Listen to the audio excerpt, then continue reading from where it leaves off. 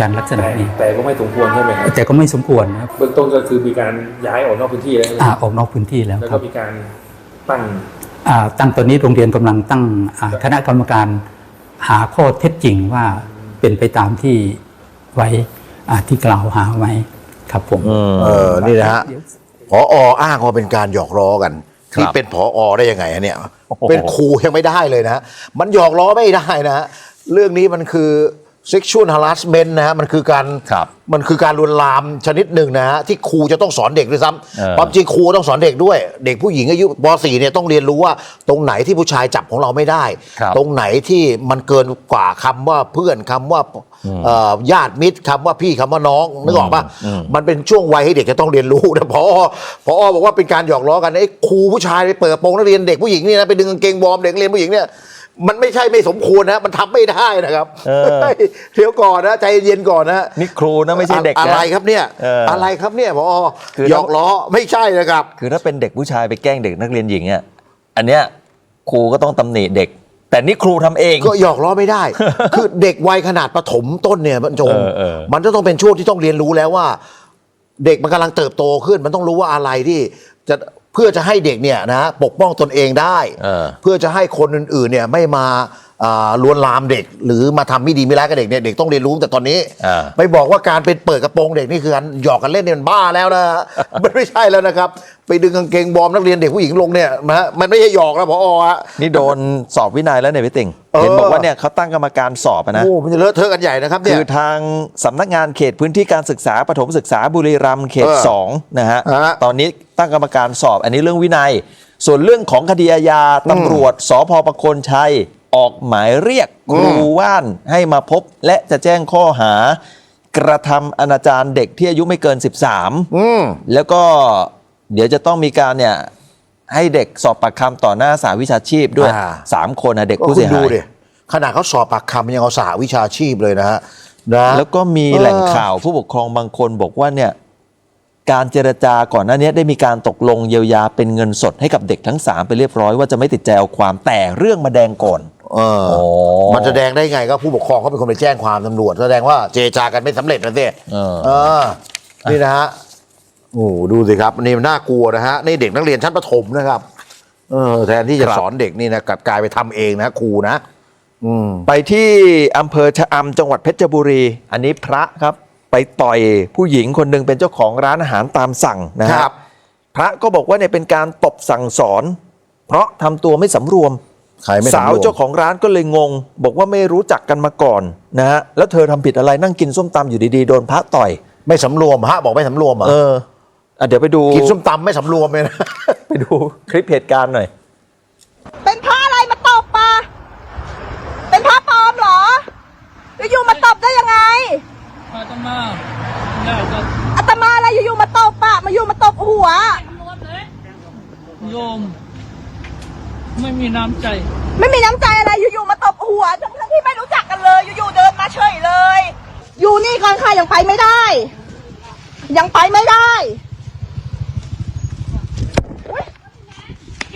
เป็นพระปลอมมะเนี่ยไม่ต้องไปไม่ได้ไม่ใช่หรอโยมไปใช่อะไรพี่ก้อยเดินมาอยู่ๆมาถึงมาตบมันไม่ใช่ตบนะกำมัดเลยกำมัดตบเนี่ยยังแดงอยู่เลยนี่ฮะเธอโดนต่อยนะเธอบอกว่ากำหมัดด้วยนะพระมานั่งรอรถอยู่ที่ศาลานะฮะจู่ๆก็มาเดินเข้ามาหาเธอทีแรกนึกว่าจะมาขอเข้าห้องน้ำที่ร้านจู่ๆก็กำหมัดแล้วก็มาต่อยเขาที่กกหูด้านซ้ายโดยที่เธอไม่ทันได้ตั้งตัวเนี่ยนะตกใจเลยแต่ก็หยิบมือถือขึ้นมาถ่ายคลิปพระพอต่อยเธอเสร็จก็เดินกลับมาที่ศาลารอรถแล้วก็ทำท่าเหมือนกำลังจะเดินหนีนี่นะฮะเหตุการณ์เกิดที่หน้าชุมชนหนองคางตำบลชะอำอำเภอชะอำจังหวัดเพชรบุรีคุณทัศนีรุ่งเรืองอายุ27บอกว่าเปิดร้านขายอาหารตามสั่งอยู่แถวนั้นฮะก่อนหน้าจะเกิดเรื่องเนี่ยเห็นพระมานั่งรอรถอยู่ศาลานานนับชั่วโมงจนเธอขี่รถมอเตอร์ไซค์ไปซื้อส้มตำซื้อเสร็จกลับมาแล้วเนี่ยกำลังนั่งกินส้มตำอยู่ที่ร้านเนี่ยออกแนวไม่มีที่ไปก็พระก็ปรีเข้ามาหาเธอแล้วก็มาต่อยเธอเนี่ยนะว่าถามว่าทำไมต้องมาทำร้ายเธอบอกพระก็บอกว่านี่เป็นการตบสั่งสอนเพราะไม่สำรวมเดี๋ยวลองฟังคุณทัศนีหน่อย รอแบบรอนั่งรอนานแล้ว น่าจะเป็นชั่วโมงได้มั้งคะแต่ก็แบบไม่ได้เข้าไปคุยกันหรือแบบไม่ได้แบบรู้จักอะไรกันนะคะแต่คือนายก็ขี่รถผ่านเขาเพื่อให้แบบไปซื้อต้มตำมากินแล้วทีเนี้ยนายพอนายซื้อกลับมาแล้วอ่ะนายก็ยังเห็นเขานั่งอยู่แล้วนายก็เอาต้มตำมานั่งกินแล้วก็คุยกับพี่ที่ร้านนะคะแล้วก็จะมีพี่สาวอยู่อีกหนึ่งคนแล้วไอ้ที่ว่านั่งกินอยู่อย่างเงี้ยก็นั่งคุยกันนั่งอะไรกันแล้วพอดีว่าพระเขาเดินมาแล้วเขาก็เดินมาอย่างไวเลยนะคะแล้วทีเนี้ยเนยก็หันไปเพราะว่าเนยหันหลังให้กับศาลาไงนี่เนยก็เลยหันไปก็เห็นพระแกเดินมาก็ไม่ได้คิดว่าอะไรก็คิดว่าเขาจะมาขอน้ำหรือว่าแบบขออะไรหรือเปล่าอะไรอย่างเงี้ยแล้วช่วงเวลาแป๊บเดียวค่ะหันกลับหน้ามามีมือมาต่อยอยู่ตรงปกหัวแล้วมันชาไปหมดเลยอะมันรู้สึกแบบวิ่งมากไม่เห็นพระหรอก หลังเกิดเหตุเธอแจ้งตำรวจด้วยนะครับตำรวจก็ได้คุมตัวพระแล้วเอาตัวไปศึก แล้วก็ส่งตัวดำเนินคดีตามกฎหมาย แต่ศาลไม่รับฝากขัง เพราะคดีไม่รุนแรงก็เลยถูกปล่อยตัวออกมา ตอนนี้ก็เลยแค่ต้องระวังตัวเองนี่เธอบอกแบบนี้ ดูทรงละพระก็คงจะตึงๆนะฮะ ไม่รู้เหตุผลเนี่ย ดูตึงๆดูเติมๆอ่ะมันจงนะ ล้นๆอะไรอย่างเงี้ย ครับ ไม่รู้ว่าไปเติมตัวไหนมาหรือเปล่าด้วยเพราะคุณแยกไม่ออกว่าเนี่ย ร้อนๆ คนเมายาเนี่ยทั้งพระทั้งใครต่อใครเนี่ยนะวันนี้อ่านข่าวมา 3-4 ข่าวเลยไหม ครับ ที่เอาไม้ไปไล่ตีไรเดอร์เนี่ยนะอีกคนนึงก็อะไรอ่ะนะ เอาหินไปเคลี้ยง เอาหินไปเคลี้ยงอันนี้พระเขากินส้มตำอยู่ข้างๆเนี่ย ครับ เขาคุยกับเพื่อนคงจะคุยกันช่องเช้งน้องเล้งเป็นเรื่องปกตินะครับ เนี่ยเดินไปต่อยกกหูเขาเนี่ยนะมันจะมีอะไรเป็นตัวดลใจได้ ถ้าไม่ใช่ยาละมันจง ครับ นะฮะไปที่จังหวัดเพชรบูรณ์บ้างฮะเจ้าหน้าที่พิทักษ์ป่าฮะโดนกระทิงขวิดนะครับได้รับบาดเจ็บสาหัส2 นายด้วยกันนะฮะนี่นะฮะเขาบอกว่าเจ้าหน้าที่อุทยานแห่งชาติตาดหมอกเนี่ยนะฮะเดินเท้าเข้าป่าฮะประสานฮอบินช่วยเหลือแล้วนะฮะเพราะว่าโดนกระทิงขวิดก็คงจะไปเดินลาดตระเวนอ่ะนะฮะแล้วมันไม่มีสัญญาณโทรศัพท์ด้วยเนี่ยนะครับตอนนี้ยังรักษาตัวอยู่ห้อง ICU เลยนะนี่กระทิงตัวหนึ่งมันหนักเป็นตันนะมันจงมันไม่ใช่ตัวเท่าควายนะ300-400 กิโลนะ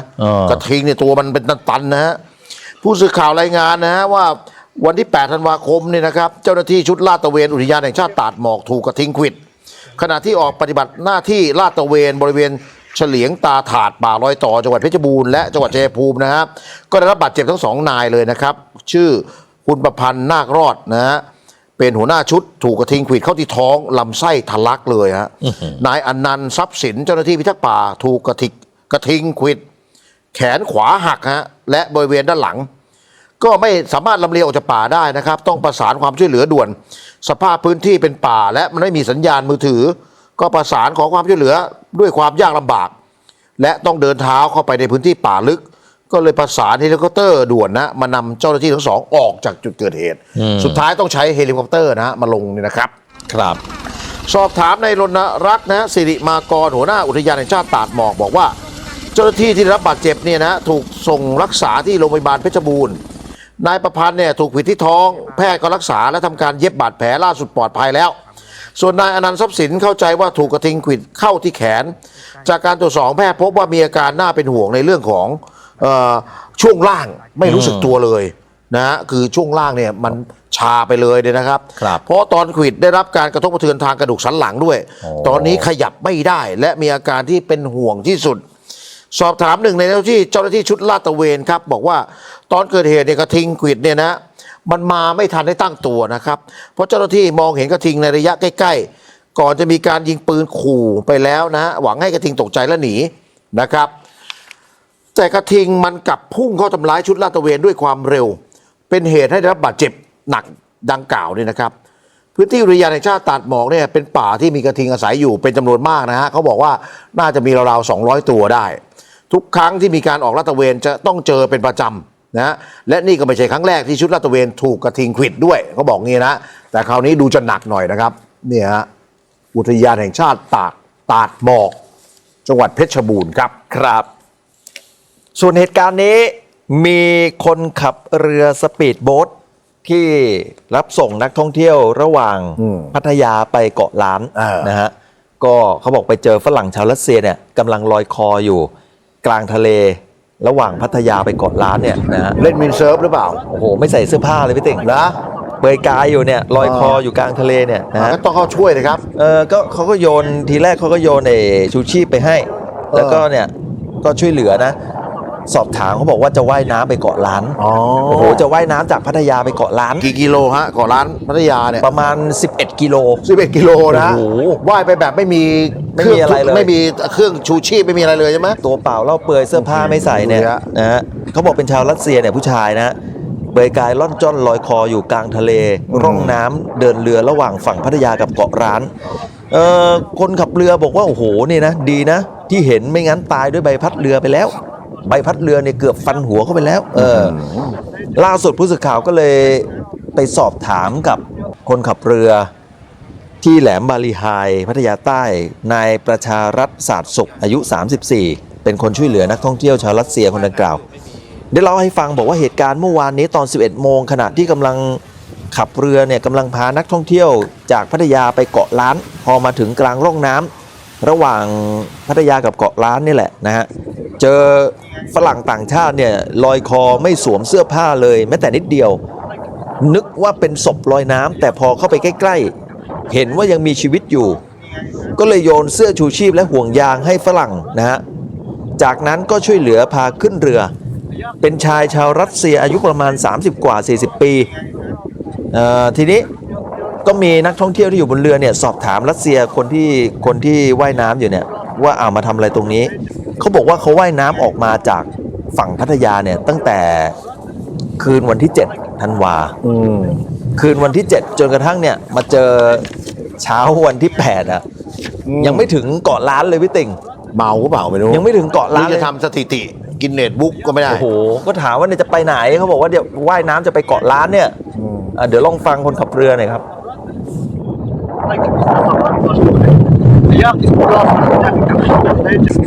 เขาว่ายน้ำอยู่ไม่มีเสื้อชูชีพห่วงยางอะไรอย่างเงี้ยก็เลยโยนเสื้อชูชีพห่วงยางให้เขาแล้วเขายังไงต่อก็รับเขาเรารับไปครับแต่ว่าประมาณว่าเขาบอกว่าว่ายน้ำมาตั้งแต่เมื่อคืนว่ายน้ำจากฝั่งอ่ะใช่ครับ ถึงกลางทะเลยังถึงเขาเรียกถึงระหว่างกลางระหว่างเกาะล้านกับพัทยายัง ประมาณกลางทางได้ประมาณกลางทาง แล้วไปช่วยเขาเนี่ยเขาจะด่าหรือเปล่า ไปทำให้ความตั้งใจของเขาล้มเหลวเขาต้องการว่ายแบบว่าไม่มีเครื่องช่วยเหลืออะไร มันจะไปไม่ถึงมันจะโดนใบพัดเรือฟันหัวก่อนนะดิ นะ เพราะเรือวิ่งกันว่อนเลยแถวนั้นเนี่ย ปฏิฐานไม่สำเร็จนะมันจม ทีนี้ก็เขาก็เลยพานะฮะไปให้เจ้าหน้าที่เมืองพัทยาแขวงเกาะล้านบริเวณหาดนวลก็คือพาไปถึงเกาะล้านนั่นแหละพาไปถึงเกาะล้านแล้วก็แจ้งเจ้าหน้าที่นะฮะให้ทำการช่วยเหลือต่อไปนะฮะ แหมจะไปว่ายน้ำจากพัทยาไปเกาะล้านมันไม่ได้ทำลายสถิติโลกอะไรหรอกเขาว่ายข้ามมหาสมุทรแอตแลนติกข้ามได้หมดแล้วไอ้นี่จะว่ายข้ามไปเกาะล้าน ผมว่าน่าจะอย่างที่พี่บอกอะ ทรงไม่ดีนะ น่าจะเมาหรืออะไรทุกอย่างเนี่ย อันนี้เป็นฝรั่งรัสเซียนี่ไปดูฝรั่งหนึ่งที่กระทู้ภูเก็ตนะไอ้นี่เป็นนักท่องเที่ยวผู้หญิงนะยืนกลางขาฉี่ริมฟุตบาทไม่แคร์สายตาคนเลยเนี่ยเมาแล้วก็จะเป็นอย่างเงี้ยฮะลองไปดูคลิปนะฮะ มาเลยเยี่ยวเป็ดนู่นเยี่ยวไม่ได้ดินกกูได้มาดิเอ้ยนู่นมาเลยเยี่ยวเป็ดนู่นเยี่ยวไม่ได้ดินี่เขาเป็นฝรั่งแล้วเราไปพูดภาษาใต้ใส่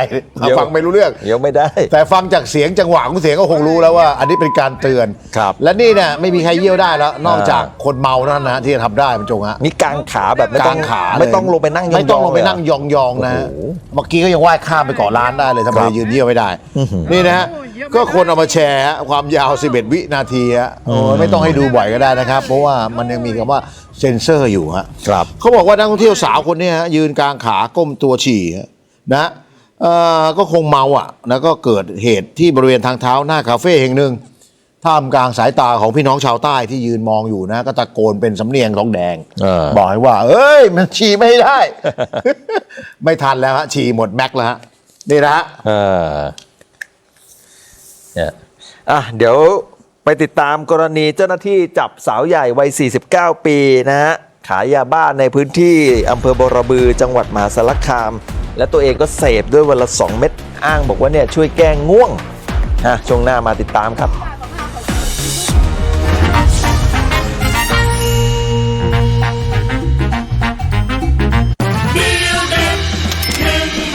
มาชอบที่ติ๊กต็อก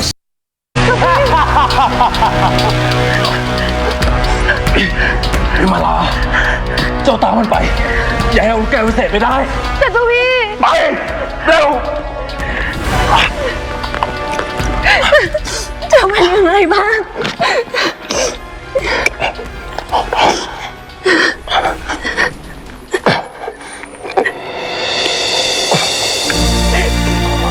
ชาละวัน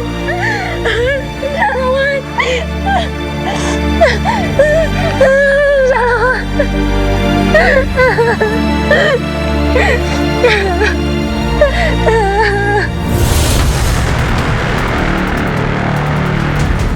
วิมาลา เจ้ายังอุตส่าห์ตามข้ามาอีกหรือ ลูกแก้วของท่านท้าววิรูปักษ์มีความสำคัญต่อชุกชีวิต ต่อให้ข้าตายเป็นผีข้าก็ไม่มีวันยอมให้เจ้าชิงลูกแก้วไปได้เด็ดขาด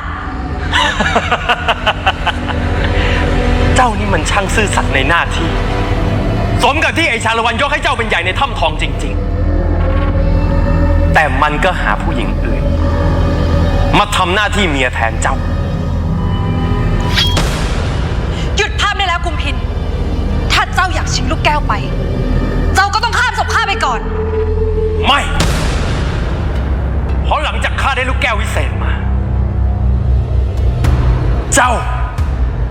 ต้องตกเป็นเมียข้า เฮ้ย ทำได้แค่นี้ คิดจะฆ่าข้าเหรอข้าว่าเจ้าเชื่อฟังข้า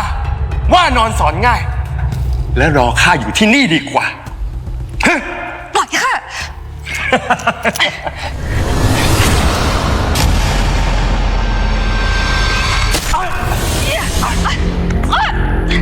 แทงซ้ำแล้ว เฮ้ย เฮ้ย ฉลาดมากวิมาลาถ่วงเวลาและเบนความสนใจข้า แล้วให้บ่าวมารอบทำร้าย ถ้าข้าไม่ได้กินเลือดเนื้อไอชาละวันเพื่อเพิ่มพลัง ป่านนี้มีดของบ่าวเจ้าอาจจะแทงนึกพอให้ข้าบาดเจ็บสาหัสได้ แต่มันจบแล้ว ข้าเสียใจด้วย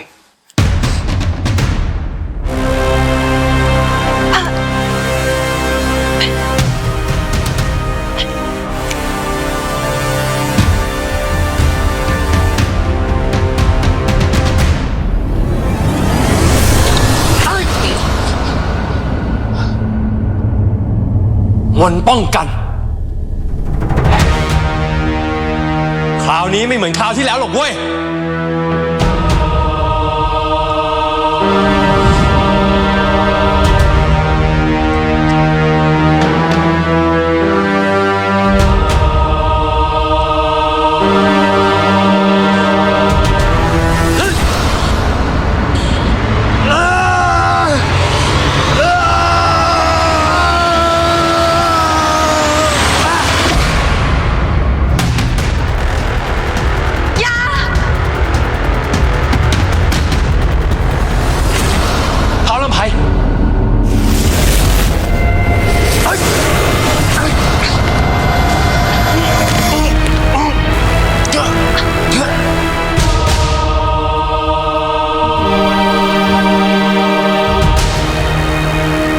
ท่านปู่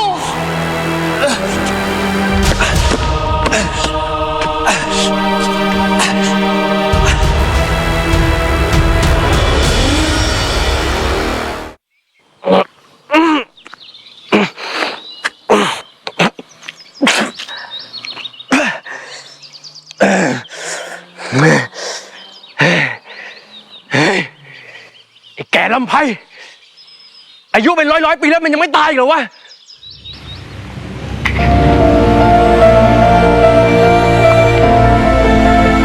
ไม่มีอะไรแล้ว พวกเจ้าไม่ต้องเป็นห่วง เจ้าชาละวันร่างกายแข็งแรงเสริมด้วยมนต์ของข้า ไม่กี่วันก็หาย เจ้าชื่อตะเภาทองหรือ เจ้าค่ะ ไป เป็นมนุษย์แท้ๆแต่เจ้าชาละวันกับละเมิดกฎพาเจ้าลงมาถึงที่นี่ เข้ามาใกล้ๆข้า ไปสิ ท่านปู่เรียกแล้ว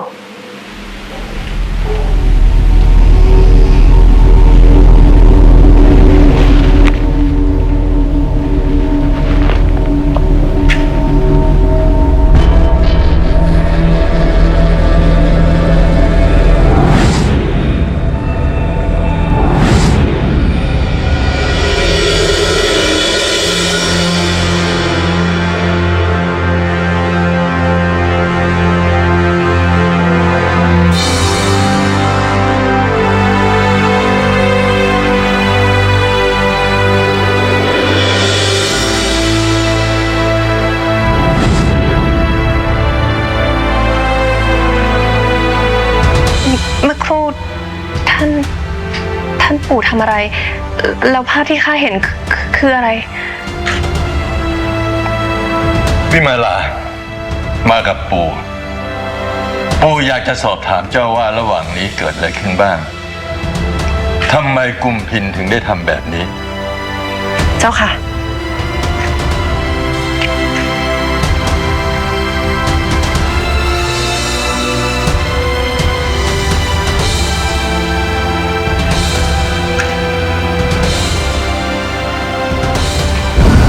แต่หลานรักตะเภาทอง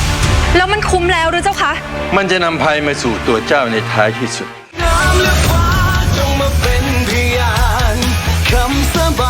คุณผู้ชมเคยลืมมือถือไหมคะ ลืมแว่นตาค่ะ ลืมปิดแก๊ส ลืมเตารีด ลืมดึงปลั๊ก ลืมทุกอย่าง ลืมกุญแจรถ เป็นคนขี้ลืมไหมคะ ถ้าเป็นคนขี้ลืมฟังคุณน็อตเลยค่ะ อาการลืมคือจำไม่ได้ ทุกวันเราใช้ชีวิตกันเปลืองมากๆนะฮะความเสื่อมมันเกิดขึ้นได้ เด็กก็เล่นแต่มือถือนะคนทำงานก็หน้าจอคอมพิวเตอร์แม้แต่คนเฒ่าคนแก่ทุกวันเนี่ยท่านผู้ชมเล่นแต่มือถือ ไม่แปลกเลยตามันพร่ามันมัว อากาศมันก็ร้อนขึ้นทุกๆวัน อันนี้คือตาเสื่อมและอีกหนึ่งความเสื่อมที่ผมไม่อยากให้เกิดขึ้นกับตัวเราเองพ่อแม่ปู่ย่าตายายก็คือตื่นขึ้นมาเนี่ยจำชื่อตัวเองไม่ได้จำลูกจำหลานจำสามีภรรยาจำไม่ได้ว่าเอาเงินเอาทองไปเก็บไปซ่อนไว้ตรงไหน อย่างนี้ไม่เอานะอาการเหล่านี้เรียกว่าภาวะสมองเสื่อมหรืออัลไซเมอร์ครับท่านผู้ชม วันนี้เรามีทางออกให้ ถูกต้อง กับนี่เลยผลิตภัณฑ์ของคุณน็อตที่บอกได้เลยว่าตัวนี้ขายดีมาก Ultimate B Active บำรุงสมองบำรุงประสาทบำรุงสายตาเป็นอีกหนึ่งนวัตกรรมการรับประทานผลิตภัณฑ์เสริมอาหารที่ง่ายมาก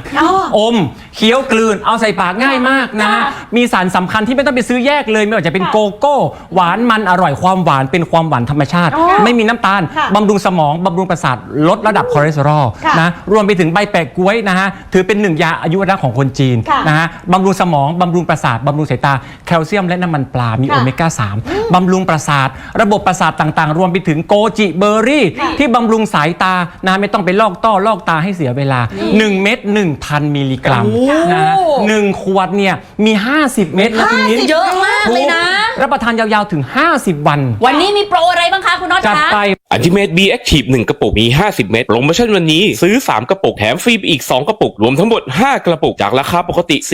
4,950 บาท แต่ให้จ่ายในราคาเพียง 1,190 บาทเท่านั้นครับ ค่ะรีบโทรเข้ามานะคะที่ iSmall 1781 นะคะใครอยากบำรุงสมองนอนหลับสนิทนะคะต้องเริ่มที่ Ultimate B Active ค่ะ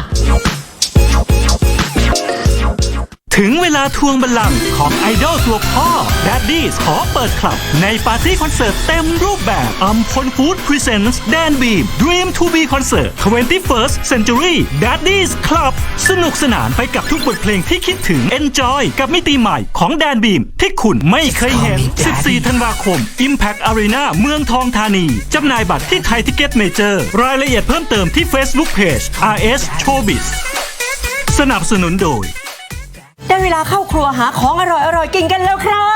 บจะเสียเวลาทำไมคะพ่อเรามีน้ำพริกปากท้องน้ำพริกที่อร่อยเด็ดถึงเครื่องแบบต้นตำรับมีให้เลือกถึง3รสชาติรสปลาช่อนต้มยำหอมใบมะกรูดเปรี้ยวถึงใจแซ่บถึงรสต้มยำรสปลาช่อนไข่เค็มหอมมันกลมกล่อมอร่อยนัวจนหยุดกินไม่ได้และปลาสลิดต้นตำรับหอมสมุนไพรชิ้นปลาเต็มคำน้ำพริกปากท้องกระปุกนี้เราคัดสรรปลาช่อนตามตำรับอำเภอวิเศษชัยชาญที่มีเนื้อแน่นรสชาติหวานมันไม่มีกลิ่นดินและไม่มีกลิ่นคาวจากเกษตรกรท้องถิ่นขั้นตอนการผลิต ผ่านกรรมวิธีการปรุงอย่างพิถีพิถันคลุกเคล้ากับเครื่องสมุนไพรที่ผ่านการคั่วอบจนได้น้ำพริกรสจัดจ้านที่ไม่เหมือนใคร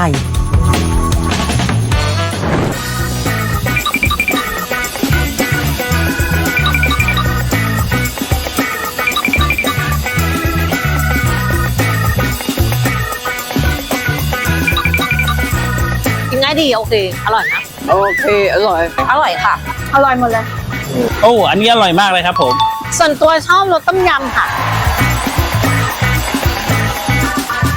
น้ำพริกปากท้องรสปลาช่อนต้มยำปลาช่อนไข่เค็ม และปลาสลิดต้นตำรับทั้ง 3 รสชาติไม่อมน้ำมันกรอบอร่อย คุณภาพครับปริมาณ น้ำพริกปากท้อง อร่อยถึงใจกินกับอะไรก็ฟิน น้ำพริกปากท้อง3 รสชาติปลาช่อนต้มยำปลาช่อนไข่เค็ม และปลาสลิดต้นตำรับ 1 กระปุก 250 กรัม ราคา 299 บาท โปรโมชั่นพิเศษในช่วงเปิดตัว เซต 4 กระปุก จากราคา 1,196 บาท พิเศษจ่ายเพียง 990 บาทเท่านั้น สั่งซื้อสินค้าโทร 1214 หรือสแกน QR Code ที่ขึ้นหน้าจอได้เลยนะครับ จัดส่งฟรีถึงหน้าบ้านครับ น้ำและฟ้าจงมาเป็นพยานคำสาบาน ฟังจากที่เจ้าเล่ากุมพินคงเก็บซ่อนความแค้นนี้ไว้นานแล้วขนาดดองเป็นทองแผ่นเดียวกันก็ไม่ช่วยให้ดีขึ้น จากเหตุการณ์ครั้งนั้น หลานเองก็สูญเสียเจ้าพ่อไปเช่นกัน ไม่ต่างจากเจ้าพี่ชาละวันหรือกุมพิน ถ้าหากจะแก้แค้นก็คงต้องไล่ฆ่ากันไม่จบไม่สิ้น เจ้าปล่อยวางได้ก็ถือว่าเป็นบุญวาสนาต่างจากกุมพินที่ถูกทั้งความแค้นและความโลภในอำนาจครอบงำเหมือนไฟร้ายที่เผาผลาญทั้งตัวเองและผู้อื่นจนมอดไหม้ แต่ก็ยังโชคดีที่ท่านปู่มาช่วยไว้ได้ทันไม่อย่างนั้นหากกุมพินได้ลูกแก้วไปคงยิ่งกว่าไฟบรรลัยกันเสียอีกเจ้าค่ะแต่ท่านปู่รู้ได้อย่างไรเจ้าคะว่ากุมพินลอบเข้ามาหลานคิดว่าเมื่อท่านปู่เข้าฌานไปแล้วจะไม่รับรู้สิ่งใดเสียอีก ความจริงก็เป็นเช่นนั้นแต่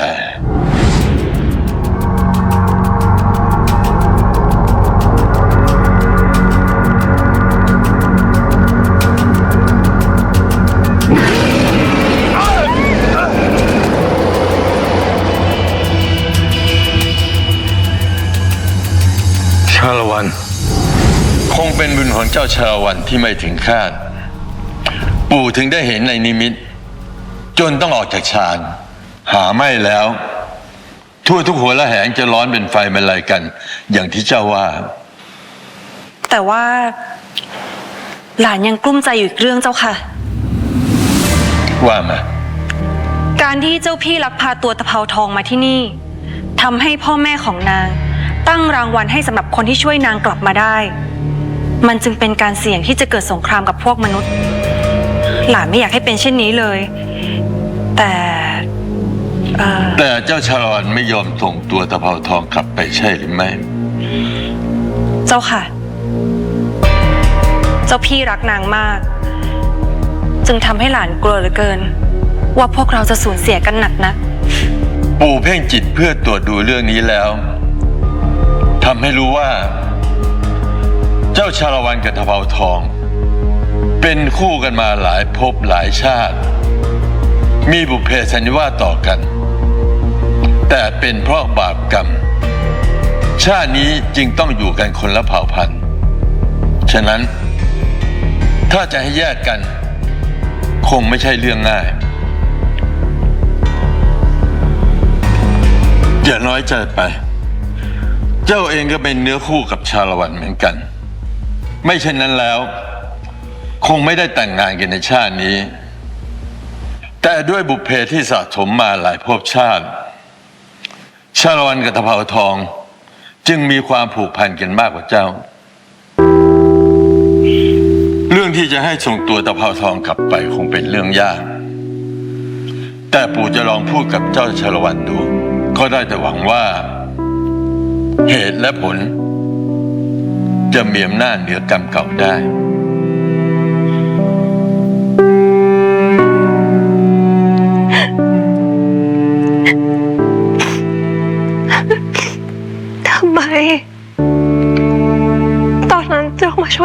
ไม่ ถ้าเจ้าไม่คิดจะช่วยข้า เจ้าคงไม่หลงกลจนต้องเป็นแบบนี้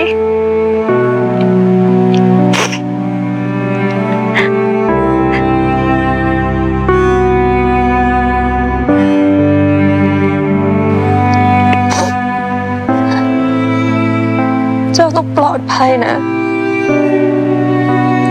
เป็นอะไรนะ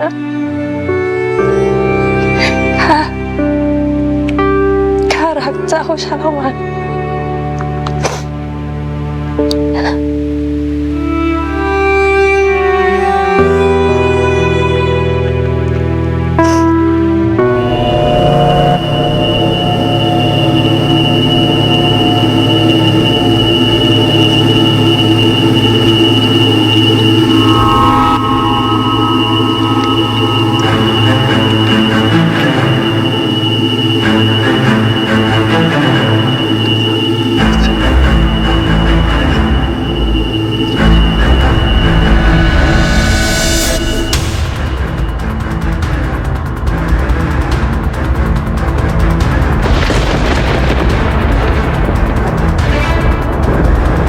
ขั้นตอนสุดท้ายแล้ว จะได้หรือไม่เดี๋ยวก็รู้กัน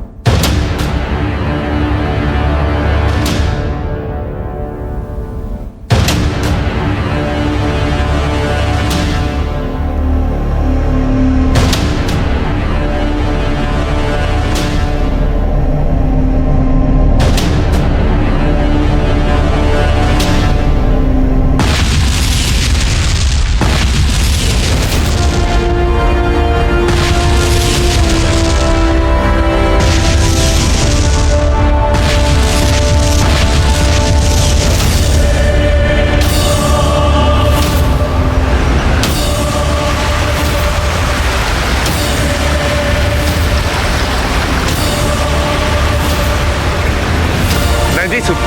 ข้าก็ทำสำเร็จ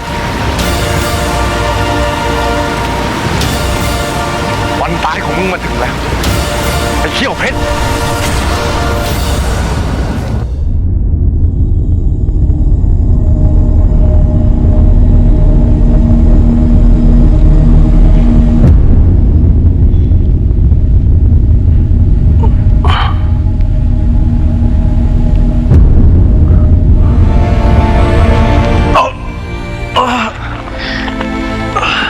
เจ้าฟื้นแล้วหรือ เจ้าเป็นอย่างไรบ้าง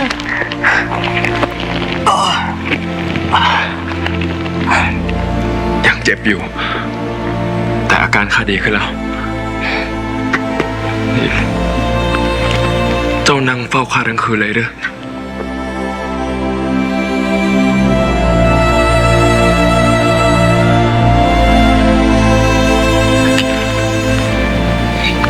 ของน้ำใจเจ้า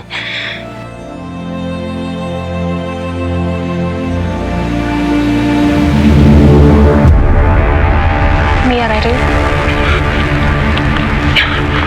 กุมพิน มันอยู่ที่ใด มันเอาลูกแก้ววิเศษไปได้หรือไม่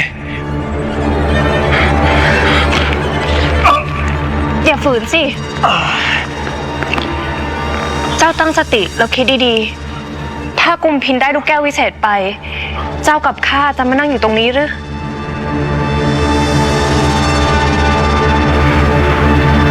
ริงของเจ้า เราตกลงมันเกิดเรื่องอะไรขึ้น หรือว่าวิมาลาขัดขวางกุมพินสำเร็จ เพราะท่านปู่ของเจ้าต่างหากท่านปู่ของเจ้าออกจากฌานมาเล่นงานกุมพินและไล่มันไป พวกเราถึงรอดอยู่นี่อย่างไรเล่า ท่านปู่ออกจากฌานแล้วเด้อมินา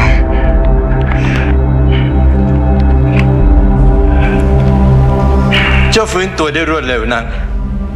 แค่1 วัน 1 คืนก็มายืนต่อหน้าปู่ได้แล้ว นอกจากเจ้าคงไม่มีใครแข็งแรงเท่านี้อีก เป็นพระมนต์รักษาของท่านปู่กับยาสมุนไพรของวิมาลาตั้งหากขอรับ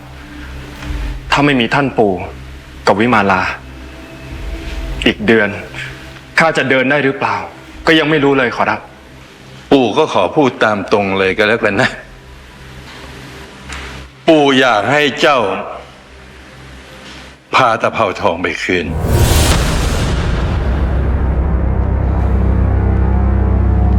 พวกมนุษย์ถึงจะอ่อนแอกว่าเรามากนักแต่ก็ใช่ว่าทุกคนจะไม่มีลิ้นมีเดชในหมู่พวกมันก็มีคนต่อก่อนกับเราได้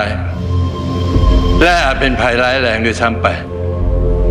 อย่าเอานางมาไว้ที่นี่เลยมันจะนำภัยมาสู่ตัวเจ้าในท้ายที่สุดแต่หลานรักตะเภาทองตะเภาทองก็รักหลานหลานไม่อยากเสียนางไปขอรับท่านปู่แล้วมันคุ้มแล้วหรือเจ้าคะที่จะเกิดศึกสงครามระหว่างเรากับพวกมนุษย์จริงอยู่ที่พวกมันลงมาที่ถ้ำทองไม่ได้แต่มันก็ไล่ฆ่าบริวารเราตามที่ต่างๆได้หรือเจ้าพี่จะทนเห็นเหล่าบริวารบาดเจ็บล้มตายลงได้เจ้าคะในวันที่เจ้าพ่อของเจ้าตายเจ้าสัญญากับปู่ไว้ว่าอย่างไร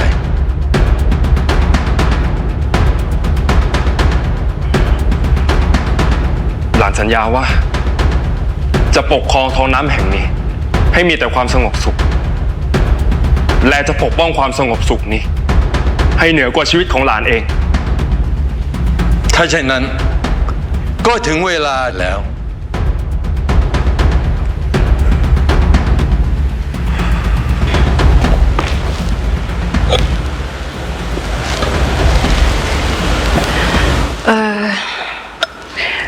ชาละวันบอกว่าจะไปหาท่านปู่แต่ป่านนี้ยังไม่กลับเลยไม่รู้เกิดอะไรขึ้นหรือเปล่าข้าได้ยินมาว่ากำลังปรึกษาหารือกันเรื่องแม่หญิงก็คงจะใช้เวลานานอยู่เรื่องข้าเจ้าค่ะ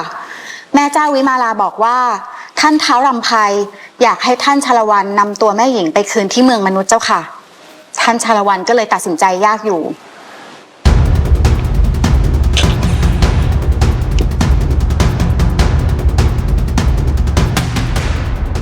จะว่าพี่ดื้อรั้นก็ได้แต่จะมีพวกมนุษย์สักกี่คนกันที่ทำร้ายพวกเราได้ที่พวกมันแห่กันมาก็เพราะทรัพย์สมบัติพอพวกมันทำอะไรไม่ได้นานวันเขาพวกมันก็เลิกกันไปเองไม่ถึงขั้นเกิดศึกสงครามหรอกแล้วมนุษย์ที่ทำร้ายกุมพินล่ะเจ้าคะข้ารู้จากพวกบริวารว่ากุมพินถูกแทงบาดเจ็บจนต้องหนีมนุษย์เช่นนี้จะไม่ทำร้ายพวกเราหรือเจ้าคะไอ้ไกลทองถึงจะมีฤทธิ์มากแต่มันไม่ใช่คู่ต่อสู้ของข้าพวกเจ้ากับท่านปู่กังวลมากไปแล้วแต่ท่านปู่บอกข้าว่าถ้าเจ้าพี่ไม่เอาตะเภาทองไปคืนนางจะนำภัยมาสู่เจ้าพี่นะเจ้าคะพอท่านปู่รักพี่ก็เลยเป็นห่วงพี่เท่านั้นเองเจ้าลองตรองดูพี่มีเขี้ยวเป็นเพชรเกล็ดเป็นนิลอาวุธพวกมนุษย์จะระคายพี่ได้อย่างไร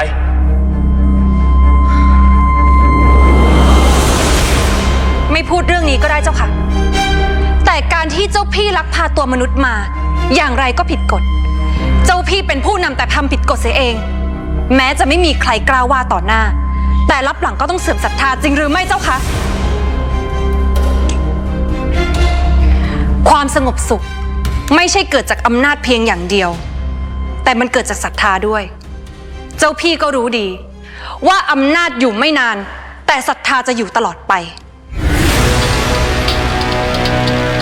เจ้าเองก็น่าจะรู้ดีไม่ใช่หรือว่าถ้าเรารักใครสักคนมากพอกำแพงใดก็ขวางกั้นไม่ได้หรอก ตะเภาทองจะเป็นคนนำความตายมาสู่เจ้า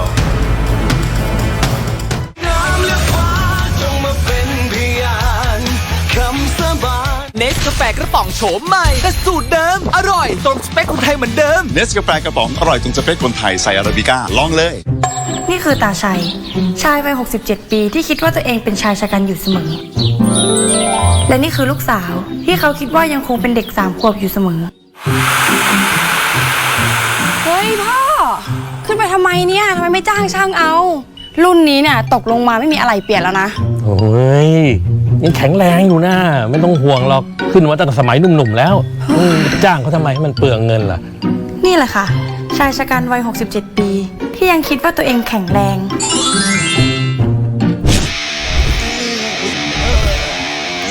ตาชัยผู้ไม่เคยหยุดนิ่งและมีน้ำใจ จะขึ้นไปทำไมเนี่ยลงมาพอแล้วพ่อ พ่อไม่เหนื่อยเหรอเห็นทำนู่นทำนี่ทั้งวัน นี่อายุเยอะมากแล้วนะ แกเกิดอะไร เรียกวัยรุ่นตอนปลายเว้ย ถ้าอย่างนั้นเนี่ยก็อยู่แข็งแรงกับลูกไปนานๆนะ แล้วเมื่อไหร่จะมีหลานให้พ่อทีอ่ะ ไม่ต้องเลยพ่อพูดเรื่องนี้ตลอดไฟดับเดี๋ยวหนูเปลี่ยนให้ ไม่ต้องนั่งเลยเฉยๆเดี๋ยวให้วัยรุ่นตอนปลายไปจัดการเอง ถึงปะเนี่ยพ่อ ถึงหนูทำไหม ไม่ต้องเดี๋ยวพ่อทำเอง ค่อยๆพ่อ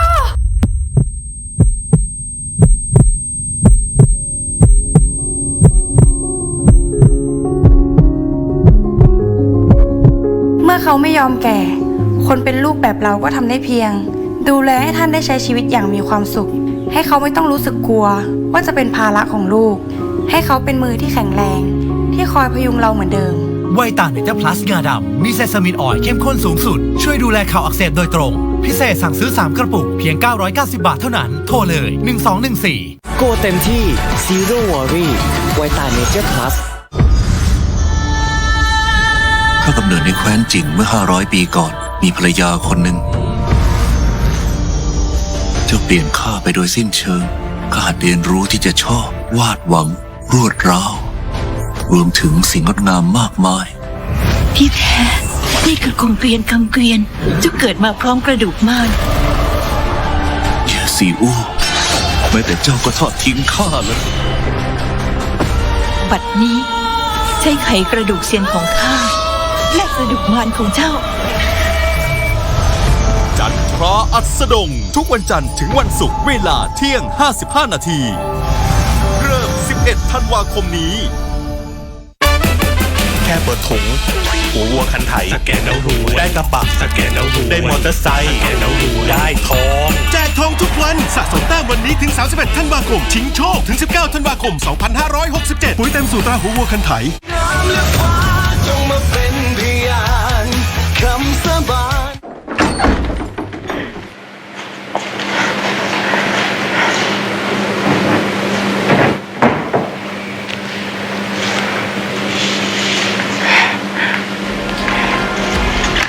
เป็นอย่างไรบ้างยังเจ็บแผลอยู่หรือไม่ ข้าไม่ใช่คน เจ้าอย่าลืมสิ และมีทั้งยาสมุนไพรและเวทมนต์ช่วยรักษา ถึงจะไม่หายดีดังเดิม แต่ก็ดีขึ้น 8-9 ส่วนแล้ว ถ้าไม่เชื่อ เจ้าก็ลองเปิดแผลข้าดูสิ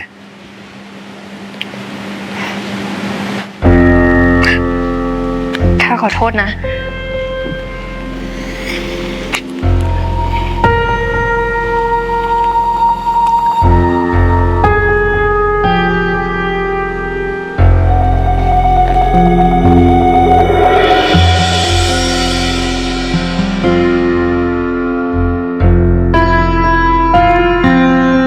ไม่มีแผลแล้วจริงๆด้วย ช่างอัศจรรย์นะ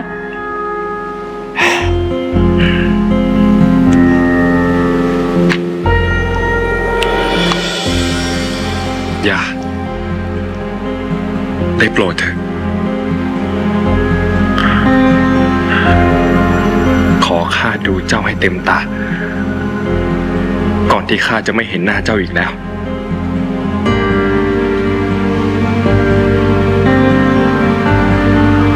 เจ้าพูดเช่นนี้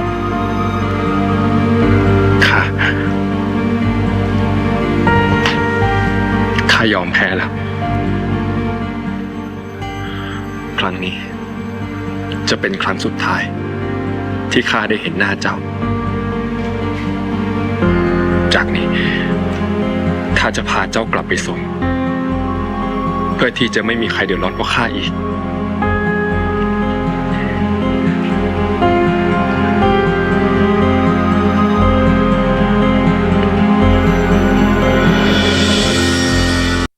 จะให้อะไรเป็นของขวัญในงานฉลองต่างๆ ข้อ 1 วิสกี้ ข้อ 2 บรันดี วิสกี้เนี่ย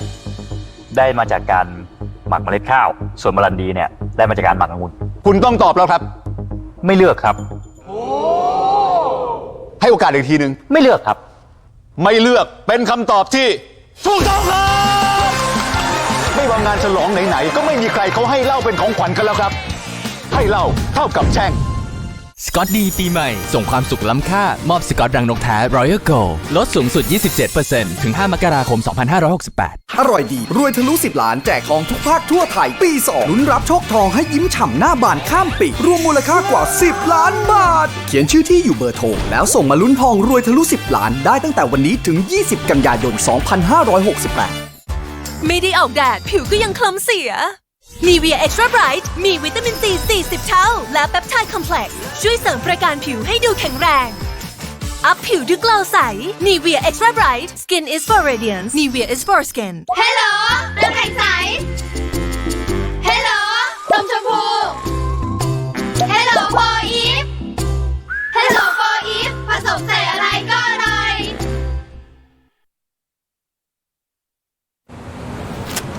ฉันไล่แกออก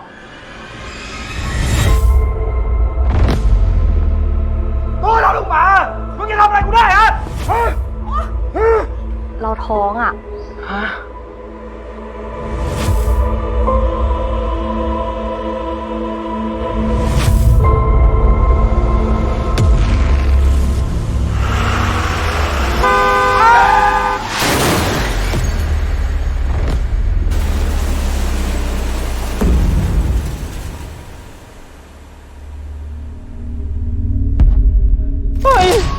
ตายหมดเลยเหรอเฮ้ยดีวะ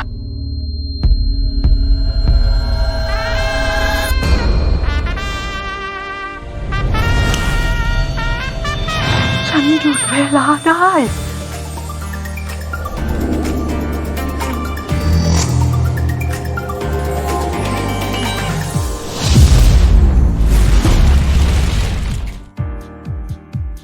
แอบชอบเขาอยู่ใช่ไหม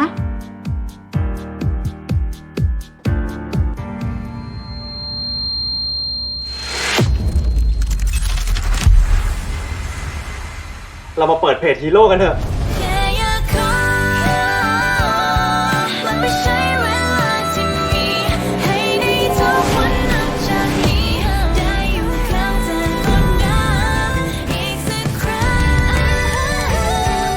เรื่องพลังวิเศษอ่ะ มันมีผลกระทบจริงๆนะ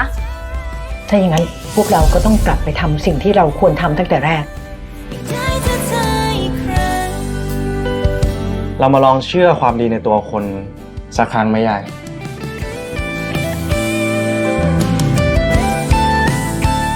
แซดพาวเวอร์ทุกวันจันทร์ถึงวันอาทิตย์1 ทุ่มตรงเริ่ม 21 ธันวาคมนี้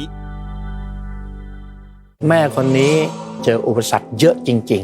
ๆ ต้องย้ายอยู่เรื่อยๆ เริ่มต้นก็มาเจอ ปัญหาเรื่องของ3 ชายแดน ย้ายจากใต้ไป จังหวัดเลยค่ะ แล้วก็มาทำงานที่เชียงราย รู้สึกอะไรในสิ่งที่ต้นขาเห็น ทำไมมันถึงต้องย้ายลำบากมากครับ ช่วงที่ดีที่สุดของชีวิต ทำขนมขายดี ตอนนั้นก็ถือว่ารุ่งสุดเลย ขยับขยายยังไงครับ 15 สาขา สุดท้ายยังไง โควิด 15 ตลาดปิดหมดเลยค่ะ เจอเรื่องหนักสุดโดนเรื่องของน้ำท่วมเชียงราย ใช่ค่ะ หมดเลยเหรอคุณแม่ เป็นศูนย์ โอ้โห เริ่มต้นชีวิตใหม่ เจอกระทะทองเหลือง กระทะทองเหลืองมันจมโคลนอย่าง ใช่ นี้เหรอ ค่ะ แล้วหนูก็เอามาล้าง แม่ก็เลยเอาพอที่จะทำขนมไปได้ก็สู้กันไปอย่างนี้คุณแม่ หนูสู้อ่ะ ชีวิตหนูไม่มีทางตัน ในปัญญาบรรสุขพฤหัสนี้1 ทุ่มตรง ผู้ชายหล่อทุกคนเลยคือแล้วหล่อคนละสไตล์เลยอ่ะแบบเหมือนแบบใครก็ได้เลยหล่อหมดเลยอ่ะเราจะทำการแมทกันในครั้งที่2นะครับ เล่นได้กี่คนคะ คนเดียวครับเดี๋ยวนึงนะเบอร์2ถามเลือกได้กี่คนคะโอ้โห เขาต้องให้หนู คิดว่าฝั่งเราอ่ะใครน่าจะโดนเลือกมากที่สุด คิดว่าหมายเลข1เลยค่ะเพราะคิดว่าเป็นแนวแบบว่าไทป์ที่แบบผู้ชายส่วนมากชอบ จริงผมลังเลมากเพราะว่าด้วยแบบเวลามันน้อยมากผมเลือกไม่ได้อะ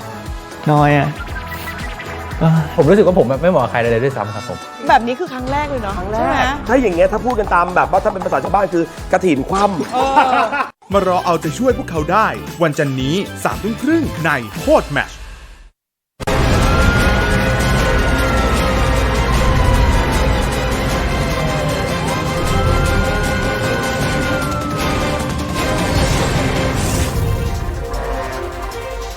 ใช้รู้ใจประกันภัย ลดความหงุดหงิดเหลือนิดเดียว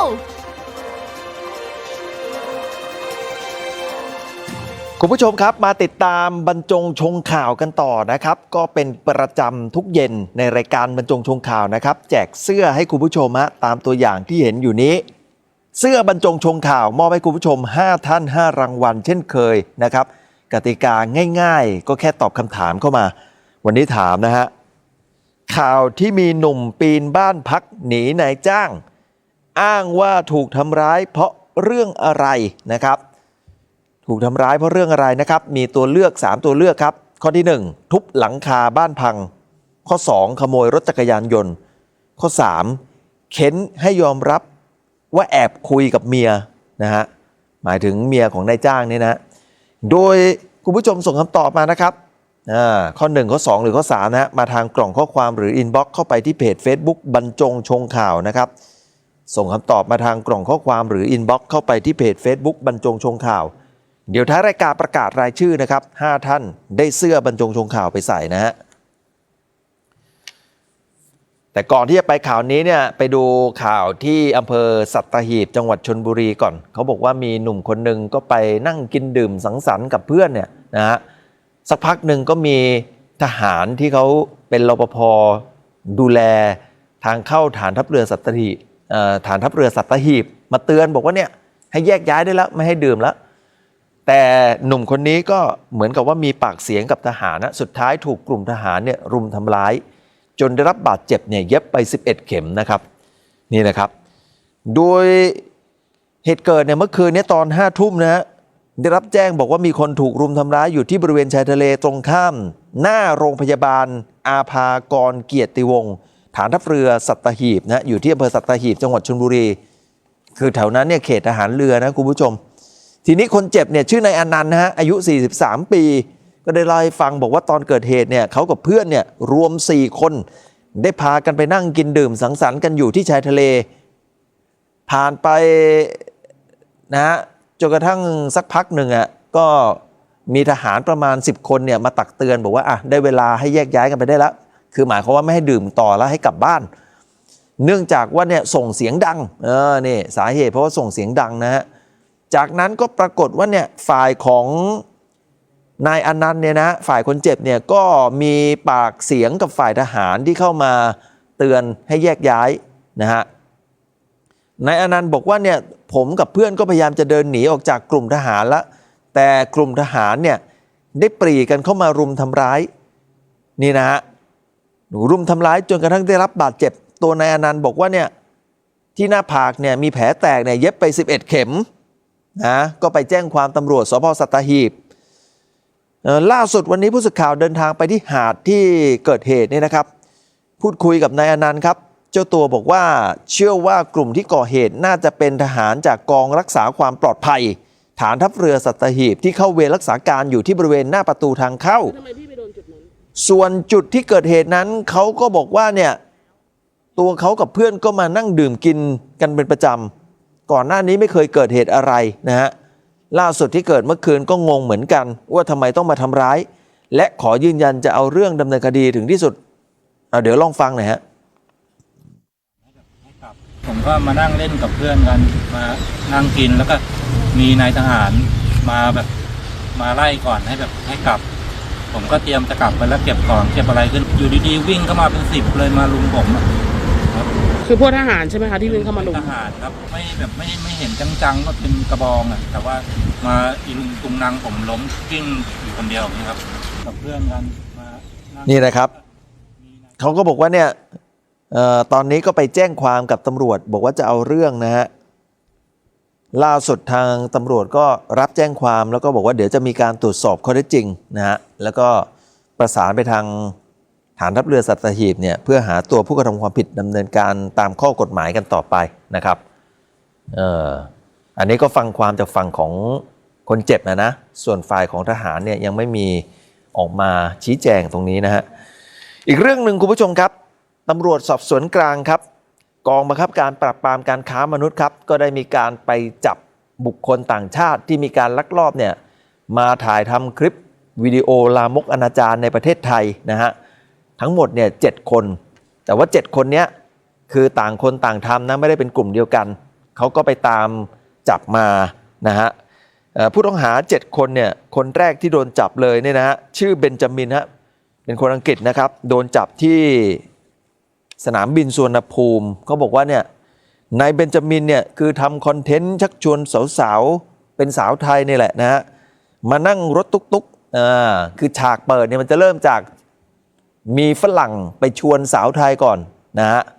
อันนี้ฉากต้นเรื่องนะจากนั้นก็พากันไปนั่งรถตุ๊กๆนะฮะพอนั่งรถตุ๊กๆเสร็จปุ๊บช่วงต่อมาก็จะมีการไปมีเพศสัมพันธ์กันตามสถานที่ท่องเที่ยวต่างๆนี่นะฮะก็เห็นบอกว่าเอาคลิปดังกล่าวเนี่ยไปโพสต์ลงในเว็บไซต์ของตัวเองนะฮะซึ่งมีผู้ติดตามเนี่ยประมาณ 140,000 กว่ารายคือเขาจะมีคลิปสั้นๆเอาไปลงใน Twitter หรือใน X ก่อนนะถ้าเกิดว่าใครอยากจะดูตัวเต็มตัวยาวเนี่ยก็ต้องตามไปดูต่อในช่องทางของเขาเนี่ยซึ่งก็จะต้องเสียเงินเพิ่มอะไรอย่างเงี้ยนะฮะนี่ฮะโดนจับตัวเบนจามินนี่ยังให้การปฏิเสธนะคนนี้เนี่ยนะโดยอ้างว่าตัวเองเนี่ยไม่ได้ไปเผยแพร่เองแต่ว่าส่งให้เพื่อนที่ต่างประเทศลงข้อมูลเนี่ยตัวเองมีหน้าที่ถ่ายทำคอนเทนต์แต่คนที่โพสต์ลงสู่ระบบคอมพิวเตอร์อะไรต่างๆเนี่ยเป็นเพื่อนนะฮะส่วนอีกคนหนึ่งนายวอลเกอร์สัญชาติเยอรมนีจับได้ที่บางละมุงชลบุรีคนนี้ก็มีหน้าที่ในการทำคอนเทนต์เช่นเดียวกันนะครับลักษณะคอนเทนต์ของเขาก็คือให้ชาวต่างชาติร่วมเพศกับสาวประเภท2ที่ยังไม่ได้ผ่านการแปลงเพศจากนั้นโพสต์ลงใน OnlyFans และกระจายไปตามช่องทางของตัวเองที่มีผู้ติดตามกว่า 150,000 คนนะครับนี่ฮะส่วนคนอื่นๆนะคนที่3คนที่4คนที่5คนที่6คนที่7เนี่ยก็ลักษณะคล้ายๆกันเนี่ยคุณผู้ชมฮะก็คือชาวต่างชาติที่มาสร้างคอนเทนต์แนวลามกโดยการมีเพศสัมพันธ์กับสาวไทยอะไรต่างๆนี่นะฮะก็เขาก็ไปตามจับมาทั้งหมดเนี่ย7 คนนะ7 creators นะฮะที่เป็น sex creator เนี่ยทำคอนเทนต์สยิวนี่นะฮะแล้วก็ดำเนินคดีตามกฎหมายกันต่อไปนะครับนี่นะฮะพวกนี้ก็ชอบมาถ่ายทำในเมืองไทยนะฮะแหมอีกเรื่องหนึ่งที่ปากเกร็ดนนทบุรีครับมีหนุ่มร้องบอกว่าถูกนายจ้างที่เป็นเจ้าของเว็บพนันทำร้ายร่างกายตัวเองต้องปีนบ้านหนีเนื่องจากว่าถูกทำร้ายหนักมีการเอาเหล็กตีมีการเอาน้ำร้อนกรอกปากมีการให้อดข้าวนี่ฮะ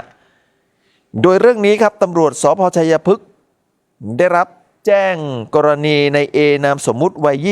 24อ้างบอกว่าถูกนายเอ็มอายุ38ซึ่งเป็นนายจ้างทำร้ายโดยใช้เหล็กตีหัวกรอกน้ำร้อนเข้าปากและกักขังให้อดข้าว2 วันสาเหตุเป็นเพราะนายเอ็มนายจ้างไม่พอใจหาว่าตัวของคนเจ็บเนี่ยนะผู้เสียหายเนี่ยแอบติดต่อพูดคุยกับแฟนสาวของเจ้าของเว็บพนันก็คือแฟนสาวของนายจ้างนี่แหละนะครับล่าสุดเมื่อวานเนี่ยนายเอตัดสินใจปีนบ้านซึ่งอยู่ในพื้นที่แถวถนนชัยพฤกษ์อำเภอปากเกร็ดจังหวัดนนทบุรีเนี่ยหลบหนีออกมาเรียกแท็กซี่ขอความช่วยเหลือให้พาไปหาเพื่อนนะฮะจากการตรวจสอบตามร่างกาย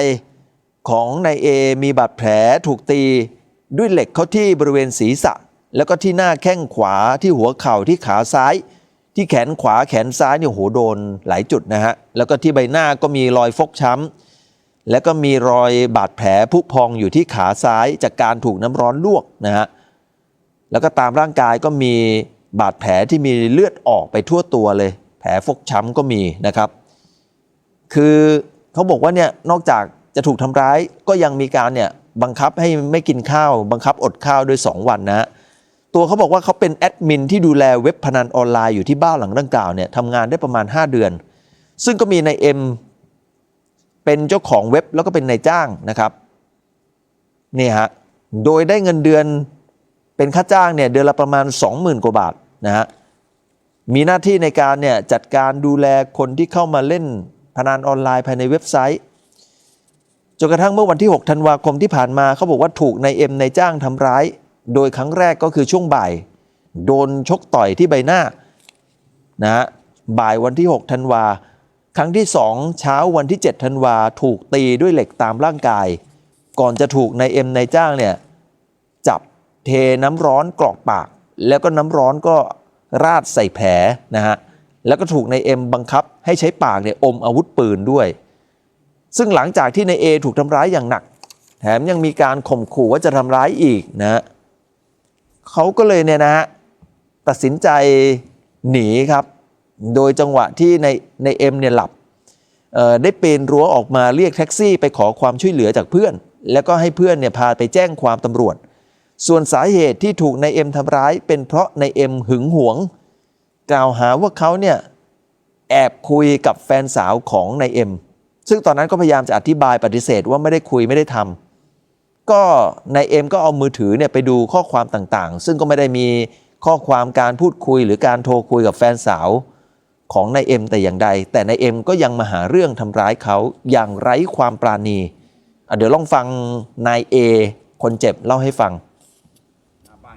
อยู่ดีเขาก็เรียกผมเข้าไม่ได้ทำอะไรเลยพี่เขาผมนั่งดูบุหรี่หน้าบ้านอย่างเงี้ยอยู่ดีเขาก็เรียกผมเข้าไปในห้องแล้วทีนี้เขาก็เปิดแชทที่ว่าคุยเมียเขาผมก็คุยกับปกติแล้วผมก็ไม่มีอะไรแล้วเขาก็ตีผมด้วยกว่าผมจะบอกว่ามีอะไรนั้นมันไม่มีอะไรน้ำร้อนกรอกผักแล้วก็เอาหมูย่างสดมาปิดแผลอะไรนะเอาหมูที่ย่างสดอะมาปิดแผลแล้วก็น้ำร้อนราดแผลไม่ได้ทำอะไรเลยพี่เขาต่อมาเจ้าหน้าที่ลงไปที่บ้านหลังเกิดเหตุนะฮะค้นอยู่ในบ้านอยู่นานกว่า3 ชั่วโมงพบอาวุธที่ใช้ในการก่อเหตุคือท่อนเหล็กและท่อ PVC ขนาด1 เมตรเตารีดไอน้ำมีคราบเลือดผ้าห่มเปื้อนเลือดอยู่ในบ้านและพบหนังสือ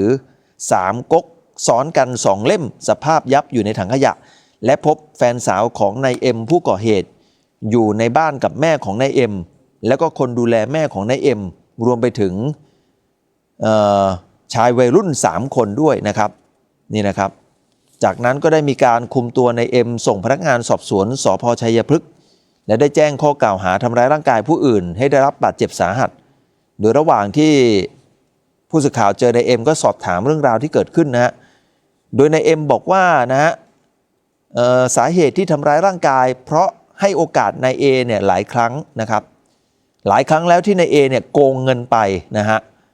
ส่วนที่นายเอไปบอกกับคนอื่นว่าเอ็มเนี่ยเป็นเจ้าของเว็บพนันนั้นนายเอ็มยืนยันบอกว่าไม่ใช่เรื่องจริงนี่นะฮะแล้วก็เรื่องที่บอกว่าเนี่ยผมหึงหวงเมียอะไรต่างๆเนี่ยก็ไม่จริงเหมือนกันมันเป็นเรื่องที่นายเอเนี่ยกุเรื่องขึ้นมาเดี๋ยวลองฟังนายเอ็มหน่อยครับเขากล่าวอ้างว่าเขาแบบแบบที่เราไปทำแล้วที่เราทำร้ายเขาเรื่องอะไรเงี้ยเขาโกงเราโกงใช่ไหม โกงไปเยอะไหมไม่เยอะครับประมาณแต่เขาได้รับโอกาสที่ดีแล้วเขาทำไม่ดีครับพี่เราก็เลยไม่พอใจแล้วที่เขากล่าวอ้างว่าเขาแบบแบบที่เราไปเว็บพนันเนี่ยจริงไหมไม่เกี่ยวครับแล้วเกี่ยวกับเรื่องภรรยาเราล่ะไม่เกี่ยวครับไม่เกี่ยวใช่ไหมอันนั้นคือเขากล่าวอ้างเองใช่ครับเราปฏิเสธนะใช่ครับว่าไม่ได้ทำเว็บแล้วเราเคยทำเว็บมาก่อนไหมผมเคยเว็บพนันนะเว็บครับจับใครจับเว็บพนันครับจับใครที่จะให้ผมจับใครครับไม่แต่เราเคยโดนจับไหมเหรอไม่จำเป็นต้องขอโทษครับ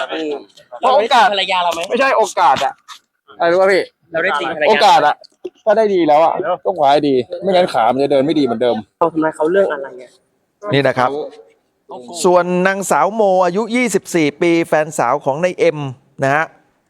บอกว่าพี่เอ็มเห็นว่านายเอไม่มีที่ไปก็เลยหางานให้ทำเขาขอโอกาสพี่เอ็มก็หางานให้โดยให้วิ่งส่งของบ้างอะไรบ้างบางครั้งไม่ได้ทำงานก็ให้เงินใช้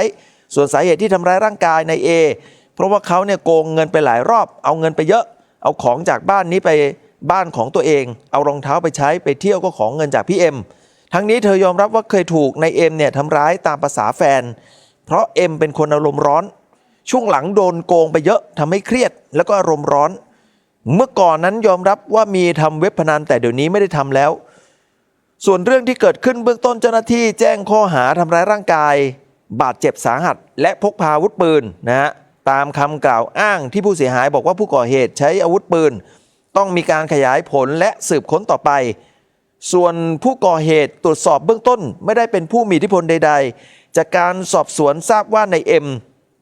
ซึ่งเป็นนายจ้างเนี่ยที่ก่อเหตุนั้นเป็นคนอารมณ์รุนแรงเคยมีประวัติทำร้ายร่างกายแม่บ้านและเสพยาเสพติดพร้อมทั้งปฏิเสธว่าไม่ได้ทำเว็บพนันตามที่เป็นข่าวเบื้องต้นได้นำตัวนายเอ็มส่งพนักงานสอบสวนดำเนินคดีตามกฎหมายกันต่อไปนะครับก็เดี๋ยวติดตามกันต่อนะฮะเรื่องนี้ว่าสรุปแล้วจะได้ความว่าอย่างไรเนี่ยนะฮะเพราะว่าเจ้าตัวปฏิเสธว่าไม่ได้ทำเว็บพนันส่วนอีกเรื่องหนึ่งเกิดเหตุมีแท่งเหล็กเนี่ยขุดเจาะดินขนาด3ขาล้มทับคนงานเสียชีวิตภายในบ้านพักแห่งหนึ่งอยู่ที่ซอยจรัญสนิทวงศ์ 57/2 นะครับเห็นบอกว่าผู้ตายเนี่ยพยายามจะวิ่งหนีแต่ก็ไม่ทันนะครับอายุเพียง19 ปีก็มาเสียชีวิตช่วงหน้ามาติดตามรายละเอียดครับ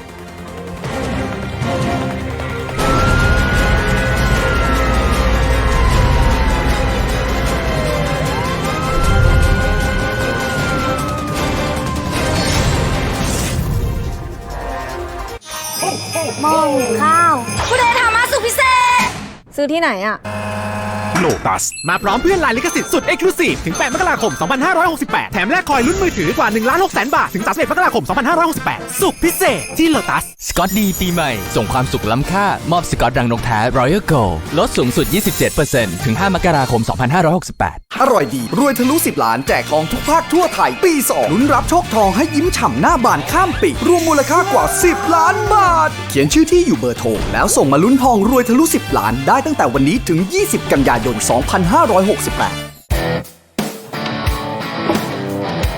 ตะก้อนโลกก็เดี๋ยวของวัวหายไปไหนอะสนับสนุนให้ลูกได้เล่นอิสระอย่างสร้างสรรค์เพราะนี่คือโอกาสที่จะทำให้เด็กเจอสิ่งที่ใช่ปีโป้กัมมี่เยลลี่รสผลไม้ปีโป้กัมมี่อร่อยกัมมี่ยิ่งเคี้ยวยิ่งสนุกปีโป้กัมมี่เคี้ยวสนุกเคี้ยวอร่อยยาธาตุน้ำขาวตรากระต่ายบินแก้ท้องอืดแก้ปวดท้องแก้ท้องเสียยาธาตุน้ำขาวตรากระต่ายบินขนาดใหม่450 ml เฮโมวิตโกมีวิตามินและเกลือแร่รวม15ชนิดยาบำรุงร่างกายเฮโมวิตโกวันละ1 เม็ดอ่านคำเตือนในฉลากก่อนใช้ยาอังคารนี้ตะลึงกับความเหมือนกันของฝาแฝดคู่นี้สวัสดีครับไอ้น้ำต้องวิดีโอมาขอยืมตังค์ผมให้นะผมเชื่อนะว่าเป็นพี่น้ำและพี่พัดงานจะดีเลยคุณคือแบบขี่มอเตอร์ไซค์ปะพอดคิดเป็นใครดาวไปเรื่อยเวลาคนมาเป็นแฝดนี่มันเหนื่อยแบบนี้ทุกเทปไหมครับสวัสดีค่ะเวลาเพื่อนกินน้ำใช่ไหมคะมันจะมีน้ำอัดลมเชียร์ก็เลยเอาน้ำปลาไปใส่ในน้ำอัดลมแทนให้เพื่อนกินไนกี้กับเจี๊ยบเป็นเพื่อนแล้วให้เลือกคือใน3 แก้วมีแค่แก้วเดียวค่ะที่มีน้ำปลาเชียร์เอาโดน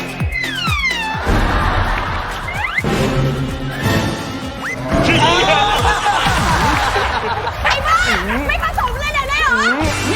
ไม่ว่าจะเป็นพี่เป็นน้องเดี๋ยวเจอวันอังคารนี้ 20:05 น.เปิดทีวีรอเลย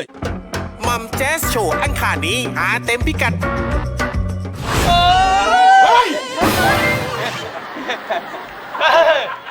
พอพูดเชียงรายเลยร้องตลอดเลยทำไมมาเล่นหนังแบบนี้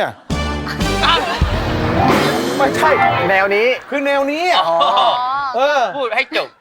นี่ขยันสอนขยันแทรกจริงตอบแทนหนูได้ถ้าดูอย่างเงี้ยมองอย่างงี้พอไฟสาดเข้าอย่างเงี้ยเต็มที่ก็ไม่เกิน19 ถึง 20น้องสองนี่19แน่นอนเลยอย่างเงี้ยเหมือนกันผมดูกันไม่เกิน3 วันเธองามเกินกว่าสายดาวที่มันพร้างพราวลอยประวันนั้นเอามาให้น้ำหม่ำทีนึงละใช้หมดแล้วน้ำหม่ำเครื่องทิ้งเลยเฮ้ยเอาไปใช้ฉีดเยอะแต่ปากไม่ค่อยดีมันไม่ได้ช่วยพี่เกี่ยวอะไรอะอังคารนี้21:30หาสนั่นลั่นจอเธองามเกินกว่าแสงดาวที่มันพร้างพราวลอยประ ดับนภาเพียงแรกพบศพเพียงสายตาก็รู้เลยว่าฉันรักเธอใช่ไหมทำใจให้ร้อนรนดังเหมือนต้องมนฉันต้องพร่ำพาฉันขอเพียงได้บอกเธอ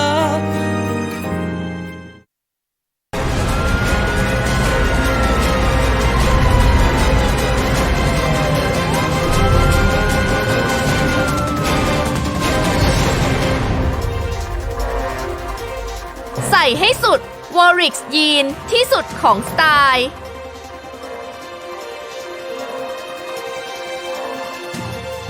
คุณผู้ชมมาติดตามบรรจงชงข่าวกันต่อนะครับก็มีเหตุการณ์เนี่ยรถจักรยานยนต์นะครับเขาวิ่งอยู่เลนขวาแล้วก็มีกลุ่มคนเนี่ยข้ามถนนนะฮะในจังหวะที่ข้ามถนนอยู่เนี่ยกลุ่มคนที่ข้ามถนนก็หยุดนะฮะแต่มีคนนึงเนี่ยวิ่งโผล่มาตัดหน้ารถจักรยานยนต์คันนี้ทำให้รถจักรยานยนต์เนี่ยเสียหลักล้มนะครับนี่นะฮะโดยเหตุการณ์นี้คุณผู้ชมฮะคนที่วิ่งตัดหน้ารถจักรยานยนต์เนี่ยใส่เสื้อสีน้ำเงินเนี่ยนะครับวิ่งพรวดออกมาแล้วตัดหน้ารถจักรยานยนต์ของไลน์แมนนะทำให้ทั้งไลน์แมนและชายคนดังกล่าวก็ได้รับบาดเจ็บนะฮะเหตุเกิดบนถนนผลโยธินสายหลักขาล่องออกแม่สายในพื้นที่ตำบลเวียงพังคำอำเภอแม่สายจังหวัดเชียงรายเมื่อวานนี้ช่วงเย็นนะครับทีนี้เนี่ยเขาบอกว่าเนี่ยจุดดังกล่าวเนี่ยฝั่งหนึ่งก็คือห้างแมคโครนะฮะส่วนฝั่งตรงข้ามแมคโครเนี่ยก็คือห้างโลตัสนะคุณผู้ชมฮะ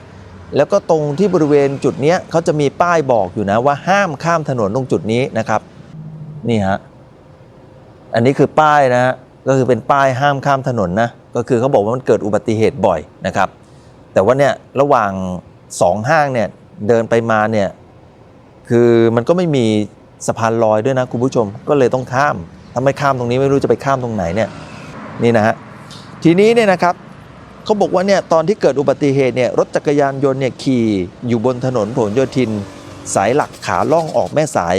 เพื่อไปกับรถยูเทิร์นไฟแดงในระหว่างที่ขี่ผ่านถนนนะครับก็มีกลุ่มคนจำนวนมากกำลังวิ่งข้ามถนนอย่างรวดเร็วจังหวะนั้นก็มีชายคนหนึ่งใส่เสื้อสีน้ำเงินวิ่งพรวดพลาดออกมาเบรกไม่ทันก็เลยพุ่งชนต่างคนต่างล้มได้รับบาดเจ็บ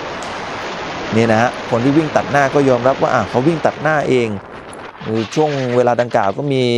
ข้ามถนนกันเยอะเนี่ยเห็นไหมเป็นกลุ่มนะฮะแต่ว่าเขาก็หยุดให้รถคันนี้ไปก่อนแต่คันนี้ก็ขี่มาเร็วด้วยไงจังหวะนี้ก็ชนคนที่กำลังตัดหน้าอยู่นะครับนี่นะครับเสร็จแล้วก็มีการชดใช้ค่าเสียหายและค่ารักษาพยาบาลให้กับไลน์แมนไปด้วยนะฮะก็หมายความว่าเนี่ยคนที่ตัดหน้าเนี่ยรับผิดชอบนะฮะเพราะรู้ตัวว่าตัวเองผิดเนื่องจากมันมีป้ายห้ามข้ามถนนอยู่นะฮะนี่นะครับ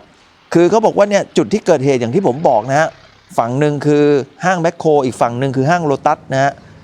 แล้วก็มีรถโดยสารที่เป็น2แถวแดงเนี่ยวิ่งผ่านตลอดนะครับใครที่ไปลงรถตรงหน้าห้างแมคโครเนี่ยก็จะต้องข้ามไปโลตัสเองเพราะว่า2แถวเขาบอกว่าเนี่ยถ้าจะให้เขายูเทิร์นไปส่งอีกฝั่งนึงเนี่ยต้องเสียเงินเพิ่มเนี่ยนะฮะนี่ก็เลยต้องเนี่ยลงตรงนี้สมมุติว่าคุณผู้ชมอยากจะไปโลตัสใช่ไหมเขาก็จะมาส่งตรงแมคโครเนี่ยนะฮะ2แถวก็จะมาจอดตรงแมคโครแล้วก็ปล่อยให้ผู้โดยสารเนี่ยข้ามถนนไปเองนะครับนี่นะฮะเขาไม่ไปยูเทิร์นให้เพราะเขาบอกว่าถ้ายูเทิร์นมันไกลถ้าจะให้ไปยูเทิร์นนู่นต้องเสียอีก10 บาทนี่นะฮะทีนี้เรื่องนี้ฮะมันก็นำมาสู่การตั้งคำถามแหละว่าเนี่ยแม้ว่าจะมีการติดป้ายห้ามข้ามถนนตรงจุดนี้แล้วเนี่ยนะฮะแล้วจะให้ไปข้ามตรงไหนเนี่ยวันนี้นักข่าวไปก็ไม่ไปถ่ายมาว่าถ้าไม่ให้ข้ามตรงนี้จะไปข้ามตรงไหนนะฮะแต่ถ้าดูจากภาพเนี่ยมันไม่มีสะพานลอยไงมันก็ต้องข้ามสักที่หนึ่งหรือไม่ก็ตรงแถวไหนมันมีทางม้าลายหรือเปล่านะฮะผมก็ไม่แน่ใจเดี๋ยวต้องให้นักข่าวไปดูอีกรอบหนึ่งคือประเด็นคือถ้าเกิดไม่ให้ข้ามตรงนี้แล้วจะให้ไปข้ามจุดไหนมันมีทางข้ามหรือเปล่านะฮะมันมีช่องไหนให้ข้ามไหมนี่เพราะว่าป้ายมันยาวไปตลอดเลยเนี่ยห้ามข้ามถนนเนี่ยนะจริงๆเนี่ยห้างแมคโครกับโลตัสเนี่ยเอาเข้าจริงนะเจ้าของก็เดียวกันนะเดี๋ยวนี้นะปัจจุบันเนี่ยก็น่าจะหาทางทำให้มันเชื่อมกันได้นะบางที่นี่เขาแบบเอกชนทำสะพานลอยให้ชาวบ้านเลยก็เรียกว่าสะพานอุทิศให้นะฮะแต่มันก็ได้ประโยชน์ไงก็คือเนี่ยเดินข้ามไปข้ามมาได้นี่นะฮะ ก็อยู่ที่ทางแม่สายครับเขาจะดำเนินการยังไงไม่ให้เกิดอุบัติเหตุอีกนะฮะเพราะว่าเท่าที่ดูเนี่ยป้ายนี่ไม่ได้ผลนะฮะนักข่าวไปส่องดูเนี่ยป้ายห้ามข้ามถนนเนี่ยก็เขาก็ไม่ได้สนใจฮะเขาลักข้ามกันอยู่เนี่ยนะฮะแล้วมันก็เกิดอุบัติเหตุนะครับส่วนอีกเรื่องหนึ่งที่อำเภอเมืองจังหวัดระยองเนี่ยคุณผู้ชมฮะสาวใหญ่งงเจอเพื่อนของเพื่อนแฟนอ้างตัวเป็นอาสาตำรวจสภ.บ้านฉางจังหวัดระยองขี่รถจักรยานยนต์เอารถไปดื้อสืบประวัติเกี่ยวข้องเรื่องส่งยานะครับเรื่องนี้วันนี้ตอน 11 โมงครับนางสาวเมย์อายุ 46 ปีก็ได้เล่าย้อนกลับไปให้ฟังบอกว่าเมื่อวันที่ 5 ธันวาคมช่วงเย็นเธอขี่รถจักรยานยนต์ Honda Wave i สีน้ำเงินทะเบียน 4 กย 2310 ชลบุรีมารับสามีที่กำลังนั่งสังสรรค์กับเพื่อนอยู่ที่ห้องเช่าบริเวณตลาดลาวเขตเทศบาลเมืองมาบตาพุธจังหวัดระยองจากนั้นนายเอนามสมมุติเพื่อนของสามีซึ่งเธอก็ไม่รู้จักเป็นการส่วนตัวจู่ๆก็บอกว่าขอยืมรถไปซื้อเบียร์ที่ร้านสะดวกซื้อหน้าปากซอยหน่อยแต่เธอไม่ทันได้อนุญาตเขาก็ขี่รถจักรยานยนต์ออกไปเลยโดยตอนนั้นเธอเห็นว่า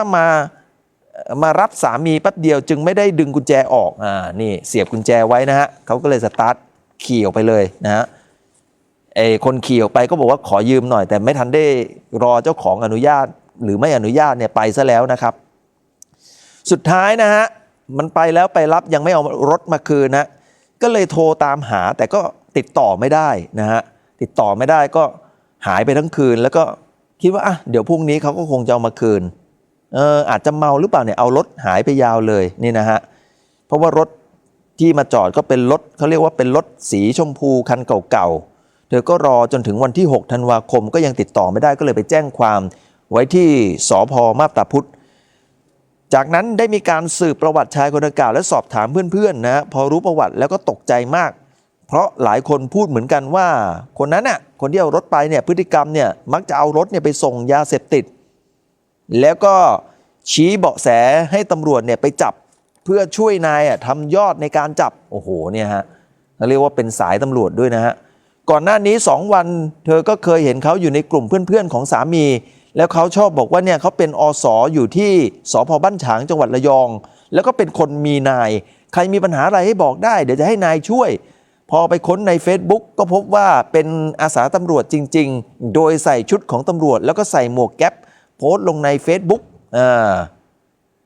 ตอนนี้ก็อยากให้เขาเนี่ยเอารถมาคืนนะเพราะว่าตัวเธอกับสามีเองก็ตกงานไม่มีรถไปทำงานติดต่อกันเกิน3 วันแล้วเงินที่มีอยู่ก็หมดลงไปทุกวันคือเดือดร้อนลำบากอยากได้รถคืนเพิ่งจะผ่อนรถได้6 เดือนเองเดี๋ยวลองฟังหน่อยฮะเราไม่มีรถไปเงินมันก็จะไม่มีแล้วค่าเช่าห้องก็ยังไม่ได้จ่ายเขาคืออยากได้รถคืนมากและส่วนเรื่องตัวคนก็ให้เป็นหน้าที่ของตำรวจเขาเพราะเขาจะจัดการยังไงคือพฤติกรรมเขามันบ่งบอกว่า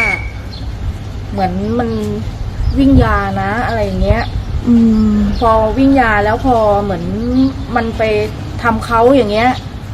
เหมือนมันส่งยาเขาแล้วไปทำเขาแล้วมันก็จับพอจับแล้วมันก็ส่งยอดตัวเนี้ยให้นายมัน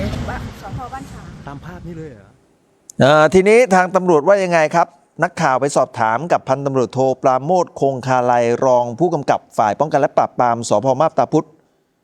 ได้มีการเปิดเผยว่าจากการตรวจสอบนะฮะรถที่คนร้ายเนี่ยขี่มาจอดไว้และเปลี่ยนเอารถ Honda Wave ของผู้เสียหายไปรถคันที่มาจอดเป็นรถผีซึ่งทะเบียนที่ติดมานั้นไม่ตรงกับรุ่นของรถซึ่งทะเบียนตามข้อมูลนั้นเป็นรถซูซูกินะฮะชื่อเป็นชาวต่างชาติเป็นผู้ครอบครองขณะนี้อยู่ระหว่างการไล่ดูกล้องวงจรปิดเห็นบอกว่าคนก่อเหตุเนี่ยเป็นอาสาตำรวจจึงหลบหลีกกล้องวงจรปิดของเทศบาลได้เป็นอย่างดีอยู่ระหว่างการตามตัวเพื่อดำเนินคดีตามกฎหมายนะฮะเอารถเก่าเอารถคันหนึ่งมาจอดทิ้งแล้วก็เอารถของคุณเมย์เนี่ยไปนะครับนี่นะครับตอนนี้ก็ติดตามอยู่นะฮะมาติดตามชินสแกนโกงครับคุณผู้ชมครับมีผู้เสียหายรวมตัวกันไปร้องกับทางตำรวจปคบนะฮะบอกว่ามีสาวคนหนึ่งรับพรีออเดอร์ ตุ๊กตาลาบูบูแล้วก็มีอาร์ตทอยต่างๆนะฮะแรกๆก็ส่งของให้หลังๆเนี่ยได้เงินไปแล้วไม่ได้ของฮะล่าสุดมีข่าวบอกว่าเนี่ยสาวคนนี้เนี่ยหอบเงินผู้เสียหายกว่า20 ล้านหนีไปจีนซะแล้วนะครับเรื่องราวเป็นยังไงครับติดตามชินสแกนโกงครับ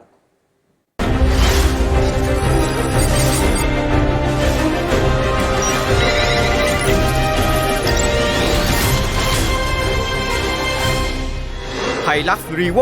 กระบะประหยัดน้ำมัน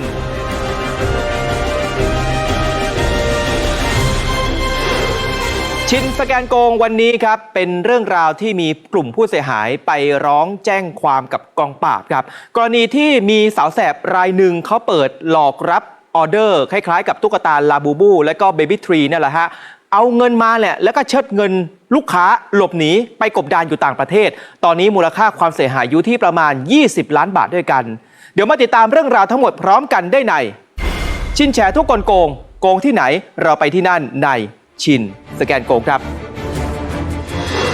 นางสาวรัตติพรวัย25 ปีแม่ค้าออนไลน์พร้อมผู้เสียหายประมาณ20 คนเดินทางเข้าแจ้งความกับตำรวจบก.ปคบ.หลังถูกสาวรายหนึ่งเปิดรับออเดอร์ตุ๊กตาอาร์ตทอยอาทิลาบูบูและเบบี้ทรีโดยมีมูลค่าความเสียหายรวมกว่า20 ล้านบาทนางสาวรัตติพรเปิดเผยว่าฝ่ายคู่กรณีนั้นเป็นนายจ้างของเธอซึ่งที่ผ่านมาเธอจะทำหน้าที่เป็นคนคอยสั่งสต็อกสินค้าให้กับนายจ้างโดยล็อตล่าสุดนั้นได้จ่ายค่าสต็อกสินค้าล่วงหน้าไปจำนวน 670,000 บาทและถูกเชิดเงินหนีส่วนพฤติกรรมของสาวผู้ก่อเหตุนั้นจะมีการโพสต์ขายอาร์ตทอยผ่านทาง Facebook ในราคาที่ถูกกว่าท้องตลาดพร้อมกับทำรีวิวจนสร้างความน่าเชื่อถือในช่วงแรกนั้นคนที่สั่งของไปจะได้รับสินค้าจริงเพื่อทำให้ตายใจแล้วลงทุนสั่งเพิ่มอีกจำนวนมากก่อนที่อีกฝ่ายจะเชิดเงินไปและขาดการติดต่อทันที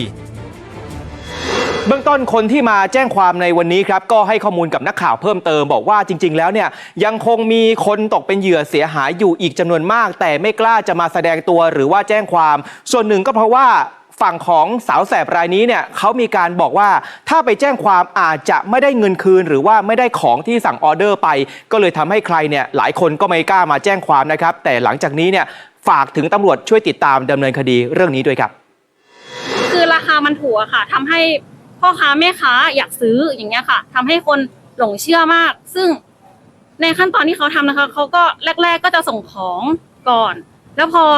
ลูกค้าหลงเชื่อเขาก็จะสั่งขึ้นเยอะเรื่อยๆเรื่อยๆแล้วค่ะแล้วก็ยอดมันก็จะขึ้นเยอะเรื่อยๆค่ะหลายล้านช่วงแรกๆนะคะได้รับของจริงค่ะลูกค้าเพราะว่าพีมาจริงแต่หนูก็ไม่รู้ว่าเขาไปสะดุดหรือว่าเขาเรียกง่ายว่าหมุนเงินอย่างเงี้ยค่ะซึ่งหนูอ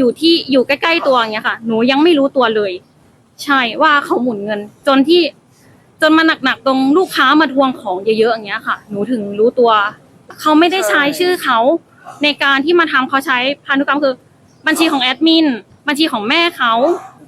มีประมาณ100คนน่าจะได้ค่ะมีทั้งยอดเล็กและยอดใหญ่ค่ะกำลังรวมตัวกันอยู่ค่ะเบาะแสล่าสุดที่ผู้เสียหายแจ้งมานั้นพบว่าสาวรายนี้ได้เดินทางหลบหนีไปที่ประเทศจีนตั้งแต่วันที่30 พฤศจิกายนที่ผ่านมาซึ่งทางตำรวจปคบ.จะรายงานส่งไปยังหน่วยงานกลางอย่างกองบังคับการตำรวจสอบสวนกลางเพื่อมอบหมายให้หน่วยงานในสังกัดรับผิดชอบคดีต่อไปเบื้องต้นครับเรื่องนี้ทางสำนักงานตำรวจแห่งชาติได้มอบหมายให้ตำรวจปคบ.ดูแลเคสการหลอกลวงออนไลน์ในลักษณะแบบนี้นะครับและก็หลังจากนี้เนี่ยเฉพาะที่มาร้องทุกวันนี้20 ล้านกว่าบาทเนี่ยก็จะเข้าสู่กระบวนการกันต่อไปอีกด้วยนะครับต้องติดตามกันต่อนะฮะส่วนวันนี้ครับขอบคุณเสื้อผ้าจากแบรนด์วอลลิกไว้หน้าที่นี้และถ้าใครมีเรื่องราวร้องทุกข์ถูกโกงส่งมาได้ทางเพจข่าว Workpoint 23แล้วเราจะแฉทุกกลโกงในชินสแกนโกงครับ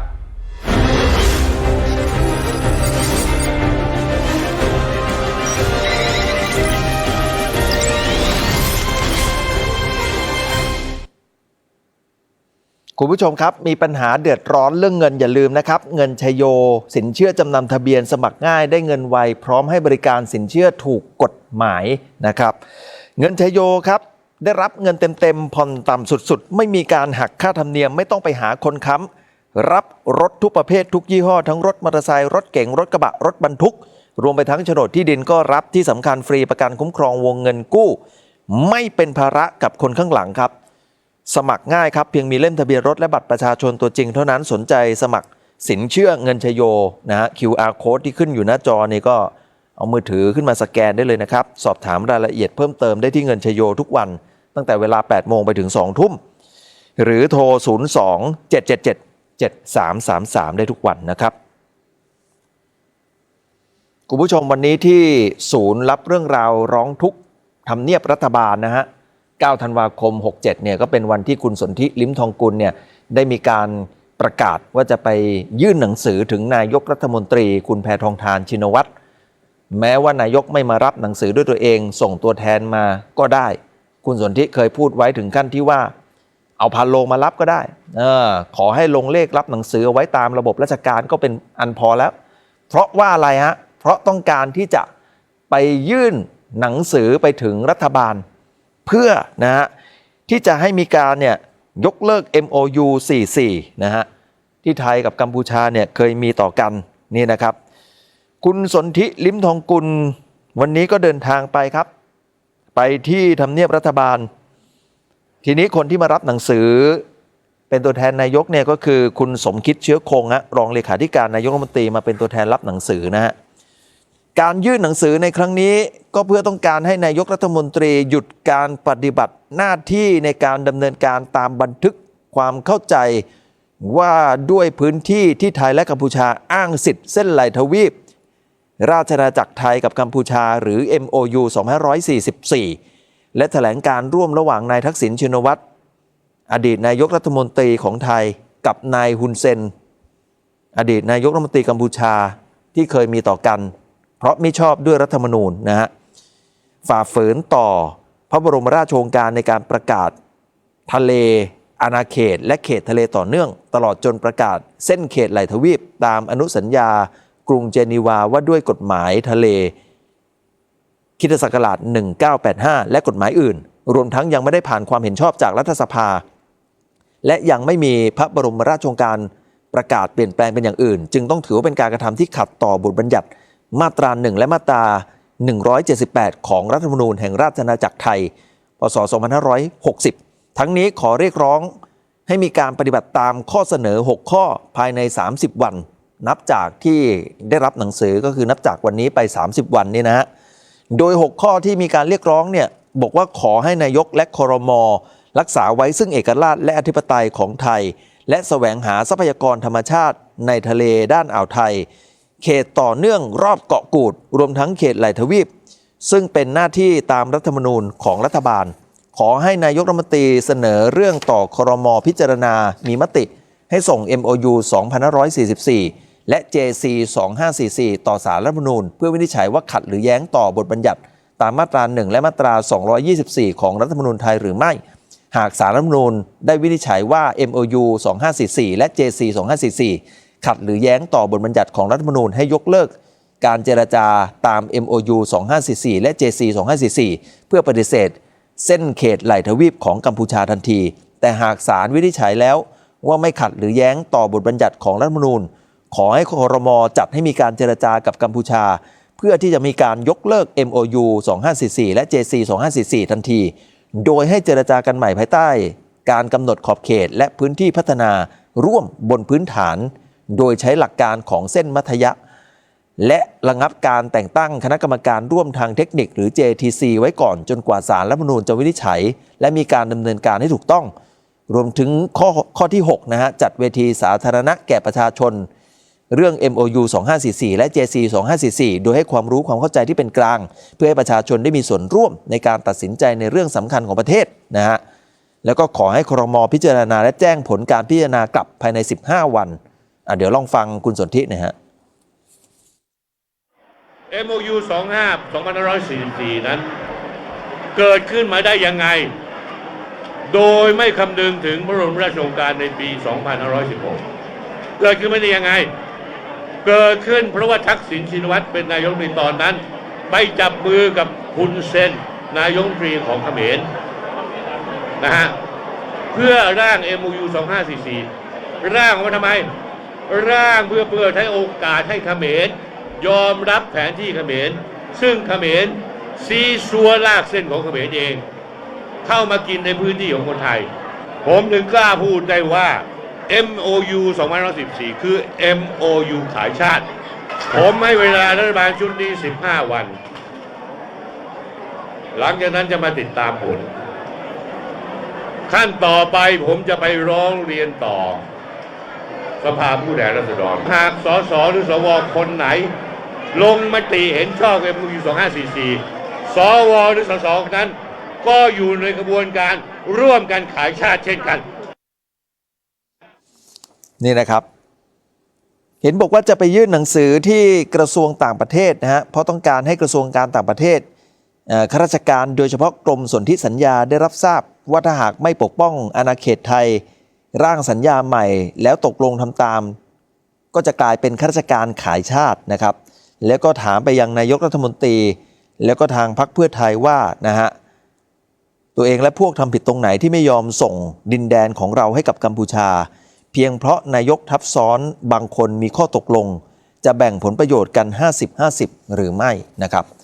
นี่ฮะวันนี้ก็มีเขาเรียกว่าเนี่ย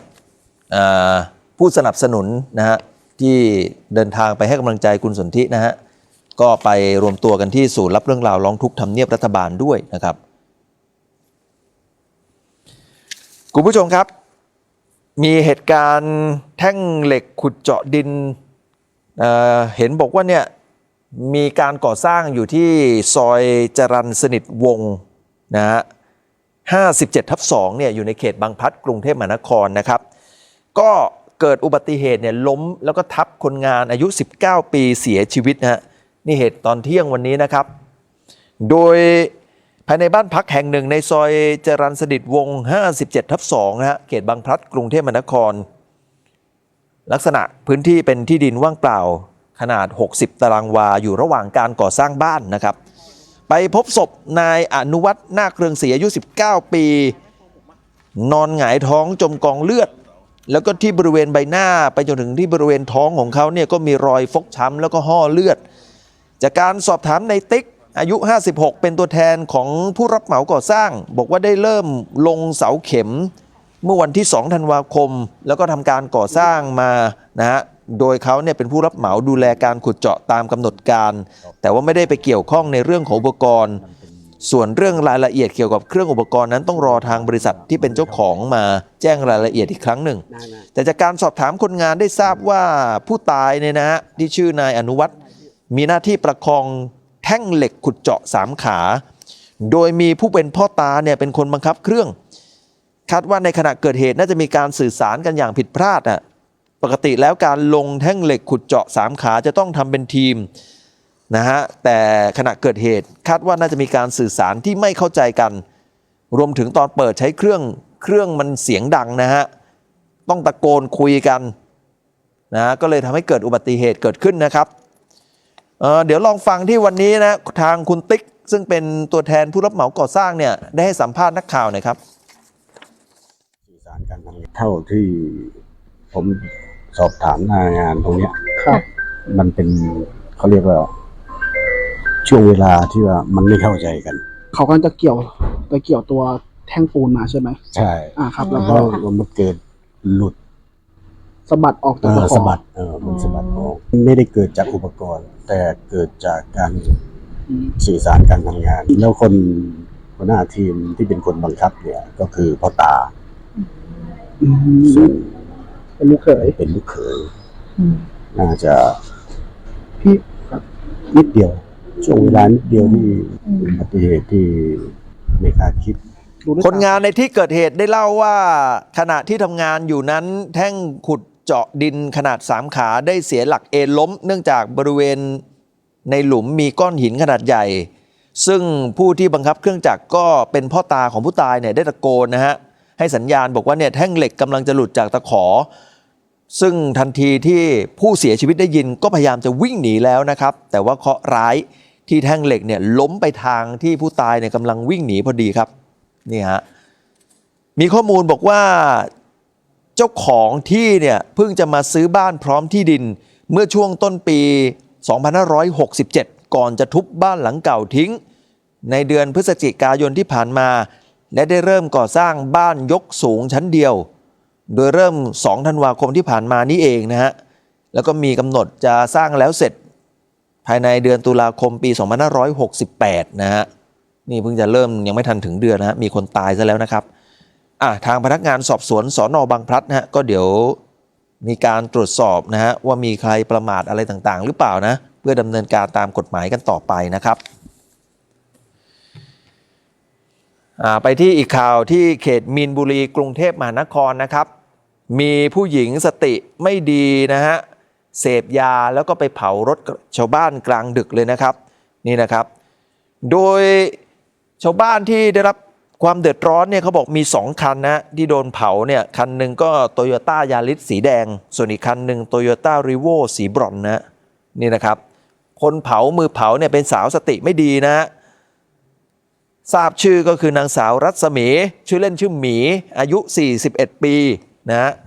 เห็นบอกว่าเนี่ยมีชาวบ้านมาเห็นแล้วก็ช่วยกันดับไฟไว้ได้ทันประกันก็จะรับผิดชอบค่าซ่อมรถให้ทั้งหมดแต่ชาวบ้านก็เกรงว่าสาวรายนี้จะกลับมาก่อเหตุซ้ำอีกโดยเหตุเกิดวันที่7 ธันวาคม 5 ทุ่มภายในซอยเจริญพัฒนา 23 เขตมีนบุรีกรุงเทพวันนี้ผู้สื่อข่าว Workpoint คุณเอ๊ะ ภาพิมลได้ลงพื้นที่พบกับนางสาวมาริสาอายุ31ซึ่งเป็นเจ้าของรถ Toyota Rivo สีบรอนซ์เงินที่ถูกเผาได้เล่าให้ฟังบอกว่าผู้หญิงสติไม่ดีที่ก่อเหตุนั้นเป็นอดีตสะใภ้ของบ้านที่เกิดเหตุขณะเกิดเหตุช่วงกลางดึกมีรถ2 คันจอดอยู่หน้าบ้านโดยรถของเธอเป็นคันแรกที่ถูกเผาไฟได้ไหม้ผ้าคลุมรถก่อนจะลามไปที่รถหลังเกิดเหตุมีชาวบ้านช่วยกันจับผู้หญิงคนดังกล่าวเอาไว้ได้ทั้งนี้เมื่อก่อนผู้หญิงคนดังกล่าวเคยพักอาศัยอยู่ที่บ้านหลังนี้เพราะเป็นแฟนกับน้องชายเจ้าของบ้านแต่เมื่อเจ้าของบ้านทราบว่าผู้หญิงคนนั้นเสพยาจึงให้ออกไปอยู่ข้างนอกจากนั้นก็กลายเป็นคนเล่ร่อนในเรื่องของรถของเธอที่เสียหายก็ให้อู่ประเมินความเสียหายนะฮะความเสียหายก็อยู่ที่บริเวณหน้ารถนะฮะแต่ทีนี้ก็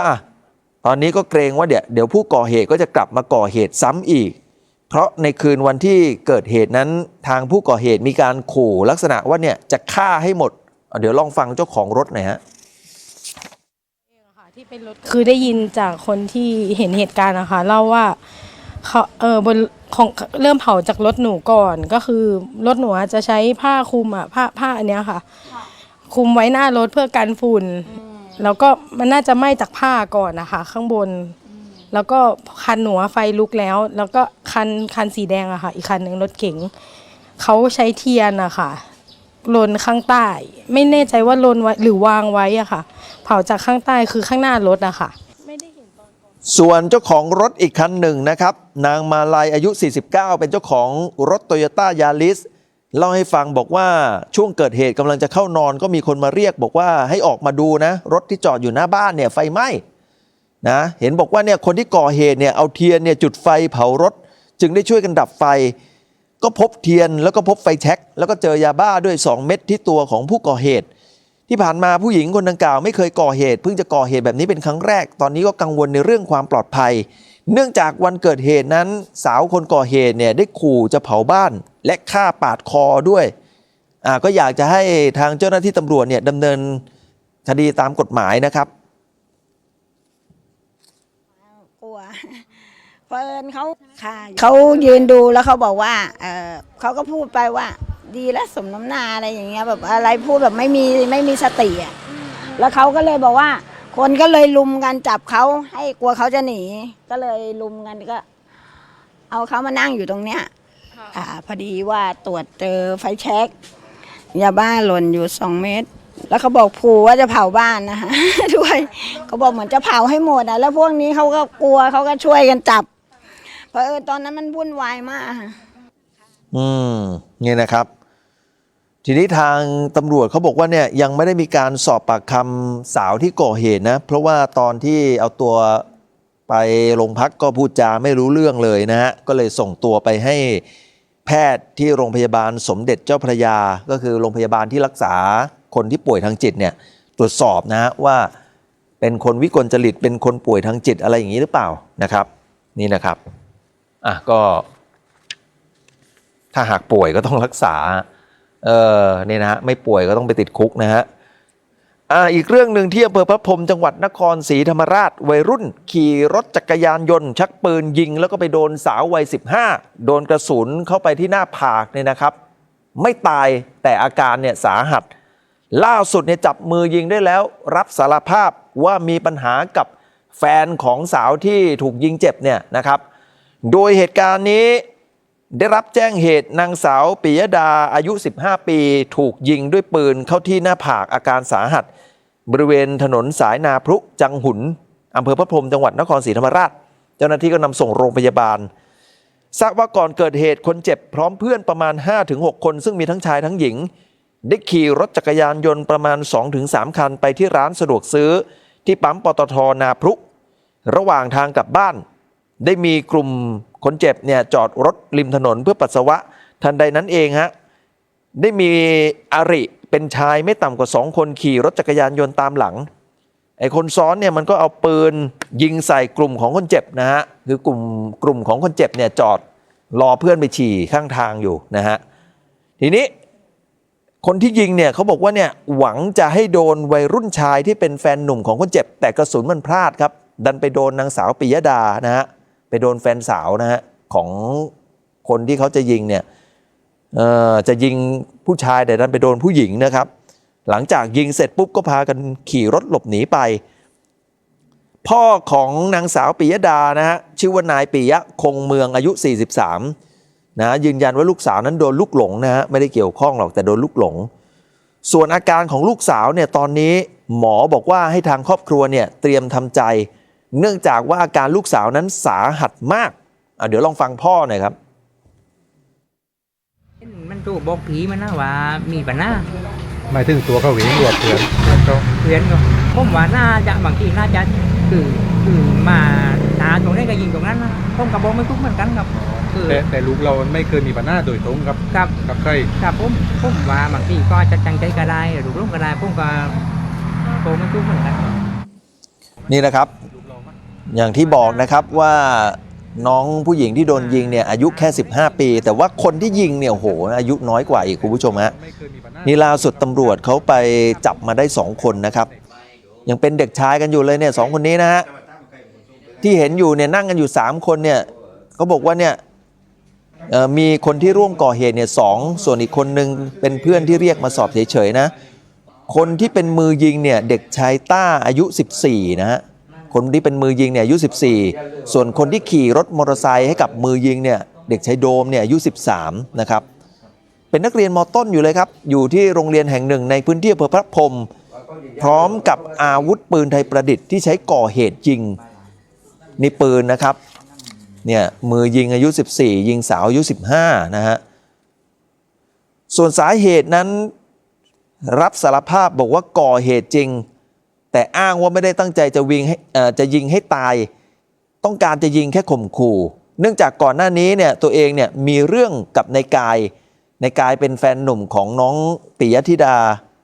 น้องปิยดาที่โดนยิงนะฮะคือมีเรื่องกับแฟนของน้องปิยดาก็เลยจะยิงนายกายเนี่ยแต่ตอนที่ยิงเนี่ยมันพลาดไปโดนน้องปิยดานั่งซ้อนท้ายอยู่แล้วเข้าหน้าผากเลยคุณผู้ชมล่าสุดเด็กที่ยิงเนี่ยบอกว่าสำนึกผิดแล้วอยากจะขอโทษคนเจ็บและครอบครัวนะครับขอโทษมันไม่หายนะเนี่ยยิงเขาเนี่ยนะปางตายทางตำรวจก็คุมตัวครับดำเนินการตามกฎหมายเยาวชนนะประสานทีมสหวิชาชีพสอบสวนเพิ่มเติมดำเนินคดีกันตามกฎหมายกันต่อไปนี่ฮะอายุ13-14เท่านั้นเองเนี่ยนะฮะคุณผู้ชมเดี๋ยวมาดูเหตุการณ์คนเล่นว่าวนะครับหนุ่มคนนึงก็ขี่รถจักรยานยนต์มาตามถนนนะแล้วก็ถูกว่าวที่มีคนเล่นเนี่ยตกใส่ทีนี้เชือกว่าวก็เกี่ยวรถจักรยานยนต์ทำให้รถจักรยานยนต์เนี่ยล้มคว่ำลงไปคนขี่ขาหักแล้วก็เจ็บหนักถึงขั้นเสี่ยงตาบอดเลยนะครับเดี๋ยวมาติดตามช่วงหน้าครับ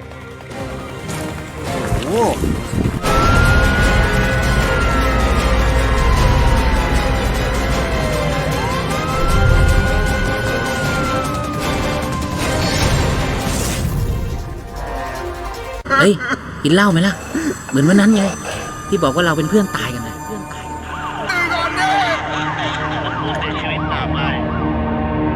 ดื่มแล้วขับอาจ เปลี่ยนคุณเป็นฆาตกรและต้องรับโทษตามกฎหมายการก้าวสู่ความสำเร็จไม่ยากเท่ารักษาไว้ผมต้องเตรียมตัวให้พร้อมอยู่เสมอ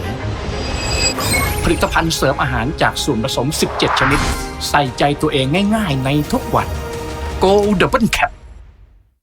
ดินเน่าผลิตภัณฑ์ของการเกษตรที่ช่วยในการปรับปรุงคุณภาพของดินและนี่คือเสียงจากชาวเกษตรกรผู้ใช้งานจริงใช้ดินเน่ามันดีจริงๆดินดี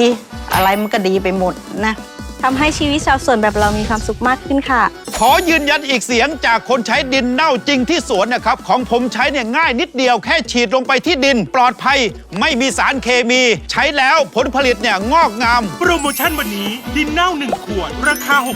690 บาทซื้อ2ขวดแถม1ขวดพิเศษถ้าคุณโทรเข้ามาตอนนี้รับไปเลยทันทีกับปราบมาร2 ซองมูลค่า400 บาททั้งหมดนี้จะเป็นของคุณในราคาพิเศษเพียง999 บาทเท่านั้นเราจึงอยากขอบคุณชาวเกษตรกรไทยที่เชื่อมั่นในสินค้าดินเน่า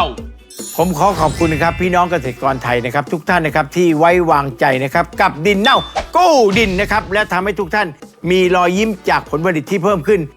สัญญาว่านะครับเราจะพัฒนาสินค้าให้ดีขึ้นขอบคุณครับดินเน่าจุลินทรีย์ย่อยสลายที่เกษตรกรมั่นใจผลผลิตงามกำไรปังต้องใช้ดินเน่าดินเน่าจะอยู่คู่กับเกษตรกรไทยไปอีกนานอย่าลืมนะครับปลูกด้วยมือดูแลด้วยใจปลอดภัยผู้บริโภคโปรโมชั่นวันนี้ดินเน่า1ขวดราคา690 บาทซื้อ2ขวดแถม1ขวดพิเศษถ้าคุณโทรเข้ามาตอนนี้รับไปเลยทันทีกับปราบมาร2 ซองมูลค่า400 บาททั้งหมดนี้จะเป็นของคุณในราคาพิเศษเพียง999 บาทเท่านั้นโปรโมชั่นตั้งแต่วันที่1กันยายน2567ถึงวันที่28กุมภาพันธ์2568โทรหาเราตอนนี้ที่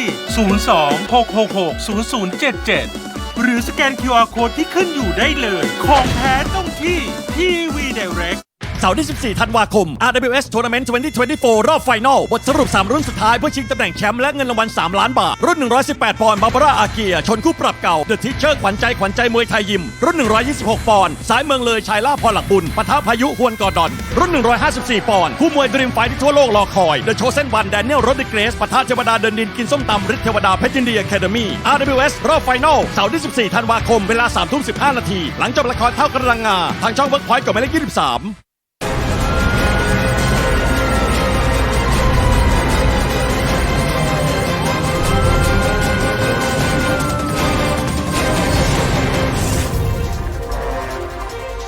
คุณภาพคุ้มค่ามาตรฐานดีชัวร์ต้องปุ๋ยตรากระต่าย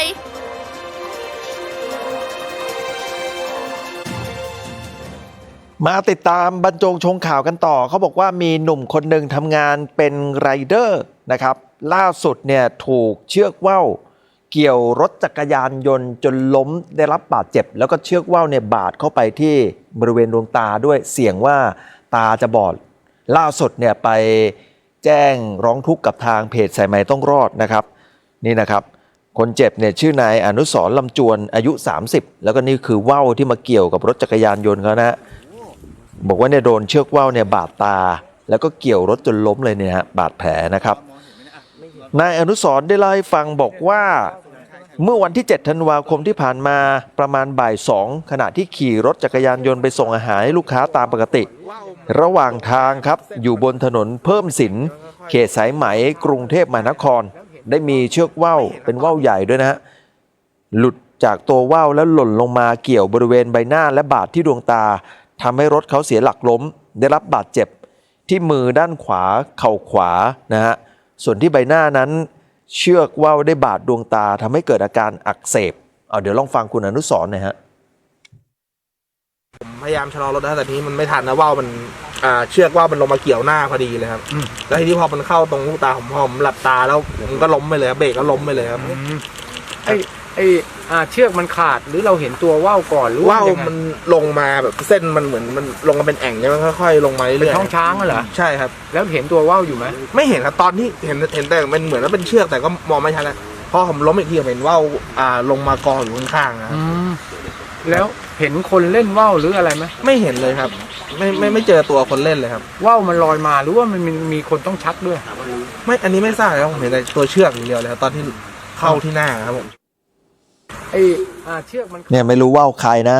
นี่นะฮะเขาบอกว่าใช้เส้นทางดังกล่าวเนี่ยแถวซอยถนนเพิ่มสินเนี่ยก็ไม่เคยเจอเหตุการณ์นี้นะครับพยายามหาเจ้าของว่าวก็ไม่เจอไม่มีใครมาแสดงตัวเนี่ยก็อยากจะให้รับผิดชอบนะเพราะว่ารถจักรยานยนต์ก็พังเสียหายตัวเขาเองก็ได้รับบาดเจ็บนะฮะทีนี้วันนี้ไปร้องกับทางสายใหม่ต้องรอดนะครับคุณเอกภพเหลืองประเสริฐคุณเอกภพเหลืองประเสริฐเนี่ยผู้ก่อตั้งเพจสายใหม่ต้องรอดก็บอกว่าเนี่ยฝากถึงคนเล่นว่าวนะฮะใช้ความระมัดระวังโดยเฉพาะในกรุงเทพเนื่องจากเป็นพื้นที่คับแคบการเล่นว่าวต้องเล่นในพื้นที่โล่งไม่มีสิ่งกีดขวางไม่ควรจะไปเล่นว่าวใกล้ถนนและแหล่งชุมชนนี่นะฮะเหตุการณ์ที่เกิดขึ้นไม่ได้มีเพียงแค่หนุ่มไรเดอร์คนนี้คนเดียวเท่านั้นแต่ยังพบว่ามีผู้เสียหายเป็นผู้หญิงอีกคนหนึ่งผู้หญิงสูงอายุนะฮะได้รับบาดเจ็บจากอุบัติเหตุในครั้งนี้ด้วยเช่นเดียวกันนะมันมีความผิดนะแล้วก็เนี่ยว่าวใครก็ออกมารับผิดชอบด้วยไม่รู้จะมาหรือเปล่าเนี่ยนี่นะฮะส่วนที่อำเภอบ้านดุงจังหวัดอุดรธานีครับมีหนุ่มหลอนยาจะเผายุ้งข้าวของยุ้งข้าวเนี่ยนะฮะก็ปรากฏว่าทางกำนันซึ่งเป็นญาติกันเนี่ยก็เข้าไปห้ามแต่ดันมีการไปท้ากำนันเนี่ยใส่เดี่ยวนะครับนี่กำนันเข้าไประงับเหตุนะครับอยู่ที่บ้านโนนทองหลางตำบลบ้านตาดอำเภอบ้านดุงจังหวัดอุดรธานีนะครับนายนิรุตซึ่งเป็นกำนันตำบลบ้านตาดระงับเหตุกรณีในแบงค์อายุ35ซึ่งเป็นหลานชายของกำนันเองนี่แหละนะฮะอาละวาดจะใช้ไฟเผายุ้งข้าวของผู้เป็นแม่โดยเผากองขยะข้างๆยุ้งข้าวเนี่ยเผาไปแล้วด้วยนะฮะเดี๋ยวไปดูตอนระงับเหตุนะครับโอ้ยสามีเลยมึงอีไทยไม่ยังอ่ะมึงอยากเล่นส้มกูง่ายเลยบอกสามีเลยมึงอีไทยไม่ยังเอาเงี้ยมึงทุ่งขยะมาเครื่องมึงแม่ก็ไผ่มึงแม่ก็ไผ่ฮะถามหาเดียวกูวะมึงเดียวดีป่ะเรื่องนี่มึงเดียววะปวดแล้วมึงเนาะมอดแม่มันที่ใหม่เฮียเดือนกูอยู่ไปปันกูอยู่แล้วไปปันเงินบาทเดียวกูไม่ได้ขวามึงนี่นะครับกำนันนิรุตบอกว่าเนี่ยแม่ของนายแบงค์เนี่ยเป็นหลานของเมียผมทีนี้กำนันก็เข้าไประงับเหตุนะในแบงค์ก็อาละวาดด่ากำนันบอกว่าเนี่ยจะถ่ายทำไมเนี่ยหมายถึงถ่ายคลิปทำไมไม่ได้เผาบ้านเนี่ยแค่เผาขยะแล้วก็ชี้หน้าด่ากำนันบอกว่าเนี่ยมึงมาใส่เดียวกับกูไหมคือแบบท้าต่อยฮะ นี่แล้วก็อาละวาดใหญ่เลยนะนายนิรุตซึ่งเป็นกำนันบอกว่าในแบงค์เนี่ยอาละวาดแม่ของในแบงค์ก็เลยแจ้งไปที่กำนันบอกว่าเนี่ยให้ช่วยไประงับเหตุหน่อยนะฮะแต่ไปถึงปุ๊บในแบงค์ก็โวยวายด่าทอท้าต่อยก็เลยบอกให้สงบสติอารมณ์แบงค์เนี่ยก็เพิ่งจะออกจากคุกมาเนื่องจากก่อนหน้านี้เนี่ยไปทุบทำลายร้านค้าชุมชนอาละวาดนะฮะจนพ่อแม่เองก็อยู่ไม่ได้ต้องหนีออกไปนอนทุ่งนาอยู่กับตายายก็ขอเงินทุกวันพอไม่ได้เงินก็เผายุ้งข้าวเนี่ยจะเผาเนี่ยนะขู่จะเผายุ้งข้าวนอกจากนี้ชาวบ้านเองก็เดือดร้อนกับพฤติกรรมของนายแบงค์เนื่องจากว่าเนี่ยไปเอาสินค้าภายในร้านค้าชุมชนแล้วก็ไม่จ่ายเงินหมดไป 40,000-50,000 บาทแล้วชอบลักเล็กขโมยน้อยพ่อแม่หมดเงินกับนายแบงค์เป็นแสนแล้วไม่รู้จะทำยังไงพาไปรักษาตัวก็ไม่ยอมไปหลังจากนี้ก็ต้องแจ้งตำรวจดำเนินการตามกฎหมายกันต่อไปโดยมีคลิปวงจรปิดที่เห็นในแบงค์เข้าไปหยิบเบียร์ในร้านค้าชุมชนนะเดี๋ยวดูหน่อยเนี่ยคือคนที่ดูแลร้านเนี่ยก็พยายามจะไปยื้อแย่งเอาเบียร์คืนนะเพราะในแบงค์มีพฤติกรรมคือเอาของไปเขาเรียกว่าเซ็นไว้ก่อนแล้วก็ไม่ยอมจ่ายนะฮะนี่อยากกินเบียร์นะแบงค์กินเบียร์ก็ต้องจ่ายเงินนี่เอาไปเลยเนี่ยไม่จ่ายเขาก็มาแย่งคืนนะฮะแต่ก็สู้แรงในแบงค์ไม่ไหวครับสุดท้ายต้องปล่อยให้ในแบงค์เนี่ยเอาไปโอ้โหเนี่ยฮะแบบนี้เขาเรียกชิงทรัพย์กันแล้วเนี่ยนะฮะแม่โดยพฤติกรรมของในแบงค์เนี่ยเป็นที่เอื้อมละอาของชาวบ้านเป็นอย่างยิ่งนะครับนี่นะฮะก็ต้องเอากฎหมายเข้ามาจัดการครับแบบนี้นะครับไม่งั้นบ้านเมืองมันก็อยู่แบบเนี้ยเหมือนไม่มีขื่อไม่มีแปรเนี่ย จะกินอะไรก็ไปหยิบมากินเงินไม่จ่ายจะเผาอะไรก็ไม่พอใจแล้วก็จะเผานะฮะมันก็ต้องเอากฎหมายเข้าไปทำงานนี่นะฮะเล่นงานไปคือต้องกันคนเนี้ยออกมาจากสังคมอ่ะจะเอาไปบำบัดเอาไปทำอะไรก็ต้องกันออกมาก่อนไม่งั้นเนี่ยปล่อยไว้แบบนี้เนี่ยเขาเรียกว่าเป็นบุคคลอันตรายเนี่ยคนในครอบครัวเองก็เดือดร้อนชาวบ้านสังคมชุมชนก็เดือดร้อนนะครับคุณผู้ชมครับสำหรับเกษตรกรที่มีปัญหาเนี่ยดินเสียดินแข็งดินเปรี้ยวดินเค็มดินกระด้างดินเสื่อมสภาพเนี่ยปลูกอะไรก็ไม่ขึ้นนะครับก็ขอแนะนำผลิตภัณฑ์ดินเน่าจุรินทรีย์ธรรมชาติที่ช่วยในการปรับความเป็นกรดเป็นด่างของดินนะฮะปรับดินให้มันเป็นกลางผสมน้ำแล้วก็ฉีดลงไปในดินนะฮะเพียงเท่านี้นะครับผลผลิตก็จะกลับมางอกงามเป็นที่นิยมของพี่น้องเกษตรกรทั่วไทยตัวจริงเรื่องดินเน่าของแท้ก็ต้องที่ทีวีไดเรกนะครับมาดูรายชื่อผู้โชคดีได้รับเสื้อยืดบรรจงชงข่าว5ท่านประจำเย็นนี้ที่ผมถามไปนะครับว่าที่จังหวัดนนทบุรีหนุ่มปีนบ้านพักหนีนายจ้างอ้างถูกทำร้ายเพราะเรื่องอะไรคำตอบคือข้อที่3เค้นให้ยอมรับว่าแอบคุยกับเมียของนายจ้างเนี่ยนะฮะแล้วก็รายชื่อที่ปรากฏอยู่บนหน้าจอตอนนี้5ท่านเลยนะครับที่ได้เสื้อบรรจงชงข่าวเดี๋ยวทีมงานติดต่อกลับนะฮะ5ท่านนี้วันนี้หมดเวลาของรายการบรรจงชงข่าวประจำเย็นวันนี้ครับขอบคุณทุกท่านที่ติดตามรับชมผมบรรจงชีวมงคลการลาคุณผู้ชมไปตรงนี้ก่อนนะครับสวัสดีครับ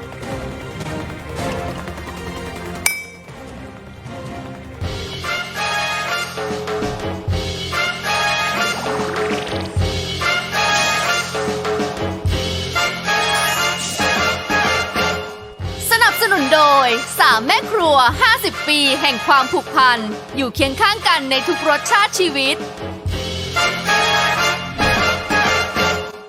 ติ่งข่าวสวัสดีครับนายกจะแถลงผลงานนะฮะผลงาน3เดือนของรัฐบาลแพรองทานชินวัตรแต่บังเอิญวันที่แถลงมันตรงกับวันเปิดสภาและมันตรงกับที่นายกจะต้องไปตอบกระทู้สดอะไรพวกนี้เป็นต้นนะฝ่ายค้านเขาเลยบอกว่านี่นายกกำลังจะหนีสภาไปแถลงผลงานพูดคนเดียวเชียร์คนเดียวนะฮะซึ่งนายกเนี่ยโพสต์เองเลยนะคะลงในโซเชียลมีเดียนะบอกหมายกำหนดการเรียบร้อยบอกวันเวลาเรียบร้อยบอกสถานที่เรียบร้อยค่ะเขาแถลงเนี่ยมีภาษาอังกฤษด้วยคุณช่วยอ่านให้ประชาชนพี่น้องเขาฟังหน่อยฮะ 2025 Empowering Thais a Real Possibility ค่ะโอกาสไทยทำได้จริงก็คือวันที่12ธันวาคมนี่แหละเขาจะแถลงผลงาน3เดือนบังเอิญนายกก็เป็นคนรุ่นใหม่นะฮะวันนั้นก็มีทั้งภาษาอังกฤษมีทั้งภาษาไทยเขาก็จะบอกประมาณว่านะฮะผลงานที่เป็นรูปธรรมสู่อนาคตที่ทำได้จริงวันพฤหัสบดีที่12นี้นะครับแต่บังเอิญว่าจะแถลงผลงานเนี่ยนะเขาไปแถลงที่ NBT ฮะช่อง11นะไม่ใช่แถลงที่สภาและวันที่12ที่ผมบอกคุณนะมันตรงกับวันเปิดสภาพอดีและนายกเนี่ยปกติต้องไปตอบกระทู้ที่สภานะฮะยกเว้นลุงตู่นะครับที่ไม่ได้ไปตอบอะซึ่งเรื่องนี้พอบอกว่าโอ๊ยวันที่นี้เหรอ12ธันวาเหรอมันเป็นวันเดียวกับที่เปิดประชุมสภาแล้วหลังจากที่มีการเปิดประชุมสภาใครๆเขาก็รู้กันว่าจะต้องมีการตั้งกระทู้ถามสดนายกรัฐมนตรีให้ตอบคำถามอะไรต่างๆรวมไปถึงแถลงนโยบายไปด้วยเลยในตัวเอาอย่างนี้จะทำยังไงอะคะพี่เรื่องนี้พรรคฝ่ายค้านเขาก็ตีคล้องร้องเปล่านะครับโดยเฉพาะคุณไอติมหรือคุณผลิตโฆษกพรรคประชาชนเนี่ยเขาบอกเลยว่าวันที่12ธันวาคมเนี่ยเป็นวันพฤหัสเป็นวันแรกที่เปิดสภาปกติเนี่ยวันนี้ช่วง 10 โมงครึ่งถึงเที่ยงเนี่ยจะถูกล็อกไว้สำหรับกระทู้สดถามนายกถามรัฐมนตรีเป็นประจำอยู่แล้วนะครับถ้านายกจะแถลงสดตามเวลาที่ประชาสัมพันธ์ไว้เนี่ยนะไอ้2025เนี่ยอะไรของคุณเนี่ยนะถ้าเป็นอย่างนี้ก็น่าเสียดายฮะงานนี้ถูกใช้เป็นเหตุผลที่นายกไม่มาตอบกระทู้สดที่สภานะเพราะว่าตลอด6สัปดาห์ที่ผ่านมาผมเชื่อว่าสสมีหลายคำถามเรื่องนโยบายของประเทศเช่นสัญญาการรับซื้อไฟฟ้าที่ทำให้ไฟฟ้ามันแพงสำหรับชาวบ้านหรือ OCA ก็คือเรื่องเขตไหลทวีประหว่างไทยกัมพูชาหรือเรื่องเรือประมงและว้าแดงที่ลุกพื้นที่เข้ามาในเมืองไทยเนี่ยนะครับแผนปฏิรูประบบภาษีเนี่ยก็รอโอกาสสอบถามนายกโดยตรงทั้งนั้นแล้วจะเป็นโอกาสดีที่ประชาชนจะได้ฟังนายกตอบได้ฟังฝ่ายค้านถามด้วยนะครับก่อนจะไปที่เรื่องอื่นๆขอนิดนึงพี่ติ่งกระทู้สดในสภานี่มันสำคัญยังไงมันคือการถามการตอบ Q&A อะไรแบบนี้เหรอคะแน่นอนนะกระทู้สดนั้นก็มีหน้าที่ให้ฝ่ายค้านนิติบัญญัติเนี่ยได้ตั้งคำถามฝ่ายบริหารนะฮะและถ้านายกมาตอบเองเนี่ยมันก็จะครบองค์ประกอบทั้งหมดนะฮะเพราะนั้นเนี่ยเขาเลยบอกว่านายกมาตอบเนี่ยใ ชาวบ้านจะได้ฟังว่าไอ้ที่มันไฟแพงว้าแดงลุกเข้ามานะไอ้เรื่องไหลทวีปไทยกัมพูชาที่คุณสนธิเขามึมเนี่ยนะเรื่องปฏิรูประบบภาษี15เนี่ยท่านนายกมาตอบเองมันก็หมายว่ามันเคลียร์ทั้งหมดและนายกจะใช้โอกาสนี้จะพูดแถลงนโยบายก็ได้นะและฝ่ายค้านก็ใช้โอกาสนี้นะจะได้ให้สิ้นสงสัยให้ประชาชนเขาได้ดูด้วยเขาก็เลยมีกระทู้สดไว้ถามนายกนะแต่ที่ผ่านมาเนี่ยนะครับเอาว่ารอบลุงตู่ที่ผ่านมาเนี่ยมักจะให้ข้าราชการมาตอบหรือรัฐมนตรีมาตอบนายกไม่ค่อยมาเขาก็เลยคิดว่ามาถึงยุคคุณแพทองธารเป็นนายกคนรุ่นใหม่นะและพรรคเพื่อไทยเนี่ยเคยโจมตีรัฐบาลลุงตู่มาเยอะนะเรื่องนายกไม่มาตอบกระทู้สภาเนี่ยมาถึงตัวเองเนี่ยทำไมทำเหมือนกันเปียบเลยครับทีนี้มองในมุมนายกรัฐมนตรีหน่อยดีกว่าพี่ติ๋งว่าทำไมถึงต้องไปแถลงที่ NBT ในวันเดียวกับที่เปิดประชุมสภาล่ะคะก็นี่แหละฮะก็ต้องถามกลับไปว่าทำไมถึงเลือกวันนั้นนะฮะนายกนี่เห็นไหมผมคิดว่านายกอาจจะรู้สึกว่าแบบมันบางเรื่องมันจะพูดอาจจะต้องเตรียมตัวสัก2 วันแต่นี่ตั้งหลายวันนะฮะวันนี้วันที่เท่าไหร่ครับเนี่ยวันนี้วันที่9ค่ะวันที่9ฮะเหลืออีกตั้ง3 วันนะปกตินายกเนี่ยเจอคำถามมาเนี่ยจะอึ้งไป1 วันแล้วอีกวันนึงมาตอบได้เพราะฉะนั้นวันนี้คุณพิธาคุณไอติมเขาให้การบ้านมาเพียบแล้วนะก็เอาสามารถไปกรองแล้วไปตอบคำถามได้เลยนะครับเพราะฉะนั้นคนเขาก็เลยบอกว่าแหมเป็นอย่างนี้เนี่ยเดี๋ยวก็ให้รองนายกกับรัฐมนตรีมาตอบแทนอีกก็ไม่ต่างจากลุงตู่เนี่ยนะหรือบางคนเนี่ยนะแอบแซะว่ามีผลงานให้แถลงด้วยเหรอ นะครับบางคนบอกแถลงคนเดียวคนอื่นจะได้ไม่ต้องมีโอกาสซักถามนะและเป็นเทคนิคในการป้องกันไม่ให้นายกโป๊ะแตกนะครับเขาบอกว่าถ้าตอบว่าไม่รู้กลางสภาเนี่ยนะมันจะหามากกว่านี้อีกอันนี้ก็แซะนายกกันนะครับซึ่งเรื่องนี้เอาจริงๆคือโต้โผใหญ่ก็ทางฝั่งฝ่ายค้านคุณไอติมพริตนั่นเองนะคะที่อยากจะให้นายกมาตอบกระทู้สดในสภาแต่ว่าทางฝั่งรัฐบาลเนี่ยบางคนเขาก็บอกว่าอันนี้มันเป็นการแซะหรือเปล่าไหนบอกอยากจะได้การเมืองยุคใหม่แล้วทำไมถึงทำแบบนี้นายกเขามีกำหนดการนี้มาตั้งนานแล้วอันนี้เป็นคำถามจากสสเดียนะฮะขัตติยาสวัสดิผลนะครับเขาบอกว่านะครับนายกแพทองธารให้สัมภาษณ์ว่าวันที่จะแถลงผลงานรัฐบาลเนี่ยพูดมาตั้งแต่20 พฤศจิกาแล้วนะครับแต่ฝ่ายค้านพยายามทำให้สังคมเข้าใจผิดว่านายกหนีการตอบกระทู้สดในสภานะฮะโดยที่พรรคของท่านก็ทราบกำหนดการของนายกมาแต่แรกไม่แน่ใจว่าทำเช่นนี้คือการทำการเมืองแบบใหม่แบบที่พรรคท่านอ้างอยากให้เป็นหรือเปล่าครับคุณขัตติยาเนี่ยบอกว่ากำหนดการของนายกเนี่ยมีตั้งแต่20 พฤศจิกายนแต่อีกฝั่งนึงบอกเดี๋ยวก่อนตารางสภาเนี่ยมีมาเป็นปีแล้วค่ะก็แน่นอนนะตารางสภาเนี่ยเขาบอกไว้แล้วปีนึงเปิดกี่ครั้งเปิดวันไหนถึงวันไหนนี่มันมีมานานแล้วถ้าบอกว่าบอกมาตั้งแต่20 พฤศจิกายนเนี่ยตารางสภามีตั้งแต่บรรพโคตรแล้วนะครับ เพราะนั้นเนี่ยนะเขาประกาศล่วงหน้าแล้วถ้ายังจัดงานทับก็แปลว่าไม่ให้ความสำคัญถูกไหมฮะเท่ากับไปจัดงานทับกับวันเปิดสภาเนี่ยนะครับนะมันเป็นวันสำคัญของฝ่ายนิติบัญญัติทั้งสสฝ่ายรัฐบาลและฝ่ายค้านทั้งรัฐมนตรีควรอยู่ในสภาและรัฐบาลเนี่ยจะเลือกวันไหนก็ได้ในการแถลงผลงานมันสะท้อนให้เห็นถึงการไม่ให้ความสำคัญกับสภาครับแต่ว่าเรื่องนี้เนี่ยทางฝั่งพรรครัฐบาลเขาก็สู้ต่อนะพี่นะเขาบอกว่าคือพรรคฝ่ายค้านเนี่ยอย่าเอาแต่ใจอย่าหวังว่าจะได้อะไรแล้วต้องได้เสมอเพราะสิ่งที่นายกรัฐมนตรีทำก็เป็นการทำงานตามระบบรัฐสภาค่ะก็แน่นอนนะครับรองเลขาธิการพรรคเพื่อไทยคุณลินทิพรเนี่ยนะเขาบอกว่านายกเนี่ยเห็นความสำคัญนะฮะของการบริหารประเทศในส่วนการตั้งกระทู้สดเนี่ยนะก็มอบหมายรัฐมนตรีมาตอบก็ถูกต้องนะฝ่ายค้านไปคาดหวังให้ทุกอย่างเป็นไปตามที่ต้องการเสมอได้เช่นเดียวกับนายกในฐานะหัวหน้าฝ่ายบริหารย่อมมีภารกิจสำคัญในการขับเคลื่อนการบริหารประเทศนะครับเพราะนั้นเขาก็ตั้งคำถามอย่างนี้นะแต่คุณไอติมเนี่ยเขาตอบกลับไปแล้วนะเขาบอกว่า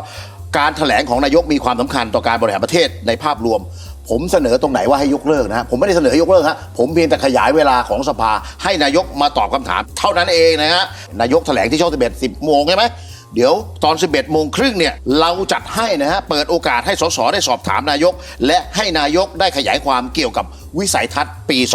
2568 นะครับก็จะมีการแถลงตอนเช้าไปได้ด้วยนะฮะและก็มาตอบคำถามตอบกระทู้สดในสภาเพราะฉะนั้นเนี่ยนะครับนายกเนี่ยอาจจะไม่เคยมาตอบกระทู้สภาเลยตั้งแต่รับตำแหน่งแต่ผมตัดสินใจตั้งคำถามและเสนอทางออกสำหรับครั้งนี้เป็นพิเศษนะครับนี่เป็นโอกาสดีของนายกอิงนะนายกแพทองธารนะครับที่จะแสดงภาวะผู้นำด้วยการเป็นคนรุ่นใหม่ด้วยการสร้างสรรค์สิ่งใหม่ๆอะไรที่เคยวิจารณ์ไปแล้วนะก็ไม่ไปทำซ้ำรอยนะครับการมาตอบกระทู้ในสภาครั้งนี้นะจะช่วยยกระดับบารมีของนายกนะฮะและไม่ต้องไปยกเลิกงานแถลงข่าวนะฮะผลงานรัฐบาล3 เดือนนะฮะแถลงไปด้วยและไปตอบในสภาด้วยอันนี้เจ๋งครับทำเลยฮะ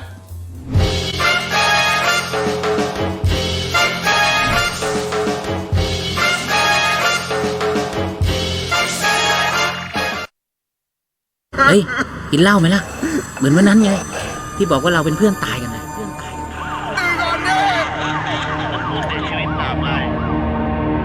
ดื่มแล้วขับอาจเปลี่ยนคุณเป็นฆาตกร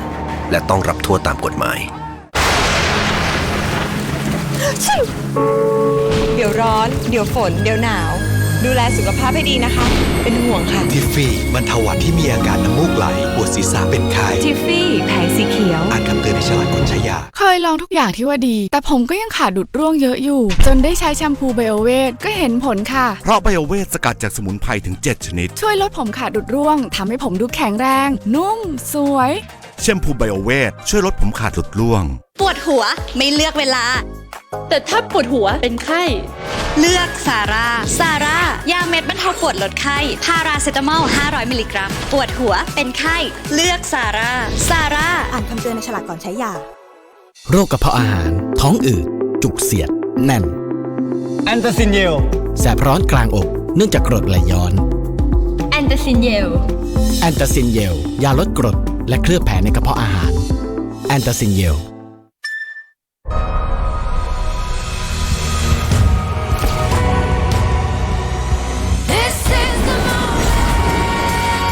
New Honda HR-V EHEV Life always progresses ปัญญา 5 ดาววันจันทร์ที่ 9 ธันวาคมนี้ พบกับร้านข้าวแกงชื่อดังเมืองระยอง ที่แกงไม่ได้ราดข้าว แต่สั่งเป็นกับข้าวใส่ชามได้หลากหลายเมนู ในราคาเพียงชามละ 20 บาทเท่านั้นข้าวแกงนี่กี่อย่างนะ35 อย่างขึ้นไป35 อย่างโอ้โหผู้ที่สั่งมากที่สุดเข้ามาที่ร้านเนี่ยกี่ถ้วย35 ถ้วยครับ35 ถ้วยก็ทุกอย่างเลยใช่ครับกลุ่มนี้ก็เป็นต้มนะต้มมีอะไรบ้างครับนี่อะไรครับหมูต้มใบชะมวงครับระยองขึ้นมาระยองไปชิมนะอันนี้ก็เป็นอะไรผัดดูผิวพรรณดูหน้าตาครับผมน่ารับประทานอันนี้อะไรครับแกงครับแกงดูความแกงนี่โอ้โหผิวพรรณหน้าตาอันนี้ก็จะเป็นกลุ่มอะไรครับเนี่ยทอดครับอันนี้ทอดดูสิราดเลยคืออะไรครับปลานิลราดพริกครับปลานิลแล้วก็ราดพริกน้ำพริกก็มีเหรอครับน้ำพริกก็มีแล้วจัดเป็นชุดเลยใช่ครับอีกนิดนึงนะไปก่อนเที่ยงนะครับทำไมครับจะหมดก่อนครับอะไรอะร้านข้าวแกงเที่ยงหมดแล้วอะปัญญา 5 ดาวไฮไลท์บันเทิงเศร้าอ่ะเดือนนี้ทั้งเดือนเนี่ยไปสัมภาษณ์งานที่ไหนไม่ผ่านเลยสักทีหน่อยอ่ะมันต้องมีอะไรผิดพลาดแน่เลยนะมันผิดพลาดตรงไหนอ่ะโอ๊ยทำไมช่วงนี้ดวงไม่ดีเลยอ่ะไม่ดวงดีเหมือนใครเขาบ้างเลยเนี่ยสวัสดีค่ะคุณผู้ดูอยู่กับปอเปี๊ยะการเวลาในไฮไลท์บันเทิงนอยแบบนอยมากค่ะเพราะว่าผิดหวังซ้ำๆเยอะเกินไปเหมือนกับเหล่าซุปตาในหัวท้ายตายก่อนอย่างหนุ่มออกัสวชิรวิทย์เห็นบ่นว่าไปรายการไหนหรือจะเล่นเกมอะไรก็มักจะตกรอบไม่เคยชนะเลยอยากรู้ว่าเหล่าซุปตาคนอื่นๆเขาพกความมั่นใจมาขนาดไหนกันคะว่าจะต้องเข้ารอบลึกเพื่อคว้าทองเคยดูกันบ้านมาทำกันบ้านคือแม่เนี่ยเคยดูรายการหัวท้ายใต้ก่อนมาก่อนเหรอคะก็คือเห็นมาแล้วว่ามันจะมีแบบว่าเอาทั้งออกจากกล่องหรือแบบโทรหาเพื่อนอะไรอย่างงี้ก็คือเตรียมตัวละตอนนี้คิดชื่อแล้วว่าถ้าต้องโทรเนี่ยจะโทรหาใครดีแต่พี่กัดเป็นไงกัดไม่ได้เตรียมตัวเลยก็เตรียมตัวมาสนุกอย่างเดียวคือแม็กก็จะเล่าให้ฟังแต่กัดก็บอกว่าเฮ้ยไม่ต้องเล่านะอยากไปเซอร์ไพรส์อยากไปรู้อยากเข้าไปเล่นจริงๆว่ามันจะสนุกแค่ไหนอะไรเงี้ยแล้วพี่กัดบอกสถิติไปมีไปออกมารายการสมมติ10 รายการก็ตกรอบแรกทุกรายการเลยไม่เห็นสถิติแต่ว่าหวังว่ารายการนี้จะไม่ตกรอบแรกถูกต้องรายการนี้อาจจะเป็นรายการแรกที่เราแบบว่าจับมือพากันไปรอบชิงรอบสุดท้ายถ้าเราไม่ตั้งความหวังก็ไม่ผิดหวังแล้วก็คิดตามนั้นแหละครับก็มาทุกรอบเราก็พูดว่ามาแก้มือทุกรอบแล้วก็ผิดหวังทุกรอบเอาอย่างน้อยแต่ครั้งหนึ่งก็เคยเข้าไปถึงแบบชิงนะชิงทองนะโอ้แล้วได้แบบของที่ดีใจมากเลยกลับบ้านเขาเก็บว่าวโหประคองขึ้นรถแตกด้วยชีวิตหลังๆอ่ะเห็นเข้ารอบใครเข้ารอบมาอย่าหวังว่าจะได้ทองบางคนก็ได้อะไรไม่รู้ วันนี้ดวงจะต้องรับทรัพย์หน้าแม่ดูส่องกระจกแต่เช้าแล้วตอนนี้ดูสง่ามีราคีมากราศีแม่วันนี้มาแก้มือไหมคะโอ้ไม่แก้แล้วครับเลิกแก้แล้วเพราะว่าแก้ทีไรก็แพ้ทุกทีคือจริงๆแล้วอ่ะผมอ่ะเข้าไปรอบลึกแล้วนะหลังๆเนี่ยเข้าไปรอบลึกแล้วแต่คนส่วนใหญ่ชอบติดภาพว่าผมตกรอบแรกผมก็ไม่เข้าใจจริงๆภาพลักษณ์ของผมมันตกรอบแรกมันแค่ช่วงแรกๆเท่านั้นหลังๆเนี่ยผมเข้าไปถึงรอบสุดท้ายตลอดขอแก้ตัวนิดนึงว่าจริงๆผมเข้าไปรอบลึกๆแล้วหลังๆนะฮะก็ฝากแฟนๆเชียร์ด้วยนะครับจริงๆแล้วก็เชียร์ให้จำผมว่าผมเข้ารอบลึกนะครับไม่ใช่ตกรอบแรกครับฝากด้วยครับโอ้ อย่าเพิ่งหมดหวังกันสิคะสู้ๆนะคะขอให้เฮงๆปังๆรับทรัพย์กลับบ้านกันนะคะมารอดูกันว่าใครจะได้เป็นหัวใครจะได้เป็นท้ายในรายการหัวท้ายตายก่อนพรุ่งนี้จะพาไปบุกไปส่องกองที่ไหนรอติดตามได้ในไฮไลท์บันเทิงสวัสดีค่ะโอ้ยเราน่ารัก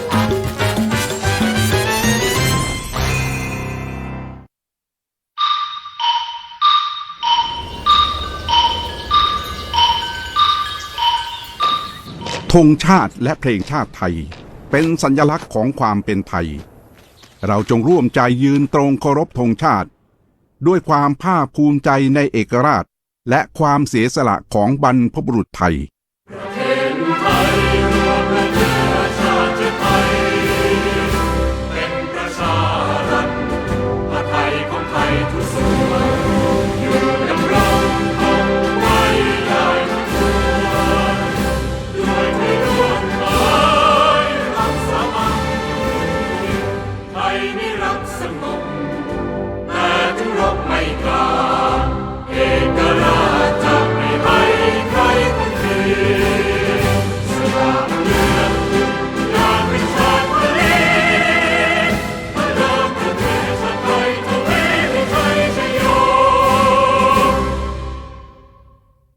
ก็เพิ่มมักไปแล้วสาวคำเกินแก้วจังหวัดยโส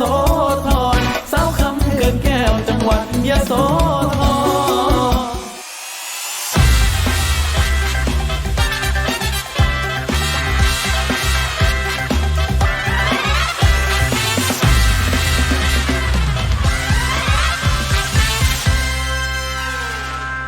รายการต่อไปนี้เป็นรายการทั่วไปสามารถรับชมได้ทุกวัย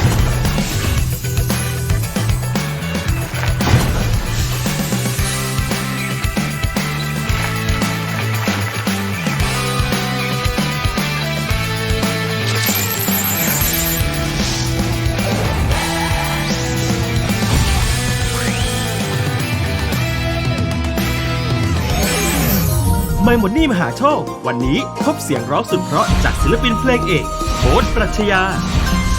ในชีวิตจริงไม่ใช่พระเอกเที่ยวเสกมนต์คลังลงนะจังงังเหมือนดังคุณแพ้ทุกครั้งที่ผมมาเนี่ยผมจะนึกถึงเสมอเพราะว่ามีเป็นผู้มีพระคุณตลอดที่ผมอยากมาเจออยากมาหาพี่เอครับขอบคุณมากๆนะ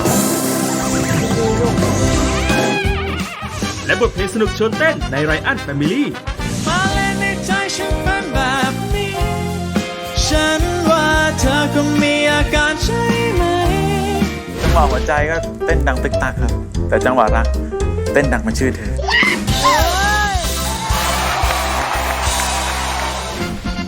เจ้าโอ้แม่คุณบุญเหลือทหารเรือเอาหัวใจมาฝาก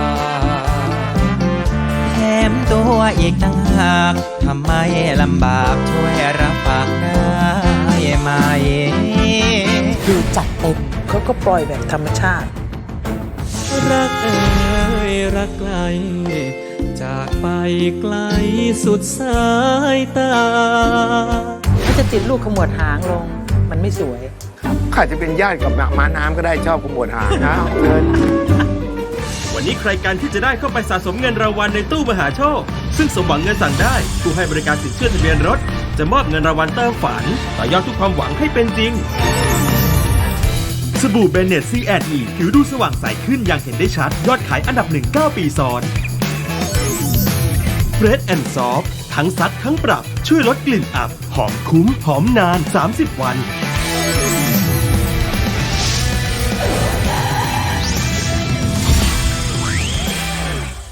มาเป็นชุมชนสมหวังด้วยกันเป็นหมู่กันสมหวังด้วยกันจะได้มีวัน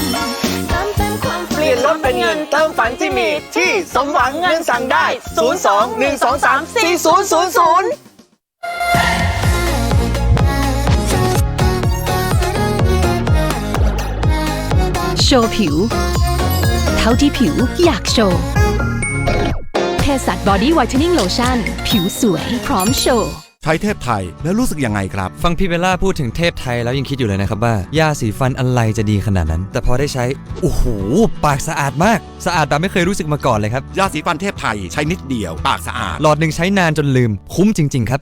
แลคตาซอยรู้นะว่าคุณโตมากับกล่องนี้แช่กล่องนี้แล้วยังดื่มกล่องนี้ทุกเวลาก็เราโตมากับแลคตาซอยแลคตาซอยอร่อยคุ้มค่าหากมีรางวัลของอร่อยแห่งปีคงเป็นเอลเซนีที่มันต้องเป็นตัวตึงทั้งนุ่มทั้งหอมต้องยอมให้ได้รางวัลหลากรสอร่อยหลายยังไงก็เอลเซยูโรยาธาตุน้ำขาวตรากระต่ายบินแก้ท้องอืดแก้ปวดท้องแก้ท้องเสียยาธาตุน้ำขาวตรากระต่ายบินขนาดใหม่450 ml เฮโมวิตโกมีวิตามินและเกลือแร่รวม15ชนิดยาบำรุงร่างกายเฮโมวิตโกวันละ1เม็ดอ่านคำเตือนในฉลากก่อนใช้ยาถ้าคุณอยากพักใจให้คริสตัลที่ผ่านการกรองแบบใสสะอาดเชื่อมคุณสู่พื้นที่สีฟ้าอีกครั้งคิดจะดื่มน้ำดื่มคริสตัลรู้ไหมความอร่อยกลมกล่อมเริ่มต้นที่ตรงไหนรสดีมีส่วนผสมจากเนื้อหมูกระเทียมพริกไทยหอมกลิ่นเครื่องเทศคัดสรรความอร่อยจากวัตถุดิบธรรมชาติสภากาชาดไทยเชิญเที่ยวงานกาชาดประจำปี 2567 ภายใต้แนวคิดทศมราชา 72 พรรษาถวายพระพรพบกับกิจกรรมเฉลิมพระเกียรติแสงแห่งพระบารมีว้าวเฉลิมพระเกียรติโคมถวายพระพรแฟชั่นโชว์มนต์เสน่ห์ผ้าไทยพบกับสินค้าอุปโภคบริโภคพร้อมกิจกรรมและความบันเทิงที่หลากหลายและสนุกได้ตลอด 24 ชั่วโมงที่ www.iredcard.org 11-22 ธันวาคมนี้ณสวนลุมพินีฮัลโหลน้ำแข็งใสฮัลโหลนมชมพูฮัลโหลโฟอีฟฮัลโหลโฟอีฟผสมใส่อะไรก็อร่อยจุฬาเฮิร์บโฉมใหม่ว้าวกว่าเดิมพร้อมชนปัญหาผิวฟ้าแดดริ้วรอยผิวหมองคล้ำบูสต์ผิวดูฉ่ำบล็อกแดดด้วยจุฬาเฮิร์บโฉมใหม่ดีจนต้องบอกต่อฟันผุเยอะเลยของเราก็เยอะเหมือนกัน คุณชัยมงคลเชิญห้อง2ค่ะพ่อเธอปะ ไปพ่อทุกวันนี้ผู้ใหญ่ฟันผุเยอะขึ้นต้องแปรงให้ถูกก็พ่อบีบน้อยไปผู้ใหญ่ต้องบีบเต็มแปรงคอเกตช่วยป้องกันฟันผุด้วยแคลเซียมและฟลูออไรด์คูณ 2แม่คนนี้เจออุปสรรคเยอะจริงๆต้องย้ายอยู่เรื่อยๆเริ่มต้นก็มาเจอปัญหาเรื่องของ3ชายแดนย้ายจากใต้ไปจังหวัดเลยค่ะแล้วก็มาทำงานที่เชียงรายรู้สึกอะไรในสิ่งที่ต้นขาเห็นทำไมมันถึงต้องย้ายลำบากมากครับช่วงที่ดีที่สุดของชีวิตทำขนมขายดีตอนนั้นเขาถือว่ารุ่งสุดเลยขยับขยายยังไงครับ15สาขาสุดท้ายยังไงโควิด15ตลาดปิดหมดเลยค่ะเจอเรื่องหนักสุดโดนเรื่องของน้ำท่วมเชียงรายใช่ค่ะหมดเลยเหรอคุณแม่เป็นศูนย์โอ้โหเริ่มต้นชีวิตใหม่เจอกระทะทองเหลืองกระทะทองเหลืองมันจมโคลนอย่างนี้เหรอใช่ค่ะแล้วหนูก็เอามาล้างแม่ก็เลยเอาพอที่จะทำขนมไปได้ก็สู้กันไปอย่างนี้คุณแม่หนูสู้อ่ะชีวิตหนูไม่มีทางตันในปัญญาบรรสุพฤหัสนี้1 ทุ่มตรงขนมเปรี้ยวไอวี่อร่อยหอมพีชเต็มไอวี่อร่อยว้าวไอวี่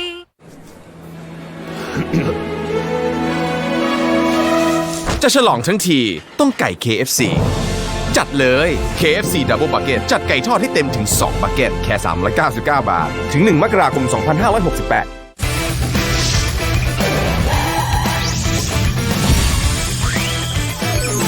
จุฬาเฮิร์บโฉมใหม่ชนทุกปัญหาผิวดีจนต้องบอกต่อจุฬาเฮิร์บผู้ให้บริการสินเชื่อทะเบียนรถสมหวังเงินสั่งได้โทร 02-123-4000 ผมนี่สอนเขามากับมือสอนเขาขับร้องเอาแล้วเหรอสอนเขาขับร้องสอนอีกแล้วเดี๋ยวดูเขานี่กตัญญูผมเขามาปุ๊บสวัสดีกันพวกก็พี่ลิงครับผมยังระลึกถึงพี่เสมอเดี๋ยวดูคนนี้กตัญญูรอดูคนนี้รอดูเขามากับเพลงนี้ครับพระเอกรำพันธ์โบ๊ทปรัชญา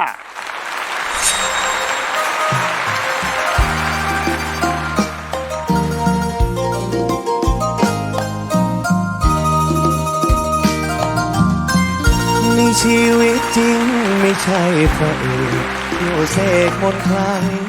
ลงนะจังงังเหมือนดังคุณแพ้คนสวยรวยสาคงไม่รับเป็นแฟนนอนเงาอ้อมแขนเพราะแฟนไม่มีอยากให้ความจริงฉันคือพระเอกท่องเสกคาถาลงนะเมตตามหาเศรษฐีสิทธิพุทธังสตังค์มากมีแต่ว่าตอนนี้ไม่มีเลยเราก้มกราบพ่อแก่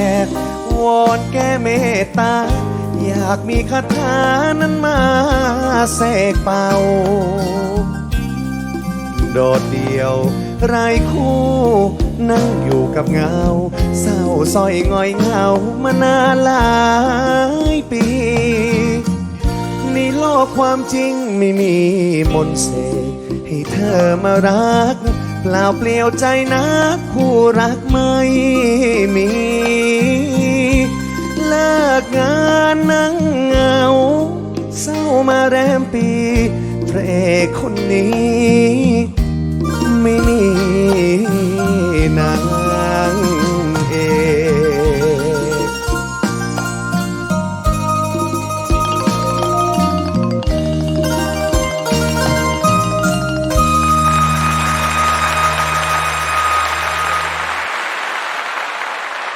เป็นไงนี่พระเอกรำพันธ์น้องโบ๊ทนี่กตัญญูนี่เป็นไง นี่ ตลอดชีวิตผมเนี่ยทุกครั้งที่ผมมาเนี่ยผมจะนึกถึงเสมอเพราะว่ามีเป็นผู้มีพระคุณตลอดที่ผมอยากมาเจออยากมาหาตลอดในชีวิตผม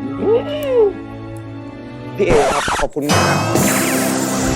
ลูกขอให้หนูเจริญเจริญลูกขอให้หนูเจริญเจริญนะ ไม่เคยลืมเลยครับ กินมีใช้ลูก แล้วจับมือหายเลยทำไมกลัวหลงจับมือพี่นี่คืออะไรกลัวหลงทางเหรอครับผมฮะ กลัวกระทงหลงทางนะ ย้ำให้แบบให้ฟังว่า อ๋อย้ำให้ฟังว่าพี่เอนี่คอย กลัวไม่เชื่อผม ไม่ใช่พี่เหรอ ไม่ใช่ อ๋อไม่ใช่ว่าแว่นก็ไม่ได้ต่างอะไรกันใช่เออ วดเพลงป๋าป่ะลูกเพลงนี้ ใช่ครับเพลง ปานุชแต่งให้หนูเหรอ ให้นะ ใช่ อ๋อนี่ไงในละครน่ะเขาเรียกอะไรปู่กับหลานเหรอ เป็นตาครับ ตากับหลาน ตากับหลาน อ๋อ แต่ก็เข้ากับเพลงนี้เลยนะไม่ใช่พระเอกเพราะผมเป็นตัวโกงในเรื่อง นี่เราเล่นตามนิสัยเราไหม จริงๆ ดูพี่เป็นไอดอลตลอด ไม่ดูพุ่มกับ ก็คือเป็นตัวร้ายในเรื่อง เพราะว่าผมเนี่ยเป็นตัวดำเนินเรื่องออกมาทีไรปุ๊บทุกคนเขาจะปวดหัวกันตลอด นี่เข้าเจอกันไหมเจอกับพี่อั้นไหม มีครับ มีครับมี มีเขามีต่อยอะไรกันไหม ไม่ครับ ไม่ได้เป็นละครถึงขนาดนั้นนะ ผมไม่ได้ต่อยเขาจะแบบอีกใช้คนอื่นมาทำดีกว่าคนอื่นมาทำแทน ไม่เคยลงไม้ลงมือเอง ไม่เคยลงมามีลูกน้อง ยังเหลืออีกหลายตอนติดตามนะกำลังสนุกสนานเข้มข้นนะครับจนจบเลย เสาร์อาทิตย์ เสาร์อาทิตย์กี่โมงครับ 11 โมงครับ 11 โมงเสาร์อาทิตย์ทางช่อง Workpoint ก็ติดตามเพลงลำคำเขื่อนแก้วนะครับขอบคุณพี่โบ๊ทครับมาเล่นในใจฉันเป็นแบบนี้ฉันว่าเธอก็มีอาการใช่ไหมจังหวะหัวใจก็เต้นดังตึกตักครับแต่จังหวะรักเต้นดังมันชื่อเธอ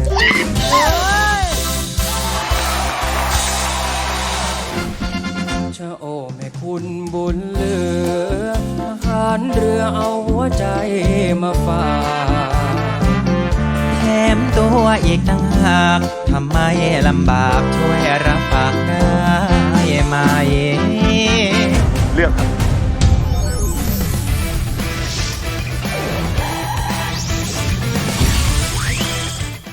ใช้วิกซอไม่ต้องล้างบ่อย มีสารเคลือบช่วยกันคราบ ช่วยปกป้องอย่างต่อเนื่อง วิกซอสะอาดนา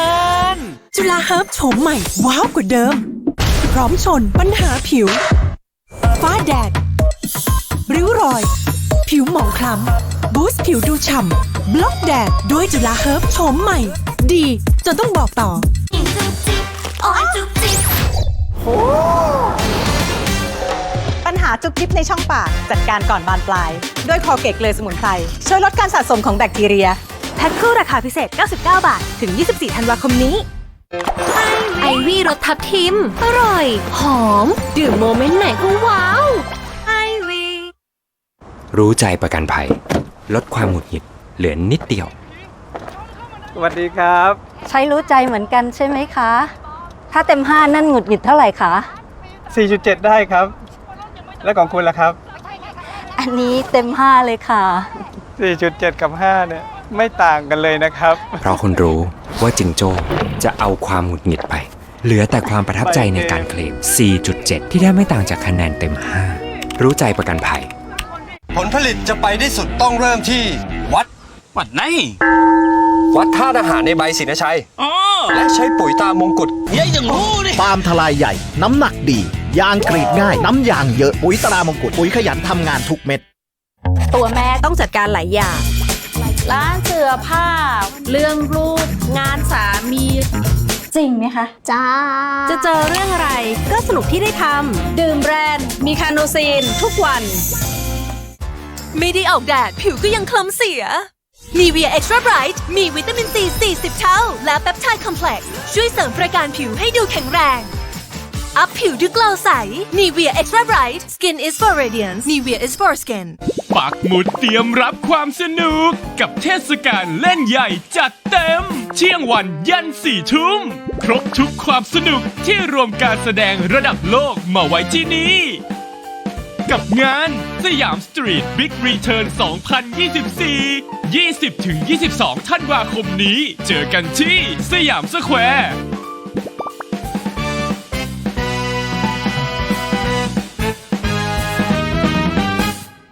แลคตาซอยงาดำเข้มโปรตีนจากพืชแพลนต์เบสประโยชน์ทุกคำแลคตาซอยงาดำหอมงาดำอร่อยมาก ผมชี้ฟูเวอร์รวบผมเหอะไม่ต้องห่วงขวดนี้ช่วยได้ดีนะที่ต้องใช้ Rejoice 3 in 1 ช่วยฟื้นบำรุงผมให้หอมและนุ่มลื่นช่วยฟื้นบำรุงผมโคนจรดปลาย Rejoice 3 in 1 ปัญญา 5 ดาววันจันทร์ที่ 9 ธันวาคมนี้พบกับร้านข้าวแกงชื่อดังเมืองระยองที่แกงไม่ได้ราดข้าวแต่สั่งเป็นกับข้าวใส่ชามได้หลากหลายเมนูในราคาเพียงชามละ20 บาทเท่านั้นข้าวแกงนี่กี่อย่างนะ35 อย่างขึ้นไป35 อย่างโอ้โหผู้ที่สั่งมากที่สุดเข้ามาที่ร้านเนี่ยกี่ถ้วย35 ถ้วยครับ35 ถ้วยก็ทุกอย่างเลย ใช่ครับ กลุ่มนี้ก็เป็นต้มนะต้มมีอะไรบ้างครับนี่อะไรค ห รับ มูต้มใบชะมวงครับ ระยองขึ้นมาระยองไปชิมนะอันนี้ก็เป็นอะไรผัดดูผิวพรรณดูหน้าตา ครับผมน่ารับประทาน อันนี้อะไรครับแกงครับแกงดูความแกงนี่โอ้โหผิวพรรณหน้าตาอันนี้ก็จะเป็นกลุ่มอะไรครับเนี่ยทอดครับอันนี้ทอดดูสิราดเลยคืออะไรครับปลานิลราดพริกครับปลานิลแล้วก็ราดพริกน้ำพริกก็มีเหรอครับน้ำพริกก็มีครับแล้วจัดเป็นชุดเลยใช่ครับอีกนิดนึงนะไปก่อนเที่ยงนะครับทำไมครับจะหมดก่อนครับอะไรอะร้านข้าวแกงเที่ยงหมดแล้วอะปัญญา 5 ดาวใหม่ Colgate Optic White Purple ช่วยปรับโทนสีเหลืองบนผิวฟันทันทีหลังใช้ เพื่อให้คุณยิ้มออร่าได้เต็มที่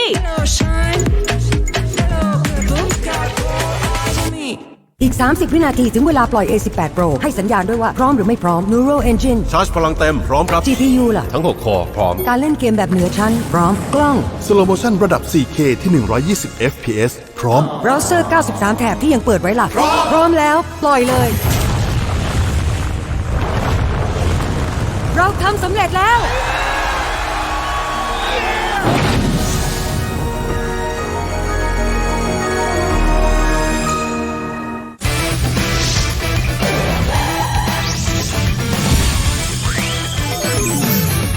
ปวดหัวเป็นไข้ซาร่ายาเม็ดบรรเทาปวดลดไข้พาราเซตามอล 500 มิลลิกรัมซาร่าอ่านคำเตือนในฉลากก่อนใช้ยากาแฟ Ready Coffee ชงดื่มทุกเช้ามั่นใจทุกวัน ตอนนี้เรามาฟังเพลงจากพี่อั้นนะครับจากไรอันแฟมิลี่ครับผมคุณมากับใครครับมาคนเดียวครับมาคนเดียวเหรออ้าวเชิญเลยครับเพลงอะไรครับจังหวะหัวใจครับจังหวะหัวใจเชิญครับ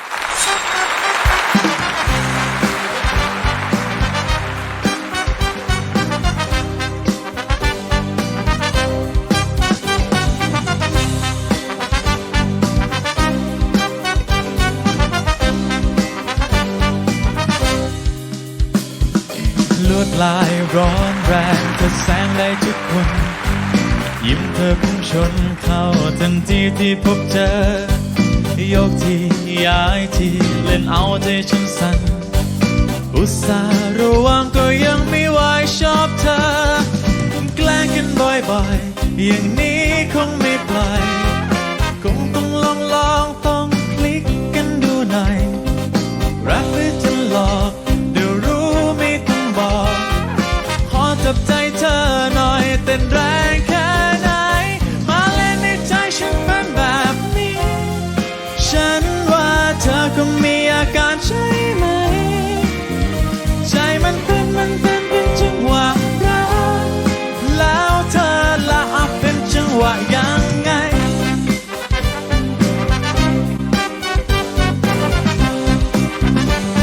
มาเล่นในใจฉันเป็นแบบนี้ฉันว่าเธอก็มีอาการใช่ไหมใจมันเป็นจังหวะรักแล้วเธอละเป็นจังหวะยังไง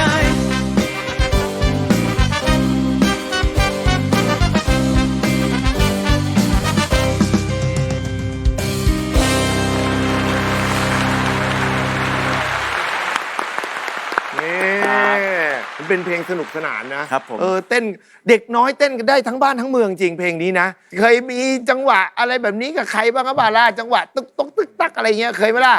จังหวะหัวใจก็เต้นดังตึกตักครับ แต่จังหวะรักเต้นดังเป็นชื่อเธอ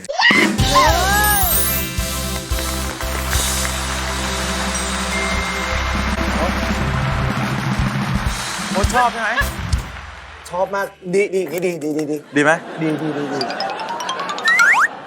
วิทย์หนูไม่ได้พี่ซัพพอร์ตหนู ไปนั่งกันเถอะไอ้พวกเพลงลำคำเขื่อนแก้ว และตอนนี้ก็ถึงการคัดเลือกผู้ท้าชิง ใครจะได้เข้าไปท้าชิงกับแชมป์ในวันนี้ ไปชมกันเลยครับ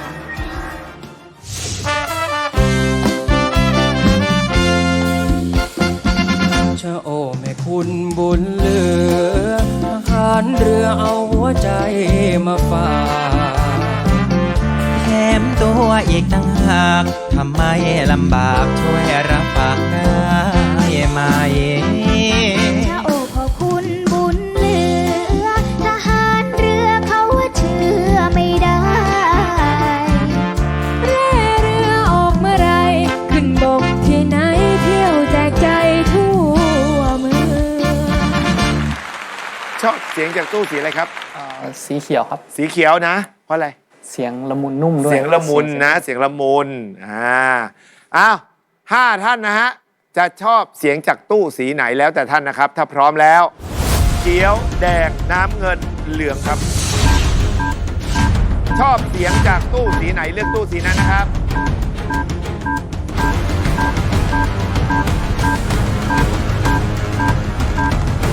เตรียมตัว เลือกครับ แดงน้ำเงิน แดงน้ำเงิน ตู้สีแดงครับตู้สีแดงนะ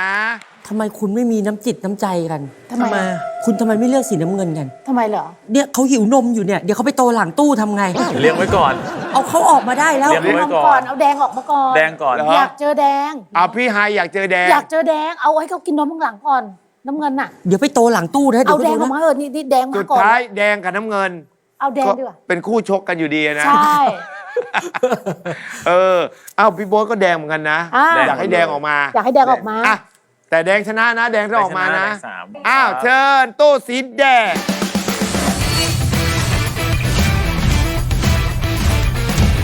แค่ว่ากีตาร์กีตาร์จริงด้วย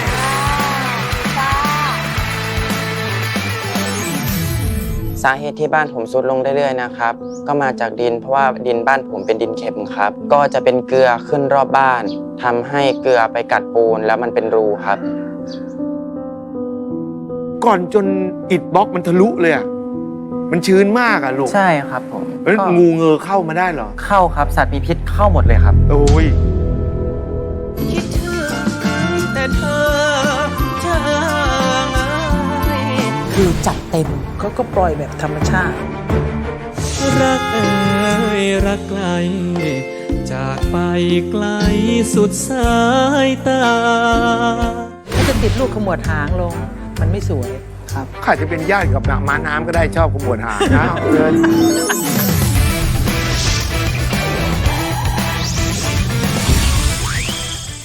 ใช้วิกซอไม่ต้องล้างบ่อย มีสารเคลือบช่วยกันคราบ ช่วยปกป้องอย่างต่อเนื่อง วิกซอสะอาดนาน เมื่อก่อนการเสียวฟันเป็นปัญหามาก ดีที่เทพไทยมีสูตรช่วยลดการเสียวฟัน ตอนนี้เสียวฟันก็ลดลง แถมรู้สึกปากสะอาดอย่างที่ล่ำลือกัน ที่คุ้มมากคือหลอดหนึ่งใช้ได้นานเกือบ6 เดือนเลยครับ เทพจริง เทพไทย ยาสีฟันเทพไทยใช้นิดเดียว ปากสะอาด Nescafe Blend and Brew อร่อยทั้งกาย จริง อร่อยทั้ง Nescafe Blend and Brew อร่อยทำถึง ใหม่ Nivea Luminous ช่วยลดฝ้าแดดและจุดดำได้เหนือกว่า ยังไงหรอ เพราะมีไทอะมิดอลสาร Brightening ที่ดีที่สุดจาก Nivea รู้สึกช่วยจัดการฝ้าแดดสะสม 10 ปี และจุดดำได้หลายรูปแบบใน 7 วัน ใหม่ Nivea Luminous ไทอะมิดอลลองเลย ดินเน่าผลิตภัณฑ์ของการเกษตรที่ช่วยในการปรับปรุงคุณภาพของดิน และนี่คือเสียงจากชาวเกษตรกรผู้ใช้งานจริง ใช้ดินเน่ามันดีจริง ดินดี อะไรมันก็ดีไปหมดนะทำให้ชีวิตชาวสวนแบบเรามีความสุขมากขึ้นค่ะ ขอยืนยันอีกเสียงจากคนใช้ดินเน่าจริงที่สวนนะครับ ของผมใช้เนี่ยง่ายนิดเดียวแค่ฉีดลงไปที่ดินปลอดภัยไม่มีสารเคมี ใช้แล้วผลผลิตเนี่ยงอกงาม โปรโมชั่นวันนี้ดินเน่า1 ขวด ราคา 690 บาท ซื้อ 2 ขวด แถม 1 ขวด พิเศษถ้าคุณโทรเข้ามาตอนนี้ รับไปเลยทันทีกับปราบมาร2 ซอง มูลค่า 400 บาททั้งหมดนี้จะเป็นของคุณในราคาพิเศษเพียง 999 บาทเท่านั้น เราจึงอยากขอบคุณชาวเกษตรกรไทย ที่เชื่อมั่นในสินค้าดินเน่า ผมขอขอบคุณนะครับพี่น้องเกษตรกรไทยนะครับทุกท่านนะครับที่ไว้วางใจนะครับกับดินเน่ากู้ดินนะครับและทำให้ทุกท่านมีรอยยิ้มจากผลผลิตที่เพิ่มขึ้น สัญญาว่านะครับเราจะพัฒนาสินค้าให้ดีขึ้น ขอบคุณครับ ดินเน่าจุลินทรีย์ย่อยสลายที่เกษตรกรมั่นใจ ผลผลิตงามกำไรปังต้องใช้ดินเน่าดินเน่าจะอยู่คู่กับเกษตรกรไทยไปอีกนาน อย่าลืมนะครับปลูกด้วยมือดูแลด้วยใจปลอดภัยผู้บริโภค โปรโมชั่นวันนี้ดินเน่า1 ขวด ราคา 690 บาท ซื้อ 2 ขวด แถม 1 ขวด พิเศษถ้าคุณโทรเข้ามาตอนนี้ รับไปเลยทันทีกับปราบมาร2 ซอง มูลค่า 400 บาททั้งหมดนี้จะเป็นของคุณในราคาพิเศษเพียง 999 บาทเท่านั้น โปรโมชั่นตั้งแต่วันที่ 1 กันยายน 2567 ถึงวันที่ 28 กุมภาพันธ์ 2568 โทรหาเราตอนนี้ที่ 02-666-0077 หรือสแกน QR Code ที่ขึ้นอยู่ได้เลย ของแท้ต้องที่ TV Direct จุฬาเฮิร์บโฉมใหม่ ว้าวกว่าเดิม พร้อมชนปัญหาผิว ฝ้าแดด ริ้วรอย ผิวหมองคล้ำ บูสต์ผิวดูฉ่ำ บล็อกแดด ด้วยจุฬาเฮิร์บโฉมใหม่ ดีจนต้องบอกต่อ มีงานช่วยทำ งานอะไร เป็นพ่อบ้าน โอ้โห พ่อบ้าน ตู้เสื้อผ้าผมยังไม่เคยจัดเลย ให้คนละ500เอา ขยับอย่าหยุด เวลาเข้าไปหาคุณชายให้ก้มหน้าอย่างเดียว อย่ามองหน้าเด็ดขาด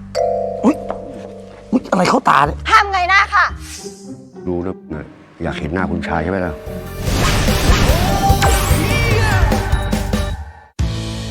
คิดว่าแข็งแรงแล้วใช่ไหม แล้วเหงือกและฟันคุณล่ะแข็งแรงหรือเปล่า ใหม่ Colgate Total Plaque Release ช่วยลดคราบพลักได้ดีกว่าถึง 3 เท่า เพื่อให้เหงือกและฟันดูแข็งแรงยิ่งขึ้น ใหม่ Colgate Total Plaque Release ทุกเป้าหมายที่ต้องการ ถ้ามีเครื่องซักผ้าคงดีเนาะ ไปถึงได้ไว ถ้าเรามีใจที่สู้ เหมือนกระทิง เป้าหมายถึงไว พลังใจไม่มีท้อกระทิงแดง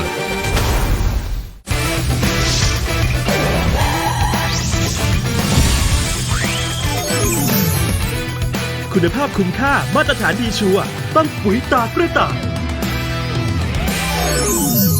กลับเข้าสู่ไมค์หมดนี่มหาโชค เมื่อช่วงที่แล้วผู้ท้าชิงที่มีเสียงร้องถูกใจกรรมการมากที่สุด จนได้มาแข่งขันกับบอมแชมป์82 สมัย ก็คือกีตาร์จากนครราชสีมา ซึ่งเขาก็มาขอโชคซ่อมแซมบ้านครับ พ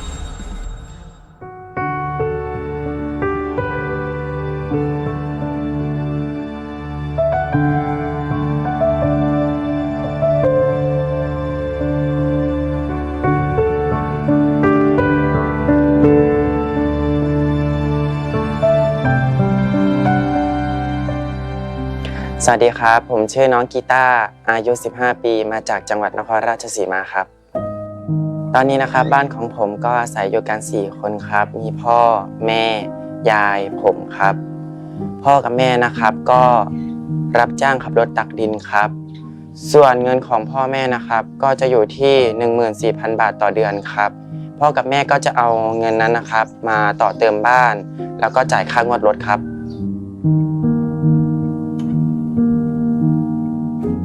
ส่วนตัวผมเองตอนนี้นะครับนอกจากเรียนหนังสือแล้วก็มีอาชีพเสริมคือลิเกครับงานลิเกนะครับผมก็จะรับเฉพาะวันหยุดครับศุกร์เสาร์อาทิตย์ครับรายได้ต่อคืนนะครับ400 ถึง 500 บาทไม่รวมทิปครับนอกจากการเล่นลิเกแล้วนะครับผมก็รับจ้างร้องเพลงทั่วไปครับตามงานบวชงานแต่งรถแห่ครับรายได้ต่อวันนะครับก็จะอยู่ที่500 ถึง 600 บาทครับเงินที่ได้จากการเล่นลิเกแล้วก็ร้องเพลงนะครับผมก็จะเอามาต่อเติมบ้านสาเหตุที่ผมพ่อแม่ทำงานไปด้วยซ่อมบ้านไปด้วยก็เพราะว่าบ้านกำลังทรุดลงครับสาเหตุที่บ้านผมทรุดลงเรื่อยๆนะครับก็มาจากดินเพราะว่าดินบ้านผมเป็นดินเค็มครับก็จะเป็นเกลือขึ้นรอบบ้านทำให้เกลือไปกัดปูนแล้วมันเป็นรูครับนี่นะครับก็จะเป็นผนังนะครับที่โดนเกลือกินนะครับนี่ยังมีรอยเกลืออยู่ครับแล้วทุกๆวันนะครับมันก็จะหล่นลงมาอย่างเงี้ยครับบ้านผมก็ต้องกวาดทุกวันแล้วทีนี้มันก็จะค่อยๆกินไปเรื่อยๆกินไปเรื่อยๆจนผนังมันผุแล้วก็ร่อนเป็นอย่างเงี้ยหมดเลยครับนี่นะครับก็จะเป็นฝั่งปูนนะครับที่โดนงูเข้าครับผมก็ได้เอาเงินจากการเล่นลิเกร้องเพลงครับมาโปะไว้นิดหน่อยครับเพื่อที่จะไม่ให้งูเข้าครับเมื่อล่าสุดงูก็เพิ่งเข้าไปข้างบนเนี่ยครับตามนี่ไปเลยครับเนี่ยมันก็จะเป็นแบบพวกปูนพวกเกลือกินไปเรื่อยๆครับบ้านผมก็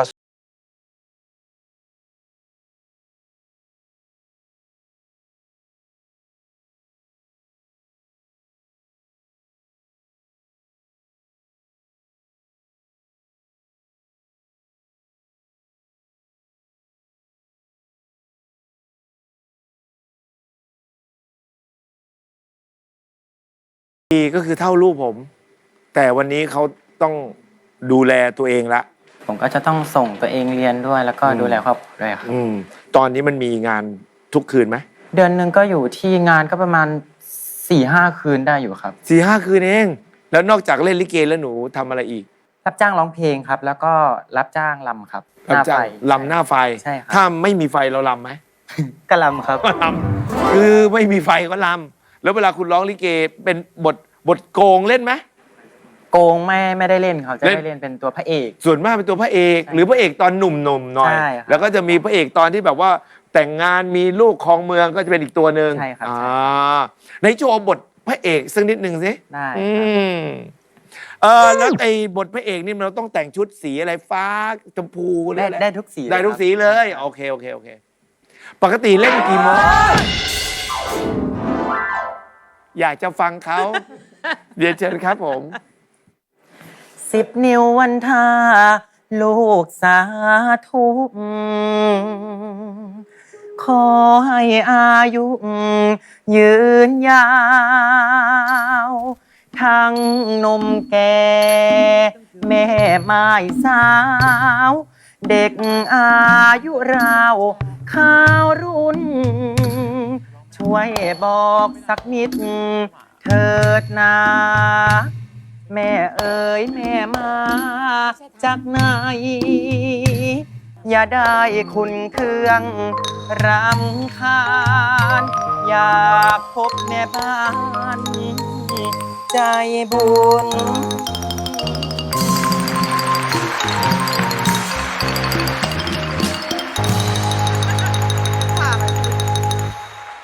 เราเป็นตัวพระได้หาจีวรมาห่มคนละพระฮะครับขอประทานโทษครับผมเห็นบ้านอ่ะทีนี้ได้รู้เรื่องแล้วบ้านของเขาคุณผู้ชมถ้าสังเกตก็คือดินเนี่ยมันถมมาเกินเขาเรียกคานคอดินของบ้านพื้นในบ้านน่าจะต่ำกว่าระดับดินข้างนอกที่อยู่ทีนี้เนี่ยเพราะว่าเขายืนตรงไอ้โอ่งใหญ่นะรับน้ำฝนอยู่เนี่ยนะมันสูงกว่าบ้านเยอะเลยจริงๆอ่ะเพราะดินน่ะมันไปแตะกับผนังบ้าน แล้วมันเลยความชื้นขึ้น มันขึ้นชื้นแบบเกลือด้วยเหรอลูก ใช่ครับก็เป็นเม็ดเกลือเลยครับ แล้ ก็ ว จะเป็นสีขาวๆเลยครับ อ๋อมันเค็มเหรอเท่านั้น ใช่ครับ อ๋อผนังผนึงมันกร่อนไปหมดเลยนะก่อนจนอิฐบล็อกมันทะลุเลยอะมันชื้นมากอะลูก ใช่ครับผม แล้ว ก็ งูเงอเข้ามาได้เหรอ เข้าครับสัตว์มีพิษเข้าหมดเลยครับ โอ้ย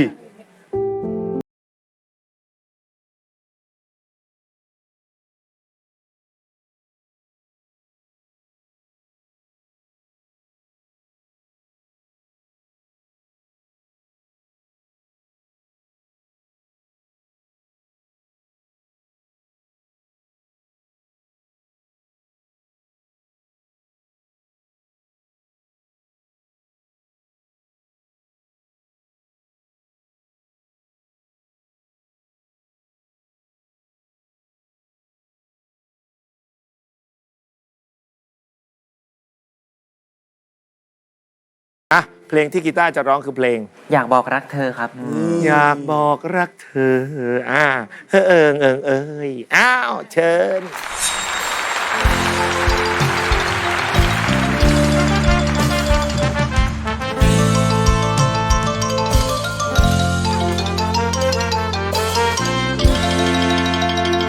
มาจะกล่าวบทไป ถึงชายคนหนึ่ง ที่คิดถึงแบบซึ้งๆกับเธอ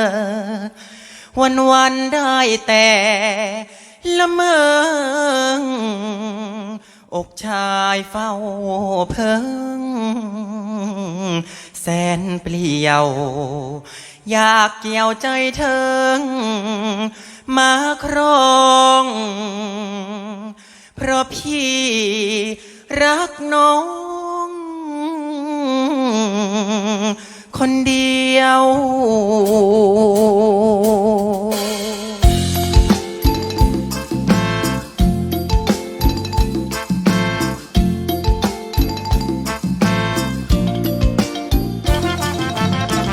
มาจะกล่าวบทไปถึงหัวใจผู้ชายคนนี้ อยากมีรักสักที ใจนี้เดี๋ยวได้มานานสอนรักมาปลักกลางใจ มาเธอมาใกล้ทำให้ใจฉันสั่น เธอนั้นคือนางในฝัน ที่ใจของฉันมันรับมาใช่เลย คิดถึง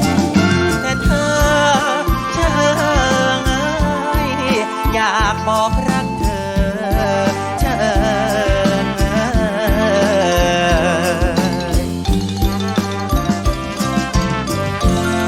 หัดร้องมันยากนักหัดรำมันยากกว่าหัดรำมันยากนักหัดรำยิ่งหนักหนาช่วยเป็นคุณครูสอนให้รู้วิชาอยากรู้ภาษา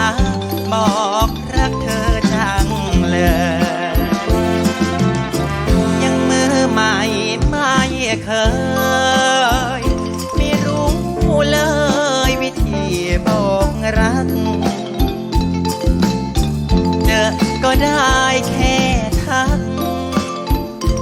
ปากหนักไม่กล้าพูดไปไม่รู้จะเริ่มไงดี ถ้าเอาอย่างนี้เธอว่าดีหรือไม่ บอกรักฉันก่อนได้ไหม จะได้จำไว้บอกรักเธอบ้างเอ่ยคิดถึงแต่เธออยากบอกรักเธอ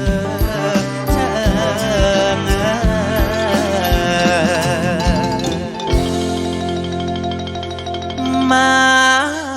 จะกล่าวบทไป ถึงชายคนหนึ่ง ที่คิดถึงแบบซึ้งๆกับเธอ วันได้แต่ละเมออกชายเฝ้าเพิงแสนเปลี่ยวอยากเกี่ยวใจเธอมาครองเพราะพี่รักน้องคนเดียว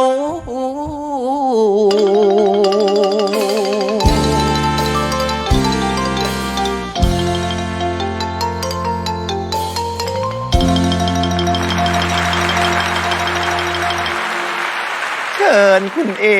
ชัยยา ครับผม เชิญครับ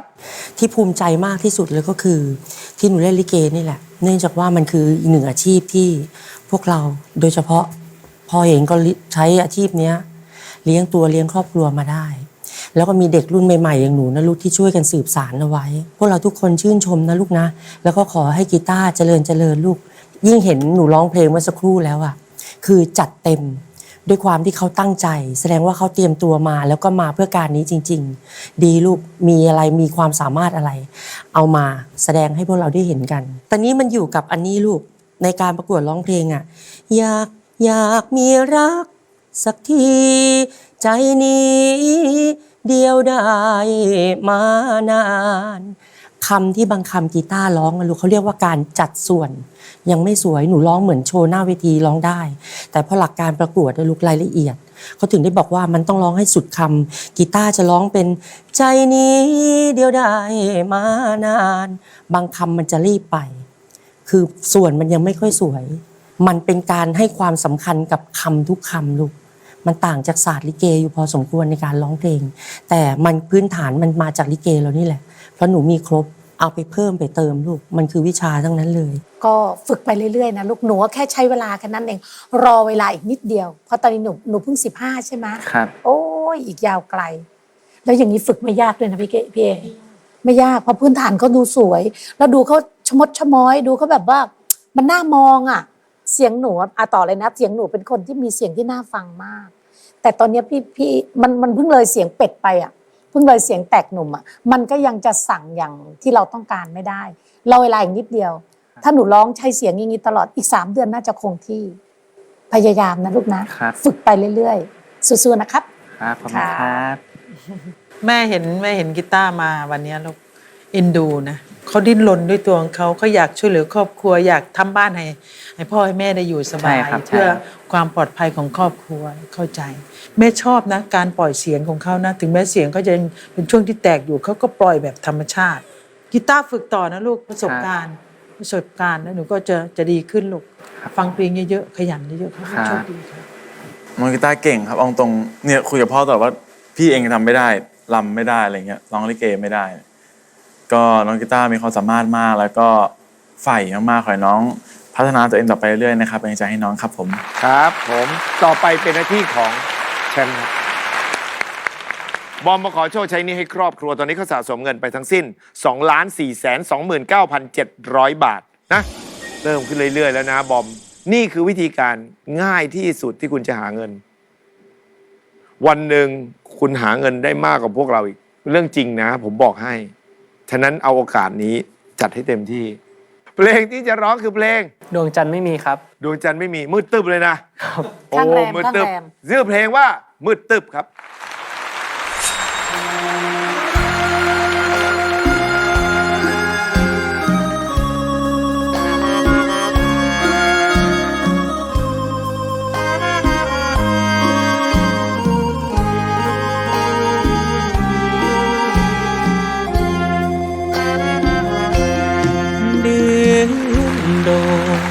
หมู่ดาวสกาวสวยเด่น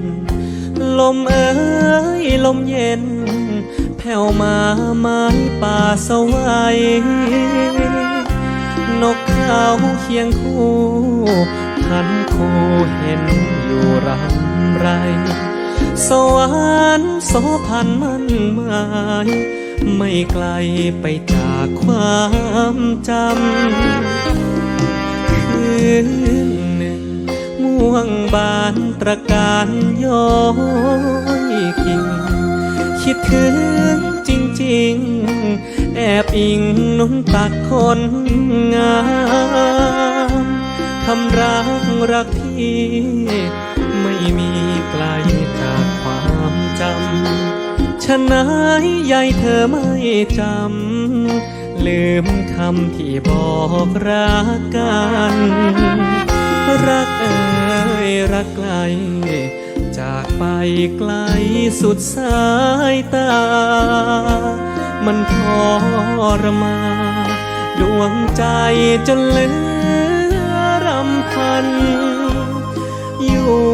ไหนยายเธอลืมฉันลืมคืนที่เราพบกันลืมวันที่ฉันสุขใจ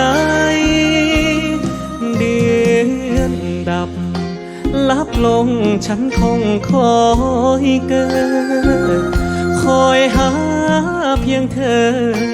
อยากเจอล้นดวงใจจะร้ายก็ช่าง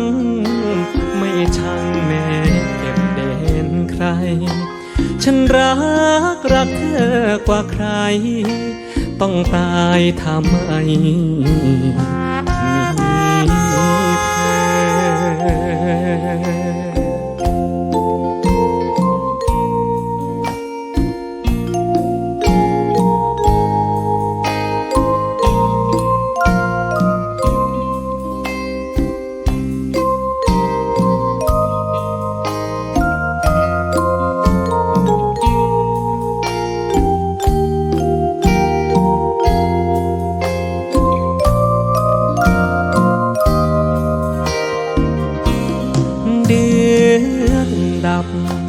ลับลงฉันคงคอ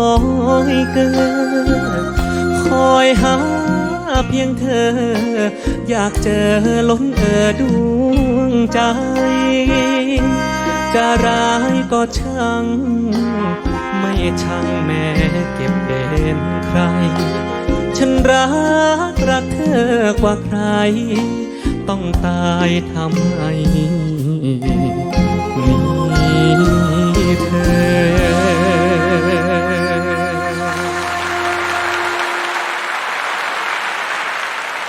เชิญพี่หายครับ ค่ะ เพลงนี้อยู่กับมันนานยังลูก ก็พักหนึ่งครับแต่ว่าอาจจะยังไม่นานมาก เพลงแบบเนี้ยถ้าบอมได้อยู่นานๆบอมจะร้องเพราะมากเพราะหลายๆเพลงที่บอมได้หยิบเพลงเป็นไทยเดิมประมาณนี้มาร้องอะถ้าอยู่กับมันนานเราจะชำนาญแล้วเราจะเล่นได้อีกแล้วได้อีกอย่างเงี้ยเพราะหนูเป็นคนที่หางเสียงสวยมากเวลาหนูเล่นหนูร้องได้ขนาดนี้ก็ถือว่าดีแล้วล่ะแต่พวกเราอยากจะได้ให้มันฉ่ำมากกว่านี้เท่านั้นเองลูกเพลงนี้เพราะมากลูกไหนลองขึ้นหัวให้แม่ฟังหน่อยดิเดือนโดงหมู่ดาวสักกาวสวยเด่นคำว่าสวยไม่ต้องสวยไม่ต้องเขาจะติดลูกขมวดหางลงครับสวยเด่นมันไม่สวยครับหนูไปฝึกเหมือนท่อนท้ายนอกนั้นไม่มีอะไรแล้วก็ไปวัดไปวาได้อาจจะเป็นญาติกับม้าน้ำก็ได้ชอบขมวดหางนะพี่เอชยาแต่ถ้าเขาอยู่ละเอียดนะจริงๆนะอย่างคอยหา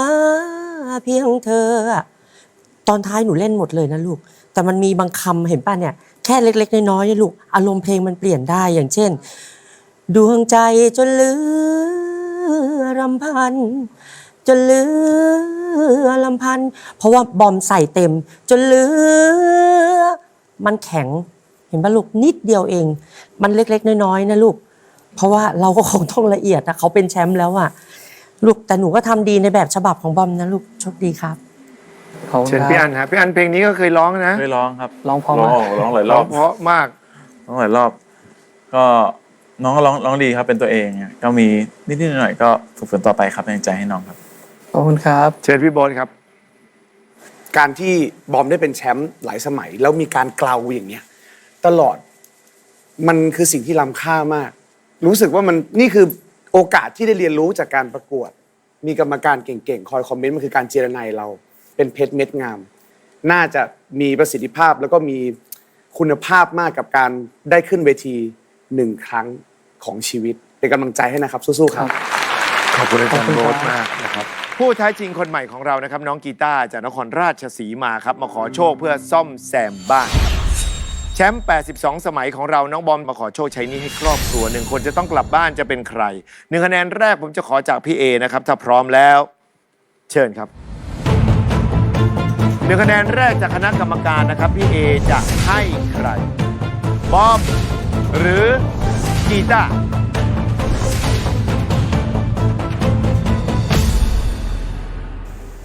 บอมครับ บอมครับ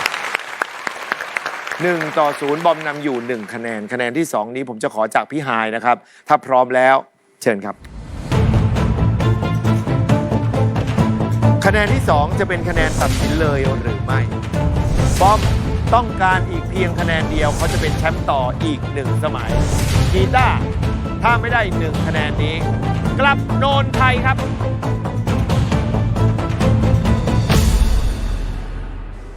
บอมค่ะ บอมครับ2-0นะครับบอมได้เป็นแชมป์ต่ออีก1 สมัยพี่สุครับ1 คะแนนให้ใครครับอีก1 คะแนนกรรมการจ๋าทุกคนขอให้กำลังใจกีตาร์เนาะ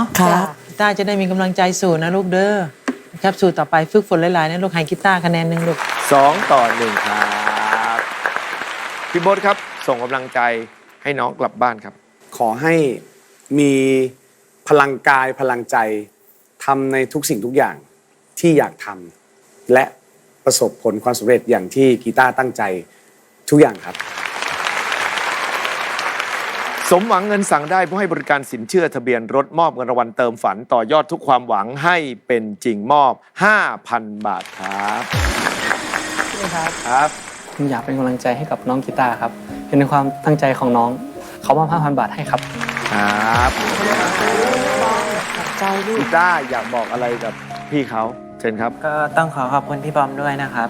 ที่ได้มาถึงแชมป์ขนาดนี้ครับผมก็ติดตามพี่ทางโทรทัศน์โทรศัพท์ตลอดทุกวันเลยครับก็ขอให้พี่ได้แชมป์300 สมัยเลยนะครับเหนือชั้นกว่าพวกนี้โอ้โหพี่ลิงจะอยู่ถึงไหมเนี่ยเดี๋ยวกลับไปนอนก่อนแล้วก็ค่อยมาใหม่ถ้าจะอยู่ถึงตอนนั้นเลยก็ไม่ได้อาบน้ำโอ้คุณโบ๊ทก็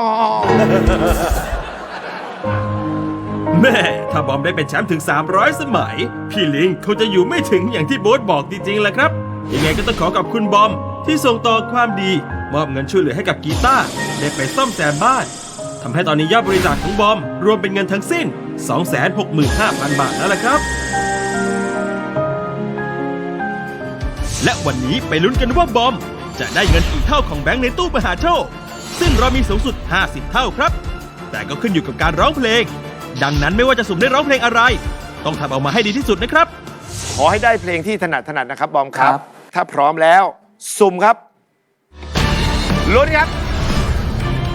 ยินดีรับเดทบอลตกเพลงไหนร้องเพลงนั้นรักไม่รู้อะไรบ้างเลยก็บอกพูดแต่หนูก็บอก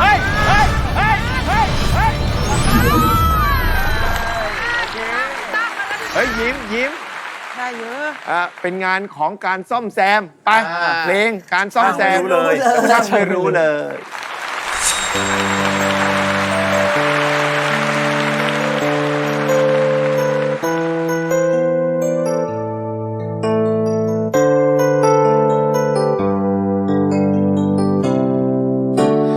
ในแววตาทั้งคู่ไม่รับรู้อะไรเธอยังคงไม่เข้าใจว่าฉันไม่ใช่คนเก่าเรายังคงเหมือนเพื่อนหยอกล้อเหมือนวันวานแต่ฉันคือคนใจสั่นแต่ฉันคือคนหวั่นไหวฉันไม่รู้อะไรบ้างเลยในความคุ้นเคยกันอยู่มันแฝงอะไรบางอย่างที่มากกว่านั้นฉันไม่รู้อะไรบ้างเลยว่าเพื่อนคนหนึ่งมันแอบมันคิดอะไรไปไกลกว่าเป็นเพื่อนกันก กลายเป็นคนฝันใฝ่อยู่ใกล้ๆเธอกลายเป็นคนที่รอเกินเหมือนหนังสือที่เธอไม่อ่านตาคอยมองจ้องอยู่อยากให้รู้ใจกันแต่แล้วเธอยังมองผ่านและฉันก็ยังหวั่นไหวช่างไม่รู้อะไรบ้างเลยในความคุ้นเคยกันอยู่มันแฝงอะไรบางอย่างที่มากกว่านั้นช่างไม่รู้อะไรบ้างเลยว่าเพื่อนคนหนึ่งมันแอบมันคิดอะไรไปไกลกว่าเป็นเพื่อนกัน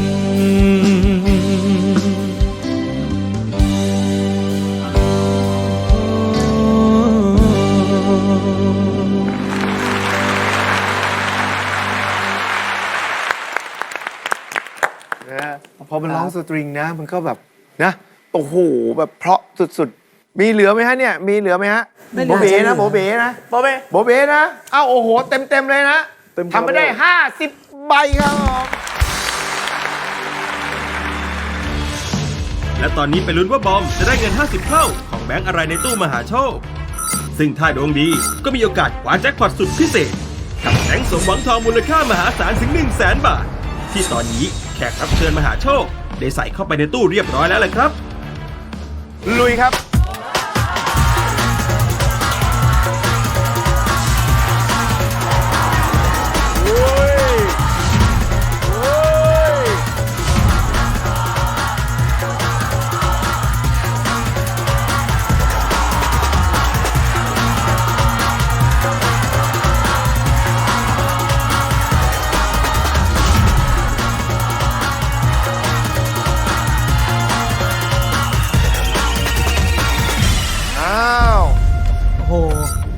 50 เต็มเป็นแบงค์50เยอะมากแบงค์50หยิบไม่รู้ปล่อยป่ะมาลุ้นกันนะครับถ้าเจอแบงค์สมหวังทอง 100,000 บาทแต่ถ้าเจอแบงค์สมหวังอื่นแล้วก็อย่าให้เป็นแบงค์ต่ำๆนะครับขอให้เป็นแบงค์มูลค่าสูงๆนะครับสมหวังทองสมหวังสมหวังสมหวังเอาแล้วแหละครับวันนี้ทุกคนต่างก็เห็นว่าบอมจับได้แบงค์สมหวัง50ซึ่งเขาจะปล่อยไปได้ทันหรือไม่และแบงค์สุดท้ายที่เขาจับไว้ได้ในมือจะเป็นแบงค์อะไรขอให้เขาจับได้แบงค์สมหวังทองเพื่อรับเงินรางวัล 100,000 บาทกลับบ้านไปนะครับสมหวังสมหวังสมหวังแบงค์สมหวัง500นะครับ50 เท่าของแบงค์สมหวัง500รับเงิน 25,000 บาทครับ50เหมือนกันนะแต่50เรามี0อีกตัวหนึ่งโชคดีไปโอเคสรุปตัวเลขกันหน่อยครับสมหวังเงินสั่งได้ผู้ให้บริการสินเชื่อทะเบียนรถมอบเงินรางวัลเติมฝันต่อยอดทุกความหวังให้เป็นจริง 2,454,700 บาทครับสู้กันต่อไปนะครับผมระหว่างการเป็นแชมป์ต้องรักษาให้ได้และเงินเก็บไปให้ได้มากๆขอบคุณท่านคณะกรรมการไรอันคุณผู้ชมหมดเวลาแล้วครับแล้วกลับมาพบกันใหม่ไม่หมดนี่มหาโชคสวัสดีครับแฟนทุกท่านเหมือนกันทราจากฟ้าข้าฝันโทนายกระต่ายนั้นรอดวงจันทร์หวานใจสิ่งที่สะสมจากการคบกันผ่านมา เสียงหนูเป็นคนที่มีเสียงที่น่าฟังมากคือหนูมีความเป็นสตาร์สูงมากทั้งที่รู้สึกได้ตลอดว่านอนกอดคนที่นอกใจถึงจะช้ำแทบเป็นแทบตายยังอยากให้รักยังอยู่ทำได้ดีลูกเพลงนี้เยี่ยมอารมณ์เพลงก็ดีด้วยเป็นอีกหนึ่งเพลงที่แบบไม่มีขีดเขียนอะไรเลยดีครับ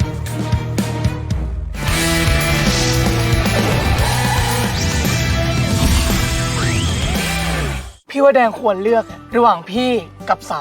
แค่แดงทำตามความรู้สึกของตัวเองคนที่แดงจะเลือกก็คือ หมดกันหมดเลยทุกอย่าง เอาชีวิตให้รอดก่อนนะ มีใครหันได้ไหมอยากจะไปช่วยถึงตั้งพี่มันไม่ทันแล้วอยากทิ้งแดงไม่ได้ ยกมือขึ้น เฮ้ย กูแค่กระดิกนิ้วเดียวเนี่ยพี่มันไส้แตกแน่ เพลงล้ำคำเขื่อนแก้ว ทุกวันเสาร์อาทิตย์ 11 โมงตรง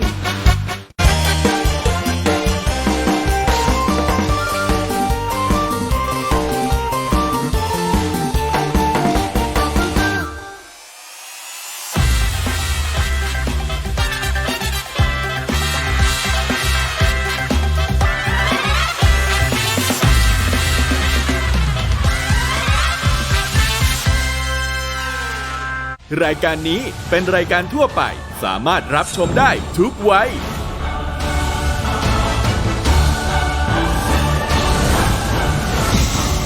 ปัญญา5 ดาววันนี้เราไปเปิดร้านข้าวแกงแม่สมหวังร้านข้าวราดแกงชื่อดังของจังหวัดระยองที่ลูกค้าชื่นชอบเพราะเต็มไปด้วยเมนูพื้นถิ่นจังหวัดระยองที่สำคัญเป็นร้านข้าวแกงที่ขายแบบไม่ได้ราดแต่ตักใส่ชามในราคาชามละ20 บาทมีให้เลือกรับประทาน30 กว่าเมนูเรียกได้ว่าทั้งหลากหลายอร่อยและสบายกระเป๋าอีกด้วยวันนี้ชวนมารับประทานข้าวแกงค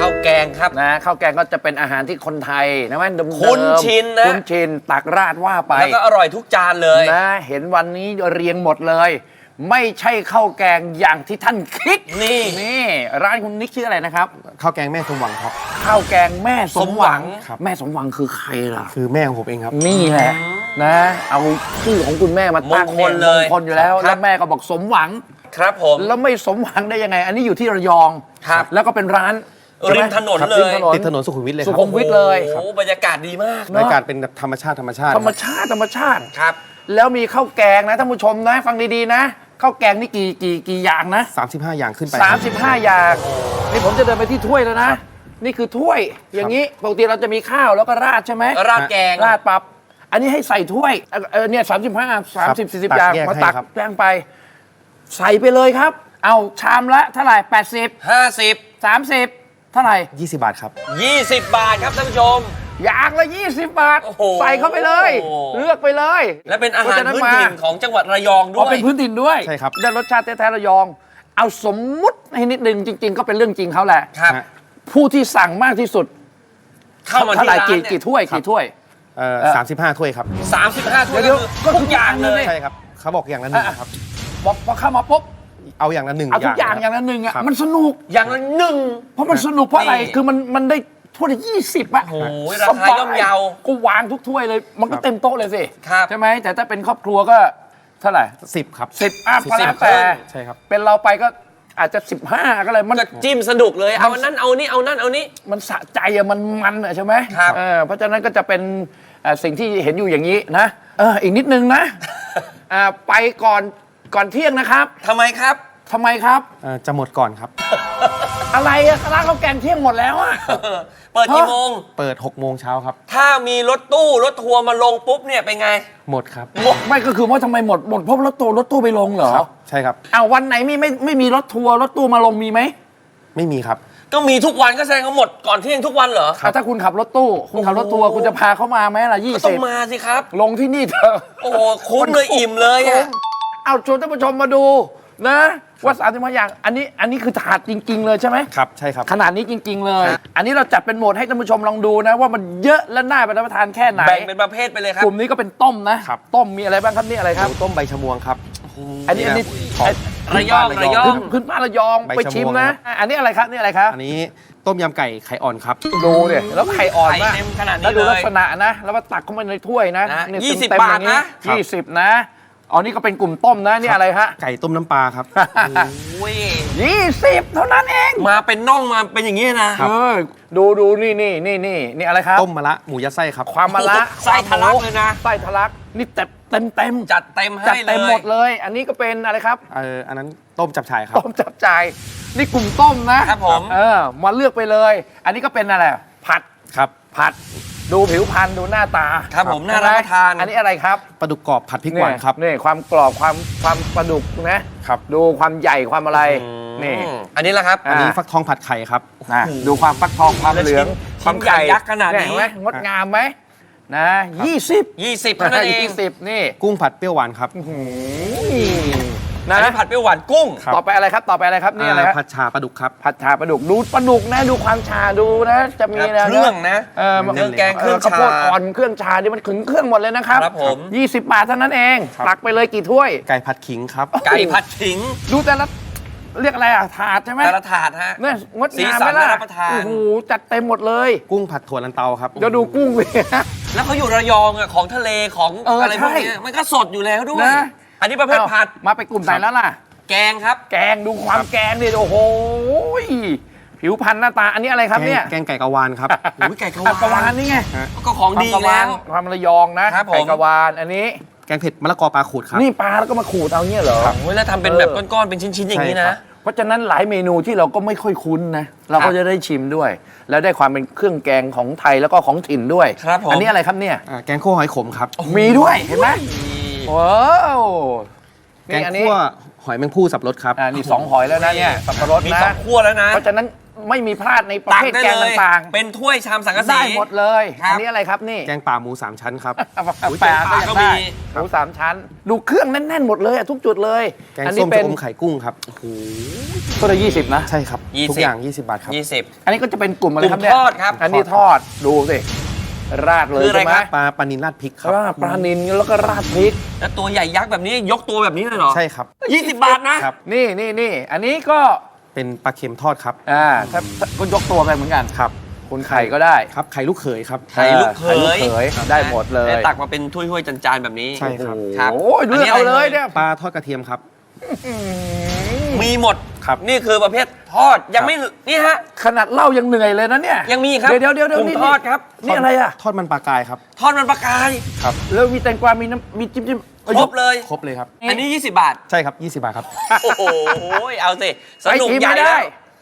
น้ำพริกก็มีเหรอ ครับ น้ำพริกก็มีครั แล้วจัดเป็นชุดเลย ใช่ครับ อย่างเงี้ยเลยเหรอ มีผัก ใช่ครับ มีชะอมมีน้ำพริกครบ ใช่ เลย ค เหรอ ครบอย่างนี้เลยครับ อันนี้น้ำพริกอะไรอันนี้ อันนี้น้ำพริกมะขามครับ นี่มะขาม ใช่ครับ อันนี้ไม่เหมือนกันแล้ว น้ำพริกกะปิครับ โอ้โหมีครบเลยอันนั้นอะไรฮะ ปลาร้าสับครับ มีหมด แล้วก็อันนี้ตาแดงครับ ปลาร้าสับตาแดง ใช่ ยกเป็นชุดไปเลย ใช่ครับ โอ้ เออ ชุดละ 50 นะ มี20นะครับ 25ได้ไหม25ได้ไหม ไม่ได้ครับ ไม่ได้ที่ เอา นี่ 20 แล้วก็มีอื่นๆด้วย ที่อื่นๆนะไหน นี่เป็น อดไม่ได้ ห่อหมกครับ อันนี้เป็นเรือเลยเหรอ ครับ 20 20เหมือนกันครับ เฮ้ยงงใหญ่แล้ว แล้วไก่เป็นน่องๆอันนี้อะไรเนี่ย ก็ 20 ครับ คือเมนู เป็นไก่หมุนครับ ไก่หมุน ครับ ก็ 20 นี่คุณอะไรคือคุณขยี้ใช่ไหมเนี่ย ไข่ขยี้ ไข่ขยี้ครับ ก็มีได้ ครับ โอ้โห 20 เลย เพราะฉะนั้นเนี่ย 35 นี่คือบรรยากาศการรับประทานข้าวแกง ครับ นะฮะที่ร้านข้าวแกงไม่สมหวัง ครับผม นะแล้วเขาสนุกจะเป็นครอบครัวจะเป็นเพื่อนฝูง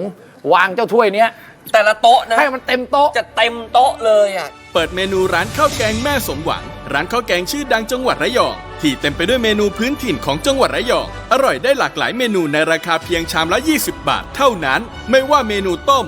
เมนูผัด เมนูแกง เมนูทอด หรือเมนูน้ำพริก ก็อร่อยเด็ดทุกเมนู และเมนูขายดีกลุ่มแรกคือเมนูต้ม ซึ่งมีเมนูพื้นถิ่นระยองและเป็นเมนูชื่อดังที่ใครมาภาคตะวันออกต้องมาลองชิมกัน จะเป็นเมนูอะไรไปชมกันครับ เอาอย่างนี้มาลงรายละเอียดให้ท่านผู้ชมหน่อยนึง ครับ นะเอาเลือกอะไรคุณนิกเลือกอะไรป เอา ระเภ เป็ ท น ต้ม หมูต้มใบชะมวงเนี่ยครับ ตรงนี้นะ ครับ เพราะว่าเป็นของ ระยอง ระยอง ครับ พื้นถิ่นระยอง ครับ นะวันนี้จะเป็นระยองมา โช ดู ว์ให้ดูหน่อย วัตถุดิบ ได้ครับ ใช่ไหม ครับผม วัตถุดิบ ครับ ประกอบด้วยอะไรครับเนี่ย ก็มี นะ อัน นี้ หัวข่าครับ หัวข่า ครับ เนอะ หอมแดงครับ หอมแดง ก็อันนี้เป็นซอสปรุงรสของทางร้านครับ อันนี้คือสูตรของร้าน ครับ เนี่ยที่เด็ดของแต่ละร้านเขาจะ จะมีเคล็ดลับตลอด เฉพาะของเขานี่อันนี้ อันนี้เป็นใบชะมวงครับ นี่ใบชะมวง ใช่ครับ เอาแล้วเขาเตรียมเขาเป็นอย่างนี้เลยเหรอ ใช่ครับ เราจะใช้เราก็จะฉีกใช้ใช่ไหม ใช่ครับ อ๋อนี่ไอ้แกนกลางนี่ไม่มีแล้วนะ ใช่ครับ นี่เตรียมให้พร้อมไปเลย ครับ นะเพราะเมื่อกี้เขาก็จะออกเป็นอะไรนะ เปรี้ยว เปรี้ยวๆใช่ไหม อ่า เปรี้ยวๆอันนี้ก็เป็นคุณ หมู แหละ เป็นซี่โครง ซี่โครงหมู ซี่โครงหมู นะปกติแล้วใครเป็นแม่ครัวล่ะ คุณอ้อมครับ คุณอ้อม คุณอ้อมนี่คือใครครับ โอ้ยผู้มีพระคุณ ครับ คือใครครับ เดี๋ยวเรียกเขามาดูดีกว่า เดี๋ยวมาถามตัวเขาดีกว่า ครับผม อ๋อคุณอ้อมครับเชิญคุณอ้อม เชิ ห ญ น่อย ครับ คุณอ้อมเชิญเลยครับ พอพูดถึงชื่อคุณอ้อมนี่คือมือประสานกันเลยนะฮะคุณนิกนี่คือประสานเลยสวัสดีครับ อ้อมตรงนี้เลยครับ พูดชื่อคุณอ้อมปุ๊บคุณนิกทำงี้ครับมือประสานงี้เลย เวลาคุณอ้อมมาคุณนิกจะถอยห่างสิครับ นะอันนี้คุณอ้อมเป็นอะไรเป็นลูกน้องเหรอฮะ เป็นแฟนค่ะ เขาเรียกว่าเป็นคนใช้คุณนิกอีกทีหนึ่ง นี่คู่สำคัญนะที่ร่วมกันทำแล้วถ้าเป็นคนทำครัวหลักๆ ก็คือนี่ครับคุณอ๋อคุณอ้อมแล้วเมนูต่างๆเรา ทุกเมนูเลยเหรอ เหรอ เป็นคนรังสรรค์นะ ได้มาจากแม่ครับ แม่ แม่ ต่อมา โอ้เอาเลยมาคุณอ้อมทำให้ท่านผู้ชมได้ดูหน่อยว่าจะเป็นต้มหมูใบชะมวงนะเตรียมเลยมาเลย ก่อนอื่นก็ใส่น้ำล ใส่ งไปก่อน น้ำไปเลยนะครับ นี่เป็นสไตล์ของระยองนะนี่เป็นพื้นถิ่น แล้วทำออกตลอดนะคุณนิกนะใช่ไหม คอยเติมอยู่ตลอดครับ เพราะฉะนั้นใครที่ชอบนะอันไหนไม่ต้องห่วงออกสดร้อนๆออกตลอด แล้วก็ใส่หั มาว แล้ว ขา มา ล แล้ ง ว ไปค่ะ หัวขานี่คือก็ต้องทุบก่อน ทุบก่อนค่ะ นะฮะ จ้ะ เพื่อให้ได้กลิ่นหอมนะครับ นะไปด้วยอะไรครับ แล้วก็ตามด้วยหอมแดงค่ะ หอมแดงก็ต้องทุบก่อน ใช่ค่ะ ทุบด้วยนะลงไป แล้วก็ปรุงรสด้วยซอสของทางร้านจ้ะ ซอสทางร้านแหละนะหรือซอสของแม่สมหวังนั่นเองครับนะครับมาจากคุณแม่อันนี้ก็เป็นคุณ น้ำปลาค่ะ ครับผม แล้วก็รอน้ำเดือ เร่ ด งไฟได้เลยฮะเร่งไฟได้เลย มาแล้วค่ะ ซี่โครงหมูลงไปแล้วค่ะ มาแล้วค่ะ ต้องเป็นหมูตุ๋นด้วยนะครับ เป็นหมูแบบ อ๋อเหรอต้องเอาไปตุ๋นก่อนเหรอเนี่ย ใช่ครับต้องให้มัน แล้วต้องปรุงอะไรไหมตัวหมู ไม่ต้องครับ ไม่ต้องแต่เราตุ๋นไปก่อนที ตุ๋นให้เปื่อย ใช่ครับรอให้เดือดครับ รอเดือด จะใส่ใบชะมวงครับ รอเดือดนะแล้วทีเด็ดก็คือใบชะมวงนี้นะครับ เดี๋ยวใส่ใบชะมวง ใส่แล้วนะครับมาใส่ชะมวงใบชะมวงค่ะ วิธีใส่นะบอก วิธีใส่นะคะ ต้องขยำแล้วก็ ดูนะดูนะ ข ข ย ยำขยี้อย่างนี้นะ เป็นยำนี้เลยเพื่ออะไรครับเพื่ออะไรคะ ความเปรี้ยวของ นี่ ใบชะมวง เพราะใบชะมวงเขาจะเปรี้ยวเขาจะได้ออกมาง่ายขึ้นนะ ใช่ไหมคะ ใช่ค่ะ นี่นะเพราะฉะนั้นเห็นใบชะมวงนี้อุ้ยอย่างนี้ก็ทานง่ายด้วยใช่ไหม ใช่ครับ สีเริ่มเปลี่ยนแล้วสีสวยแล้วฮะ ตักออกมาเรื่อยๆตักออกมาเรื่อยๆนี่เป็นอย่างนี้ คือความเปรี้ยวของใบชะมวงก็จะออกมา ครับ ใช่ค่ะ กลิ่นก็จะออกมากลิ่นของใบชะมวงก็จะลง คน ไป จะชอบเป็นแบบนี้นะแล้วก็จะตักใส่ถาดไปเรื่อยๆ ครับ เอางี้เราชิมก็สมมติอันนี้เป็นกลุ่ม ต้ม เอามาทั้งหมดเลยไหมฮะ ของกลุ่มต้ม เอามาทั้งหมด งั้น เล เรา ย ทีละกลุ่มไหมล่ะ ครับผม นะเสิร์ฟเป็นกลุ่มต้มทั้งหมดเลยครับนะเอาไหม เอาครับ เอามานี่เป็นตัวอย่าง ครับผม ของการสั่งอันนี้เราเฉพาะกลุ่มต้ม ครับ ถ้าสั่งจริงนะเราอดไม่ได้หรอก โอ้โห ต้องเป็น10 10อย่างขึ้นอะ อะไรเงี้ยนะไปกันหลายๆคนนะ เอาละครับ ข้าวเนี่ย50 20 10 บาทครับ 10 บาท ข้าว10 บาทนะแล้วก็ หอม แกงก็แล้วแต่เลยใส่มาเลยถ้วยละ20นะอันนี้ก็เป็นกลุ่มต้มอันนี้ตะกี้เป็นชะมวงใช่ไหมอันนี้ก็เป็นอะไรล่ะ ต้มยำไข่อ่อนครับ ไข่อ่อนใช่ไหมเนี่ยมานะตัวมะระ มะระต้ม มะระ ยัด ต้มนะกับไข่ก็ได้ไก่ต้มนะครับ อันนี้เราเป็นกลุ่มต้มทำให้ดูขนาดเฉพาะต้มนะเอานี่ ซี่โครงหมู นี่ความเป็นชะมวงอันนี้ความเป็นพื้นบ้านของระยองนะความเป็นเปรี้ยวใบชะมวงและชิมน้ำเลย โอ้โหนะถ้าหากว่าชอบอย่างใดอย่างหนึ่ง คุณสามารถสั่งอีกตั้งหลายอย่างโอ้ยหอมหวานเขาจะไม่ใช่เปรี้ยวโดดนะครับนะเปรี้ยวหอม ใช่ครับ เปรี้ยวหอม กระดูกหมู แล้วก็ นี่ มีกระดูกหมู โอ้โหร่อนเลยฮะร่อนมาก เป็นอย่างนี้ เพราะเป็นหมูตุ๋นด้วย ใช่ครับ กระดูกหมูตุ๋น บางทีกระดูกเขาก็หลุดไปก่อนแล้วนะครับ อันนี้ทานง่ายเลย กับข้าวเปล่านะ ไม่มีจริงๆเขาหายไปแล้วเหลือแต่เนื้อหมู แล้วก็นุ่ม แล้วก็ความเป็นใบชะมวงนี่หอม ครับหอมมาก แต่ก็มีความเปรี้ยวที่เป็นคาแรคเตอร์ความของใบชะมวง ฮะ เนอะใครบอกเขาจะเปรี้ยวโดดนี่อันนี้มีวิธีแล้วทำไมเขาไม่เปรี้ยวโดดอะคุณอ้อม ใช่ เลือก การ ใบ เลือกใบด้วยครับ เลือกใบแล้วก็การต้มการใช้ไฟในการต้มอย่างเงี้ย บางทีถ้าทำไม่ดีเขาจะเปรี้ยว ใช่ครับ มากหรือโดดเลยใช่ไหม ใช่ค่ะ ถ้าตุ๋นเป็นเวลานานเกินไปก็อาจจะเปรี้ยว อ๋อต้องไม่นานเกันไปด้วยอ๋อ แล้วใบก็ยังสีสวยอยู่ โอ้ สีสด นี่หอมเลยนะแล้วก็ทานกับข้าว เลยอ่ะ ทานกับข้าว นะฮะ ว่าไปเลยเนอะเนอะ สนุกมาก 10 บาทนะ โอ้ย สมมุติว่าเราไปคนเดียวเลยก็สั่งอย่างเดียวก็30 อิ่ม โอ้โห มา อิ่มเลย อิ่มเลย แต่เป็นไปไม่ได้อะไปถึงทีนะครับ ผมว่า ผม ต้องมี10-20 อย่างนะอื้อหือ เมนูกลุ่มต้ม สดคล่องคอในราคาชามละ 20 บาทเท่านั้น โดยเฉพาะเมนูหมูต้มใบชะมวง ที่ปรุงขึ้นจากสมุนไพรชื่อดังของภาคตะวันออก อย่างใบชะมวงต้มกับกระดูกหมู ให้รสชาติเปรี้ยวสดชื่น และเมนูต่อไปของทางร้านก็อร่อยและขายดีไม่แพ้กัน ไปชมกันครับ เมื่อสักครู่นี้กลุ่มต้มใช่ไหมครับ อันนี้กลุ่มผัดครับกลุ่มผัดนะก็มีหลากหลายแต่เราจะมา เมนู ะ ชื่อว่า ปลาดุกกรอบผัดพริกหวานครับ ก็เป็นเมนูเฉพาะของคนระยองเหมือนกันใช่ไหม ใช่ครับ เดี๋ยวก่อนนะผัดพริ ผัด ก พริก ห ห วาว าน นนี่มัน ไม่ค่อยได้ยินนะ ไม่ ฮะ คุ้น มันจะเหมือนกับผัดพริกแกงแหละครับ อ๋อเหมือนปลาดุกผัดเผ็ดผัดพริกแกงอะไรอย่างเงี้ยเหรอ ผัดพริกแกง แล้วพริกแกงที่ไหนพริกแกงระยองไม่เหมือนคนอื่นเหรอพริกแกงของระยองหวานเลยนะครับ รสชาติจะมีความหวานกว่าที่อื่นครับ หมายถึงว่าหวานนำ แค่เผ็ด เป็นเผ็ด แต่ นี่จะเป็นหวาน จะเป็นหวานนำ มันออกหวานงั้นเรามาดูว่าประกอบด้วยอะไร ครับผม นี่สิ คุณอ้อมมีอะไรบ้างครับ ไหนมีอะไรบ้างครับอ้อม อัน นี่ ก็จะเป็นน้ำเปล่า น้ำเปล่านะ อันนี้ น้ำตาลโตนดค่ะ อันนี้ใช่ไหม ให้ ที่ ความ ผมว่าหวาน หวาน หวานจะตรงนี้ใช่ไหม ใช่ครับ อันนี้หวานหอมนะ ใช่ อันนี้อะไรคะ ซอสปรุงรสจากทางร้านค่ะ เนี่ยทีเด็ดตรงเนี้ย ใช่ครับ นะมาทีเด็ดตัวนี้ใช่ไหม ปลาดุกทอดกรอบ ใช่ครับ ไหม ค่ะ เขาต้องทอดไว้ก่อนเลยเหรอ ใช่ครับ ใช่ไหม ต้องทอดไว้ครับ ต้องทอดเตรียมไว้ ทอดแยกไปเลย ใช่ นะครับ ครับ อ้าวแล้วมาเป็นอะไรครับเป็นอะไรคะ กะเพราทอดกรอบ กะเพราทอดกรอบ แต่ ก็ต้องทอดไว้แล้วเหมือนกันเหรอ ใช่ครับต้องเดี๋ยวมาโรยครับกินคู่กันครับ นี่เห็นไหมเขาเป็นจังหวะว่าอะไรก่อนหลังเวลาไหนนะอื่นอะไรคะอื่ ก็ น จะเป็นน้ำมันพืชค่ะ น้ำมันพืช พริกแกง พริกแกง ค่ะแล้วก็น้ำมะขามเปียกค่ะ แล้วก็น้ำปลาค่ะ ครับผม แสดงว่าพริกแกงก็มีอยู่นะ แต่ว่าอาจจะมีหวานจากตัวนี่ ใช่ น้ำตาล ครับ เอา แสดงว่าเดี๋ยวเราจะทำเครื่องแกง ที่บอกว่าพริกหวานเนี่ยใช่ไหม ใช่ไหม ใช่ค่ะ เพราะเราทำปลาดุกไป เรียบร้อยแล้ว เรียบร้อยแล้ว ครับ นะแล้วก็คงความกรอบไปแล้วมาคุณอ้อมใช่ไหม ใส่น้ำมันพืชค่ะ น้ำมันพืชลงไปเลยครับนะใส่อะไรอีกครับมา ใส่พริก แล้ว แกงค่ะ ตัวพริกแกงเนี่ยของระยองเนี่ยมีทีเด็ดไหมฮะ มีครับ เอาเขาใส่อะไร ใส่กะปิของระยองครับ เห็นไหมเห็นไหมเห็นไหม นะ นั่นเขาจะมีรายละเอียดของเขาเนี่ยนะเฉพา มันก็จะหอม ไปเรื่ยๆ นัวสิ ได้ความหอมของ นะฮะ กะปิระยองนะคะ กะปิระยองเนี่ยเขาก็ขึ้นชื่ออยู่แล้วด้วย เพราะฉะนั้นก็คือเหมือนคล้ายๆกับตัวผัดพริกแกงนั่นเอง ครับ ผัดพริกแกงเพราะเราก็มีพริกแกง แต่มี นะ กะปิ หอมกะปิด้วยนะครับ นี่ แล้วมันนัวผัดพริกแกงให้หอม ครับ เสร็จแล้ว นะคนนี้ ใส่อะไรคะ น้ำเปล่าลงไป ค่ะว้าว เหมือนจะทำเป็นซอสเลยเนาะ ใช่ค่ะ ใช่ไหม คล้ายๆกัน เราจะทำเป็นเหมือนเป็นซอสเพื่อที่เอาไปเคลือบกับตัว ใช่ครับ ปลาดุกทอดกรอบอีกทีนึง ใช่ ก็ต้องผัดให้หอมให้เขาแตกมันอย่างนี้เหรอ ใช่ค่ะผัดให้หอมหน่อยค่ะ เนี่ยห แล้ว อ เรา มมาเรื่อยๆแล้ว ค่อย ห ปรุ อง มมาเรื่อย นะฮะ ๆเอาแล้วครับไปอะไรต่อคะ ใส่เครื่องปรุงจากทาง นี่ ร้าน เครื่องปรุง ค่ะ จากทางร้านอันนี้ทีเด็ดคือตัวนี้ เรามีซอสอย่างนี้มันจะทำให้รสชาติคงที่ครับ ทุกกระทะ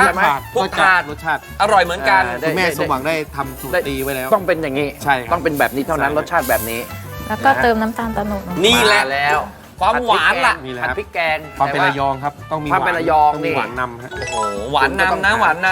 นะมารับประทานได้ที่ร้านนี้ ำก็ต้องเคี่ยว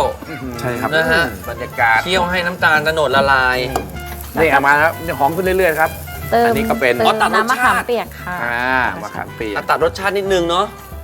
จะมีเปรี้ยวเข้ามาด้วยครับ แล้วก็ตามด้วยน้ำปลาเลยนะคะ มาแล้วครับ น้ำปลา น้ำปลา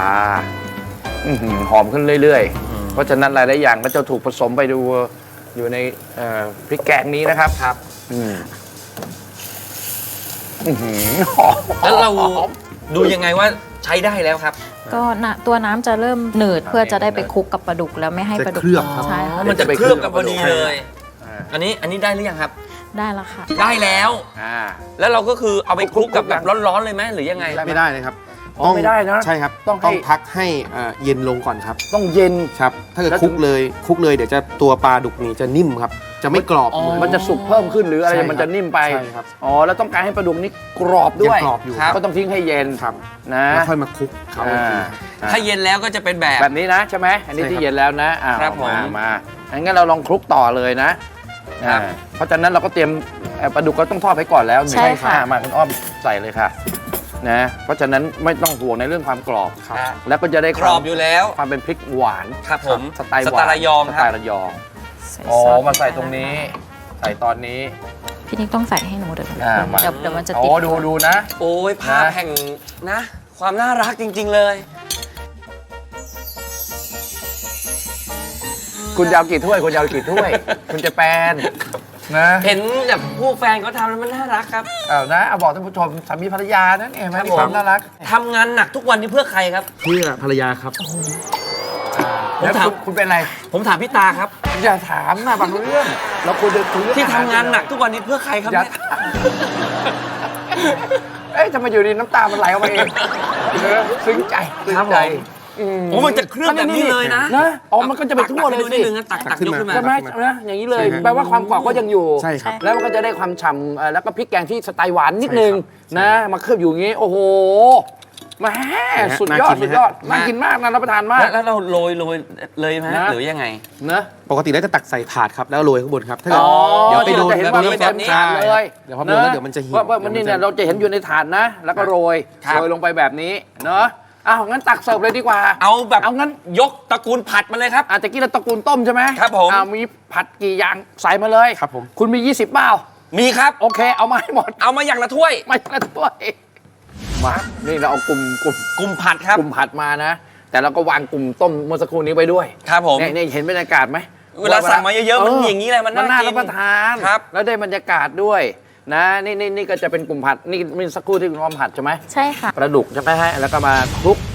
กับพริกก็คือผัดพริกแกงแต่ว่าเป็นหวาน ผัดพริกหวาน ใช่ไหมเนี่ยชิ้นใหญ่ๆแบบนี้ นะฮะ เนี่ยเป็นแบบนี้ เนี่ยแล้วก็จะพริกแกงก็จะเคลือบแบบนี้เลย เครื่องแบบนี้ ปลาดุกก็ยังกรอบอยู่ ได้นะฮะอันอื่นเรามาหยิบมาให้ดูด้วยนะ อันนี้อะไรนะถั่วดันเตา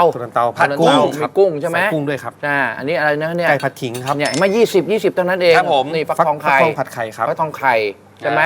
ผัดเปรี้ยวหวานกุ้งครับ มีทุกอย่าง โอ้โห มีทุกอย่าง อันนี้ ผัด อีก ชาปลาดุก ผัด ครับ ชาอีก ครับ นะนี่กลุ่มผัดนะ เพราะฉะนั้นเราจะลองนี่ความปลาดุก ครับ กรอบใช่ไหม ปลาดุกกรอบ กรอบ ผัดพริกหวาน ข้าวนี่10 บาท ครับ 10 บาทชิ้นเบลเริ่มเลยอ่ะนะแล้วเนี่ยคือ20เท่านั้นเอง ครับ ผมเห็นนี่ผมกัดเลย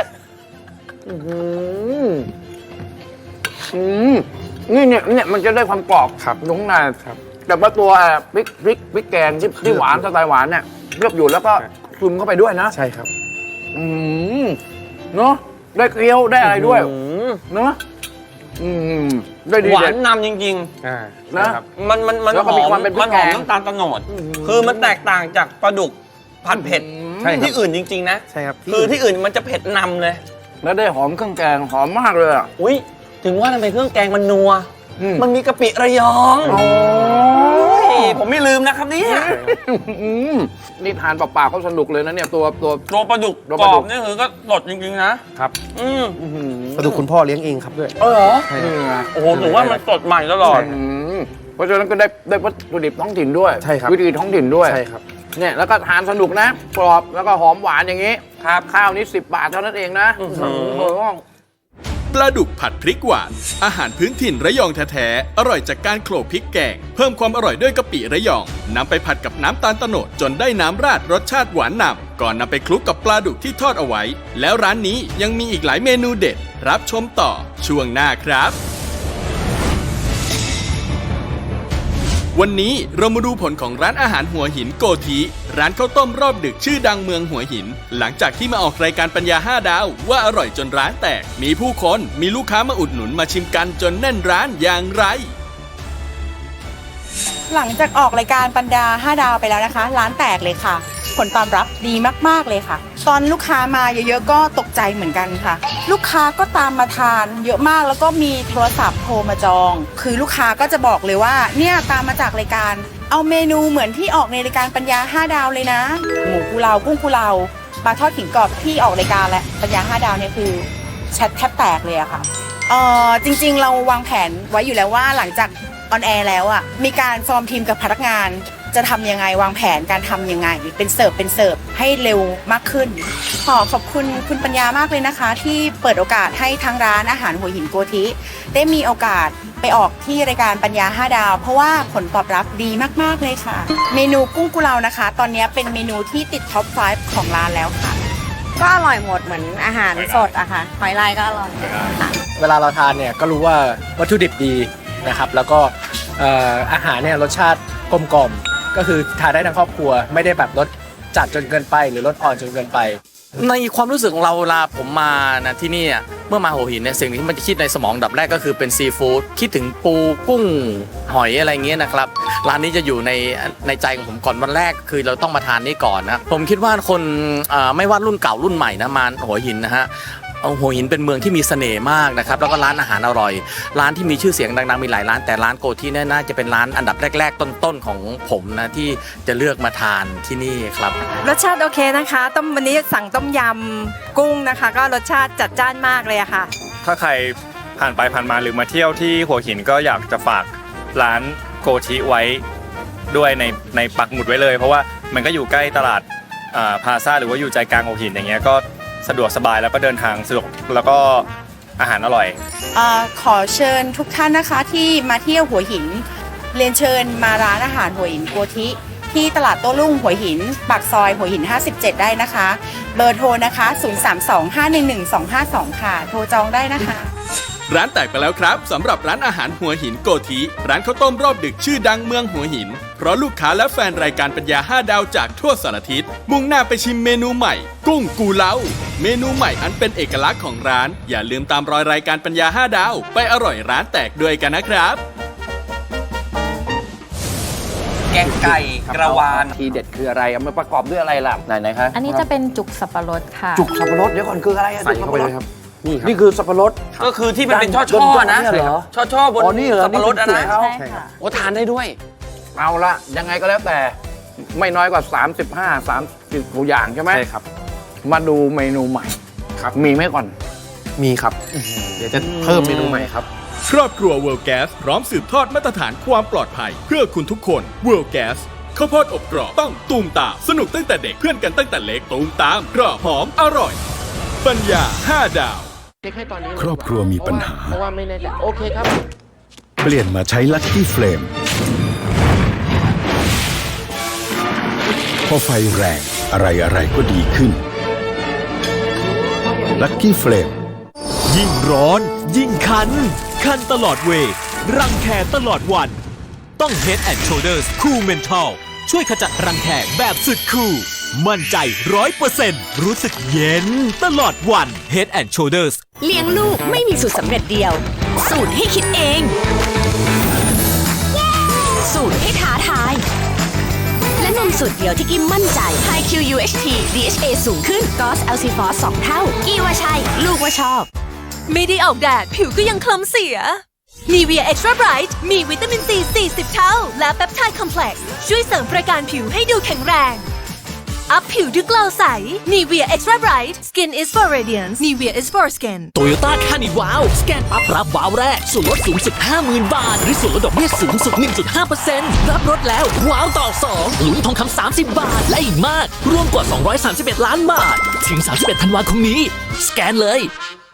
เมื่อก่อนการเสียวฟันเป็นปัญหามากดีที่เทพไทยมีสูตรช่วยลดการเสียวฟันตอนนี้เสียวฟันก็ลดลงแถมรู้สึกปากสะอาดอย่างที่ล่ำลือกันที่คุ้มมากคือหลอดหนึ่งใช้ได้นานเกือบ6 เดือนเลยครับเทพจริงเทพไทยยาสีฟันเทพไทยใช้นิดเดียวปากสะอาดเคยลองทุกอย่างที่ว่าดีแต่ผมก็ยังขาดดุดร่วงเยอะอยู่จนได้ใช้แชมพูไบโอเวทก็เห็นผลค่ะเพราะไบโอเวทสกัดจากสมุนไพรถึง7 ชนิดช่วยลดผมขาดดุดร่วงทำให้ผมดูแข็งแรงนุ่มสวยแชมพูไบโอเวทช่วยลดผมขาดหลุดร่วง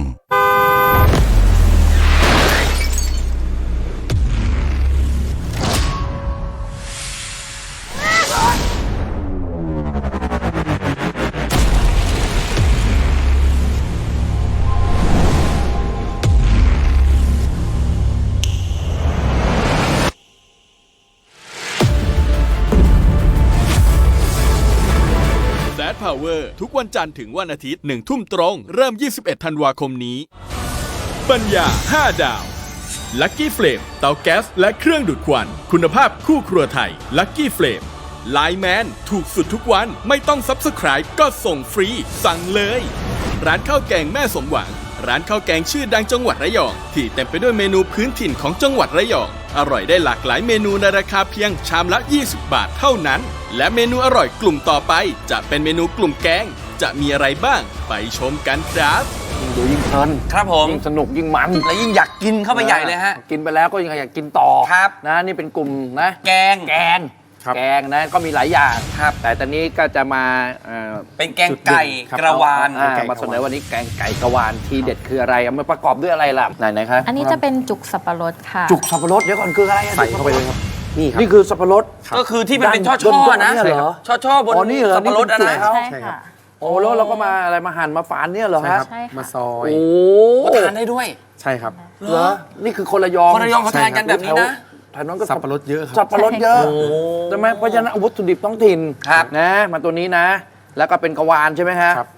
มาใช้ส่วนไหนอันนี้จะเป็นกระวานซอยค่ะซอยมาแล้วทั้งต้นทั้งใบ ใช่ครับต้นทั้งใบนี่ใบเขานะใบกระวานเพราะเราจะทำมันจะหอมเลยใช่ไหมไก่กระวานช่วยหอมนะอันนี้ก็มาเป็นมะเขือพวงค่ะมะเขือพวงนะครับ นะ พริกซอย แล้วก็ พริกนะ ใช่ค่ะ ใบ มะกรูด ใบมะ ค่ะ กรูด แล้วก็น้ำตาลทราย น้ำตาล ค่ะ นะ พริกแกงค่ะ พริกแกงนะพริกแก แล้ว ง ก็ไก่ค่ะ เพราะเราเป็นประเภทไก่ ครับ นะไก่กะวานนี่ ช่ว เป็ ง นหลัก สะโพกนะคะ อ้าว เน้นเนื้อ เห็นไหม20 บาทนะครับ แต่วัตถุดิบต้องดีนะค ต้ รั อบ งดี ต้อง ครับ อร่อยนะครับผิดไม่ได้ตามสูตรของแม่สมหวังไม่ได้นะครับนะ น้ำเปล่าค่ะ น้ำเปล่าว่าไปนะ ซอสปรุงรสของทางร้าน นี่ ค่ะ นี่ ซอสแม่สมหวัง ซอสหลักแม่สมหวังครับนะจะได้เป็นรสชาตินี้มาเลยคุณอ้อม มาครับ มา ใส่น้ำมันพืชลงไปค่ะ อ๋อเริ่มผัดพริกแกงก่อนใช่ไหม ใช่ค่ะ พริกแกงนี่มีอะไรพิเศษอีกไหมฮะ กะปิครับ นี่ กะปิระยองครับ กะปิระยอง ให้ความหอมพิเศษไม่เหมือนใครครับ โอ้ไม่เหมือนที่อื่นนะ ที่เด็ดแต่ละที่ไม่เหมือนกันที่นี่เมื่อมีก็จะต้องบอกนะแล้วก็ให้มาชิมกันนะเขาจะ ใส่ เป็น พริกแกงลงไปค่ะ พริกแกงมีกะปิระยอ ผัด ง คั่วให้หอมเลยนะครับ จะคั่วให้หอม รสชาติเขาจะเผ็ดนำไหมอันนี้หรือว่ายังไง เผ็ดนำครับ เผ็ดนำนิดนึงใช่ไหม ใช่ครับ อ๋ออันนี้เป็นเผ็ดนำแล้ว ครับ เนี่ยตอนผัดนะคั่วพริกแกงนี่มันจะเพลินทุกทีเลยเอาละโอเคอ้าว คั่วนะคั่ คั่ว ว ไปเลยโอ้โหนี่ขนาด เดี๋ยวน้ำมันจะออกมาจาก พริก ตัว แกงอ๋อ อ๋อเดี๋ยวน้ำมันจากตัว น้ำมัน ไก่ก็จะออกมา ใช่ไหม ใช่ ฮะ ค่ะ จะกึ่งแห้งๆนะพริกนะแห้งๆอย่างนี้ แต่เดี๋ยวเราต้องใส่น้ำมันจะช้ำๆ มาน้ำเปล่าแล้วเนี่ยพอเข้าได้ที่เติมน้ำครับเติมน้ำนี่ กลิ่น หอม ก็จะ เข้าไปอีก ขึ้นมาเลย โอ้โหกลิ่นมาจริง โอ้ยหอมเล ๆ ยอ่ะ โอ้ยหอมมาเรื่อยๆครับหอมมาเรื่อยๆนะนี่หอมออกมานะ แต่ว่าตัวพริกแกงก็เข้าไปที่เนื้อไก่แล้วนะแล้วก็เริ่มสุกไปเรื่อยๆ ครับ20 บาทครับ นะเห็นหลังครัวไหมได้ยินเสียงหลังครัวไหมครับลูกค้า อร่อยแน่แม่จ๋า ลูกค้าที่อยู่หน้าร้านเป็นไงโอ้โหฮัตจิ้วนี่ใช่เลยทำไมฮัตจิ้วนี่ไม่ใช่แหละเนอะสุดยอด นี่แสดงว่า อย่างเงี้ยพริกแกงระยอง เครื่อง แท้ๆแท้ พริกแกงระยองครับ ใช่ไหม ฮะ สีสันสวยมากเลยนะเนี่ยพริกแกง ก็ เนี่ย เรื่อยๆมา จากนั้นปรุงรสด้วย ปรุงรส ค่ะ นี่แหละนี่แหละ ปลาสำเร็จของร้านสมหวังครับ นี่นี่ แล้วก็เติมน้ำตาลนิด เติมน้ำตาลนิดนึง ระยองต้องมี น้ำตาลแบบนิดนึง ติดหวานหน่อย ทำเหรอ เขาจะออกแนวขลุกคลิกเหรอฮะ ใช่ครับ เหรอ จะออกแบบว่ามีน้ำแกงด้วยเวลาตักราดข้าวนี่ จะได้น้ำแกงตรงนี้ไปด้วยอีกโอ้โหนี่หลายอย่างเลยอาศัย จาก ครั นั้ บ นเติม มาแล้ว จุกสับปะรดเข้า คุณ ไป จุกสับปะร ค่ะ ดนี่เอานี่เริ่มเห็นชัดขึ้น เหมือนกับที่เราเห็นอยู่ในถาดนะครับ ผม นี่ แล้วก็เติม ตาม กะ ด้วย วานลงไป เอาละ มา นี่แห แล้ ละ วมาแล้ว ไก่กะวาน แกงไก่กะวานก็ต้องมีกะวาน กะวานมาลงตอนนี้ นะครับ ใส่ใบเข้าไปด้วยนะครับนี่ใบกะวานนะครับ ใบกระวานทั้งต้นเลย ผัดให้เข้ากันค่ะ เอามาผัดด้วยกันหอมมาก คลุกคลิกคลุกคลิก คือผมชอบคู่นี้นะ คู่นี้คือเขาแบบช่วยกันเธอเอานั้นสิเดี๋ยวฉันเบาไฟให้เดี๋ยวเธออันนั้นคือเขาช่วยกันตลอดเวลานะฮะ ดีมากเลย คือ ไม่ช่วยไม่ได้เพราะลูกค้าก็เยอะด้วย ใช่ครับ ทำไม่ทัน ช่วยกันแบบนี้ตลอดไหมฮะ ตลอดครับ เหรอ ผมเป็นคนที่ต้องดูแลเขาช่วยเขาอยู่อย่างนี้ตลอด เหรอ ใช่ครับ เป็นแฟนกันจริงไหม จริงครับ หวังอะไรเนี่ยคุณใจแปลงคุณหวังอะไรหรือเปล่า เป็นแฟนกันจริงต้องหอมโชว์แล้วตอนเนี้ย หวังอะไรเนี่ยหวังอะไรเนี่ย แบกกลืนน้ำลายตรงนี้เลยเหรอ เอ้าหอมเขาเถอะเขาอยากได้เขาหอมเขาทีนึง ไม่ใช่ผม อ๋อ เออ ต้องหอมเลยไหมฮะ แล้วคนนี้บอกว่าเอาเลยเหรอแม่ไม่ใช่ผม ใบมะกรูด ใบมะกรูด เอา ล ละ งแล้วนะครับเนี่ยเห็นไห ใบ ม มะกรูดฉีก อ่า โรย สีสันมาเครื่องเริ่มแน่นขึ้นเรื่อยๆแล้วครับ ครับ ตามด้วยพริกค่ะ พริกลงแล้วนะครับสองสีเล พ ย ริกซอย เพิ่มสีสันนะฮะ นะสวยๆงามๆนะ ผัดต่อ ผัดต่อไปอื้อหือมันใช่เลย แล้วคิดดูสิ20 ครับ ทานกับข้าว โอ้โห หนึ่งใน ข้าวอีก10 บาท 35 อย่างไปลองดูว่าสไตล์ระยองคืออะไรนะครับ เสร็จแล้วค่ะ อ้าว อุ๊ยสวยเลย เสร็จแล้วนะดูเห็นไหม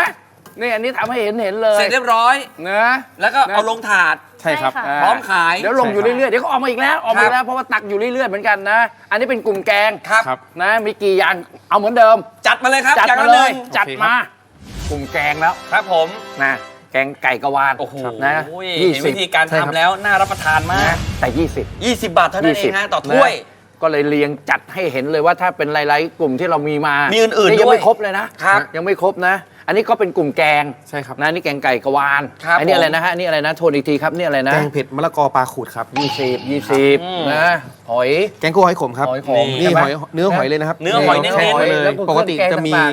หอยแล้วเราต้องมานั่ง อ๋อ ดูด มันต้องดูดใช่ไหม นั่งแคะ เนื้อหอยอย่างเดียว เนื้อหอย นะโอ้โห เน้นๆเลย ตัดเลย กินเลย ตัด สบายใจ เลยโอ้โหแล้วดูสิ แกงป่าหมู3ชั้นค แล้ว รับ ดูหมูเป็นอย่างนี้ หมูยกป่ามาเลย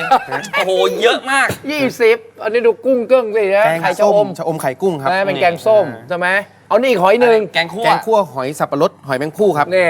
ก็คืองานแกะหอยมาแล้ว ฮะ นะอันนี้คือกลุ่มแกงแล้วนี่อย่างเนี้ยนะเวลาเราตั้งเยอะๆเห็นไหม บรรยากาศก็จะเป็นแบบนี้แหละครับ แบบนี้เลย อันนี้ก็จะเป็นแกงไก่กะวานนะเราจะไปตรงไหนดีล่ะไก่หรือกะวานหรือน้ำแกงดีอะนะ ผมเอาทั้งหมดเลยแล้วกันนะ ผมมันที่ไก่เลยใช่ไหม ครับ นะจะเป็นอะไรกึ่งรวนๆหน่อยใช่ไหม ครับ นี่อื้อหือเนาะเพราะฉะนั้นจะได้รสชาติ หอมกะวาน ความเป็นน้ำพริกหลากหลายเลยอ่ะ ฮะ เนี่ยนี่มีหลายอย่างเลยอ่ะหอมกะวานแล้วก็จะมีอะไร จุกสับปะรด ลูกสับปะรดใช่ไหมลูกสับปะรดนี่ใช่ไหมนี่ ล ใช่ อง ไหม ชิมเลยครับ นี่ใช่ไหม เป็นยังงใช่ครับ ลองทานดูเลยครับ เพราะว่าเขาสับปะรดเยอะ แล้วในนี้ก็จะมีเครื่องแกงเต็มไปหมดเลยอ่ะ ใช่ครับ เนอะเนี่ยนี่อ่ะ เครื่องแกงทำเองด้วย เครื่องเองก็ทำเองด้วยนะ จุกสับปะรดนี่กรอบ ใช่ครับ นะ กรอบเลยอ่ะ แล้วมันเข้ากับตัวเครื่องแกงได้ดีมาก ครับ น้ำก็จะแบบคลุกคลิกคลุกคลิก ครับ แล้วก็ทานกับข้าว10 บาท ครับ แล้วไก่เนี่ยส่วนสะโพกนะ ใช่ฮะ โอ้ ใช่ โหนุ่มนะ เนี่ยนี่20 บาท สมมุตินี่ราดเป็นราดเป็นแกงอย่างงี้ใช่ไหม ใช่ฮะ นะนี่ราดเป็นแกงอย่างงี้นี่ราดให้เห็นเลยดูสิมันคุ้มค่าแบบไหนยังไงนะครับ สวยงามเลยแล้วคุณจะทานกับข้าวยังไง คุณจะทานกับอะไรแบบไหนก็ แต่เครื่องแกงขอ จั ง ดไประ ยอง ได้ นี่ถึงเครื่องจริง ถึงไหมฮะ ๆ โอ้โห นี่ฮะ เหงื่อซิกนะฮะ เหงื่อซิกเลย ได้กลิ่นพิเศษไหมฮะผมใส่ลงไปด้วย ตัวอะไรฮะ กะปิระยองครับ ใส่อีกแล้ว มันนัว ใช่ฮะ โอ้โห อร่อยมาก อร่อยมาก นะผมว่าไปแล้วก็จัดเป็นแบบเนี้ยถ้วยเยอะๆครับเนี่ยมันได้บรรยากาศของร้านนี้คือความเป็นเนี่ยถ้วยแกง20 บาทเยอะๆแบบเนี้ย แกงไก่กะวาน เมนูพื้นถิ่นภาคตะวันออก ทางร้านเลือกใช้สะโพกไก่ต้มกับกะวานซอย ทั้งต้นและใบ เพิ่มความอร่อยด้วยจุกสับปะรดที่นิยมรับประทานกันในภาคตะวันออก อร่อยสมเป็นเมนูพื้นถิ่นระยองจริง ๆ ครับ กลุ่มที่มาเพิ่ม ครับผมเป็น กลุ่มทอดครับ แล้วก็กลุ่มน้ำพริก โอ้โห กลุ่มเดิมแล้วก็ยังไม่เอาออก ยังอยู่ครับผม มีแกง มีผัด มีต้ม เนี่ยจะได้เห็นว่าถ้าเกิดเราสั่งหลายๆอย่าง เอาแบบเต็มโต๊ะเนี่ยเป็นยังไง มันจะสนุกไหมล่ะ ครับ นะมันเพลินไหมล่ะ โอ้โห นะเมนูใหม่ เป็น มันต้องเกี่ยวกับอะไรยังไหม เกี่ยวกับความเป็นระยองอีกครับ นี่ถูกต้องเลย พื้นถิ่น ระยองต้องแกงครับ แกง โอ้เครื่องแกงเลยครับ ปัญญา 5 ดาว จุฬาเฮิร์บโฉมใหม่ ว้าวกว่าเดิม พร้อมชนปัญหาผิว ฟ้าแดด ริ้วรอย ผิวหมองคล้ำ บูสต์ผิวดูฉ่ำ บล็อกแดดด้วยจุฬาเฮิร์บโฉมใหม่ ดีจนต้องบอกต่อ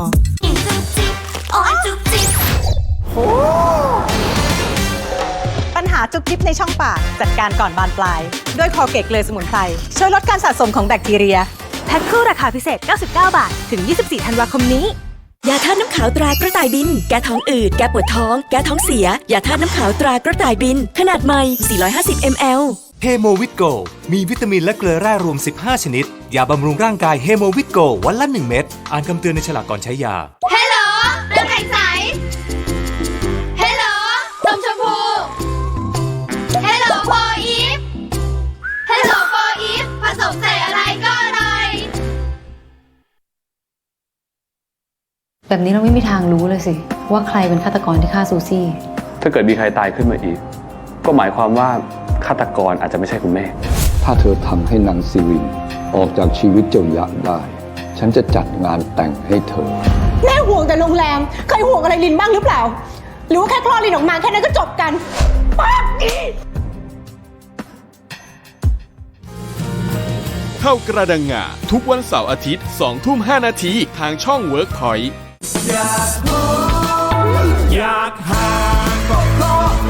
Head and Shoulders Apple Fresh ช่วยขจัดรังแคและปกป้องหนังศีรษะนาน 48 ชั่วโมง มั่นใจ 100% ใกล้กันได้นาน Head and Shoulders ปัญญา 5 ดาว น้ำมันพืชลีลาคุณค่าดีๆ จากสวน100% ปวดหัวเป็นไข้ซาร่ายาเม็ดบรรเทาปวดลดไข้พาราเซตามอล500 มิลลิกรัมซาร่าอ่านคำเตือนในฉลากก่อนใช้ยาไลน์แมนถูกสุดทุกวันไม่ต้อง Subscribe ก็ส่งฟรีสั่งเลยนี่จัดกลุ่มที่มาเพิ่ม ครับผมเป็น กลุ่มทอดครับ แล้วก็กลุ่มน้ำพริกโอ้โหกลุ่มเดิมแล้วก็ยังไม่เอาออกยังอยู่ครับผมมีแกงมีผัดมีต้มเนี่ยจะได้เห็นว่าถ้าเกิดเราสั่งหลายๆอย่างเอาแบบเต็มโต๊ะเนี่ยเป็นยังไงมันสนุกไหมล่ะครับนะมันเพลินไหมล่ะโอ้โหนะเหมือนกับเราเป็นเจ้าของร้านข้าวแกงแล้วเราหลากหลายมากแล้วเราจะกินตรงไหนก็กินเข้าไปใช่ไหมคุณนิกคุณอ้อมใช่นะเพราะนี่10 บาทใช่เราก็ช็อปอยู่ในโต๊ะเราเองถ้วยละ20เท่านั้นเองแล้วก็ตักของเราเองโอ้เพลินเลยหลายๆคนยิ่งสนุกมากเลยนะการนี่ที่นำเหนือกลุ่มทอดอันนี้อะไรนะปลานิลราดพริกปลานิลราดพริกอันนี้ก็จะเป็นทอดทั้งตัวเลยปลาอันนี้เป็นปลาเค็มครับเป็นปลาเค็มทอดของดีของระยองทั้งหมดเลยป่ะเนี่ยครับนะครับนี่ก็จะเป็นไก่ย่างครับไก่ย่างไข่ลูกเขยครับใช่ไหมแล้วก็เนี่ยปลาทอดกระเทียมครับได้หมดเลยครับนะเรามาขยายความนิดนึงว่าทีเด็ดของตัวปลานิลราดพริกใช่ไหมครับนะเครื่องเขาเป็นยังไงเครื่องแกงเขาเป็นมีอะไรบ้างคะนะจะมีพริกแห้งผิวมะกรูดค่ะแล้วก็กระเทียมไทยค่ะแล้วก็หัวหอมหัวหอมหัวข่าตะไคร้กระชายค่ะที่สำคัญต้องมีอะไรกะปิระยองใช่ไหมจ๊ะใช่ครับนี่ใช่ไหมก็ไปอะไรไปผัดครับแล้วก็ปรุงรสด้วยซอสของทางร้านจ้ะซอสทางร้านแหละแล้วก็น้ำมะขามเปียกค่ะแล้วก็น้ำปลาค่ะครับผมแล้วมีหวานไหมมีหวานด้วยค่ะระยองต้องติดหวานหน่อยใช่ค่ะหวานจากน้ำตาลโตโนดค่ะคุณคิดจะว่าหวานจากอะไรเหรอหวานจากความรักของเขาทั้งคู่ถูกต้องนะอันนี้ก็จะเป็นแบบวิธีการที่จะต้องให้ปลาเขาก็มาราดหรือว่าซอสก็ต้องทอดไว้ก่อนแม่ปลาก่อนเหมือนกันใช่ไหมแล้วค่อยมาคลุกเข้ากันจะเหมือนตัวปลาดุกนั่นเลยครับนะแล้วมีหลากหลายนะท่านผู้ชมไปลองดูนะนี่กลุ่มทอดยังมีนี่อีกเป็นชุดเลยอะน้ำพริก20ครับผม20อันนี้เป็นน้ำพริกอะไรฮะน้ำพริกมะขามอันนี้ก็น้ำพริกปลาร้าสับดูนะมีให้เลือกหลายอย่างกะปิใช่ไหมกะปิก็มีน้ำพริกตาแดงครับตาแดงมีหมดยกชุดไปเลยนะปิดด้วยอะไรนี่ทอดมันปลากายได้หมดเลยเรามาดูตรงน้ำพริกมะขามหน่อยสิเขาเพราะอะไรนะเพราะอะไรมะขามมันเป็นเมนูของพื้นบ้านตั้งแต่แบบว่าผมยังเด็กเลยฮะโอ้นี่เด็กก็คือคนระยองเขาจะรู้จักแล้วน้ำพริกมะขามนี้แบบนี้เลยนะอย่าบอกว่าที่นั่นเนี่ยมีมะขามเยอะใช่ครับแน่ถูกด้วยโอ้มะขามเยอะใช่ไหมครับเราก็เอาของที่เราใกล้ตัวแหละของดีๆทั้งนั้นแหละในเมืองไทยเรานะก็มาทำแล้วก็เป็นมะขามแบบแก่อ่อนหรือยังไงเป็นมะขามอ่อนมะขามอ่อนนะมะขามอ่อนนะครับผมแล้วก็มาทำอะไรบ้างครับมะขามเป็นน้ำพริกละครับประกอบด้วยอะไรคะก็จะมีพริกแดงจินดาค่ะหอมแดงแล้วก็กระเทียมค่ะน้ำพริกมะขามอ่อนตั้งกระทะใส่น้ำมันแล้วก็ใส่เครื่องที่ตำไว้ค่ะแล้วก็ใส่หมูบดผัดให้เข้ากันค่ะใส่หมูด้วยใช่ค่ะเดี๋ยวนี้เหรอจะมีเนื้อด้วยแล้วก็ปรุงรสด้วยน้ำปลาค่ะครับผมน้ำตาลโตโนดค่ะตัวน้ำพริกนี่เห็นบอกว่าทำแบบสดใหม่ตลอดทุกวันทำทุกวันเลยนะครับผมนี่คือวันนี้เป็นบรรยากาศให้เห็นนะว่านี่ขณะในรายการเพราะฉะนั้นถ้าเกิดไปบรรยากาศที่ร้านโอ้โหสนุกสนานเลยเอามาเป็นแบบนี้นะผมชิมได้หรือยังครับเนี่ยอยากชิมเหรอครับผมโอ้ผมขอชิมปลาราดพริกสักนิดนึงได้เลยงั้นผมก็มาชิมนี่เลยน้ำพริกมะขามนะผักเผือกก็เยอะแยะมากมายเนอะมีใช่ไหมไข่ชะอมครับไข่ชะอมด้วยเนอะเอาทานอะไรน้ำพริกมะขามใช่ไหมรสชาติจะออกเปรี้ยวหน่อยนะฮะเปรี้ยวใช่ไหมได้ไหมอย่างนี้เลยใช่ไหมได้ครับนี่เอาทั้งหมดนี่เลยเป็นไงฮะเนื้ออร่อยใช่ไหมได้กรอบตัวปลาแล้วให้มาเป็นตัวแบบนี้เลยใช่ฮะแล้วตัวราดพริกนี่คือเผ็ดนะเค็มแล้วก็หวานกลมกล่อมมากแต่ผมได้ชุดนี้โอ้โหชุดพริก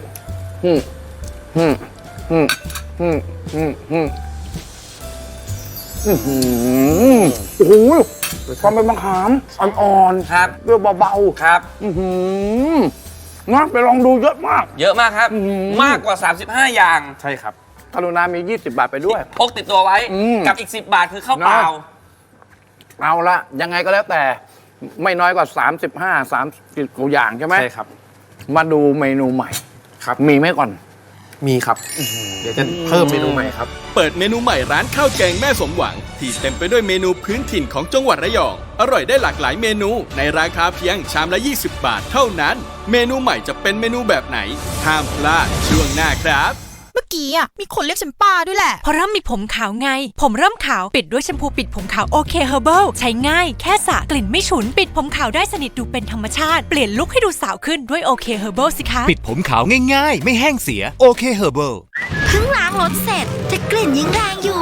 ให้ล้างรถทุกวันไม่ไหวหรอกติดแอมบิเพอร์เติมความสดชื่นเอาอยู่ทุกกลิ่นสดชื่นทั้งวันไม่ต้องรอให้ถึงเวลาล้างรถ แอมบิเพอร์คาคลิปมาพร้อมแรงบันดาลใจจากน้ำหอมดาวนี่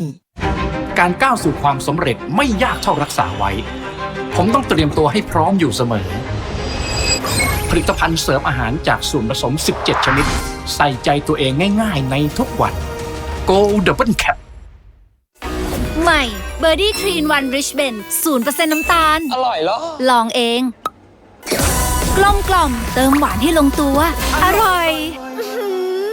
เบอร์ดี้ทรีนวันริชเบน 0% น้ำตาลหัวท้ายใต้ก่อนจันนี้ พบกับเหล่าผู้เข้าแข่งขันหน้าใหม่กับเพลงสุดมัน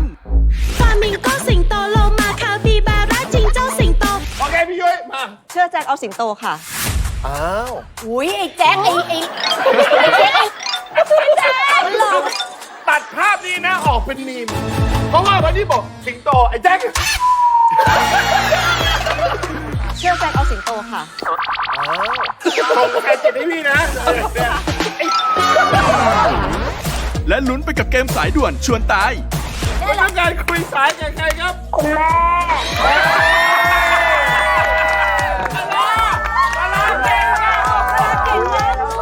พารามมีอะไรจะกระซิบคุณแม่ไหมครับ I love you ซื้อของเล่นไม่จ่าใช่ไหมจ่าอยู่แม่ซื้อของเล่นตอบแทนให้ลูกโอ้โหทวงเลยวันจันทร์นี้2:05 นาทีแม่คนนี้เจออุปสรรคเยอะจริงๆต้องย้ายอยู่เรื่อยๆเริ่มต้นก็มาเจอปัญหาเรื่องของ3ชายแดนย้ายจากใต้ไปจังหวัดเลยค่ะแล้วก็มาทำงานที่เชียงรายรู้สึกอะไรในสิ่งที่ต้นขาเห็นทำไมมันถึงต้องย้ายลำบากมากครับช่วงที่ดีที่สุดของชีวิตทำขนมขายดีตอนนั้นก็ถือว่ารุ่งสุดเลยขยับขยายยังไงครับ15 สาขาสุดท้ายยังไงโควิด15 ตลาดปิดหมดเลยค่ะเจอเรื่องหนักสุดโดนเรื่องของน้ำท่วมเชียงรายใช่ค่ะหมดเลยเหรอคุณแม่เป็นศูนย์โอ้โหเริ่มต้นชีวิตใหม่เจอกระทะทองเหลืองกระทะทองเหลืองมันจมโคลนอย่างนี้เหรอใช่ค่ะแล้วหนูก็เอามาล้างแม่ก็เลยเอาพอที่จะทำขนมไปได้ก็สู้กันไปอย่างนี้คุณแม่หนูสู้อ่ะชีวิตหนูไม่มีทางตันในปัญญาบรรสุขพฤหัสนี้1 ทุ่มตรงปัญญา5 ดาว Hello for Eve ผสมใส่อะไรก็อร่อยไดกิน5 ดาวช่วยประหยัดค่าไฟกว่า 13,000 สนับสนุนโดยยาสีฟันเทพไทยสูตรช่วยลดการเสียวฟันใช้นิดเดียวปากสะอาดเมนูใหม่มันต้องเกี่ยวกับอะไรยังไหมเกี่ยวกับความเป็นระยองอีกครับนี่ถูกต้องเลยพื้นถิ่นครับเพราะหลักๆเขาก็เป็นระยองอยู่แล้วพื้นถิ่นมันอยู่แล้วเพราะฉะนั้นเมนูใหม่ก็จะเป็นเกี่ยวกับระยองด้วยครับแล้วจะเป็นประเภทไหนครับทอดต้มแกงผัดน้ำพริกระยองต้องแกงครับแกงโอ้เครื่องแกงเลยครับบอกไหมว่าแกงอะไรแกงเลียงครับแกงเลียงครับแกงเลียงของระยองเหรอเป็นสไตล์ระยองใช่ไหมใช่ครับเอาละแท้ๆเลยนะครับมันก็จะไปแปลกยังไงล่ะมันจะแปลกเลยใช่ไหมดูแล้วกันมาดูครับนะแต่ว่าเขาต้องมีทีเด็ดแน่นี่เขาชอบซ่อนอะไรไว้เยอะเขาต้นของเด็กแกงเลียงระยองเป็นอย่างไรนะครับเมนูใหม่มาครับเมนูใหม่ครับตอนนี้ดูไม่ออกว่าอยู่ตรงไหนโอ้โหหลากหลายมากนี่นะนี่แยกมาให้เห็นเลยเดี๋ยวอันนี้ตะกี้บอกว่าเป็นอะไรนะแกงอะไรนะแกงเลียงของระยองฮะปกติแกงเลียงนี่คือจะต้องมีบวบกับผักรวมอะไรอย่างเงี้ยนะใช่ค่ะเรื่องนี้อะไรอ่ะนี่คือหน่อไม้ครับหน่อไม้ครับไม่ใช่เลยไม่ใช่หน่อไม้ไม่ใช่แกงเลียงแกงเลียงก็ต้องมีบว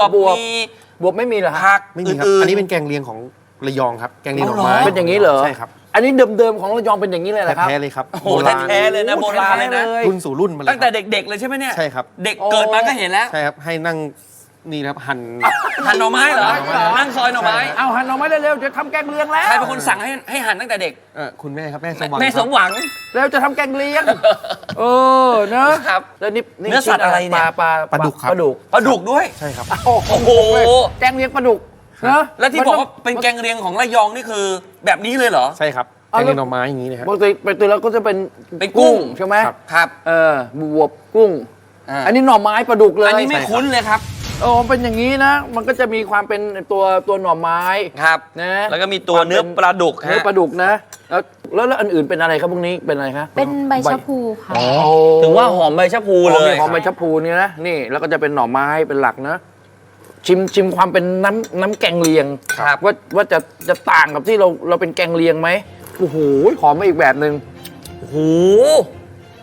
รสชาติเนี่ยทำไมเขาเฉพาะตัวจังเลยรสชาติเนี่ยแกงเลียงจะต้องมีรสชาติของอะไร กะปิครับ กะปิระยองอีกแล้ว เนอะ โอ้ คนละแบบกับแกงเลียงที่เรารับประทานทั่วไป ครับ อันนี้เป็นระยองเลยแล้วมันเป็นกะปิเหรอใช่ไหมมันก็เลยหอมขึ้นมาเป็นแบบนี้อีกทีหนึ่งแล้วก็ความเป็นหน่อไม้แล้วฮะส่วนเนื้อก็กลายเป็นเนื้อปลาดุกไป ครับ เนื้อนะไปลองดู20เหมือนกันครับก็จะมีเมนูใหม่ขึ้นมาครับนะก็เป็นเมนูพื้นบ้านนะเดิมๆครับของระยองเป็นแกงเลียงที่หอมกะปิมากๆ โอ้โห และเนื้อหน่อไม้เนี่ยนุ่ม เพราะฉะนั้นความเป็นระยองต่างๆในความเป็นแกงต่างๆ ก็จะอยู่ที่ร้านนี้เยอะมาก ครับผม เยอะ ข้าว มาก แกงแม่สมหวัง แม่สมหวัง ฮะ เดี๋ยวตกลงแล้วเราเรียกเขาว่าแกงเฉยๆหรือว่าชื่ออะไรมีชื่อไหมเนี่ย แกงเลียงหน่อไม้ครับแกงเลียงหน่อไม้ถ้าอย่างนี้ก็ชัดเลยครับผมแกงเลียงหน่อไม้ถ้าได้ยินคำนี้แปลว่าของระยองแหละครับเนอะนะไปลองดูแล้วก็20เท่านั้นเองครับผมนะครับมาสรุปเลยนะเชิญเลยครับคุณนี่ครับบอกชื่อร้านสถานที่ตั้งวันเวลาเปิดปิดครับเชิญครับครับผมร้านข้าวแกงแม่สมหวังนะครับร้านตั้งอยู่ตรงข้ามวัดโปกเกตนะครับถนนสุขุมวิทนะครับติดถนนนะครับอำเภอเมืองระยองครับจังหวัดระยองครับเปิดทุกวันครับเปิด6 โมงเช้าครับถึงบ่าย 3ครับแต่ว่าไม้ทันนะครับคือเปิดไม่ว่าแต่ไป6 อาจจะหมดก่อนครับนี่เราถึงบ่าย 3นะเปิดตั้งแต่6 โมงถึงบ่าย 3แต่มาก่อนเที่ยงนะครับเดี๋ยวหมดไม่ใช่ดีว่าหมดแล้วโอ้โหแต่สนุกนะสนุกในการที่จะไปท้าทายว่าจะไปทันไหมก่อนแล้วก็ถ้วยละ20 บาทเท่านั้นเองผมว่ากันนำสั่งเลยสนุกดีแล้วก็เป็นได้บรรยากาศของความเป็นอาหารระยองด้วยนะครับนี่คือทั้งหมดของร้านข้าวแกงแม่สมหวังนะครับก็ร้านนี้ก็จะได้เข้าสู่ทำเนียบร้านอร่อยนะครับขอมอบให้เลยนะครับว่าเป็นร้านอาหารระดับปัญญา5 ดาวร้านข้าวแกงแม่สมหวังนะครับมอบให้ด้วยครับครับผมร้านข้าวแกงแม่สมหวังร้านข้าวแกงชื่อดังจังหวัดระยองที่เต็มไปด้วยเมนูพื้นถิ่นของจังหวัดระยองอร่อยได้หลากหลายเมนูในราคาเพียงชามละ20 บาทเท่านั้นจากวันนี้ขอเชิญไปชิมเมนูใหม่แกงเลียงหน่อไม้เมนูพื้นถิ่นแบบฉบับชาวระยองที่นำหน่อไม้สดมาต้มกับเครื่องแกงเลียงสูตรชาวระยองปิดท้ายด้วยใบชะพลูเพิ่มความหอมห้ามพลาดเมนูใหม่แกงเลียงหน่อไม้ปัญญา5 ดาววันอังคารที่10 ธันวาคมนี้พบกับร้านเต้าหู้สูตรโบราณ100 ปีที่ยังรักษาวิธีการทำเต้าหู้มายาวนานถึง4 รุ่นทำเต้าหู้1 ครั้งได้อะไรมาบ้างครับหลักๆก็ได้ฟองเต้าหู้1แล้วนะฟองเต้าหู้ครับผมตามมาด้วยน้ำเต้าหู้เนี่ยความเต้าหู้ทุกคนชอบหมดได้อะไรต่อมาครับเต้าหู้ขาวครับแล้วก็ได้เต้าหู้เหลืองครับที่เป็นซิกเนเจอร์ของร้านอันนี้นุ่มซิกเนเจอร์ด้วยเขาจะนุ่มๆใช่ไหมใช่ครับนุ่มๆเต้าหู้นี่คือเอาไปปรุงอาหารอย่างเช่นอะไรบ้างครับเป็นแกงจืดเต้าหู้เต้าหู้นะพะโล้ไข่พะโล้อะไรต่างๆเนี่ยกะเพราเต้าหู้หลายท่านจะชอบเต้าหู้แล้วก็ทอดแบบนี้เพราะว่าหลักๆของเต้าหู้ก็จะเป็นเต้าหู้เป็นหลักใครจะไปทำเป็นอาหารก็ว่าไปวันนี้มีความสุขมากคุณเจแปนข้างในนี่คือนุ่มนิ่มเลยนะนุ่มเป็นคัสตาร์ดเลยอ่ะปัญญา5 ดาวฉันไล่แกออก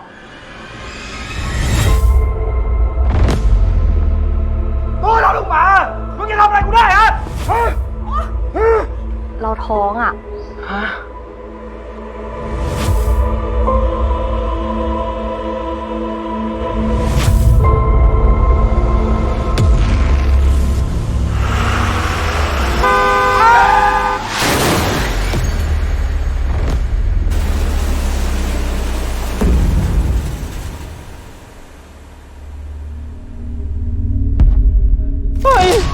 ตายหมดเลยเหรอเฮ้ยนี่วะ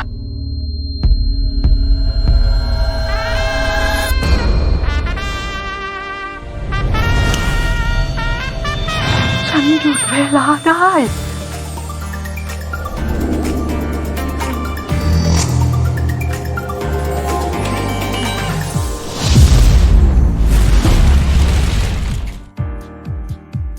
แอบชอบเขาอยู่ใช่ไหม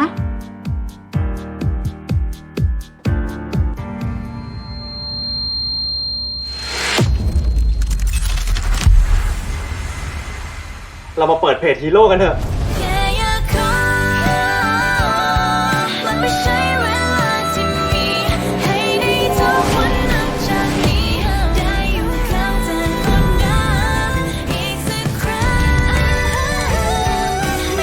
พิเศษอ่ะมันมีผลกระทบจริงๆนะ ถ้าอย่างนั้นพวกเราก็ต้องกลับไปทำสิ่งที่เราควรทำตั้งแต่แรก เรามาลองเชื่อความดีในตัวคนสักครั้งไหมยาย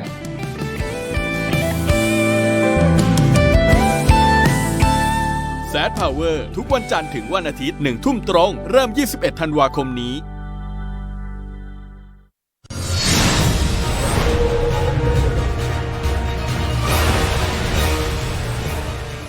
สองข่าวใหญ่ในช่วงนี้ครับเริ่มต้นข่าวที่1ผู้ชมไปที่อำเภอหล่มสักจังหวัดเพชรบูรณ์ครับมีเหตุการณ์เกิดขึ้นในโรงงานปลาร้าแห่งหนึ่งในพื้นที่นะครับที่หมู่5ตำบลหนองไข่นะครับปรากฏว่ามีคนไปพบศพของคนงานเสียชีวิตในบ่อน้ำเสีย5 รายด้วยกันส่วนสาเหตุคาดว่าคนงานลงไปล้างบ่อแล้วหมดสติเป็นเหตุให้เสียชีวิตขณะนี้เจ้าหน้าที่อยู่ระหว่างการตรวจสอบหาสาเหตุที่แน่ชัดกันต่อไปนะครับส่วนข่าวที่2คุณผู้ชมครับวันนี้ทางกลุ่มสายไหมต้องรอดเนี่ยมีผู้หญิงวัย28 ปีชื่อว่านางแนนแล้วก็ในก๊อฟสามีวัย26 ปีเอาคลิปนี้มาร้องทุกข์กับเอกภพเหลือประเสริฐผู้ก่อตั้งเพจสายไหมต้องรอดนางแนนบอกว่าเธอกับสามีอยู่กินกันมา4 ปีจดทะเบียนสมรสอย่างถูกต้องตามกฎหมายมีลูก1 คนสามีมีอาชีพเป็นนักร้องตามร้านอาหารวันที่ 29 พฤศจิกายนที่ผ่านมาเธอกับสามีเขาทะเลาะกันก็เลยพาลูกออกไปอยู่ที่อื่นต่อมาคืนวันที่3 ธันวาคมครับสามีมาขอคืนดีจึงกลับมาแต่มาอยู่ห้องได้เพียง10 นาทีหญิงชู้ของสามีก็บุกเข้ามาต่อว่าสามีว่าทำไมไม่รับสายติดต่อไม่ได้จากนั้นก็มีปากเสียงกันยกใหญ่แล้วฝ่ายชู้ก็ปรีเข้ามาทำร้ายร่างกายเพราะเธอบอกว่าเธอเนี่ยมีทะเบียนสมรสฝ่ายนั้นก็เลยออกไปทันทีครับจากนั้นครับก็มีการตามไปเคลียร์แต่คุยไม่รู้เรื่องฝ่ายชู้ก็เข้ามาทำร้ายเธอซ้ำ2 รอบ2เนี่ยแหละฮะจนได้รับบาดเจ็บเป็นแผลที่ใบหน้าดวงตามีเลือดตามร่างกายมีรอยฟกช้ำขณะที่ในก๊อฟเองก็ยอมรับว่าหลงผิดจริงๆตอนหลังเนี่ยสงสารลูกจึงอยากจะตัดความสัมพันธ์กับผู้หญิงคนนี้แต่อีกฝ่ายเนี่ยไม่ยอมจบก็เลยเกิดเรื่องขึ้นมาครับเห็นภรรยาเราถูกทำร้ายขนาดนี้เราเป็นยังไงบ้างเนี่ยรู้สึกไม่ดีครับรู้สึกไม่น่าทำเลยไม่น่าเป็นอย่างนี้เลยขอเข้ามาพ่อแม่เข้ามาแล้วด้วยผมก็ผิดเองนะมีแบบไปโกหกเขาไหมว่าเลิกกับเมียแล้วหย่ากับเมียอะไรอย่างเงี้ยไม่เคยบอกว่าเลิกเลยเพราะเขาก็รู้อยู่ว่าผมคบกันผมกลับบ้านทุกคืนนะครับใช่ผมกลับบ้านไปนอนบ้านทุกคืนเขาก็รู้ว่าเขาก็รู้สถานะตัวเองว่าเป็นอยากให้เขาแบบมารับผิดชอบสิ่งที่เขาทำอะค่ะเคยบอกนะคะว่ามีทะเบียนสมรสแต่ว่าคือเขาก็ดูท่าทางไม่ได้กลัวการที่หนูจะฟ้องเขาท้าทายไหมมีแค่บอกว่าจะฟ้องก็ฟ้องเนี่ยครับมีการท้าทายกันด้วยขนลุกจริงๆนะครับปิดท้ายวันนี้ผู้ชมครับไปดูการเกิดเหตุรถ6 ล้อเครนเสียหลักชนรถเก๋งรถกระบะรับส่งนักเรียนและรถอีแท็กขณะจอดติดไฟแดงอยู่บริเวณแยกบ้านปากปวนอำเภอวังสะพุงจังหวัดเลยมีเด็กนักเรียนเจ็บ5 รายสาหัส1 รายคือขาหักกู้ภัยต้องนำตัวส่งโรงพยาบาลทันทีนะครับไปสอบถามรถคันต้นเรื่องก็คือ6 ล้อเครนเขาเล่าว่ากำลังจะขับรถมุ่งหน้าไปทางอำเภอวังสะพุงมาถึงที่เกิดเหตุแยกตรงนี้รถมันเบรกไม่อยู่จริงๆพุ่งชนท้ายรถที่จอดติดไฟแดงทำให้คนบาดเจ็บไปหลายรายเบื้องต้นตำรวจคุมตัวไปเป่าแอลกอฮอล์นะครับและก็สอบปากคำเพื่อเตรียมแจ้งข้อหาขับรถประมาทเป็นเหตุให้ผู้อื่นได้รับบาดเจ็บและทำให้เสียทรัพย์สินครับและนี่คือทั้งหมดของ2ข่าวใหญ่ในช่วงนี้ข่าว Workpoint ช่วยคนไทยและไขความจริง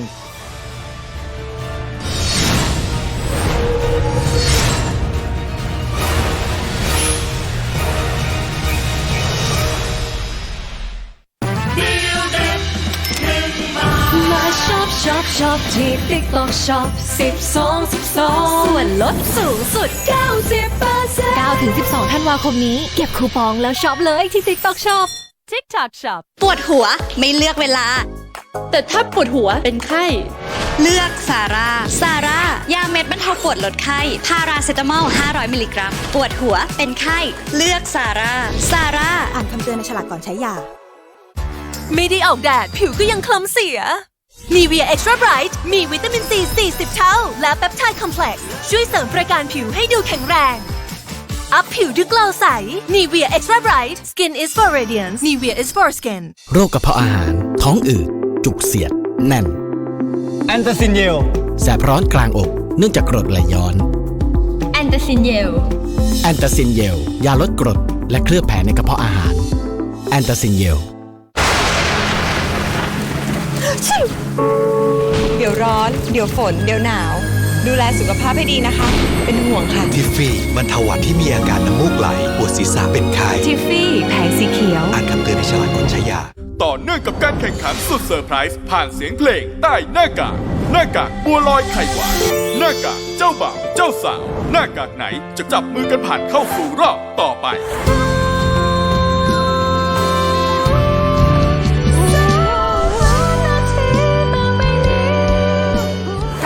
เนี่ยมีความสัมพันธ์เป็นเพื่อนเป็นอะไรมันยังดูไม่ออกอีกเหรอคะแต่งชุดผัวเมียมาขนาดนี้แล้วเหรอขอแต่งงานกันที่ไหนกำลังจะขอค่ะไม่เห็นแหวนบนหัวเหรอคะบัวลอยทำไมยังไม่ขอพี่อย่าถามอะไรที่มันมีปัญหากันตรงนี้ได้ไหมพี่หอยครับไม่ตอบยังไม่ได้ถามร่วมลุ้นและกระชากหน้ากากไปด้วยกันพุธที่ 11 ธันวาคมเวลา 20:05 นาทีบัวลอยถ้าใครหวานแต่งตัวเปิดอะไรแบบเนี้ยในคอลองหันให้ดูอีกทีนึงนะอุ้ยเดี๋ยวใจเย็นจ้ะอังคารนี้ตะลึงกับความเหมือนกันของฝาแฝดคู่นี้สวัสดีครับไอ้น้ำต้องวิดีโอมาขอยืมตังค์ผมให้นะผมเชื่อนะว่าเป็นพี่น้ำและพี่พัดงานอดิเรกคุณคือแบบขี่มอเตอร์ไซค์ปะเพราะคิดเป็นใครดาวไปเรื่อยเวลาคนมาเป็นแฝดนี่มันเหนื่อยแบบนี้ทุกเทปไหมครับสวัสดีค่ะเวลาเพื่อนกินน้ำใช่ไหมคะมันจะมีน้ำอัดลมเชียร์ก็เลยเอาน้ำปลาไปใส่ในน้ำอัดลมแทนให้เพื่อนกินไนกี้กับเจี๊ยบเป็นเพื่อนแล้วให้เลือกคือใน3แก้วมีแค่แก้วเดียวค่ะที่มีน้ำปลาเชียร์เอาโดน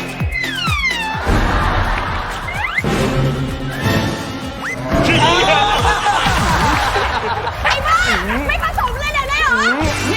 ไม่ว่าจะเป็นพี่เป็นน้องเดี๋ยวเจอวันอังคารนี้ 20:05 นาทีเปิดทีวีรอเลย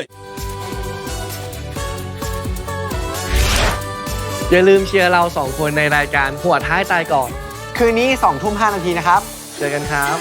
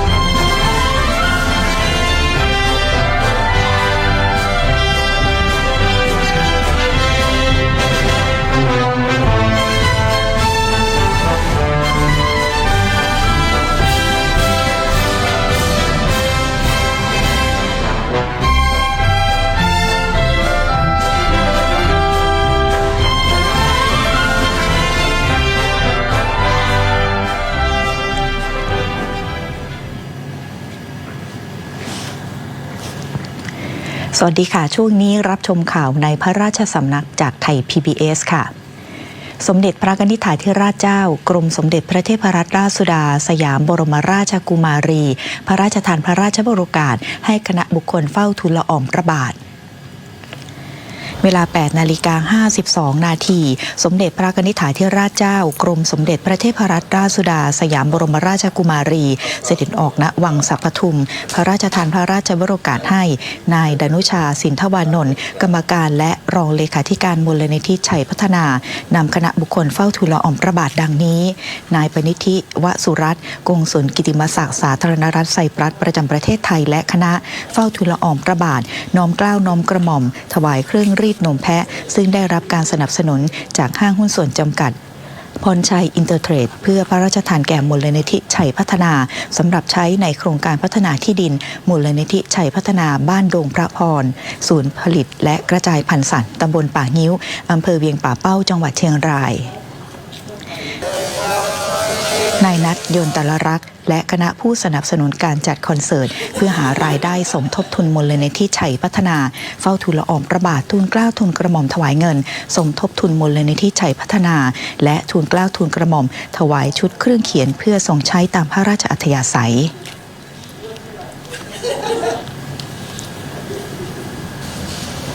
นายขันประจวบเหมาะผู้อำนวยการสำนักงานจัดหารายได้สภากาชาติไทยนำนายชอนแอลรอนสแตนนิ่งและคณะเฝ้าทูลละอองพระบาททูลเกล้าทูลกระหม่อมถวายเงินสมทบทุนการศึกษามอบแก่นักเรียนนักศึกษาและสนับสนุนการปฏิบัติงานตามพันธกิจของเหล่ากาชาติจังหวัดภูเก็ตนายเฉลิมยศถาวโรฤทธิ์นายกสมาคมศิษย์เก่าคณะสถาปัตยกรรมศาสตร์สถาบันเทคโนโลยีพระจอมเกล้าเจ้าคุณทหารลาดกระบังนำคณะกรรมการสมาคมและคณะกรรมการจัดการแข่งขันกอล์ฟการกุศลชิงถ้วยพระราชทานสมเด็จพระกนิษฐาธิราชเจ้ากรมสมเด็จพระเทพรัตนราชสุดาสยามบรมราชกุมารีประจำปี 2566 เฝ้าทูลละอองพระบาททูลเกล้าทูลกระหม่อมถวายเงินรายได้จากการจัดการแข่งขันโดยเสด็จพระราชกุศลตามพระราชอัธยาศัยในโอกาสนี้ทีมผู้ชนะเลิศการแข่งขันร่วมเข้าเฝ้าทูลละอองพระบาทด้วยนายวิจิตรสมบัติวงศ์ผู้อำนวยการโรงเรียนนวมินทราชินูทิศสตรีวิทยาพุทธมณฑลกรุงเทพมหานครนำคณะกรรมการสมาคมและคณะกรรมการจัดงานเดินวิ่งมินิมาราธอนและฮาฟมาราธอนครั้งที่ 12 รวมพลคนดีของแม่ชิงถ้วยพระราชทานสมเด็จพระกนิษฐาธิราชเจ้ากรมสมเด็จพระเทพรัตนราชสุดาสยามบรมราชกุมารีเฝ้าทูลละอองพระบาททูลเกล้าทูลกระหม่อมถวายเงินโดยเสด็จพระราชกุศลตามพระราชอัธยาศัยในโอกาสนี้ผู้ชนะเลิศการแข่งขันร่วมเข้าเฝ้าทูลละอองพระบาทด้วย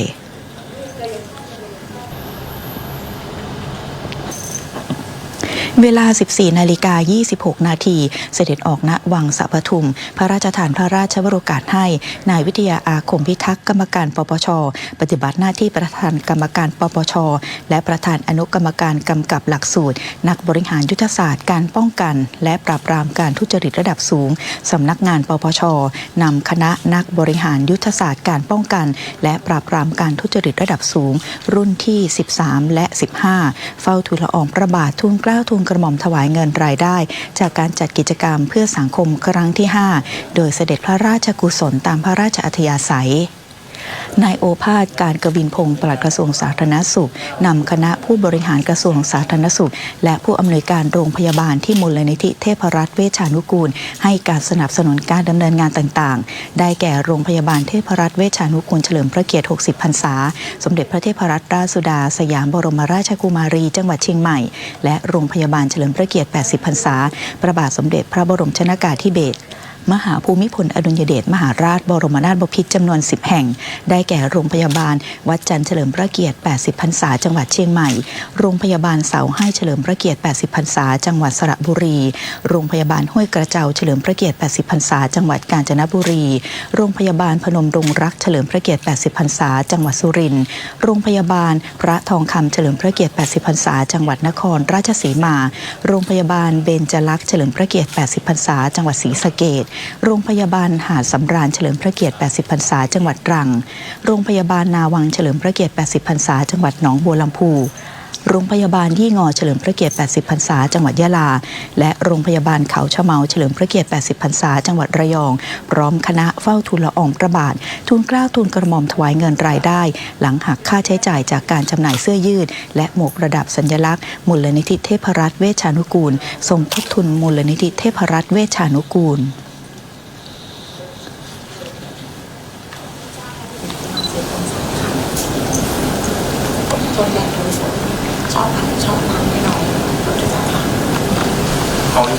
หม่อมหลวงจิรพันธ์ทวีวงศ์กรรมการและรองเลขาธิการมูลนิธิชัยพัฒนานำคณะบุคคลเฝ้าทูลละอองพระบาทดังนี้นางสาวหทัยรักสุโพทองและนางสาวสุปราณีปิ่นคำพร้อมคณะเฝ้าทูลละอองพระบาททูลเกล้าทูลกระหม่อมถวายเงินสมทบทุนมูลนิธิชัยพัฒนา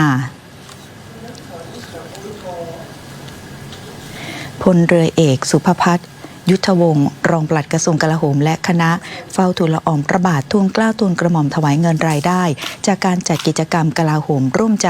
เดินวิ่งด้วยหัวใจที่เทิดทูนประจำปี 2567 สมทบทุนมูลนิธิชัยพัฒนานายขันประจวบเหมาะผู้อำนวยการสำนักงานจัดหารายได้สภากาชาติไทยนำคณะบุคคลเฝ้าทูลละอองพระบาทดังนี้นายณัฐกฤษเอี่ยมสกุลประธานเจ้าหน้าที่บริหารบริษัทแพลตินัมฟรุตจำกัดมหาชนและคณะเฝ้าทูลละอองพระบาททูลเกล้าทูลกระหม่อมถวายเงินเพื่อสนับสนุนโครงการศูนย์บูรณาการรักษาโรคมะเร็งโรงพยาบาลจุฬาลงกรณ์สภากาชาติไทยนางยังจาโชรองประธานบริษัทพลัสโฟมแพคเกจจิ้งจำกัดและคณะเฝ้าทูลละอองพระบาททูลเกล้าทูลกระหม่อมถวายเงินสมทบทุนฉุกเฉินเพื่อช่วยเหลือผู้ประสบภัยพิบัติสภากาชาติไทยนายสุพจน์โชติธาดากรรมการผู้จัดการบริษัท TCIT International จำกัดและคณะเฝ้าทูลละอองพระบาททูลเกล้าทูลกระหม่อมถวายเงินเพื่อบำรุงสภากาชาติไทยนายยุทธนาเจียมตรการกรรมการบริหารบริษัท SCG และคณะเฝ้าทูลละอองพระบาททูลเกล้าทูลกระหม่อมถวายเงินโดยเสด็จพระราชกุศลตามพระราชอัธยาศัยในโอกาสนี้ผู้ชนะรางวัลยอดเยี่ยมในการประกวดโครงการรางวัลยุวศิลปินไทยประจำปี 2567 ชิงถ้วยพระราชทานสมเด็จพระกนิษฐาธิราชเจ้ากรมสมเด็จพระเทพรัตนราชสุดาสยามบรมราชกุมารีร่วมเข้าเฝ้าทูลละอองพระบาทด้วยนางเกตวลีนภาศัพท์ประธานกรรมการบริษัท Global Utility Service จำกัดนำคณะกรรมการและผู้บริหารบริษัทเฝ้าทูลละอองพระบาททูลเกล้าทูลกระหม่อมถวายเงินสมทบกองทุนพัฒนาเด็กและเยาวชนในถิ่นทุรกันดารเพื่อใช้ในการจัดหาวัสดุและก่อสร้างระบบผลิตน้ำบริสุทธิ์สำหรับอุปโภคบริโภคให้แก่โรงเรียนตำรวจตระเวนชายแดนสันตินิมิตรจังหวัดชุมพรนายชูตงยู่ผู้อำนวยการใหญ่องค์การอาหารและเกษตรแห่งสหประชาชาติ FAO และคณะเฝ้าทูลละอองพระบาทในโอกาสเดินทางมาประเทศไทยเพื่อเข้าร่วมการประชุมนานาชาติว่าด้วยการจัดการทรัพยากรดินและน้ำเพื่อความมั่นคงทางอาหารอย่างยั่งยืนซึ่งองค์การอาหารและเกษตรแห่งสหประชาชาติ FAO และกระทรวงเกษตรและสหกรณ์จัดขึ้นระหว่างวันที่ 9-11 ธันวาคม 2567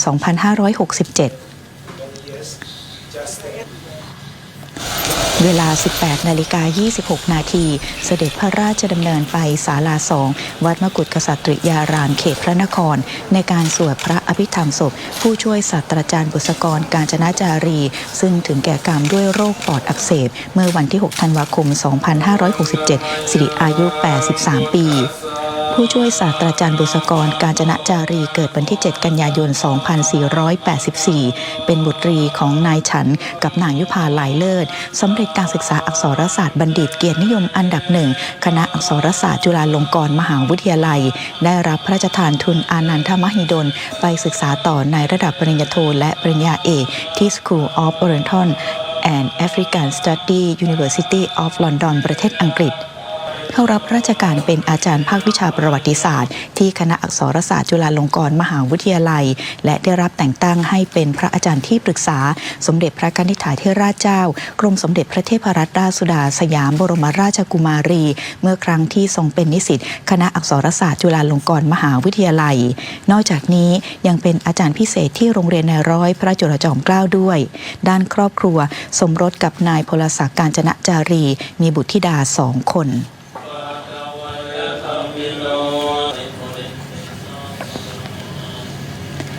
พระบาทสมเด็จพระเจ้าอยู่หัวทรงพระกรุณาโปรดเกล้าโปรดกระหม่อมให้องคมนตรีเชิญถุงพระราชทานและเครื่องอุปโภคบริโภคกับถุงพระราชทานสำหรับเด็กไปมอบแก่ครอบครัวราษฎรที่ประสบอุทกภัยในพื้นที่จังหวัดสงขลา พระบาทสมเด็จพระเจ้าอยู่หัวและสมเด็จพระนางเจ้าพระบรมราชินีทรงห่วงใยราษฎรที่ประสบอุทกภัยทรงพระกรุณาโปรดเกล้าโปรดกระหม่อมให้พลเอกเฉลิมชัยสิทธิศาสตร์องคมนตรีร่วมกับมูลนิธิราชประชานุเคราะห์ในพระบรมราชูปถัมภ์เชิญถุงพระราชทานและเครื่องอุปโภคบริโภคกับถุงพระราชทานสำหรับเด็กจำนวนรวม 2,100 ถุงไปมอบแก่ผู้ประสบอุทกภัยในพื้นที่จังหวัดสงขลาโดยมอบแก่ผู้ว่าราชการจังหวัดในอำเภอซึ่งเป็นตัวแทนราษฎรเพื่อเชิญไปมอบแก่ครอบครัวราษฎรที่ประสบอุทกภัยในพื้นที่จังหวัดสงขลาต่อไปและมอบแก่ราษฎรอำเภอเทพาณหอประชุมที่ว่าการอำเภอเทพาจังหวัดสงขลาในโอกาสนี้องคมนตรีได้เชิญพระราชกระแสทรงห่วงใยของพระบาทสมเด็จพระเจ้าอยู่หัวและสมเด็จพระนางเจ้าพระบรมราชินีไปกล่าวให้ราษฎรที่ประสบอุทกภัยและเจ้าหน้าที่ได้รับทราบและองคมนตรีได้ลงพื้นที่เชิญถุงพระราชทานและเครื่องอุปโภคบริโภคไปมอบแก่ครอบครัวราษฎรที่ประสบอุทกภัยในพื้นที่อำเภอเทพาจำนวน3ครอบครัวรวมทั้งได้พูดคุยให้กำลังใจในการนี้องคมนตรีได้ร่วมประชุมติดตามการแก้ไขสถานการณ์การเกิดอุทกภัยในพื้นที่จังหวัดสงขลาณห้องประชุมที่ว่าการอำเภอเทพาโดยมีผู้ราชการจังหวัดนายอำเภอและหัวหน้าส่วนราชการต่างๆที่เกี่ยวข้องเข้าร่วมประชุมและรายงานการเกิดอุทกภัยการให้ความช่วยเหลือราษฎรที่ประสบอุทกภัยและขอบคุณผู้ว่าราชการจังหวัดนายอำเภอเจ้าหน้าที่ส่วนราชการที่เกี่ยวข้องและจิตอาสาพระราชทานในการปฏิบัติหน้าที่ให้ความช่วยเหลือประชาชนได้อย่างรวดเร็วและในวันเดียวกันนี้พระบาทสมเด็จพระเจ้าอยู่หัวทรงพระกรุณาโปรดเกล้าโปรดกระหม่อมให้มูลนิธิราชประชานุเคราะห์ในพระบรมราชูปถัมภ์เชิญถุงพระราชทานและเครื่องอุปโภคบริโภคกับถุงพระราชทานสำหรับเด็กไปมอบให้ผู้ประสบอุทกภัยจังหวัดพัทลุงจำนวน 2,900 ถุง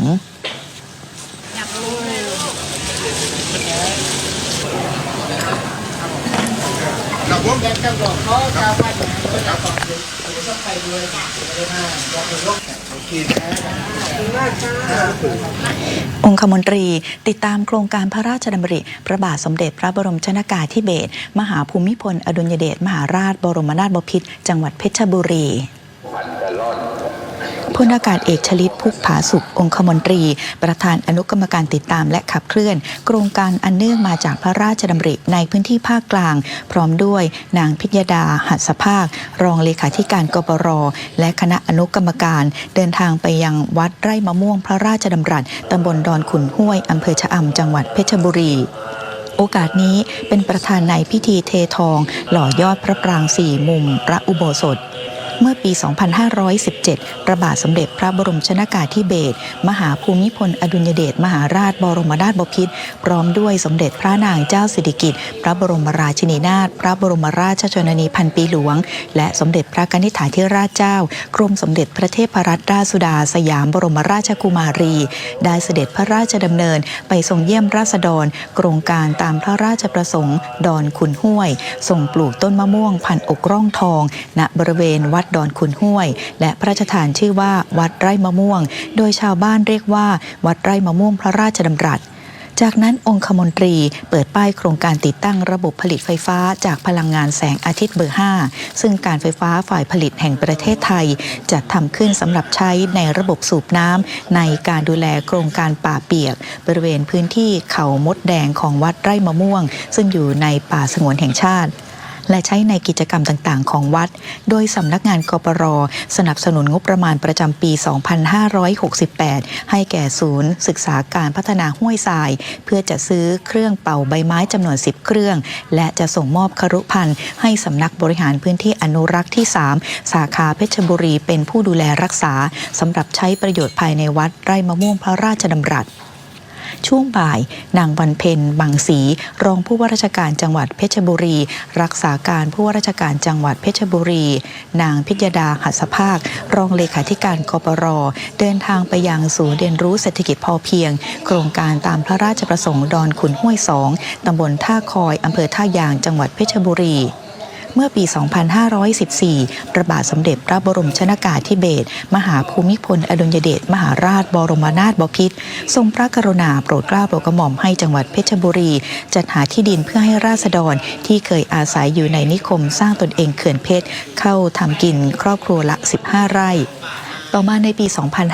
2519 จัดสรรที่ดินเพิ่มเติมโดยใช้ที่ดินในเขตป่าสงวนแห่งชาติเพื่อให้ลูกหลานของสมาชิกในโครงการและราษฎรในเขตจังหวัดเพชรบุรีที่ไม่มีที่ดินทำกินเป็นของตัวเองได้เข้ามาอยู่อาศัยและจะตั้งเป็นโครงการตามพระราชประสงค์ดอนขุนห้วย2มีผลการดำเนินงานประกอบด้วยสหกรณ์การเกษตรดอนขุนห้วยดำเนิน5ธุรกิจหลักอาทิธุรกิจสินเชื่อธุรกิจจัดหาสินค้ามาจำหน่ายปุ๋ยเคมีเกษตรอาหารสัตว์ข้าวโพดและข้าวสารรวบรวมผลิตผลสับปะรดและแปรรูปน้ำดื่มซึ่งผลการประเมินมาตรฐานของกรมส่งเสริมสหกรณ์พบว่าผ่านมาตรฐานระดับดีเลิศ A และผลการจัดระดับชั้นสหกรณ์อยู่ในระดับ 2กรมชลประทานดำเนินโครงการอ่างเก็บน้ำและคลองส่งน้ำจำนวน3แห่งคือโครงการอ่างเก็บน้ำโป่งทะลุอันเนื่องมาจากพระราชดำริสนับสนุนพื้นที่ชุมชนดอนขุนห้วย1โครงการอ่างเก็บน้ำห้วยวังยาวอันเนื่องมาจากพระราชดำริสนับสนุนพื้นที่ชุมชนดอนขุนห้วย2และคลองส่งน้ำสายหัวหินด้านการส่งเสริมอาชีพจะตั้งกลุ่มสหกรณ์ต่างๆเช่นกลุ่มเลี้ยงไก่แบบกรงตับกลุ่มสมุนไพรแปรรูปกลุ่มผู้ปลูกชมพู่กลุ่มเลี้ยงปลากลุ่มทำไร่ขนุนและการแปรรูปกลุ่มเยาวชนผู้เลี้ยงปลาสวยงามกลุ่มเกษตรกรผู้ปลูกแตงโมพันธุ์จินตราและกลุ่มผู้ทำกระดาษสาจากใบสับปะรด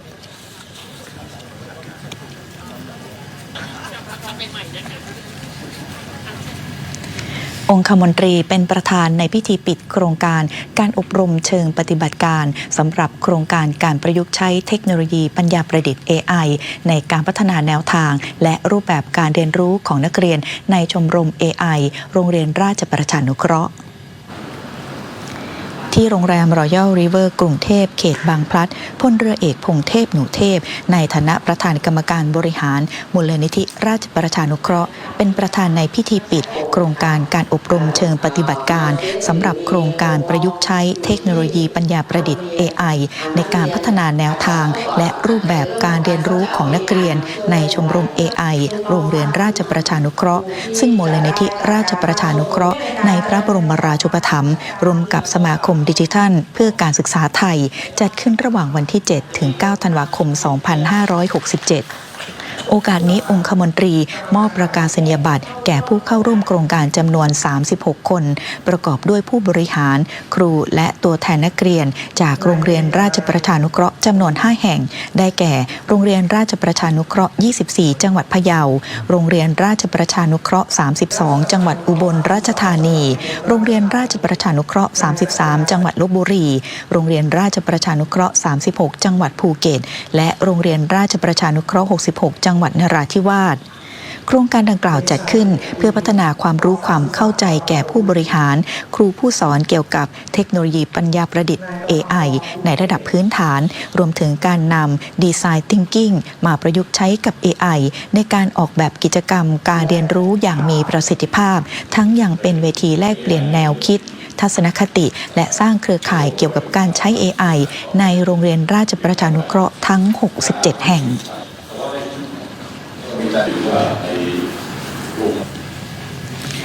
ราชเลขานุการในพระองค์พระบาทสมเด็จพระเจ้าอยู่หัวเป็นประธานในพิธีบำเพ็ญกุศลและเปิดร้าน Golden Plate สาขาพระราม 9พระบาทสมเด็จพระเจ้าอยู่หัวทรงพระกรุณาโปรดเกล้าโปรดกระหม่อมให้พลอากาศเอกสถิตพงษ์สุขวิมลราชเลขานุการในพระองค์พระบาทสมเด็จพระเจ้าอยู่หัวเป็นประธานในพิธีบำเพ็ญกุศลและเปิดร้าน Golden Plate สาขาพระราม 9ซึ่งเป็นร้านค้าแห่งแรกของบริษัทสุวรรณชาติจำกัดในพระบรมราชูปถัมภ์เปิดดำเนินการตั้งแต่ปี 2544 เพื่อเป็นร้านค้าปลีกที่จำหน่ายสินค้าโครงการในพระราชดำริโครงการ ส่วนพระองค์ตลอดจนสินค้าจากกลุ่มเกษตรกรไทยปัจจุบันสาขาแห่งนี้เปิดให้บริการมา 23 ปีแล้วซึ่งร้านเดิมมีพื้นที่ไม่เพียงพอในการรองรับลูกค้าหลังดำเนินการปรับปรุงใหม่จึงเป็นสาขาที่มีพื้นที่ใหญ่ที่สุดมีโซนร้านค้าครบครันได้แก่ Golden Kitchen Golden Coffee โซนอาหารทะเลโซนผักผลไม้สดมีโซนอาหารญี่ปุ่นเป็นแห่งแรกมีพื้นที่รับประทานอาหารภายในร้านรองรับลูกค้าได้ถึง100คนและมีโซนร้านค้าร้านอาหารตั้งอยู่ภายนอกอีกกว่า30ร้านมีที่จอดรถ200คันรวมถึงที่จอดรถผู้พิการพร้อมได้ติดตั้งโซลาร์เซลล์ที่หลังคาอาคารและที่จอดรถเพื่อใช้พลังงานแสงอาทิตย์ทดแทนพลังงานจากเชื้อเพลิงเป็นการรักษาสิ่งแวดล้อมประหยัดค่าใช้จ่ายซึ่งจะเป็นต้นแบบให้สาขาอื่นๆต่อไปปัจจุบันร้าน Golden Plate มีจำนวน21สาขาทั้งในกรุงเทพมหานครและต่างจังหวัด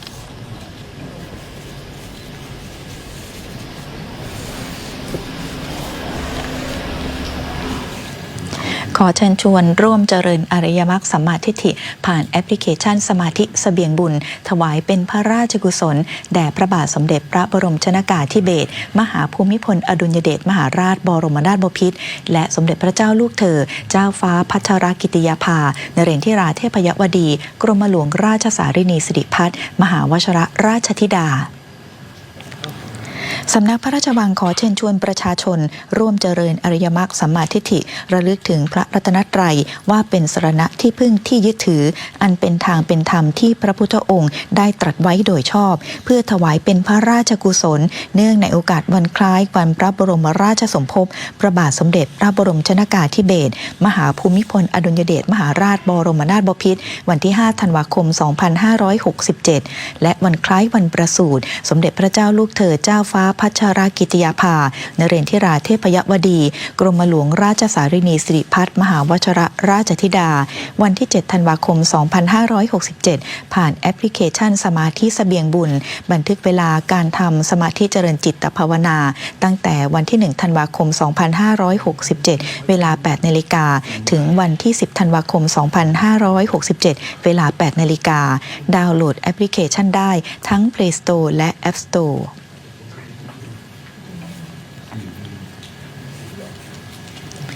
จบข่าวในพระราชสำนักประจำวันนี้แล้วค่ะอีกสักครู่กลับไปพบกับคุณวรรณวิสาและคุณเจษดานะคะส่วนช่วงนี้ดิฉันอรณิเพชรวงศ์สิริลาไปก่อนสวัสดีค่ะ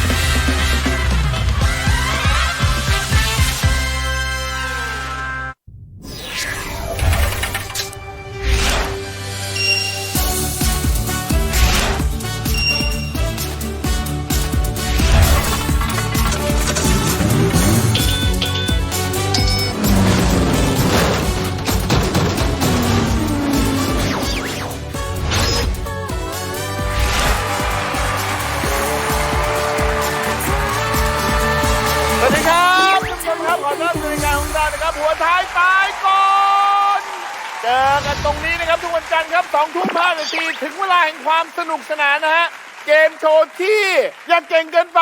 อย่าแย่เกินไปเป็นหัวต้องตายเป็นท้ายต้องตายนะครับตัดออกรอบละ2ท่านนะฮะเริ่มต้น9สุดท้ายเหลือคนเดียวไปรอบแจ็คพอตเลือกของรางวัลแล้วก็กลับบ้านกันไปวันนี้ดูผู้แข่งขันเริ่มต้น9 คนมีใครกันบ้างเชิญครับสวัสดีครับคุณโอครับไม่ได้เจอนานนะสวัสดีครับอันนี้มาใหม่ออกการใช่ไหมครั้งแรกสวัสดีครับพี่แม็กเจอกันแล้วสวัสดีครับสวัสดีครับสวัสดีครับสวัสดีครับสวัสดีครับนี่คนนี้ไม่ได้เจอนานคดีสวัสดีครับสวัสดีครับสวัสดีครับสวัสดีครับไม่ได้เจอพี่คดีนานมากวันนี้นึกว่าจะเห็นเธอมาด้วยหัวฟูฟ่องเปล่าอยากเปลี่ยนอยากเปลี่ยนเป็นร็อกหน่อยเบียร์สวัสดีครับสวัสดีค่ะวันนี้พาเพื่อนศิลปินคนใหม่มาเหรอครับใช่ค่ะเพื่อนใหม่หนูเลยพาแม่มาช่วงนี้หนูเป็นศิลปินหน้าใหม่ป้าครับค่ะนี่ป้าอย่าชวนคุยเยอะปากมันตึง เพิ่งถอดไหมออก เพิ่งไปตัดไหมละลายออก เห็นคุณทำรายการสดอะไรก็เฮ้ยใครวะ ใครหน้าเหมือนปลาฟาวฮอนช่วงแรกอะว่ายโหนกอย่างนี้เลยป๋า นี่จะแนะนำน้อง นี่ไง พูดไม่ใช่นี่พี่โอไม่ใช่ไม่ใช่น้องคนนี้นี่ออกัสนี่กับแม็กซ์นี่แม็กซ์ที่ผมประกอบผมเจอทำน้องเขาได้ไหม จำได้เห็นตั้งแต่ตัวเท่านี้ โอ้โหเล็กไปครับเล็กคน นอนอยู่ โตแล้วอ่ะเราเนี่ยนะกับออกัสนี่เล่นซีรีส์ด้วยกันครับผมใช่ เป็นคู่จิ้น ใช่ครับ เป็น ใช่เป็นคู่จิ้นกับตอนนี้ เหรอ รู้หมดทุกเรื่องเลยนะ เขาอยู่ข่าวบันเทิงเขาอยู่ข่าวบันเทิงเขาต้องรู้สิเขาต้องรู้ทุกเรื่อง ว่างเยอะก็ดูซีรีส์แล้วชอบติดซีรีส์ ซีรีส์วายอะ ใช่ซีรีส์วายซีรีส์ยูริดูหมด โอเควันนี้เราเล่นเกมง่าย ค่ะ ๆเรียกว่าเป็นเกมเขาเรียกต้นฉบับของรายการเลยนะหัววัดใจนี่โอเคนะเข้าใจนะ เข้าใจค่ะ โอเคจ้า มาเริ่มกันเลยกับเกมที่1โผล่วัดใจ ตอนนี้ผู้เข้าแข่งขันทั้ง 9 คนก็เข้าประจำที่ในกล่องเป็นที่เรียบร้อยแล้วครับ โดยกล่องที่ 1 จากทางซ้ายมือคือคุณโอแว่นใหญ่ คุณออกัสวชิรวิทย์ คุณแม็กซ์ณัฐพัฒน์คุณท็อปจรนคุณแจ็คแฟนฉัน คุณคราวเดีย คุณยุ้ยปฐมวรรณคุณเบสคำสิงห์และคุณชมพู่ครับ เอาละครับท่านผู้ชมครับตอนนี้ทั้ง 9 คนก็อยู่ใน 9 กล่องเรียบร้อยแล้วเราย้ำกติกาอีกครั้งนะครับโผล่วัดใจโผล่คนแรกตายโผล่คนสุดท้ายตายกติกามีแค่นี้เองครับหัวท้ายตายก่อนนะทุกคนได้ยินเสียงผมนะครับ ได้ยินค่ะได้ยินค่ะ ใส่หูฟังได้ โอเค โผล่ขึ้นมาคนแรกตกรอบโผล่ขึ้นมาคนสุดท้ายตกรอบเริ่ม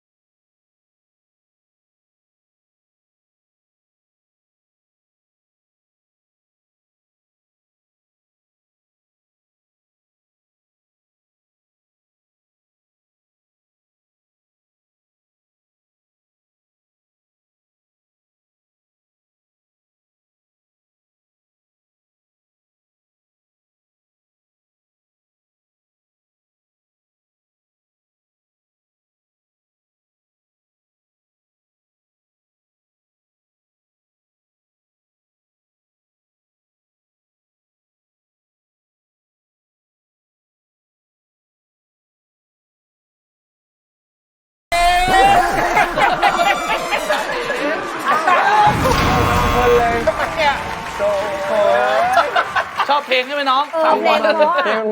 งมันมากไม่น่าเลยอ่ะ มันไม่เกิดขึ้นมันจะไปก่อนล่ะ เพลงมันมากฟัง10 วิ 12 โอ้12 วิพี่ แต่ไม่เป็นไรเดี๋ยวส่งหนุ่มๆส่งหนุ่มๆ เดี๋ยวมันไม่อยู่เป็นเพื่อนนะ เดี๋ยวนั่งเป็นเพื่อน เพื่อน นะพี่กำเนิดเป็นคนแรกเลยครับเป็นหัวแม็กซ์เป็นสุดท้ายหัวท้ายตายก่อนโอเคอีก7 คนเข้ารอบต่อไปครับเชิญ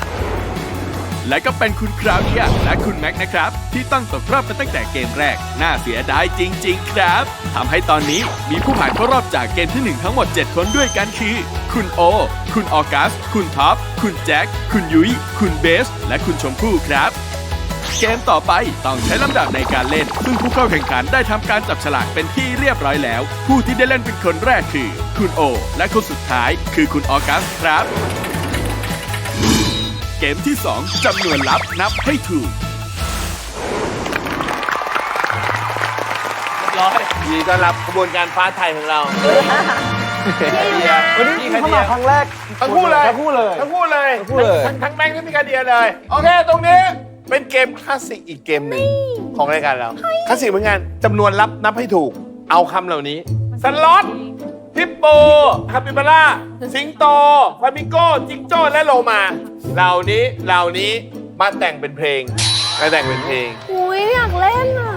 อยากเล่นใช่ไหม ต้องผ่านกล่องมาก่อนนะ นั้นช่วยนับเล่นๆและเก็บข้อมูลเผื่อช่วยพวกเราได้บ้าง เผื่อช่วยเขาได้ เอามาแต่งเป็นเพลง มันจะมีคำซ้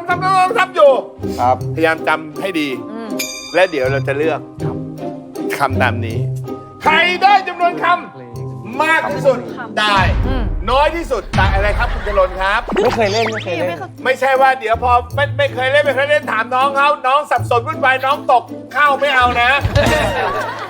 น้องตกไปคนหนึ่งแล้วนะ ใครจะไปใจร้ายแบบนั้น เอาไหม เอา ยอมเขาล้อ ทุกคนมีคาม อย่าว หวั ให้ ง พี่เขาหลอกล่อนะ ค่ะ คนนี้โอเคพร้อมไหมเพลงพร้อมโอเค มาเพลงมาฟังดีๆครับ ใครเลือกสัตว์ที่มีจำนวนมากที่สุดและน้อยที่สุดตกรอบ เริ่ม ฮิปโปสิงโตโลมาสิงโตคาปิบาร่าสล็อตจิงโจ้โลมาฟามิงโกฮิปโปสิงโตโลมาจิงโจ้สิงโตสล็อตคาปิบาร่าฟามิงโกสิงโตโลมาคาปิบาร่าจิงโจ้สิงโตฟามิงโกสิงโตจิงโจ้สล็อตสิงโตคาปิบาร่าฟามิงโกสิงโตโลมาคาปิบาร่าสล็อตสิงโตฟามิงโกสิงโตจิงโจ้สล็อตโลมาสิงโตโลมาฮิปโปสิงโตจิงโจ้โลมาสิงโตคาปิบาร่าฟามิงโกฮิปโปสิงโตสล็อตสิงโตโลมาฮิปโปฟามิงโกสิงโตจิงโจ้สิงโตจิงโจ้สิงโตโลมาฟามิงโกคาปิบาร่าสิงโตโลมาคาปิบาร่าสิงโตฟามิงโกโลมาสิงโตฮิปโปจิงโจ้คาปิบาร่าฮิปโปสิงโตโลมาจิงโจ้คาปิบาร่าสิงโตจิงโจ้โลมาฟามิงโก ป๋าไอ้ระหว่างผมนับอยู่เนี่ย พี่ยุ้ยถามผมอะไรเขาให้ทำอะไรไม่รู้แล้วผมก็นับต่อไป อะไรพี่ไม่เข้าใจอะไรเธอแกล้งเขาเหรอ แล้วลงมือเหมือนกัน อ๋อใช้สมาธิอยู่เหรอ มือผมเนี่ยตึกผมว่าสิงโตคืออะไรคืออะไร มันต้องแอบนับป๋า พวกคุณเนี่ยไม่มีสมาธิเหมือนน้องมันเนี่ย พี่อ๋อเหรอ ไม่สนใจไม่ใส่แว่นดำนอนน้อยเหรอยืนเซ มันต้องมีเทคนิค แต่เป็นนักแต่งเพลงไงต้องจำแม่นจำแม่น ไม่ได้เลย จะนักแต่งเพลงมันต้องมีเทคนิคไอ้เกมนี้ต้องยึดไว้อันหนึงแล้วนับเนี่ยมือหนูนับไปตลอดดูมือหนูไหม ล็อกแล้วเหรอ นิ้วพันกันเลยอ่ะป๋า ไปเกาหลีบ้าเหรออะไรก็ได้คุยไม่ออกอะไรคุณเลือกคนแรกคุณจะไปคิดอะไรนักหนาคุณเลือกคนแรก อะรอดพี่ แล้วคนที่เป็นนักดนตรีนักแต่งเพลงความจำเรื่องทำนองเลยเขาเป็นเลิศอยู่แล้ว ดีมาก ความจำเรื่องทำนองอะไรไม่เท่าไหร่ ฟังหรือเปล่าเมื่อกี้นี้ งงมากเลย รู้สึกว่าแบบคือเขาวางไว้เยอะมากแบบว่า คิดว่าน้อยแต่จริงๆเขามาอัดท้ายก็มี อันนี้ไงแสดงว่า ใช่มันเลยแบบรวนระบบไปหมดเลยตอนนี้ครับ รวนระบบใช่เอาดีเมื่อกี้เล็งอะไรตอนแรกอะชอบหมูเด้งมากจะเลือกฮิปโป อ๋อ แต่ว่าชักไม่แน่ใจเพราะว่าฮิปโปมาน้อยมากเลย อ๋อกลัวน้อยแล้วมาท้ายๆระวังไปเลือกเยอะล้นนะใช่ ถ้าใครนับได้นี่ผมยอมรับเลยว่า ไม่ปกติละไม่ธรรมดาเลย เฮ้ยนับได้นะ ผมนับได้นะ นับได้เลยนับได้ตัวเดียวนับกันได้เลยเว้ยเดี๋ยวนะใครก็แล้วก็แต่คุยเลยน้ำตาซึมๆนี่เป็นเพราะอะไร ไม่มีติดเลือกรอตกรอบได้เลยน้องเขาถามพี่แจ๊คว่าอันไหนตำแหน่งไหนง่ายสุดเขาบอกว่าผมมาสวยสุดมันแล้วแต่ดวงด้วยไม่เลยดวงคุณเลือกไปคุณเพียงแต่ว่าคุณไม่มีสิทธิ์เลือกป้ายไงเองอยากชนะปะล่ะครับเองอยากชนะใช่ไหมเดี๋ยวต้องรอลุ้นช่วงแรกๆใช่ไหมป๋าเดี๋ยวกันนะพูดเพื่ออยากดูฉลาดเหมือนจะมีแนะนำอะไรนะชนะใช่ไหมเหมือนต้องมีเทคนิคอะไรอย่างเงี้ย รอ ทำไมที่หันไปถามคนนี้ เล่นแล้วเขาก็กลับมาสนใจฮิปโปอีกครั้งหนึ่งเอาไง มันน้อยแต่มันไม่น้อยมาก น้อยแต่ไม่มาก ครับปีบาร่าอะไร เยอะนะเยอะนะ เยอะเหรอเยอะเอาแล้ว มันทันท้ายไง คาปิบาร่าเยอะไหมเมื่อกี้นี้ แต่มาหลายรอบผมว่าต้อง น่าจะเซฟนะน่าจะกลางๆมาว่า น่าจะกลางนะมาดูคาปิบาร่าโอ้เริ่มต้นด้วย0แล้วนี่เดี๋ยวพี่ยูนี้เดี๋ยวจะได้เห็นนะครับ ครับ ประมาณ20 ร้อยไป ประมาณ10 20 30ว่ะ 10ไม่เหรอ10นี่น้อยมากนะพวกเพลงกาวนะถ้า10น้อยไปนะถ้า10น้อยไปนะเฮ้ย น่าจะ10 10ป่ะ น้อยนะ 10ผมว่าน้อยนะ10อ่ะ เปลี่ยนได้ไหม กี่บ้าไม่ได้แล้วเฮ้ยเอาละครับตอนนี้ ใครคนที่2ว้ายน้องเบสเงียบเบสมา เบนนะเบนต้องดีๆลูกมีโอกาสเลือกนะเบนนะ หนูจะวัดดวงเลย ว่ามันน้อยกว่าตัวที่หนูนับหรือเปล่าฟามิงโก ฟามิงโก้นี่ฟามิงโก้เบนฟามิงโก้นะฟามิงโก้นะ ใช่แม็กค่อนข้างมั่นใจว่าฟามิงโก้น่าจะเซฟเพราะว่าสิงโตโลมาอะไรนี้น่าจะเยอะ เพราะว่ามันจะมีตัวหนึ่งอ่ะประมาณ 26 โอ้โหนี่จริงจังมากเลย เฮ้ยเบสจริงจัง แสดงว่าอันเนี้ยถ้าออกมาน้อยกว่าหรือมากกว่าก็จะได้รู้ไปเลย โอเค มาลุ้น ลุ้นฮะอ๋อ ท้ายตรงนี้ เฮ้ยลึกไป เบสเฮ้ย เท่าไหร่12โอ้โห12โอเคเอาอยู่ใครหัวใครไหน12ตอนนี้นะฮะเลขออกมาเกินคาดนะครับเพราะว่าเราคิดว่าโอ้ยจำนวนนี่มันน่าจะเยอะมากถูกไหมจำนวนน่าจะเยอะมากเอาละครับตอนนี้โอเคพี่ยุ้ยมาพี่ยุ้ย ยูเชื่อแจ็ค คุณยุ้ยเชื่อผมนะครั้งแรกแล้วเนี่ย เชื่อเพราะว่าไม่ได้นับอะไรเลย โอ้ผมเป๊ะพี่เรื่องนับเนี่ยพี่เชื่อผมเถอะ แต่รู้สึกแค่คาปิบาร่าน้อยรู้สึกแค่นี้แต่อย่างอื่นก็คือแบงค์ไปเลยค่ะ โอเคคาปิบาร่าน้อยแต่เขาเอาคาปิบาร่าเราไปคิดว่าของเขาน้อยใช่ไหม รู้สึกเฉยๆ แต่เขาสอยไปเลยอันนั้นอ่ะ10อ่ะ น้อยครับ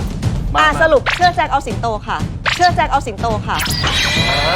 อุ้ยไอ้แจ็คไอ้แจ็คมันหลอกโคตรเยอะเลย ใช่เอาชัวเราเป็นโอ้โหน้องรักเขาเล่นละครเขาก็เป็นผู้จัดให้เราก็เดี๋ยวนะ มอบสิ่งดีๆให้กับเขา ปัทมาวันน้องรัก เมื่อกี้ โอ้ยพี่แจ็ค ภาพ เชื่อผมพี่ เดี๋ยวผมขอนะให้ทีมงานนะตัดภาพนี้นะออกเป็นมีมเพราะว่าวันนี้บอกสิงโตไอ้แจ็ค เชื่อแจ็คเอาสิงโตค่ะ อุ้ยไอ้แจ็คไอ้แจ็ค มันจิกมากในใจนะลูกได้แพมเพิร์สแล้ว ไม่รู้ว่าแจ็คได้อะไรต้องแบ่งด้วย พี่ยังไงมันเยอะแต่พี่ประคองอันนี้ผมเลือกประคองให้พี่เลย เดี๋ยวจะดูประคอง ประคองเท่านั้น มันประคองได้ไงว่าสิงโตอ่ะ สิงโตโคตรเยอะ ใช่สิงโตเยอะมาก สิงโตเป็นไงคะเดีย เสียงแล้วว่าเสียงมากแจ็คเธอกันซีนแน่เลยแจ็ค เอาละนี่ของหนูนะ ค่ะ ไม่แน่เผื่อฟุกพี่เชื่อผมอะไรเกิดขึ้นได้ อันเนี้ย เฮ้ยโอ้โหแล้ว15เข้ารอบ25พี่เข้ารอบ 25ได้ ถ้า25นี่ แต่ผมว่า 15หรือ25 25ไม่เป็นไรแจ็คมาถึงตอนนี้แล้ว พี่ด่าแทนหนูนะส่งแทนให้พี่นะ อวยพรหนักเลยไอเฮีย คนนี้ไงแทนยุ้ยก็ไม่อยากกล้าพูดคำนี้ โอ้ไม่กล้าหรอแล้วช่วยอีกคนนึง มีใครอยากช่วยอีกไหมคะเดี๋ยวส่งกระแสสิ พี่แกอยากช่วยไหมครับมาดู25นะ25นะโอ้โห แจ็คถอนสร้อยมาเดี๋ยวนี้เลย นับจริงจังมากเลยอ่ะ ไม่แน่เชื่อผม พี่ยุ้ย เอาไปยุ้ยตั้งหลักก่อน25 ไม่แน่ เอาเบสเข้ารอบ ไม่แน่พี่ยุ้ย แล้วแต่แจ็ค ต่อไปแจ็ค ยากแล้ว พี่ยุ้ยเลือกอะไรดี ปรึกษาใครบ้างไหมปรึกษา พี่ยุ้ยผมให้พี่เลือกให้ผมอ่ะ ไม่เอาแล้วแต่แจ็คเลยพี่ไม่ยุ่งกับแจ็คแล้ว โอ้โหแล้วนี่โอ้โหฟ้องพ่อรองวะเนี่ยโจรแล้วเนี่ย โอ้โห ผมเอาแบบยากๆเลยแล้วกันโลมาครับโลมา แหม โลมา 14 เซฟสุด โลมา ๆ ประ เลือก คอง ให้ตัวเองอ่ะเซฟสุด โลมา ล่าไหมนี้ล่าไหม ก็เนี่ยเขากันซีนพี่ยุ้ยไปแล้วไง ใช่ คดีอะ บ้าใครจะไปทำอย่างนั้นไอ้มาดูกันนะอันนี้โรมานะ โอ้โห14 จบแล้ว 24 อ่ะ 24เขายังเข้า24ก็ยังเข้า24ก็ยังเข้า สี่ แหม 4แล้วโอ้เข้าเลยนะ ไอ้ AI หรอกตบ AI เลย14 เข้าป๋า14เอาเลย14ใจน้องดีเทปเลย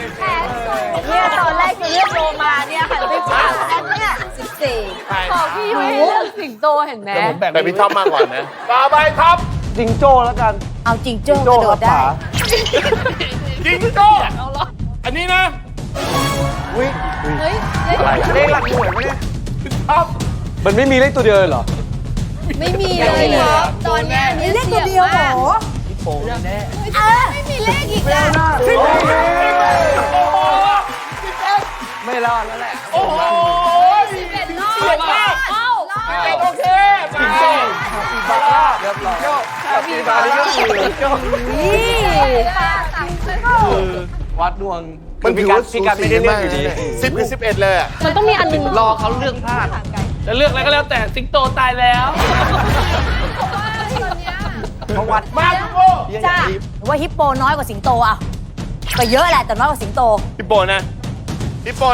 ป23 ลองคิดอีกรอบ ฮิปโป สล็อตน่าจะ ดีแล้ว อยู่ที่ประมาณ9 ดีแล้วฉันว่าเธอเลือกดีแล้ว อยากมาจับหนู เยอะเลยเยอะ ฮะ ขอเยอะ หมูเด้งหมูเด้งหมูเด้งหมูเด้งหมูเด้งหมูเด้งหมูเด้งเยอะเลยลูกเลขท้ายก่อนเลยลูกเปิดมาขอรุ่นดอกเลยรุ่นดอก อุ้ย ไม่แน่ว่ะ ไม่ใช่ ไม่มีนะยังไม่มีนะ ยังไงก็2 ยังไม่มียังไงก็2ตัว27ถ้า27คุณยุ้ยเข้ารอบถ้า17ชมพู่เข้ารอบ 17 แน่ อยู่ที่เลขหน้าฮะถ้า27ยุ้ยเข้ารอบและจะกลับไปรักกับแจ็คอีกครั้งหนึ่ง แล้วคนที่คอมเมนต์ในโซเชียลด่าแต่ตอนนี้ขอโทษเลยนะ ขอโทษเลยรูปเป็นด่าแซ่มาดูกัน27 หรือ 17 27อย่าอยู่กันอย่าไปมันเธอ 27 อย่ามาจับหนูนะ แจ็คไม่เป็นครับฮิปโปแจ็ค เป็นไปได้ยังไง นี่ไงวะเยอะเลยเนี่ย แจ็คตัวเองครับฮิปโป ก็รู้สึกว่าฮิปโปเยอะมากเลย จริงเหรอเนี่ย เจ็ดเท่านั้นเองเดี๋ยวโอ้อะเขาพูดแต่แรกฮิปโปผมนับฮิปโปเพราะผมชอบหมูเด้ง ใช่ตอนเนี้ยผมในใจผมว่าสล็อตก็สูสีมาก ปาครับพี่ยุ้ยหันมากระซิบผมแจ็คมีอะไรเยอะกว่านี้ไหม ไม่มีแล้ว ไปคุณโอเข้ารอบไปฮิปโปไปท้ายฮิปโปไปท้ายเชิญ แต่สล็อตกับหมูเด้งสูสีมาก พรุ่งนี้จะพาลูกไปเที่ยวไงจิตเลยไปหาเขา แต่โอเขาบอกนะโอเขาบอกว่าสล็อตกับฮิปโปสูสีมาก ผมว่ามีลุ้นนะมีลุ้นยังได้ลุ้นอยู่ไม่ ต แน่ อนนี้คุณยังไงก็ได้ให้มากกว่า7ให้น้อยกว่า25ผมไม่ได้ยินเลยนะ น้อยกว่า25น้อยกว่าอยู่แล้ว ถ้าพี่โอออกมาเป็นเลข8กับเลข9รอดเลย เข้าเลย แม้ว่าเสี่ยงมากเลยนะเสี่ยงจะเป็นท้าย เอามาดูกัน เอาเลยเว้ย เอา ยิ้มแบบรู้กันอยู่ มันคือ พี่อ่ะ เลข โอ้กว่าพี่ยุ้ย ไปแล้ว ยังจะ ถ้าแค่6 ท้ายเลย ฮิปโปเข้ารอบทุกคนเข้ารอบถ้าแค่6นะ แต่ถ้าเป็น 16เข้ารอบถ้า26ยุ้ยเข้ารอบ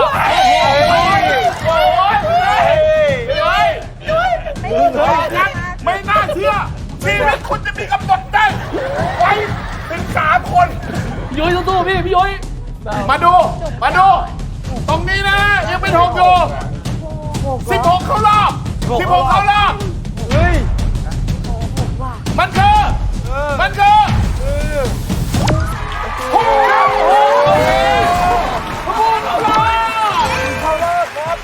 แล้วเมื่อกี้ทั้งฝากบอกไปว่าถ้าน้องน้อยกว่าจะตกรอบให้ อันนี้ไม่นับใช่ไหม เนี่ยไอ้รูปแบบรายการ แต่ได้ถอดไปแล้วนะครับ รูปแบบรายการประมาณนี้พี่ ช่วยด่า ด่าแจ็คให้ทีได้ไหมคะช่วยด่าให้อีกที เราจะได้แนะนำเขาเผื่อเขามาอาทิตย์หน้าอะไรเงี้ยป๋าเล่นให้ อย่ามาบอกดิว่าที่เล่นอย่างเงี้ยทีมงานชอบ จะได้มาอีกคราวหลังไม่ต้องให้มันมาแล้วนะ ทีมงานชอบผมไม่ได้มาเล่นประมาณนี้ เล่นอย่างเงี้ยทีมงานจะชอบดูจะล้นสิมาเป็น10 คน ไม่เคยเข้าเลย ใช่ พี่มาอีกเทปไหนบอกผมด้วยนะ จะมาหลอกเขาอีก อยู่กับใครคนนั้นซวยจริงเนี่ย ไปไหน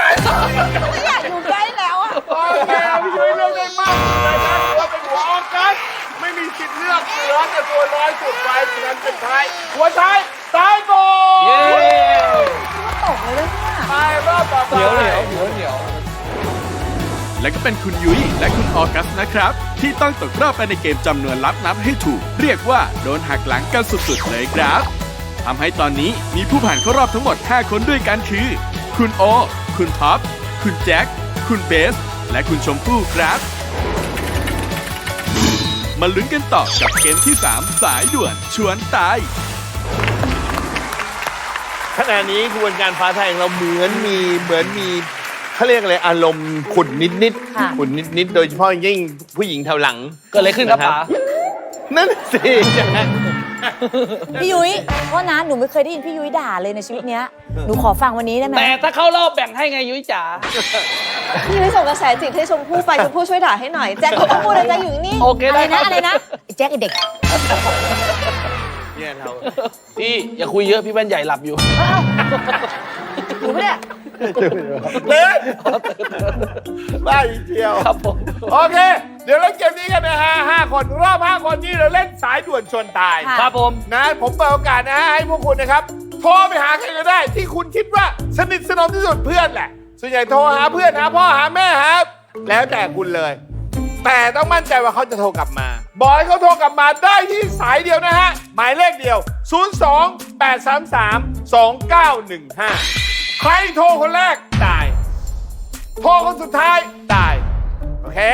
โอเคโหอันนี้ยาก ยากสิ อันนี้ถือว่ายาก ผมบอกให้เลยนะ เกมที่ยากสุดในรายการเรานะ กล่องยากที่สุด พอเล่นอยู่คนเดียวไม่รู้คนนั้นขึ้นหรือยัง หลายคนพอเล่นไปเล่นเกมกล่องนะ เล่นเกมกล่องความยากของมันคือกลัวคนอื่นจะขึ้นก่อน เราก็เลยขึ้น อันนี้ไม่ยากรอ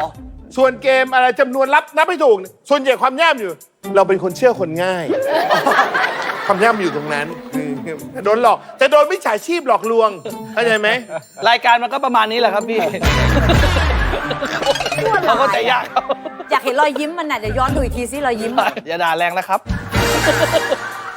โอเคนะโทรมาใครโทรคนแรกตายโทรคนสุดท้ายตาย ค่ะ โทรหาใคร พ่อค่ะ พ่อจำได้ป่ะต้องบอกเขาด้วยนะ 028332915 นะ ใช่ค่ะ รอบก่อนเขาทำหนูตกรอบ อ้าว จะให้เขาแก้มือ อ๋อนับมั่นใจนะมั่นใจนะ มั่นใจค่ะ อย่าคนแรกนัดเวลาเขาดีๆชมพู่ จ๋า โทรหาใคร ตั้งใจโทรหาสามีแต่ว่าเขายังไม่อ่านไลน์ก็เลยเปลี่ยนเป็นโทรหาลูกชายแทน ลูกเมื่อไหร่แล้ว 4 ขวบ แล้วลูกจะโทรมาได้ไงอะ ป๋าลูกหนูเล่นโทรศัพท์เล่น iPad เก่งนะตอนเนี้ย เข้าใจแต่มันจะรู้กะเวลาถูกเหรอ เดี๋ยวเขาก็นับของเขาเองให้นับในใจ1 ถึง 100 ลูกชื่อ ทารา ทารา เดี๋ยวจะดูว่าทาราหรือสมรัก เอาแล้วว่าทารากับสมรักใครจะเจออาการ ทาราชอบคุยโทรศัพท์ โอ้มาโอ้เอาไงดี โทรหาตอนแรกจะหาเพื่อนไม่มีใครเลย โทรหาเพื่อนไม่มีใครเหมือนว่าเพื่อนไม่ว่างหรือไม่มีเพื่อนเอาไม่แน่ ไม่แน่ใจแล้วตอนนี้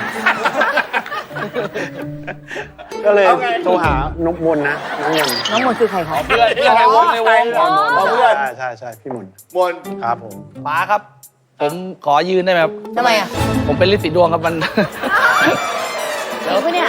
ใช่ครับ ถึงว่าวันนี้พี่แจ็คไม่นั่งเลย จริงปะเนี่ยไม่บอกพี่เคยรักษา เอาหนังยางวงมาไหมเอามัดไว้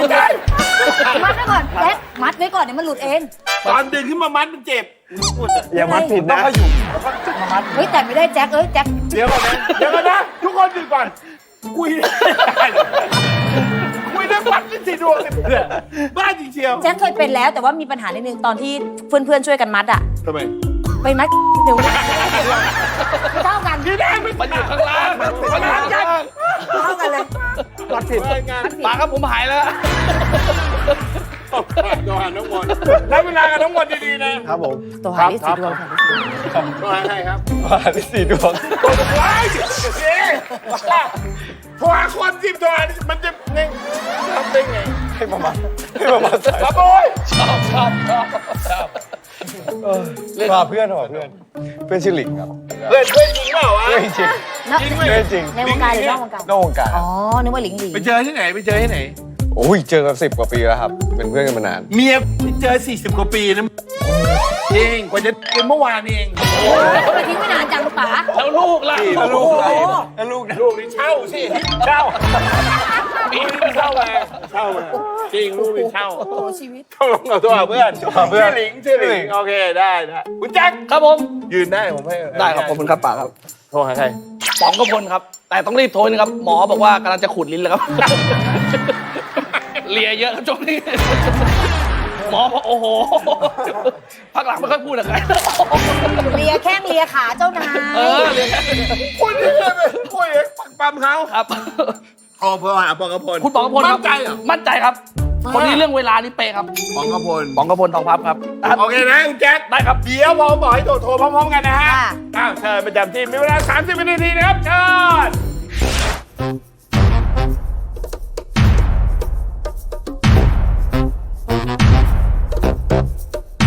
เดี๋ยว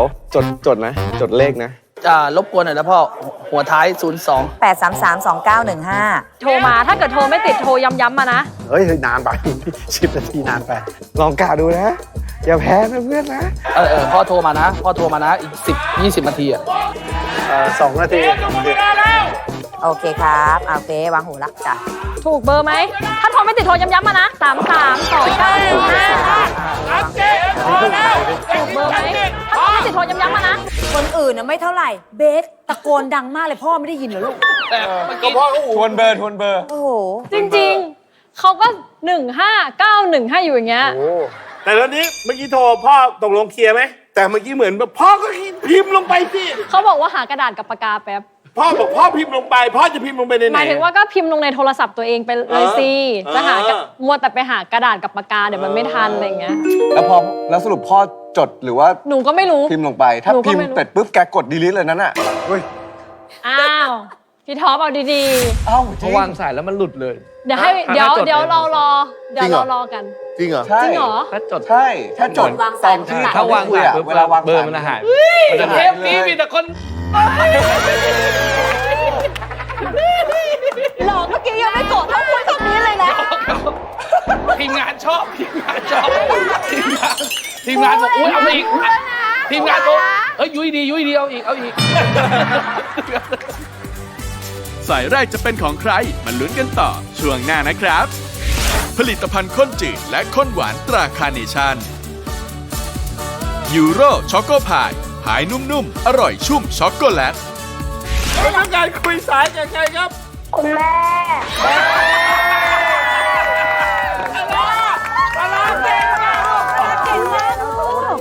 พารามีอะไรจะกระซิบคุณแม่ไหมครับ I love you ซื้อของเล่นไม่พลาดใช่ไหม จะหรือแม่ซื้อของเล่นตอบแทนให้ลูก โอ้โหทวงเลย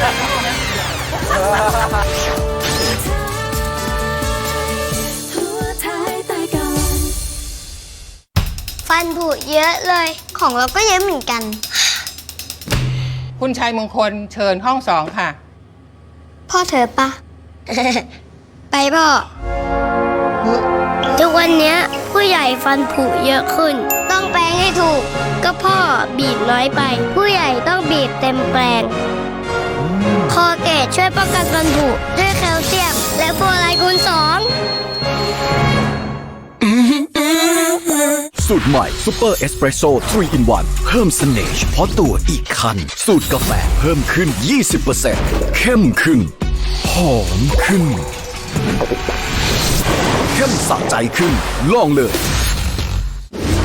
ผู้นำต้องไม่หยุดค้นหาบทบาทใหม่ๆ ใหม่ Fortuner Leader S ยกระดับบทบาทผู้นำรุ่นใหม่ที่ต้องการใช้ชีวิต Toyota Fortuner Trust of the Leader เป็นเจ้าของวันนี้รับข้อเสนอพิเศษถึง 31 ธันวาคมนี้ กี้อ่ะมีคนเรียกฉันป้าด้วยแหละเพราะเริ่มมีผมขาวไงผมเริ่มขาวปิดด้วยแชมพูปิดผมขาวโอเคเฮอร์เบิลใช้ง่ายแค่สระกลิ่นไม่ฉุนปิดผมขาวได้สนิทดูเป็นธรรมชาติเปลี่ยนลุคให้ดูสาวขึ้นด้วยโอเคเฮอร์เบิลสิคะปิดผมขาวง่ายๆไม่แห้งเสียโอเคเฮอร์เบิลต้องกล่องนี้นม UHT S26 Go Pro เพิ่มสติงโกไมลิน 150% เพิ่ม DHA 3 เท่าซื้อเลยแว่นท็อปเจริญ Happy New Year Sale ลดจนหนาวแว่นตาลดสูงสุด 70% หนาวนี้เจอกันที่แว่นท็อปเจริญสาขามากที่สุดในอาเซียนวันนี้ถึง31 มกราคม 2568 ทดสอบการทำความสะอาด PM 2.5 บนดอกไม้ด้วย Protex Deep Clean ใหม่และครีมอาบน้ำธรรมดา Protex Deep Clean ล้าง PM 2.5 ออกได้ดีกว่าให้ผิวดูสะอาดใสสุขภาพดีลองเลยใหม่เจเล่บิวตี้มีไฟเบอร์เพิ่มกากในระบบทางเดินอาหารช่วยกระตุ้นการขับถ่ายรสชาหมักคอมบูชาอร่อยลองเลยตะก้อนโลกก็เดี๋ยวของว่าหายไปไหนอะสนับสนุนให้ลูกได้เล่นอิสระอย่างสร้างสรรค์เพราะนี่คือโอกาสที่จะทำให้เด็กเจอสิ่งที่ใช่การก้าวสู่ความสำเร็จไม่ยากเท่ารักษาไว้ผมต้องเตรียมตัวให้พร้อมอยู่เสมอผลิตภัณฑ์เสริมอาหารจากส่วนผสม 17 ชนิดใส่ใจตัวเองง่ายๆในทุกวัน Go Double Cap ครอบครัวเราชอบไปด้วยกันทุกที่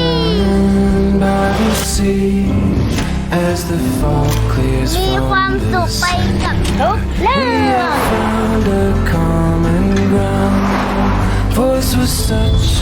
ให้ทุกการเดินทางไม่เหมือนเดิมอีกต่อไปนิยามใหม่ของความสุขในแบบคุณ Mazda CX-5 ใหม่ Togetherness Redefined เทศกาลแห่งความสุข Beef Festival เริ่มต้นเพียงชิ้นละ99 บาทวันนี้ถึง14 มกราคม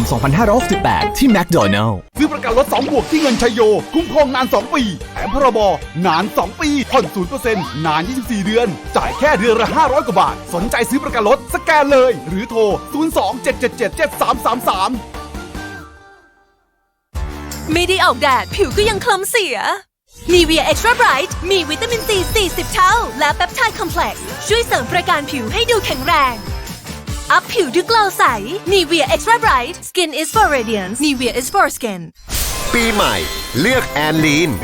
ให้ทุกวัยได้ประโยชน์ปีใหม่ให้แอนลีน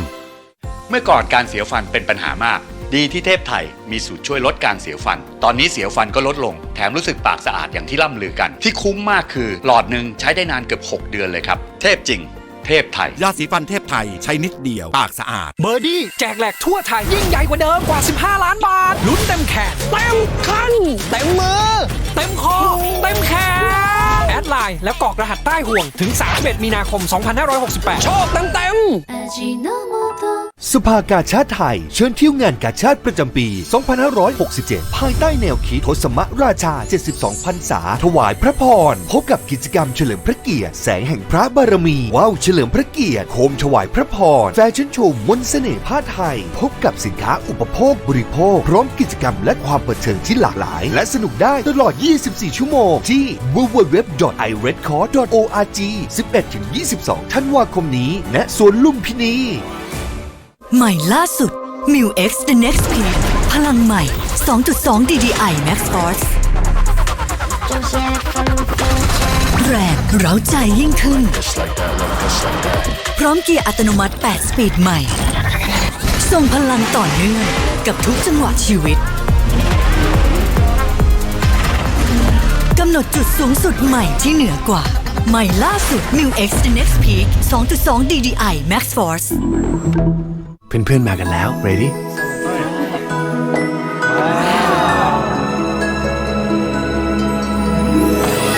เฮเซลนัทหอมกรุ่นช็อกโกแลตเนียนนุ่ม Ferrero Rocher ของขวัญที่ใช่สำหรับเพื่อนที่รู้ใจ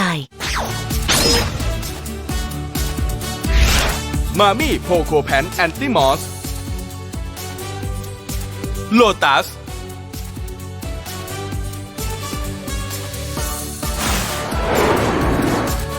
กลับมาลุ้นกันต่อกับเกมสายด่วนชวนตายมาดูกันครับว่าสายแรกจะทำให้ใครต้องตกรอบพี่ท็อปเอาดีๆพอวางสายแล้วมันหลุดเลย เดี๋ยวให้เดี๋ยวเรารอกัน จริงเหรอ จริงเหรอ ถ้าจด ใช่ถ้าจด วาง ต สา อย นที่ มัน เขาไม่คุยอะเวลาวาง เบอ สา ร์ ย มันหาย มัน เทปนี้มีแต่คน หลอกเมื่อกี้ยังไม่กดต้องคุยตรงนี้เลยนะ ทีมงานชอบทีมงานบอกอุ้ยเอามาอีกทีมงานบอกยุ้ยดีเอาอีก เดี๋ยวก่อนนะ คนแรกเลย ผมบอกว่าเมื่อกี้พวกคุณได้ย้ำกับเขาไปหรือเปล่าว่าอันนี้มันเป็นหมายเลข 02 นะ เป็นเบอร์แบบแลนด์ไลน์คุณเข้าใจไหมเป็นเบอร์แลนด์ไลน์เวลามันมีสายอยู่ มีคุยอยู่เนี่ยเบอร์แลนด์ไลน์มันเข้ามามีสายอยู่เพิ่มมันเด้งตื่นต้องโทรใหม่อย่างเดียวนะถ้าเป็นมือถือเบอร์08 09เลยทั้งหลายมันก็แบบเข้าไปมันก็สายซ้อนใช่ไหมครับอันนี้แหละที่มีปัญหาอันนี้ที่มีปัญหาหลายคนครั้งเดียวไง ใช่ น้องธนาว่าไง น้องธรารู้อย่าโทรกลับมาครับคุณแม่อย่าให้น้องชายช่วยอยู่ข้าง ใครวะผมมาแล้วนะวันนี้ผมมาแล้วนะ ใครโทรเข้ามาสายแรกตาย ใครโทรเข้ามาสายสุดท้ายตาย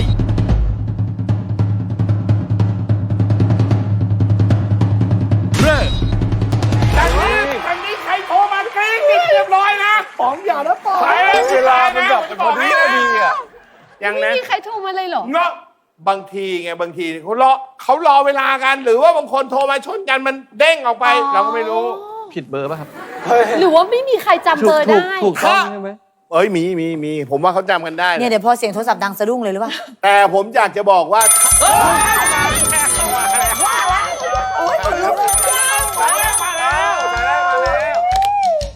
ฮัลโหลหัวท้ายแต่ก่อนครับหัวท้ายแต่ก่อนครับใช่อ๋อโอเคได้พอผมถามว่าคุณต้องการคุยสายให้ใครชื่ออะไรนะเอาดังๆเลยนะชัดเจนนะโอเคไหม คุยรู้เรื่องนี้ไม่ใช่ รู้เรื่อง แล้ว อันนี้ไม่มีมุกแบบนี้ไม่ใช่ไอ้ป๋องอะ คุณต้องการคุยสายกับใครครับ ท็อปจรนค่ะ สุดยอด ครับจะรบไหนบอกบ้าน หนูทำเพื่อนแท้ปะวะ คุณหลิง ค่ะ ตกรอบเลยครับเพื่อนครับ คุณหลิง เราคนแรกเหรอ คนแรกเลย บางที โอ้ยแหม บางทีก็ทำได้ดีเกินไป โอ้ยขอโทษแต่แบบก็เพราะว่าเรามันตัวแม่ตัวมัมตัวยืนหนึ่งเนี่ย เดี๋ยว คนต่อไปรอดใช่ไหม เราแพ้ ยอมแพ้ คุณหลิงโทรมาแล้วติดยากไหม จริงๆติดไม่ยากค่ะ ติดไม่ยากเนาะ โทรกี่ครั้งเนี่ย โทร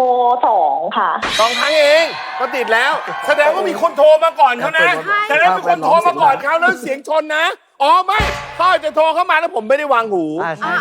นั่นก็เด้งออกเช่นเดียวกันคุณหลิงแต่คุณโทรคนแรกนะท็อปจะโดนตกรอบขอบคุณนะครับคุณหลิงนะขอบคุณครับคุณหลิงขอบคุณครับเอาละครับสายต่อมาสายนี้เข้ารอบสายต่อมานี่เข้ารอบ ป๋องมาเลย สายต่อมาสายนี้เข้ารอบได้เป็นใครพี่ยุ้ย ป๋องมาลูก ไม่ใช่ ป๋องมาลูก ไม่ใช่แจ็คอะ ไม่ใช่แจ็คเขาบอกพี่ยุ้ยบอกก็ต้องไม่ใช่แจ็ค ไม่ได้โบตอนนี้เราต้องแบ่งกัน ป๋องมาลูกป๋อง มาแล้วสายนี้เข้ารอบนะ พ่อป๋อง ฮัลโหลหัวใจก่อนครับครับ โอ้ยตื่นเต้น อ๋อโอเคครับพอผมถามว่าคุณต้องการคุยสายใครคุณชื่อมาเลยนะโอเคไหมครับนะคุณต้องการคุยสายกับใครครับ พ่อป๋อง สายนี้จะทำให้ใครเข้ารอบช่วงหน้ารู้กันครับ ฮัลโหลสำรับ ครับผมสวัสดีครับครับผม ได้ยินหรือเปล่า ได้ข่าวว่าตำรวจล้อมบ้านได้หมดแล้วจริงเหรอครับ เขามาขอลายเซ็น อะไรเซ็น อีก 30 วินาทีถึงเวลาปล่อย A18 Pro ให้สัญญาณด้วยว่าพร้อมหรือไม่พร้อม Neural Engine ชาร์จพลังเต็มพร้อมครับ GPU ล่ะ ทั้ง 6 คอพร้อม การเล่นเกมแบบเหนือชั้น พร้อม กล้อง Slow Motion ระดับ 4K ที่ 120 FPS พร้อม เบราว์เซอร์ 93 แถบที่ยังเปิดไว้ล่ะ พร้อมแล้ว ปล่อยเลย เราทำสำเร็จแล้ว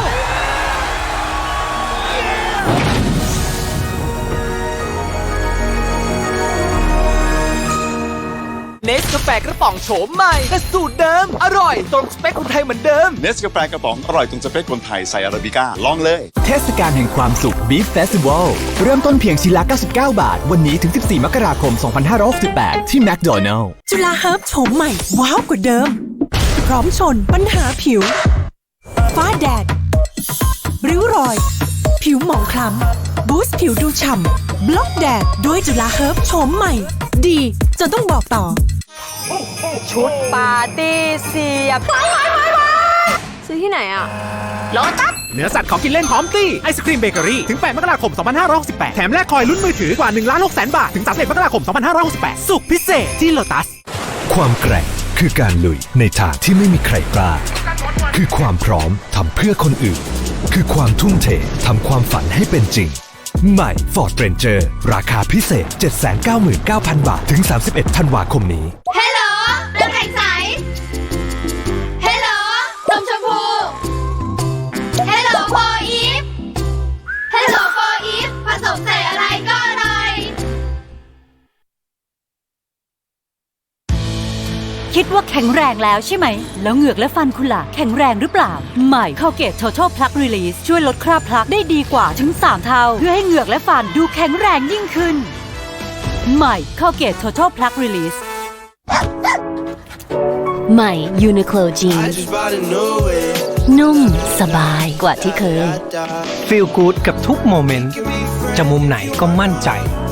ทำอะไรก็นุ่มสบาย Uniqlo Jeans ดัชชี่ไทยละมุนหอมอร่อยแบบไทยไม่ว่าใครก็ขอลองลูกชิดกลิ่นนมชมพูเคียงคู่มะพร้าวน้ำหอมได้ประโยชน์ทุกคำที่ลองบอกเลยต้องติดใจเอ่ย หอมนานใหม่ไฮยีนมีสารสกัดคอลลาเจนธรรมชาติไฮยีน ฟินตั้งแต่ซื้อ เพราะซื้อสุขภัณฑ์ใหม่ที่โฮมโปรฟรีค่าติดตั้งรื้อถอนพร้อมนำซากเก่าไปจัดการอย่างถูกวิธีทำน้ำก็ฟรีนะครับถึง 31 ธันวาคม 2568 ต้องที่โฮมโปร คิดถึงเลยจังเลยคิดถึงมันฝรั่งแท้ๆจากที่เคยมีความกรอบคิดถึงความกรอบอร่อยเต็มรสชาติที่หนึ่งในใจเลือกเธอเท่านั้นเลย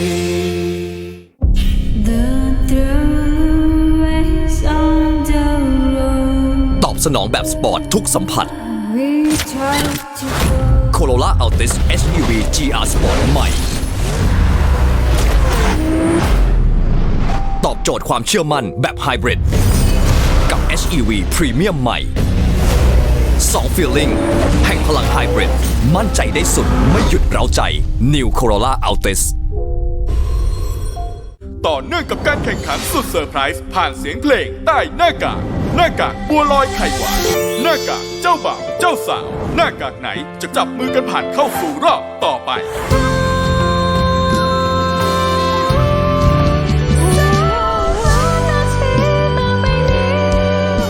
ทั้งคู่เนี่ยมีความสัมพันธ์เป็นเพื่อนเป็นอะไรมันยังดูไม่ออกอีกแล้วค่ะแต่งชุดผัวเมียมาขนาดนี้แล้วขอแต่งงานกันที่ไหนกำลังจะขอถ้าไม่เห็นแหวนบนหัวล่ะคะบัวลอยทำไมยังไม่ขอพี่อย่าถามอะไรที่มันมีปัญหากันตรงนี้ได้ไหมพี่หอยครับไม่ตอบยังไม่ได้ถามร่วมลุ้นและกระชากหน้ากากไปด้วยกันพุธที่ 11 ธันวาคมเวลา 20:05 นาที บัวลอยถ้าใครหวานแต่งตัวเปิดอะไรแบบเนี้ย ในคอลองหันให้ดูอีกทีนึงนะ อุ้ยเดี๋ยวใจเย็นจ้ะ ตัวแม่ต้องจัดการหลายอย่างร้านเสื้อผ้าเรื่องลูกงานสามีจริงไหมคะจ้าจะเจอเรื่องอะไรก็สนุกที่ได้ทำดื่มแบรนด์มีคาโนซีนทุกวัน ต้องกล่องนี้นม UHT S26 Go Pro เพิ่มสฟิงโกไมลิน 150% เพิ่ม DHA 3 เท่าซื้อเลยน้ำก๋วยเตี๋ยวฟ้าไทยอร่อยตัวจริงการันตีด้วยยอดขายอันดับหนึ่งช็อปกับร้านที่รู้ใจช็อปสบายใจที่ไลน์ช้อปปิ้งกลับเข้าสู่ตัวท้ายตายก่อนกับเกมที่ 3 สายด่วนชวนตายมาลุ้นกันครับว่าสายนี้จะทำให้ใครได้ผ่านเข้าสู่รอบต่อไปคุณต้องการคุยสายใครคุณชื่อมาเลยนะโอเคไหมครับนะคุณต้องการคุยสาย ใครครับ พ่อป๋อง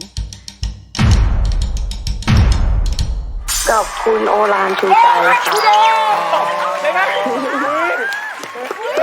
ใช่เก่ง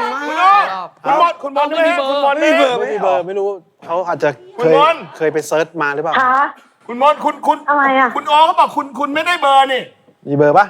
ค่ะไม่ไปสืบมาจนได้เลยค่ะ เหมือนแบบมันเป็นแบบอะไรอ่ะจะ007อ่ะแล้วนี่เขาเป็นเหมือนแบบคนคอยช่วยต่อสาย เข้าแล้วเก่งเลย เลยอ่ะแม่นี่ฉายานั่งหลับแต่กลับมาได้ โอ้ยคุณโจคุณโจเข้ารอบคนแรกเลยคุณบอล เขารอบอะคะ เขารอบ หรือตกรอบฮะ เข้ารอบ โอ้ทำไมเข้ารอบอะ นี่ตั้งใจมาฆ่า ก็คราวที่แล้วหนูมารายการนี้หนูตกรอบก่อนเลย เนี่ยเห็นไหมหนูตกรอบก่อนเลย นี่เขารอบโทรศัพท์นี่เขาเข้ารอบแล้วเขาบอกว่าเขาลืมบอกเบอร์คุณโทรกลับมาได้ที่ดูแล้วกัน อันนี้ก็นะคะเป็นโชคชะตา โชคชะตาเป็นโชคชะตาเขาบอกเป็นโชคชะตา ดวงดี โอเคนะคุณบอลนะ ขอบคุณครับบอล เย้ ขอบคุณครับเอาแล้วครับบอล เราสายซ้อนกันมันก็แบบใครมันก็เว้นหน่อย เอาละครับ โคตรยากเลยนะดวง คนต่อไปสายนี้เขารอบเช่นเดียวกันแม็กไม่จะมีใครอีก น่าจะไม่พ่อก็ลูกแล้วตอนนี้ น่าจะเป็นพ่อกับลูก ไม่มีผีเลยเหรอ เฮ้ยแต่ตอนนี้พ่อลูกทั้งพ่อทั้งลูกเลยนะเงียบนะทั้งพ่อทั้งลูกเลยเงียบเลย เราจะเป่ายิ่งฉุบดิฮะป๋องโทรมาหน่อยเถอะ ความอดทนน้อยด้วยอ่ะ เด็กน้อยอ่ะ แต่ป๋องกระพลเนี่ยผมว่า ไม่โทร ผมว่าป๋องกระพลไม่โทร ป๋องขอร้องแล้วป๋อง เฮ้ยรู้เนี่ย ป๋องเอ้ย ฮัลโหลหัวท้ายได้ก่อนครับฮัลโหล นั่น หัวท้ายได้ก่อนครับ โอ้ไม่รู้เรื่องแบบนี้ ลูกปะเนี่ย ไม่ได้โม้แน่ อาจ ดู จะ แล้ว ไม่ได้ยินก็ได้ไง คุณต้องการคุยสายกับใครครับ ลูกหนูแน่เลย โอ้ป๋องเอ้ย โอเคพอผมถามว่าคุณต้องการคุยสายกับใครครับคุณเอ่ยชื่อมาเลยนะ บอกคุยกับแม่ผู้ คุณต้องการคุยสายกับใครครับ คุณแม่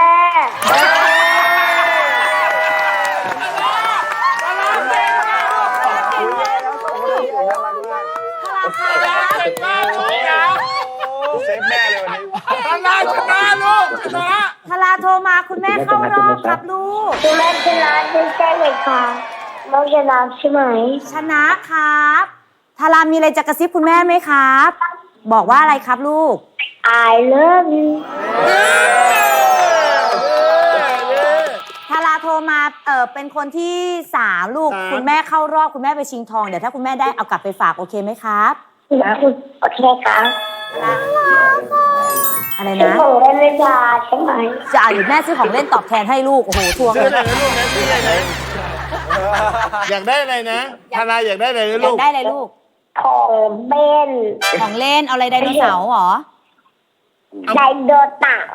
โอเค ไดโนเสาร์นะลูกนะเป็นตุ๊กตาไดโนเสาร์นะโอเคขอให้คุณแม่ได้ ไดโนเสาร์ โอเค อันนี้วายุมา2คนเลย นะธนามีเบอร์สมรักคำสิงไหมลูก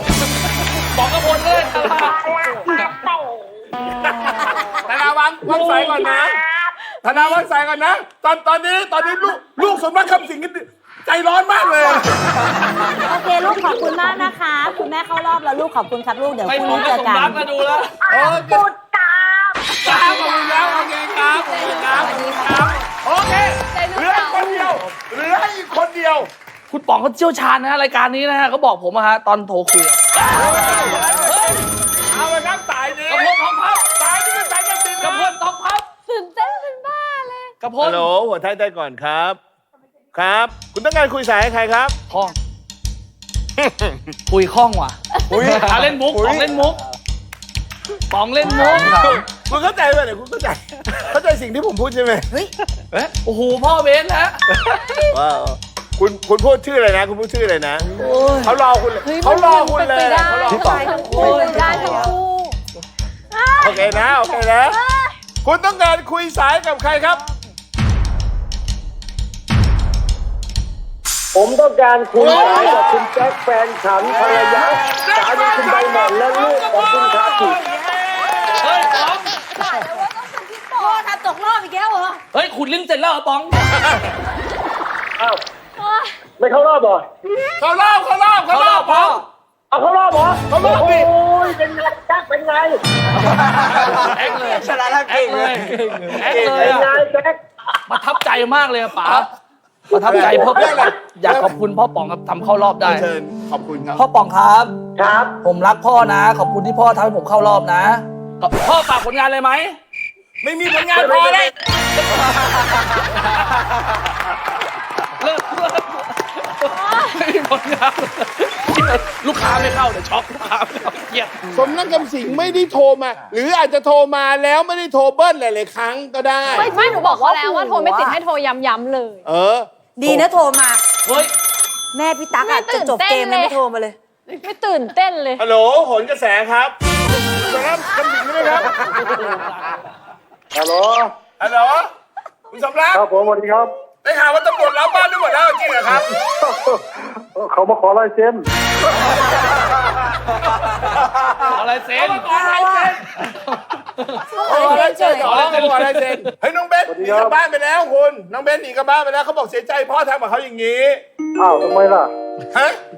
ทำไมล่ะทำไมล่ะ ต เบน กรอบ ตกรอบ ฮะ รอบ พ่อทำเบสตกรอบทุกรอบเลยให้รู้ไว้ ก็โทรตามคำสั่งเลยอีก20 รอบที่แล้ว โทรมาร อบแรกหนูบอก 15 นาที รอบนี้หนูบอก 20 ก็ยังตกรอบอยู่ เนี่ยน่ะสิไม่เป็นไรกลับไปต่อยพ่อมัน จะมาเป็นนักมวย โอเคขอบคุณมากวันนี้คุณสำนักกำสิงนะครับขอบคุณครับอ่ะพี่ท็อปนะฮะมาโทรมาคนแรกเลยนะครับพี่หัวน้องเบนสมรักที่โทรมาเมื่อกี้เองชายกับผัวท้ายตายก่อนอีก3 ท่านเข้ารอบต่อไปครับ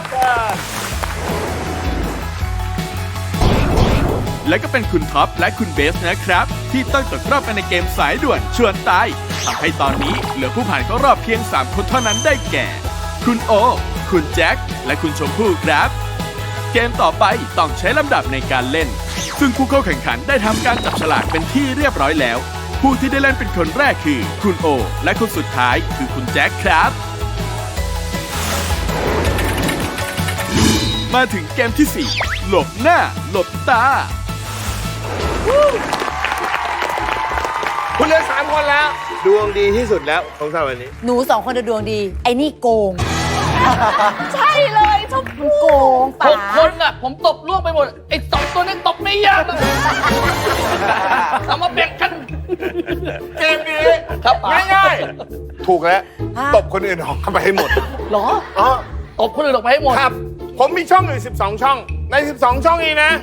มีหน้าพวกคุณอยู่ คนละหนึ่งเกมนี้ชื่อเกมว่า หลบหน้าหลบตา อย่าให้ใครตบเราได้ หาให้เจอ โอเค ได้ครับ เปิดเจอหน้าคนที่ 1 ตาย คนที่ 2 เท่านั้นที่รอด อุ้ย คนที่ 3 คือไม่ต้องหาแล้ว คือเขาคือคนตาย โอเค ครับป๋าครับ เจอคนแรกตาย คนที่ 2 รอด เปิดเจอตัวเองก็ตาย ตาย เลือกเลขไหนก็ได้นะครับป๋า แล้วแต่ ผมเลือกให้เปล่าผมรู้ ดีไหมพี่ยุ้ยให้แจ็คเลือกดีไหม แล้วแต่โอจะคิดเลย โอ้โห ได้เบอร์12 ครับป๋า 12 เรียบร้อยเลยเรียบร้อยเลย 12 นะ เรียบร้อย นี่เหมือนลุ้นไพ่เลยอ่ะ อันนี้ เอ้ย มีคน เฮ้ยจักรแลตใช่เลยรูปนี้โอ้ยใช่แล้วโอ้ เฮ้ยหน้าอาจจะไม่ใช่ เอาใหม่ไหม อาจจะหน้ามาแปะได้ ใช่แล้ว เฮ้ยแจ็คว่ะ ไม่แน่นะ แจ็คว่ะ เฮ้ยมีเขา มีเขา เขาไม่ได้ ไม่ใช่แล็กบู เดี๋ยวนะ แจ็คเก่งมากจำจักรแลบได้อ่ะ ไม่มันเหมือนไม่ใช่ผมแล้ว ไม่ใช่ มันต้องเหมือนมัน อย่าง ต้อง นี้ เลื ถื อ อก ว่าเรา ไป ไป เรื่ แล้ อ วย ๆเลือกไปเรื่อย ชมพู่ครับ 11 ค่ะ 11 อุ้ยไล่ไปเลยเหรอ วันเกิดหนูไหน เรียบร้อยแขนแบบนี้ แต่ไม่ใช่ฉัน ไม่ใช่ฉัน หน้า เฮ้ย หน้าเฮ้ย อ๋อไม่ใช่ไม่เคยใส่ แม่ ชุด บ้า นี้ น ไม่ เฮ้ ใช่ ย ออกมาไม่ได้ใครคนนั้นตายนะฮะ ขอให้เปิดมาแล้วใส่แว่นน้ำใส่หมวก เนี่ยป๋าดูความคิดมันดิความคิดมันน่ะ แล้วได้หาด้วย ได้หาด้วยเป็น โอ้โห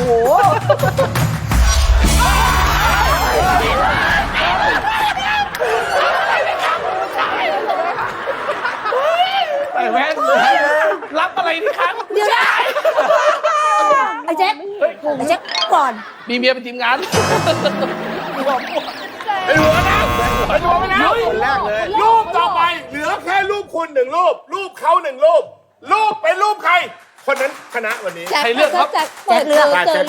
คเลือกพี่แจ็คต้องเลือกพี่ออกมาแจ็ค โอ้โหเข้าไปนี่แต่เดี๋ยวคุณกลับมาเลือกได้นะ ได้เหรอ ใช่สิวนกลับมาเลือกไง แจ็คหมายเลข9ครับ แจ็คหมายเลข 9 ไอ้ก็เปิดมาเป็นหน้าแจ็คเลยจะเรื่องตัวเอง ดูซิว่าอันนี้ แจ็คแน่ แจ็คแน่ ไอ้แจ็คแม่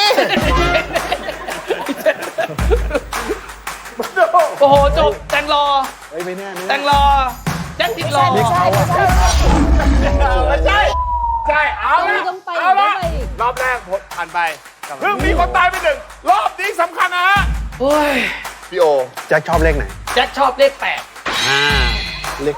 เลข8 ว้าวุ่นว้าวุ่น มีนมมีผม หน้าผม ไม่ใช่ครับอ้าว หน้าวัวมีเขา มันดีวะยังรอดอยู่หาคนเข้ารอบนะตายชมพู่ครับ 4หนูชอบ4เลข1ดี ทำไมอ่ะ โอ้พลาดแล้ว4ก็ผมดิ เฮ้ย 4ว่ะก็เรียงห่างอ่ะ ไม่ใช่ครับยังไม่ใช่ครับ หน้าหมา เหลือ2 ใน 7มันจะน้อยลงเรื่อยๆนะฮะน้อยลงเรื่อยๆนะฮะ2 ใน 7ใครจะเป็นผู้ชนะวันนี้เอาที่ แจ็คขอหมายเลข1ก่อนครับ เอาพลาดแล้วเลข เพราะว่าหมาเลข4แจ็คต้องเบอร์1คู่ถ้า1คู่ แจ็ค 1คู่ ยังไม่ใช่โอ้ยใช่5ไม่ใช่พี่โอตอนนี้เหลือแค่6 probability เหลือ1 ใน 3นะตอนนี้พี่โอ ตะกี้พี่แจ็คละผมให้ ยุ้ยดีกว่า ยุ้ยช่วย ยุ้ยเลือกผม 3 ค่ะ 3ครับ คนนี้ รักชอบ เขารอบนะ แจ็คยุ้ยเลือกแจ็ค เฮ้ยมี เพราะ ก้า ยุ้ยรักแจ็ค มีกล้ามหัวเป็นผู้หญิงหัวเป็นผู้หญิง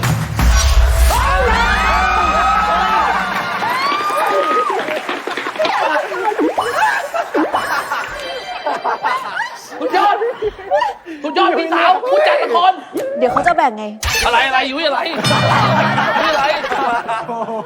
ได้เปลี่ยนเร็วเกิน เขานะ เมื่อกี้ยังบอก จัด ว่า เลย แล้วเรื่องของเรื่องคือพี่ยุ้ยเป็นคนเลือกให้ แล้วมันทำพี่ยุ้ยตกรอบ เนี่ยชมพู่จะเลือกเลย เลือกแต่กูตกรอบแล้ว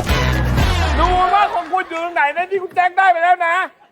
ยังไม่มีนะฮะ 5 ว่ะพี่ชมพู่5 นี่เบอร์หก เกือบเลือกเบอร์6แล้วเมื่อกี้ งานชอบงานชอบ งานชอบมันตัวเองก็ชอบ โอเคพี่โอนะเจอหน้าคนแรกเลยครับเป็นหัวนะครับชมพู่ไม่ได้เจอเลยวันนี้ถือว่าเป็นท้ายหัวท้ายตายก่อนผู้ชนะของเรานี่ครับคุณแจ็คครับ นี่นะโมโห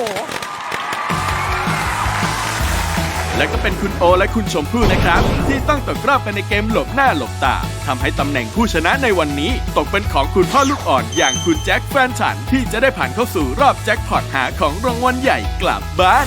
โดยของรางวัลที่คุณแจ็คจะต้องเลือกนั้น จะอยู่หลังแผ่นป้ายทั้งหมด 7 หมายเลข ซึ่ง1 ใน 7 แผ่นป้ายนั้น จะมีของรางวัลใหญ่ซ่อนอยู่หากผู้ชนะเลือกแผ่นป้ายแล้วแจ็คพอตไม่แตกจะต้องหยิบสุ่มชื่อผู้เข้าแข่งขันอีก1 คนที่ตกรอบที่มาลุ้นของรางวัลกลับบ้านด้วย วันนี้แจ็คพอตจะแตกหรือไม่คุณผู้ชมต้องติดตามครับ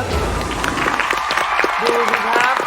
เฮ้ยน้อง ครับ ผู้ชนะของเราเข้ามาคุณไม่ตบมือต้อนรับเขาครับ เย้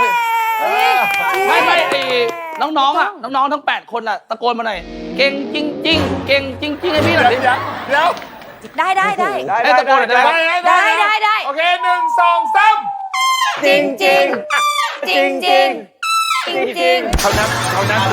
เสียงนี่นะ คุณรู้ไหมว่าใครเป็นต้นเสียง ใครครับ เมื่อกี้นี่ยุ้ยปฐมวรรณนะเสียงนำเลยนะ โอ้โห ยุ้ยพวกมารครับผมไม่ยุ่งกับพวกมารครับเราคือแบบว่า นี่ว่าเราไม่ใช่พวกมันเรื่องขมานค่ะ วันนี้นะครับคุณแจ็คคุณเข้ามาตรงนี้นะคุณมีของจะอย่างให้คุณเลือกมา1 อย่าง ครับ ถ้าได้ของรางวัลใหญ่วันนี้ก็ถือว่าจบ แต่ถ้าไม่ได้ของรางวัลใหญ่ คุณต้องเปิดโอกาสให้เพื่อนๆ8 คนนั้น คนเดียวเท่านั้นที่มีโอกาสขึ้นมานะ ได้ครับ ได้อะไรก็ได้นั้นเลยแต่ว่าของรางวัลใหญ่วันนี้เป็นทองเป็นทอง โห ถ้าได้ทองก็จบเลย ทองแท้ แท้สิไม่มีแดงของแดง โอเค ได้ทองด้วย ดูคำใบ้ของเจ็ดอย่างของเรานะครับ ผม เจ็ดอย่างนะ วันนี้คำใบ้ของเราเนี่ยเกี่ยวกับสถานการณ์ที่เสี่ยงที่จะทำทองหายได้ เจอสถานการณ์แบบไหนมันมีสิทธิ์หาย ของอย่างแรกครับ ของอย่างแรกดำน้ำเอาทองไปดำน้ำหลุดหาย มีสิทธิ์หายนะ ไปเล่นน้ำทะเล ดำน้ำ ทะเล ดำน้ำมีสิทธิ์ทองหาย อย่าง ได้ ที่สองออกกำลังกาย วิ่งไง วิ่งไงใช่ ทองหล่นเลย ถูกสามดูคอนเสิร์ต โอ้โยกดิกระโดด คนมันเยอะด้วยคนมันเยอะด้วย กระโดด คนมันเยอะด้วยเซเมา โอ้โห เมานี่หาย เมาแล้วไม่รู้เรื่องไงทองโชว์ปากไง ห้า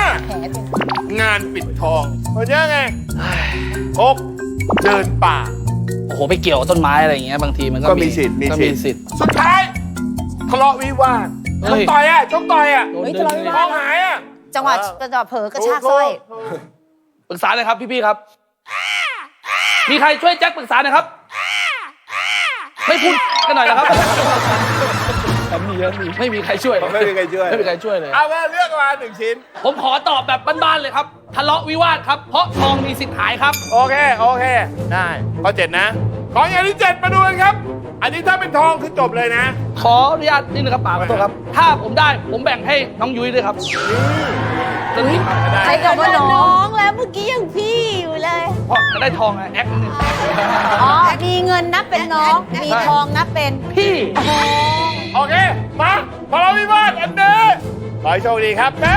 พร้อมไหม ทอง พร้อมไหม ทอง แบ่งไหม แบ่งยุ้ย แบ่งยุ้ย แบ่งยุ้ย แบ่งยุ้ย แบ่งยุ้ย แบ่งยุ้ย ต่อยกันอ่ะมันมีเรื่องอ่ะไม่ได้ ตัวพยาบาล เหมาะเลยพี่ไม่ได้มา เอาชุดผสมพยาบาลมาแล้วไปแจกเข้าไปอาไทย โอ้ไทยกับคุณมากน้อง ข้างในมีทองหรือเปล่าน้องรัก น้องรักเลยครับ กับชื่อ1ชื่อ วะนี้แหละครับ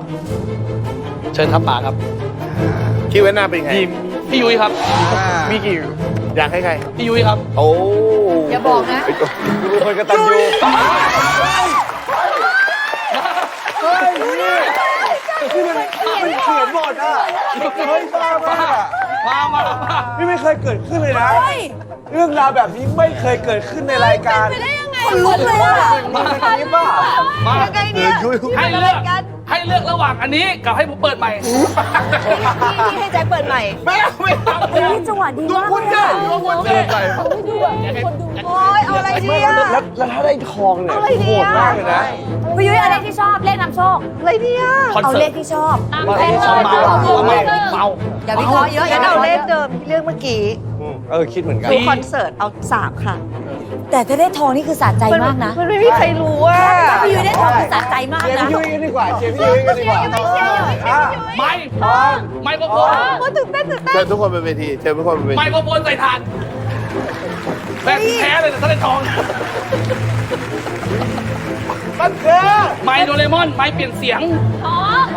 ไมเปลี่ยนเสียงไมเปลี่ยนเสียง หัวเราะทำไมอ่ะทำไมหัวเราะ ไมเปลี่ยนเสียง เปิดหัวใจจะวายแล้ว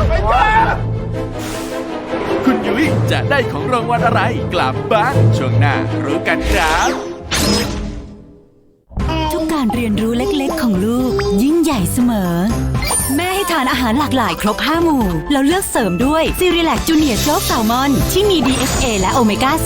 36 ใหม่ซีรีแลกจูเนียร์โจ๊กแซลมอนหอมใหม่ไฮยีนมีสารสกัดคอลลาเจนธรรมชาติไฮยีน คนไทยส่วนใหญ่จะให้อะไรเป็นของขวัญในงานฉลองต่างๆ ข้อ 1 วิสกี้ ข้อ 2 บรันดี วิสกี้เนี่ยได้มาจากการหมักเมล็ดข้าว ส่วนบรันดีเนี่ยได้มาจากการหมักองุ่น คุณต้องตอบแล้วครับ ไม่เลือกครับ ให้โอกาสอีกทีหนึ่ง ไม่เลือกครับ ไม่เลือกเป็นคำตอบที่ถูกต้องครับ ไม่ว่างานฉลองไหนๆก็ไม่มีใครเขาให้เหล้าเป็นของขวัญกันแล้วครับ ให้เหล้าเท่ากับแช่ง ใหม่ Colgate Optic White Purple ช่วยปรับโทนสีเหลืองบนผิวฟันทันทีหลังใช้ เพื่อให้คุณยิ้มออร่าได้เต็มที่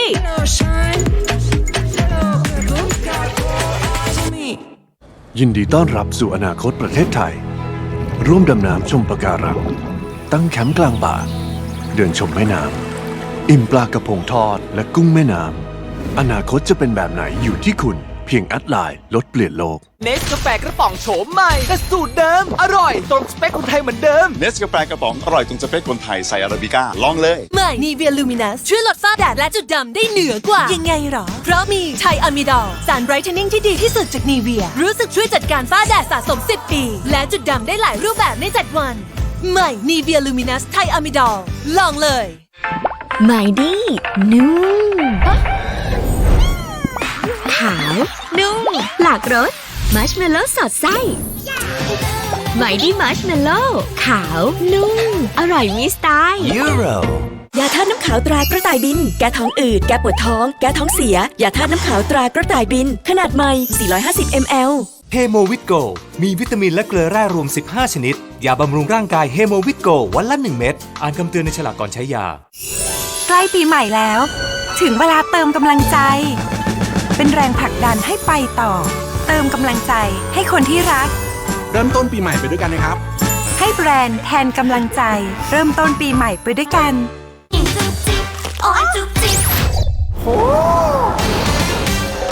ปัญหาจุกจิบในช่องปากจัดการก่อนบานปลายด้วยคอเกตเกลือสมุนไพรช่วยลดการสะสมของแบคทีเรียแพ็คคู่ราคาพิเศษ99 บาทถึง24ธันวาคมนี้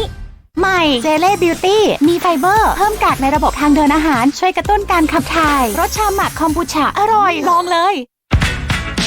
Oh you're a rebel girl Oh you're perfect เสื้อพร้อมบราครบจบในตัวเดียว Uniqlo Bra Top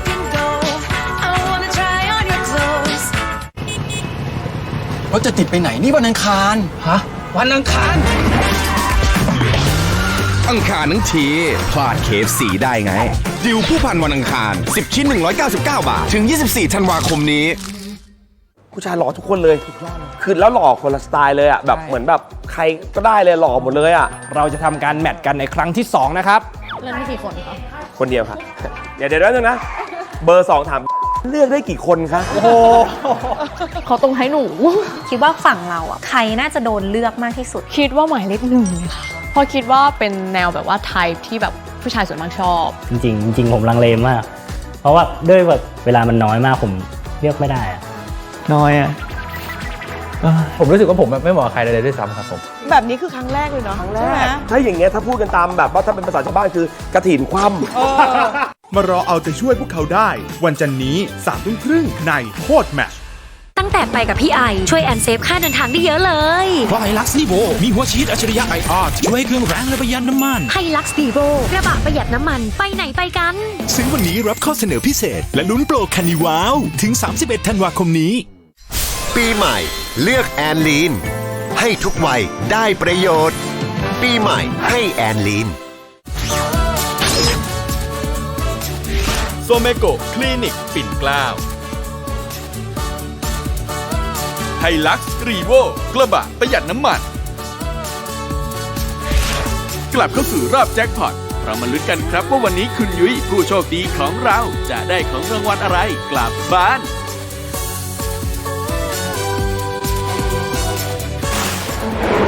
มันคือไมโดเรมอนไม้เปลี่ยนเสียงท้อง ไม้เปลี่ยนเสียงไม้เปลี่ยนเสียงหัวเราะทำไมอ่ะทำไมหัวเราะไม้เปลี่ยนเสียงเพิ่มหัวใจจะวายแล้วไม่ใช่ไม้เปลี่ยนเสียง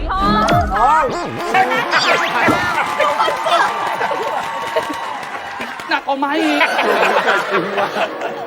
โอ้โหดูว่าเกิดจริงเอาแท่งไฟมาโอ้โหไอชุดของเวลาดีกว่ามันมีทองพี่กิ๊กมันมีทองจริงๆหรือเปล่าเนี่ยผมว่าตอนเมาหมายเลข4มาดูทองอยู่นี่ออกกำลังกายเนี่ยออกกำลังกายไม่มีใครเลือกเลยเห็นไหมจริงๆเราว่าเราว่าไอเนี่ยล่าเลือกดำน้ำอันนี้เนี่ยเขาบอกว่าโอเคงงยันท้ายรายการเลยโอเคเนี่ยเป็นทองเลยออกกำลังกายออกกำลังกายก็มีสิทธิ์หายได้เยอะล่ะทองอยู่หมายเลข2นะสนุกนะครับแต่วันนี้ถือว่าสนุกสนานมากนะทีมงานชอบเลยนะเก่งมากเลยเอาไปอีกนะ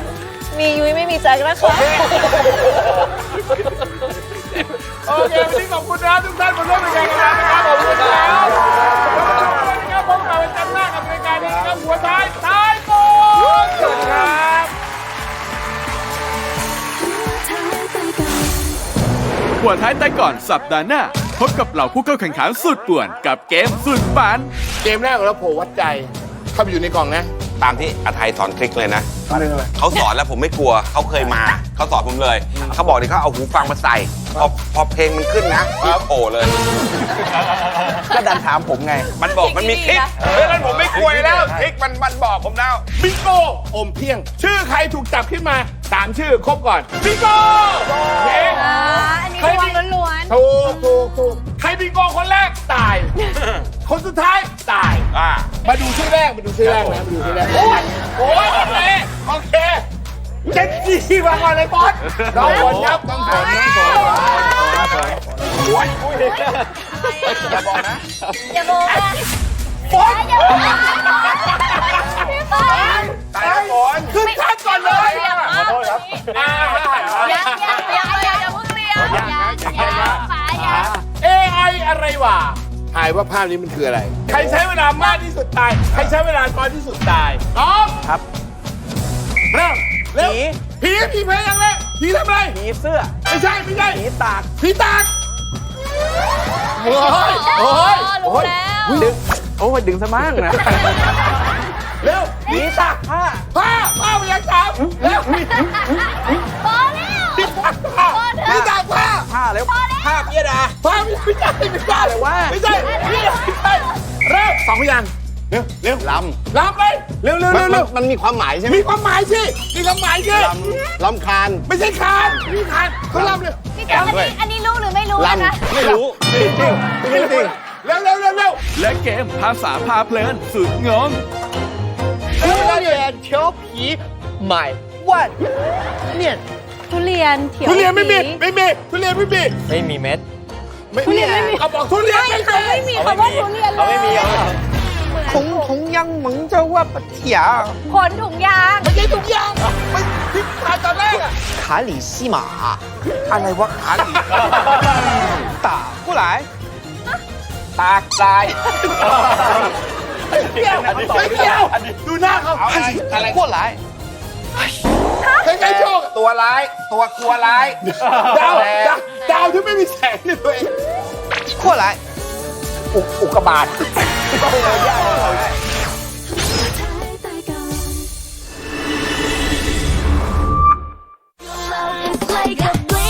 คุณชายภาพยนตร์รักสนุกสุขเศร้าเคล้าน้ำตาดราม่าล้าว26 ธันวาคมนี้ในโรงภาพยนตร์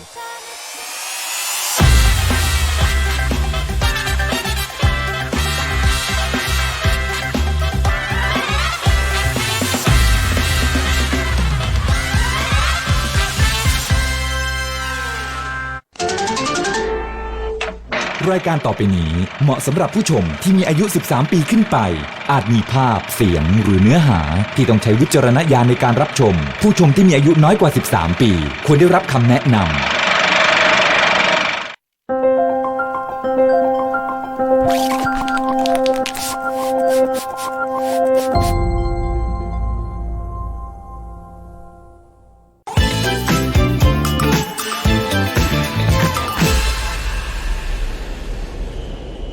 ผู้ชายหล่อทุกคนเลย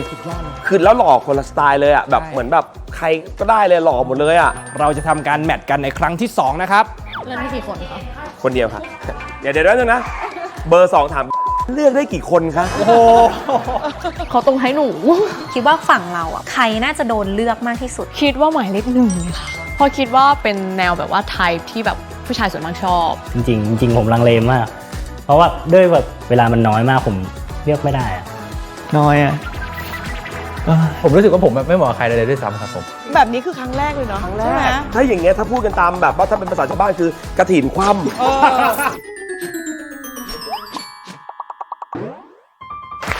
สวัสดีครับคุณผู้ชมครับพบกันเป็นประจำทุกวันจันทร์นะครับรายการที่ทำให้คนโสดได้มาพบเจอกันแต่เขาจะแมทกันหรือไม่ต้องรอลุ้นครับเพราะนี่คือรายการโคตรแมนขาดไม่ได้ครับคิวปิดสีขาวและสีดำครับพี่โอนพี่นิกเย้ครับสวัสดีครับสวัสดีครั ครับสวัสดีครับสวัสดีครับ เดี๋ยวพี่ก๊อตโชว์ได้เมื่อไหร่ฮะเดี๋ยวผมเป็นผู้จัดการดูแล ช่างอำไง ช่างอำ จริงๆเราแต่งตัวเป็นอะไรเราแต่งตัวเป็นอะไร พี่ก๊อตค่ะ พี่ก๊อต ครับผม ประจำที่ก่อนประจำที่ก่อน โอเคได้ ประจำที่ก่อน ได้ครับ คนโสดของเราวันนี้บอกเลยว่าร้อนแรงจัดจ้านในย่านนี้แน่นอน ครับผม ไปพบกับเขากันเลยดีกว่า 6 คนครับหนุ่มโสดสาวโสดเป็นใครกันบ้างเชิญชมครับ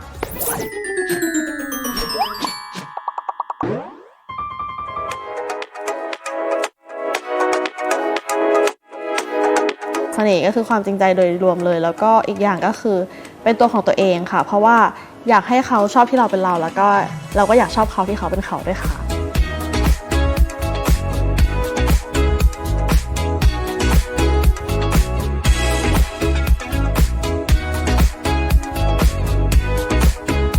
ข้อดีของผมก็จะชอบเทคแคร์ดูแลเอาใจใส่แล้วแบบขี้อ้อนอะไรอย่างนี้ครับใช่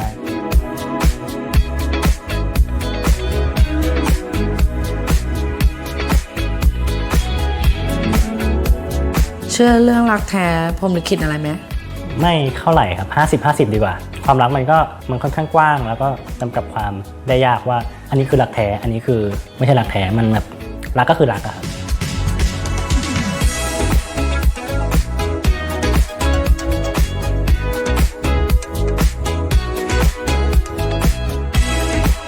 จริงๆไม่ได้คาดหวังเลยเพราะว่ารู้สึกว่าอยากมาโดยการที่เราแบบไม่รู้อะไรอยากแบบมาเซอร์ไพรส์ดีกว่าอะไรอย่างนี้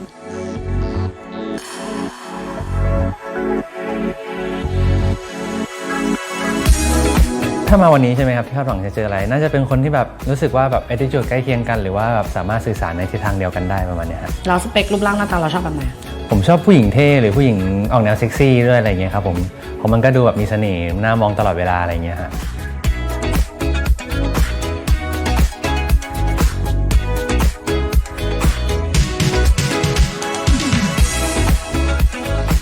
ถามว่าคาดหวังไหมตอนแรกไม่ได้คาดหวังเลยแต่พอมาถึงแบบที่งานจริงๆก็แบบเริ่มคาดหวังแล้วว่าเราจะเจอคนแบบไหนนะจะเจอคนที่แบบเราชอบหรือเปล่า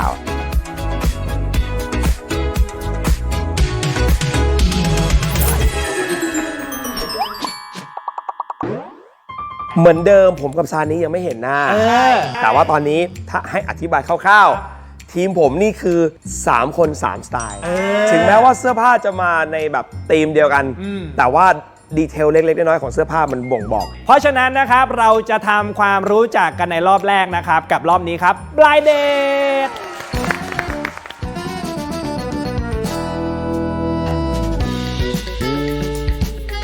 หัวข้อวันนี้ครับถ้าแฟนลืมวันสำคัญแบบลืมเสมอเลยนะจะไปต่อหรือพอแค่นี้พี่ซานิครับ พี่ก็ขี้ลืมเหมือนกันก็เลยรู้สึกว่าไม่เป็นไรแต่เป็นคนพูดตรงๆได้คือแบบเธอจำได้ไหมวันอะไรแล้วถ้าเขาบอกจำไม่ได้วันเกิดไงหรืออะไรก็แต่ก็จะเป็นสายพูดตรงๆไปเลยอะไรอย่างเงี้ยเพราะรู้สึกว่าอ้อมค้อมหรือว่าบางคนทำงานจนลืมวันลืมคืนก็มีพี่นี่ตอบชัดเจนครับพี่โอ๊ตครับพี่จะไปต่อหรือพอแค่นี้ในมุมผู้ชายรู้สึกว่าไม่ค่อยเจอผู้หญิงที่ลืมวันสำคัญแต่ถ้าเจอคนที่เป็นแฟนแล้วเป็นผู้หญิงก็ลืมวันสำคัญจริงมันเรื่องเล็กน้อยแต่ถ้าเราเองทำให้ทุกวันที่มันอยู่ด้วยกันมันสำคัญก็พอแล้วมาฟังคนโสดกันบ้างดีกว่านะครับพวกเขามีความเห็นอย่างไรเกี่ยวกับเรื่องนี้รวมไปถึง3สิ่งที่บ่งบอกความเป็นเขานะครับขออนุญาตเริ่มต้นจากฝั่งพี่โอ๊ตก่อนครับผมผู้หญิงคนแรกครับหมายเลข A มีความเห็นอย่างไรเชิญครับ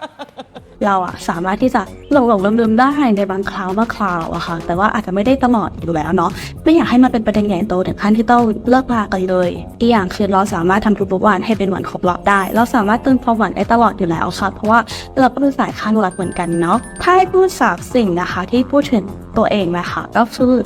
จิวเวลรี่ค่ะกระต่ายค่ะแล้วก็ธรรมชาติค่ะเขาบอกว่าทำทุกวันให้เป็นวันครบรอบดีกว่าถูกต้องพยายามดีทุกวันแต่ถ้าลืมบ้างก็ไม่ได้ซีเรียสอะไรไม่คิดเยอะไม่คิดมากไปกันต่อครับท่านต่อไปครับหมายเลข B เชิญครับสำหรับความคิดหนูนะคะหนูคิดว่าหนูคงจะไม่ไปต่อจากคำว่าลืมเสมอเพราะเราคงไม่ใช่คนสำคัญของเขาจริงๆแต่ถ้ามีลืมบ้างอันนี้ไม่เป็นไรค่ะหนูคิดว่าแค่ทำให้รู้ว่าเราไม่ลืมกันนะมีคำว่าสุขสันต์วันเกิดนะสุขสันต์วันครบรอบนะให้กันบ้างแค่นี้ก็โอเคแล้วค่ะ3คีย์เวิร์ดที่บ่งบอกความเป็นหนูนะคะก็คือปีโกแล้วก็กอล์ฟค่ะผมก็อยากรู้ว่าปีนี้มันหมายถึงอะไรเกี่ยวกับตัวเขานี้ยังเหลืออีก1ท่านนะครับสุภาพสตรีครับมีความเห็นอย่างไรไปต่อหรือพอแค่นี้เชิญครับ เราต้องมองถึงเหตุผลก่อนว่าเขาลืมวันสำคัญของเราเป็นประจำเป็นเพราะเขาไม่ใส่ใจหรือเป็นเพราะว่าเขามีติดธุระจริงๆหรืออะไรก็ตามที่มันเป็นอะไรที่เป็นเหตุสุดวิสัยอะไรเงี้ยค่ะเราก็จะผ่อนผันไปได้ก็สามารถโพสต์โพนวันไปได้แบบว่าเลื่อนวันไปวันอื่นได้แค่ไปกินข้าวด้วยกันหรืออะไรแค่นั้นก็พอแล้วซึ่งนิยามตัวเอง3ข้อแคลิฟอร์เนียซิดนีย์แล้วก็บักกิงแฮมพาเลสค่ะถ้าตอบตรงๆนะครับคือ attitude ต่างๆหรืออะไรต่างๆมันตรงกันเพราะว่าผมยังเชื่อว่าแบบมันให้อภัยได้แต่แบบก็ควรแบบมาเห็นความสำคัญกันหน่อยแกน่าจะสายท่องเที่ยวต่างประเทศนี้เกินมันไม่เหมาะกับผม มาที่ฝั่งพี่นี้กันบ้างครับหนุ่มๆมีความเห็นอย่างไรเกี่ยวกับเรื่องนี้นะครับหมายเลข A เชิญครับ ผมเลือกที่จะไปต่อแต่ยังไงมันก็ต้องมีบ้างแหละที่จะน้อยใจเสียใจแต่เราควรที่จะมานั่งคุยกันว่าทำไมถึงลืมวันสำคัญและเรานำปัญหานั้นมาแก้ปัญหาจะดีกว่าสำหรับคีย์เวิร์ดไหทองคำ2สู้ชีวิต3การเดินทางนั่นเองนะครับก็ยังโอเคนะในเรื่องที่เขาแบบสามารถที่จะให้โอกาสได้ในเรื่องที่แบบว่าถ้าลืมวันสำคัญเป็นคนให้ความสำคัญไหมก็เป็นคนให้ความสำคัญอยู่ครับแต่บางทีผมก็อาจจะลืมไปบ้างเพราะว่าอาจจะติดงานด้วยอย่างนี้แสดงว่าเขาเป็นคนชอบกินปลาร้าเพราะปลาร้าเนี่ยมันหมักในไหแต่ว่าบ้านเขารวยมากเขาเลยกินไหปลาร้าที่มันอยู่ในทองคำนี่เป็นเหตุผลว่าคนไทยพูดไปเรื่อย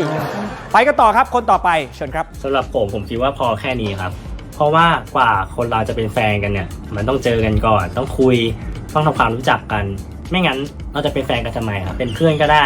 เป็นคนรู้จักก็ได้นี่ครับอย่างน้อยการเป็นแฟนกันมันก็ต้องมีอะไรที่พิเศษกว่า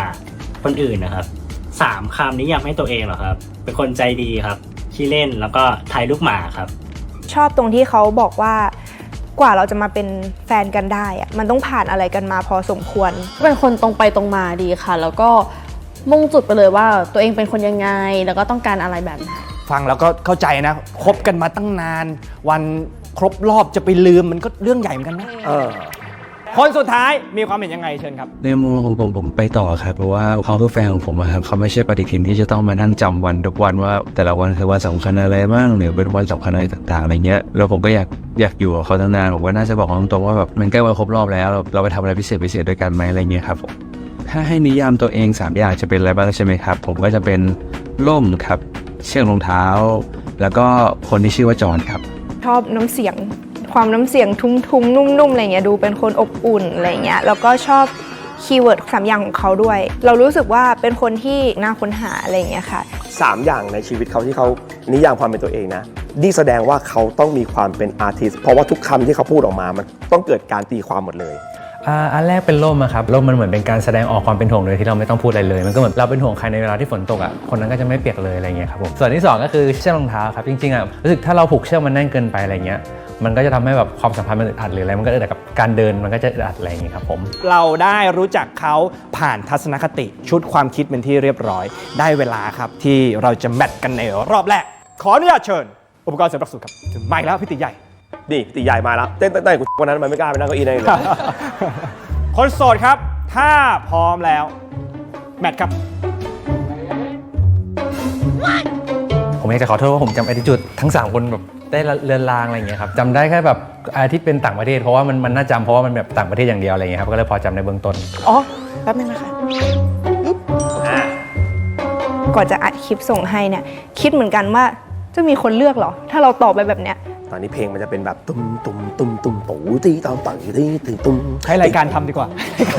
สาวเป็นปอบุญจินเลยตีต่อ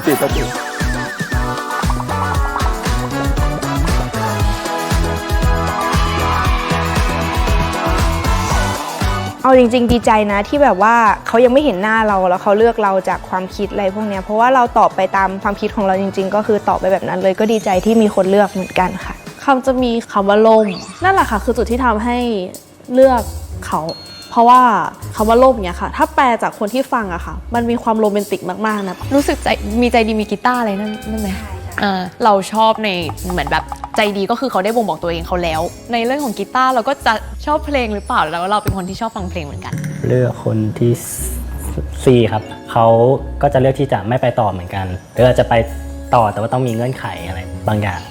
พี่นี่ครับเป็นยังไงครับเห็นการโหวตของฝั่งพี่โอ๊ตจากการที่เห็นฝั่งนู้นรู้เลยว่านี่คือนิสัยผู้หญิงยังไงเสียผู้หญิงก็ยังต้องการความใส่ใจอยู่วันยันค่ำคุณผู้ชมครับช่วงหน้าครับพวกเขาจะถอดหน้ากาก เห็นหน้ากันเป็นครั้งแรก ตื่นตาตื่นใจขนาดไหนสักครู่เดียวเดี๋ยวกลับมากับโคตรแมทจ้า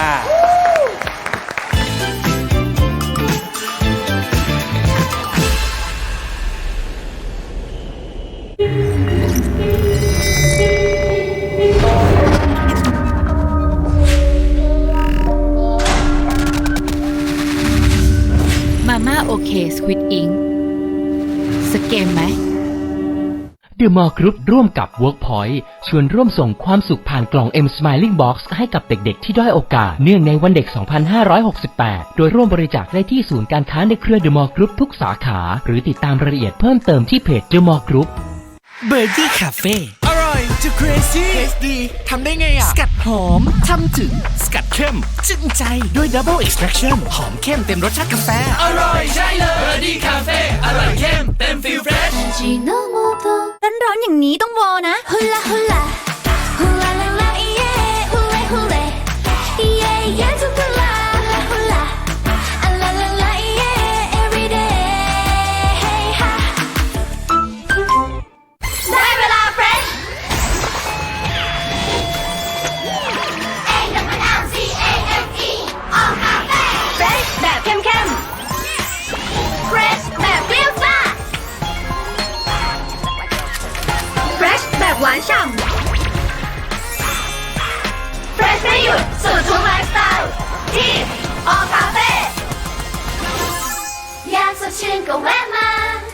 ออคาเฟ่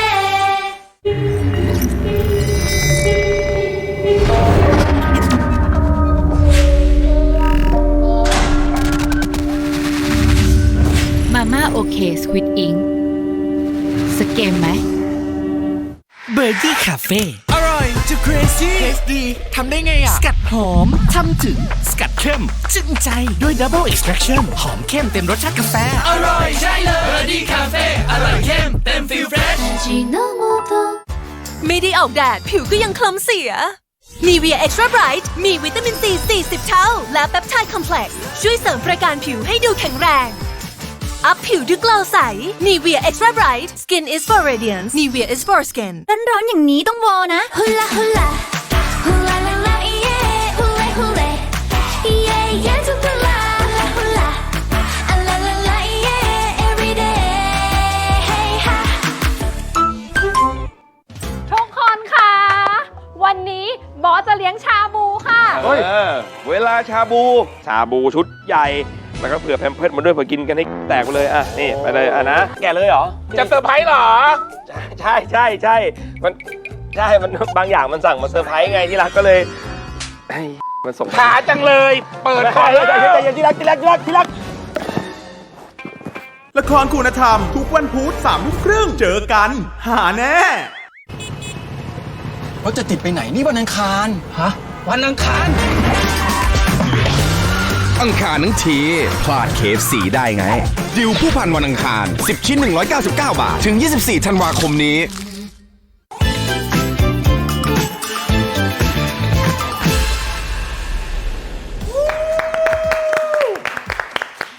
กลับเข้าสู่รายการโค้ดแมทนะครับช่วงที่แล้วเราทำความรู้จักกันผ่านทัศนคตินะครับก็ได้แมทกันไปแล้ว1 รอบมาถึงตรงนี้นะครับเราจะให้พวกเขาได้สบตากันเป็นครั้งแรกถ้าพร้อมแล้วจับหน้ากากเอาไว้ครับทำหน้าให้สวยหล่อที่สุดเลยนะคนทั้งประเทศจะเห็นหน้าพวกเราตรงนี้เป็นครั้งแรกถ้าพร้อมแล้วถอดหน้ากากครับ อยากเจอคนแบบไหนล่ะครับก็อยากเจอแบบว่าติดตลกน่ารักหน่อยนิดนึงอย่างนี้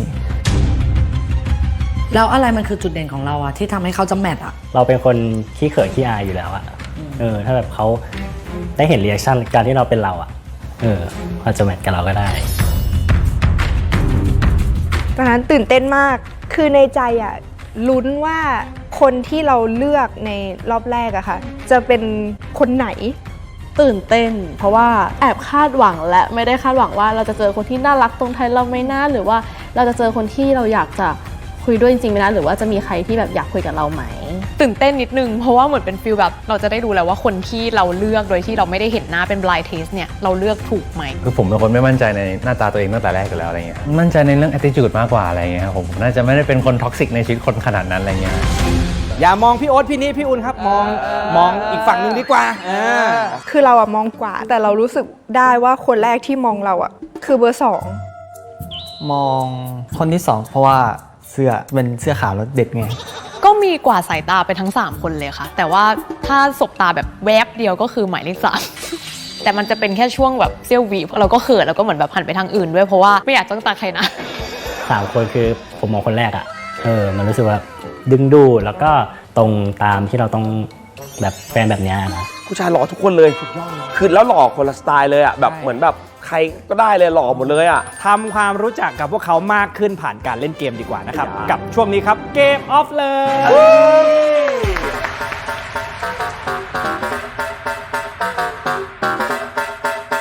ซึ่งวันนี้เกมที่เล่นสนุกสนานแน่นอนนะครับชื่อเกมว่าลุ้นรักให้ลงล็อกชื่อเกมวิธีการคือ3 คนต้องหาให้ได้ว่าเลขนี้คืออะไรพี่จะบอกว่ามันมากกว่านั้นหรือน้อยกว่านั้นแต่ตัวเลขจะอยู่ระหว่าง1 ถึง 100ครับเพราะฉะนั้นถ้าพร้อมแล้วขออนุญาตเบิกโจทย์ครับแต่ก่อนเริ่มเกมครับคุณผู้ชมครับผมบอกเลยว่าเล่นเกมเฉยๆมันไม่ใช่โคตรหนักครับมันต้องมีกิมมิคสนุกๆหน่อยใครที่ตอบถูกลูกโป่งบนหัวจะแตกนะครับยังไงวันพี่โอ๊ตพี่นี้เจาะให้หน่อยได้ครับ เริ่มจากฝั่งพี่โอ๊ตก่อนมีเลขปริศนาเลขเดียวที่เป็นเลขที่ถูกต้องนะครับคนแรกถ้าพร้อมแล้วเริ่มครับ60 ค่ะ มันมากกว่านั้นครับ69 ค่ะ มันมากกว่านั้นครับ80 ค่ะ มันน้อยกว่านั้นครับ เชียร์ใครผมเชียร์ทุกคนเลยพี่ 72 ค่ะ มากกว่านั้นครับ 76 ค่ะ มันมากกว่านั้นครับ 78 มันน้อยกว่านั้นครับ 77 ถูกต้องอะไรอ่ะโกยครับ ตอนนั้นดีใจมากเรากลัวมากตอนแรกว่าถ้าเราแพ้อะแล้วเราไม่ได้เลือกแล้วแบบไม่ได้อยากถามเขาจริงๆเราจะถามอะไรเขาเอาจริงๆคืออยากจะยอมรับตรงนี้เลยว่าตอนแรกคิดเลขเดียวกับ9คือเป็นฟีลแบบ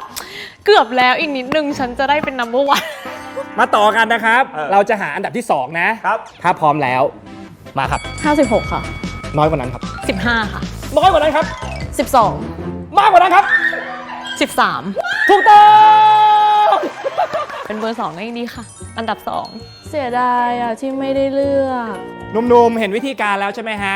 แบบนี้เลยแล้วก็พวกเราดูไหวพริบปฏิภาณของพวกเขาได้นะครับถ้าพร้อมแล้วมาครับ23 ครับมันมากกว่านั้นครับ36มันมากกว่านั้นครับ60 ครับมากกว่านั้นครับ83 ครับ น้อยกว่านั้นครับ87 มากกว่านั้น83น้อยกว่า83 80 มากกว่านั้นครับ81 ครับถูกต้อง ฟุกมากงงมากเลยตกใจแต่เราหาอันดับที่2นะถ้าพร้อมแล้วมาครับ23 ครับมากกว่านั้นจริงๆหมายเลข 1ในเกมคือรู้สึกว่าเขาเป็นผู้ชายที่ค่อนข้างที่จะtalent น่ารักแล้วเป็นผู้ชายที่อยู่ด้วยแล้วไม่น่าเบื่อ40 ครับมากกว่านั้นครับ63 ครับมากกว่านั้น70 ครับมากกว่านั้นครับ76ถูกต้องเห็นยังอ่ะเห็นยังมันก็มีดีเฟกต์อยู่เราคิดว่าจะเป็นเราไหมชนะก็ในใจก็มีนิดแต่ เฟลทำการแมทกันในรอบที่2ซะหน่อยดีกว่าโทรศัพท์อยู่กับตัวใช่ไหมครับหยิบขึ้นมาครับเราจะทำการแมทกันในครั้งที่2นะครับเล่นได้กี่คนคะคนเดียวครับเดี๋ยวนึงนะเบอร์ 2ถามว่าเลือกได้กี่คนคะโอ้โห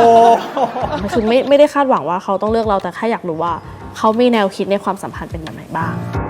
ผมรู้สึกว่าผมแบบไม่เหมาะกับใครเลยด้วยซ้ำครับผมว่าผมเป็นคนโลกส่วนตัวสูงอะไรเงี้ยครับแบบเวลาคิดหรือจะทำอะไรแต่ละอย่างมันแบบไม่ค่อยเข้ากับใครได้จริงผมลังเลมากเพราะว่าด้วยแบบเวลามันน้อยมากผมเลือกไม่ได้อะส่วนตัวเราว่าจะชอบผู้ชายที่แบบลุกนิ่งๆนิดนึงดูเข้าถึงยากหน่อยๆอะไรเงี้ยอยากรู้ว่าแบบเขาคิดอะไรอยู่เขาอะไรอยู่คิดว่าฝั่งเราอ่ะใครน่าจะโดนเลือกมากที่สุดคิดว่าหมายเลข 1เลยค่ะชีก็สวยด้วยชีน่ารักอะไรเงี้ยก็เลยคิดว่าหมายเลข 1น่าจะตรงใช้ฝ่ายตรงข้ามมากที่สุดค่ะ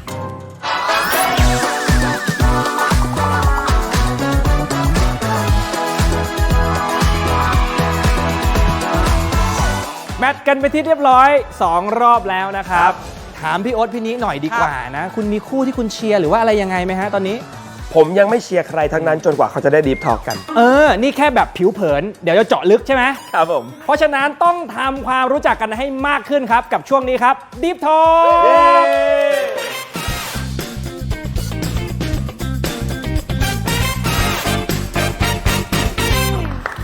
ช่วงนี้ครับบอกเลยว่าเป็นช่วงที่ทุกคนรอคอยนะครับ ขออนุญาตเริ่มจากฝั่ง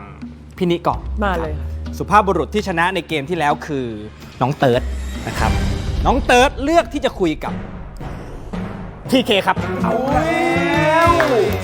แล้วชอบจังหวะทีเคสะดุ้งมากทีเค รู้สึกตกใจ เราไม่คิดว่าเขาจะเลือกเรา เพราะตอนแรกคิดว่าเขาจะเลือกเบอร์หนึ่ง ส่วนใหญ่ผู้ชายจะชอบผู้หญิงที่แบบมี energy หน่อย มีความน่ารักสดใสอะไรเงี้ยดูเข้าถึงง่าย เรามีเวลาให้ 2 นาทีทำความรู้จักกับเธอนะครับถามได้ทุกเรื่องที่อยากรู้จักเติร์ดพร้อมแล้วเริ่มครับ อายุเท่าไหร่ครับ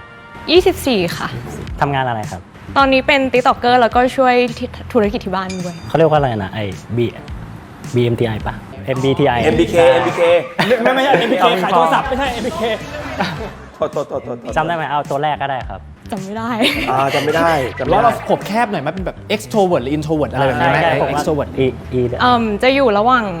ambivert ไป extrovert มองการแต่งงานเป็นยังไงครับ อุ้ยพอเลยจากแบบ introvert ตอนนี้เขาก็เราจะเริ่ม insert แล้ว ข้ามไปแต่งงานเลยเอาแล้วเว้ยเอาแล้ว มองว่าเป็นเรื่องที่ค่อนข้างที่จริงจังมากๆ แล้วก็คิดว่า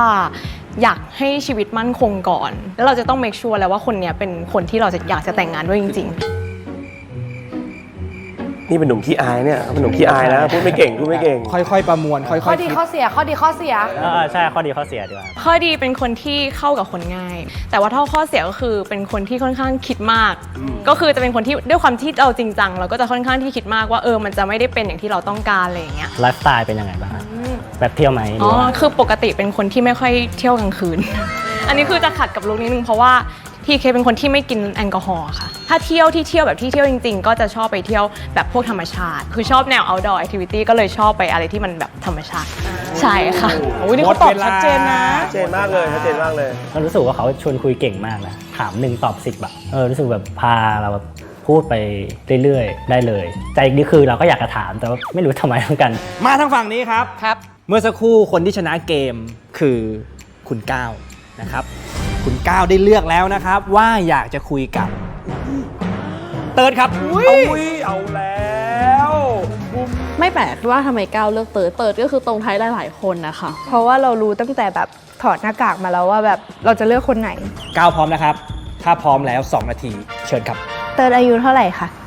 23ครับก็คือตอนนี้เรียนจบหรือยังใช่เพิ่งจบครับตอนนี้ได้เริ่มทำงานหรือยังคะหรือว่ายังทำแล้วครับตอนนี้ทำงานอะไรอยู่ครับเป็นนายแบบครับก็ต้องเหมาะสมนะเขาหน้าตาดีหมดเลยใช่ส่งโมเดลเลยอ่ะไม่ใช่เขาชมอันนี้อยู่แหมนี่จังหวะดีซะด้วยดีเอาอีกนะดิ้นในระหว่างที่เขาถามกันอ่ะซีนี้ไปครึ่งแล้วก้าวต่อได้เลยครับเราคุยกับนายแบบอยู่เชิญครับอยากถามว่าสมมติมีรักครั้งใหม่เนี่ยคิดว่าตัวเองจำเป็นต้องแก้ไขเรื่องอะไรจากประสบการณ์ความรักที่ผ่านมาคำถามดีมากรู้สึกว่าเรามีอะไรที่ต้องปรับเยอะมากด้วยความที่เรายังเด็กด้วยหรือว่าการอกหักก็คือการก้าวไปขั้นเนี่ยผมว่านะเราจะมองโลกได้กว้างขึ้นแล้วก็รู้สึกเปิดรับโอกาสเรื่อยๆเหมือนเราได้เป็นตัวเองรักตัวเองมากขึ้นอะไรเงี้ยครับส่วนใหญ่เวลาว่างที่วันว่างๆเนี่ยเลือกที่จะทำอะไรส่วนตัวผมเล่น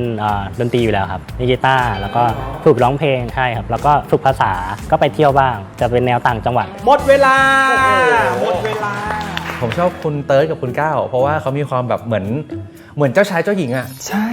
ครับเพราะว่าผมมองแล้วน่าจะเข้ากันกับพี่ทีเค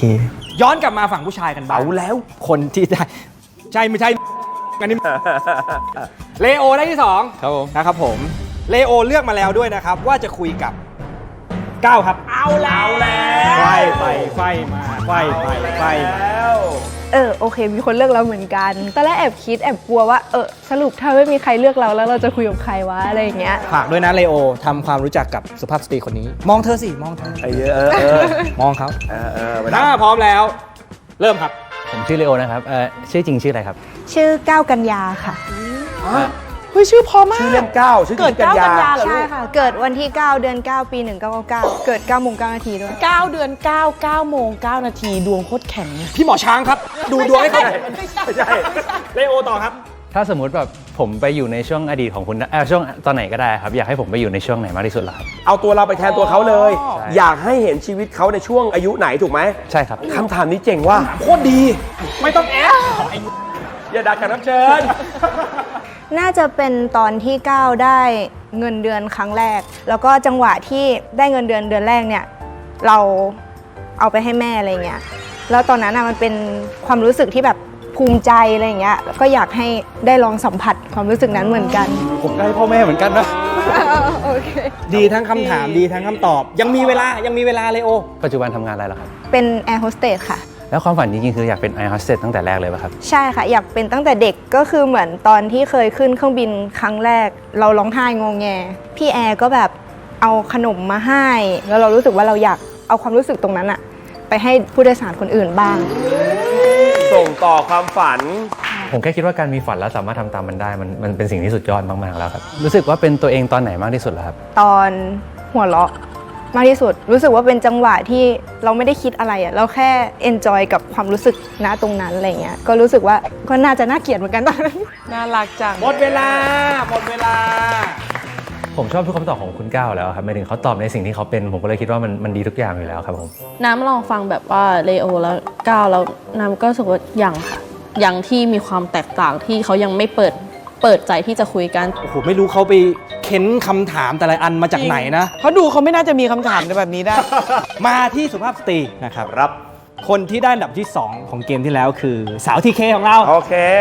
ทีเคตอบไปแล้วคราวนี้ถามบ้างนะครับซึ่งทีเคเลือกมาแล้วครับคุณผู้ชมครับเลือกที่จะคุยกับเลโอครับเฮ้ยทีเคมองเห็นความแอคทีฟอะไรในตัวเลโอตอนเล่นเกมก็เลยเลือกเขาดูค่ะเข้ากันเนี่ยTK เลโอ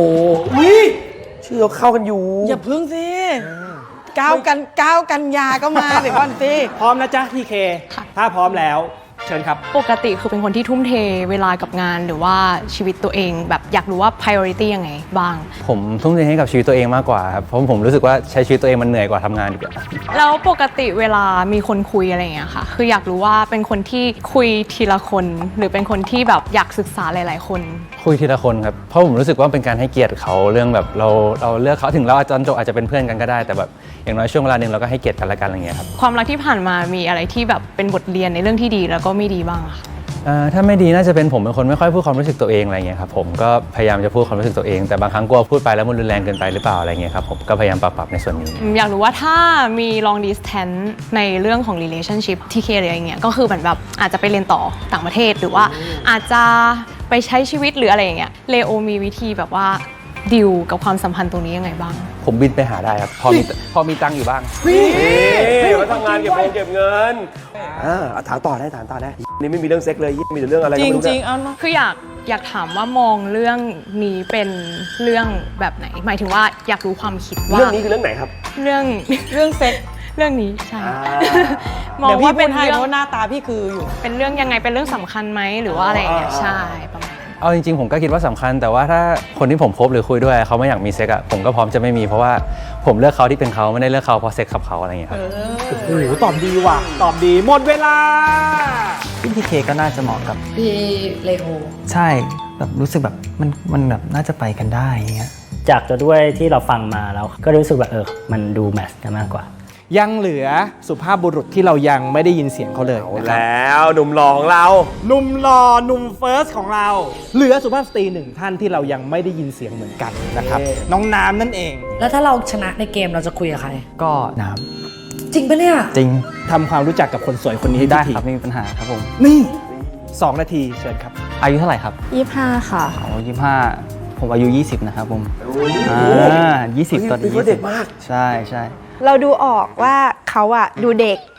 ใช่โดยส่วนตัวจะชอบคนที่แบบโตกว่าหน่อยดูภูมิฐานหน่อยนิ่งๆหน่อยอะไรอย่างเงี้ยนิสัยแปลกๆที่แบบคนอื่นไม่เคยรู้อะว่าทำไปทำไมอะหนูชอบไปต่างประเทศคนเดียวค่ะอยู่ๆก็ไปเลยเหรอแล้วไปแล้วกลับไหมครับกลับอยู่นี่ก็ไม่กลับไม่มานั่งตรงนี้ได้ไงล่ะทำอาชีพอะไรครับเป็นเหมือน KOL คอยหาอินฟลูเอนเซอร์ให้กับคลินิก G คลินิกแล้วก็ทำเกี่ยวกับพวกจิวเวลรี่ด้วยค่ะทุกที่บ้านแล้วสเต็ปการง้อแฟนที่แบบแฟนใจอ่อนทันทีครับจริงๆไม่เคยเจอผู้ชายแบบงอนขนาดนั้นแต่ว่าถ้างอก็คือเป็นคนที่จะไม่ตื้อเวลาทะเลาะกันน่ะอยากให้ไปเคลียร์ความรู้สึกตัวเองก่อนแต่ผมเป็นคนขี้งอนนะพี่งอเก่งเสียด้วยดิพี่เห็นผมครั้งแรกอ่ะพี่คิดว่าผมแบบทำงานหรือเป็น เป็นฟรีแลนซ์ทำงาน อั อะ น ไร นี้ดี คิดว่า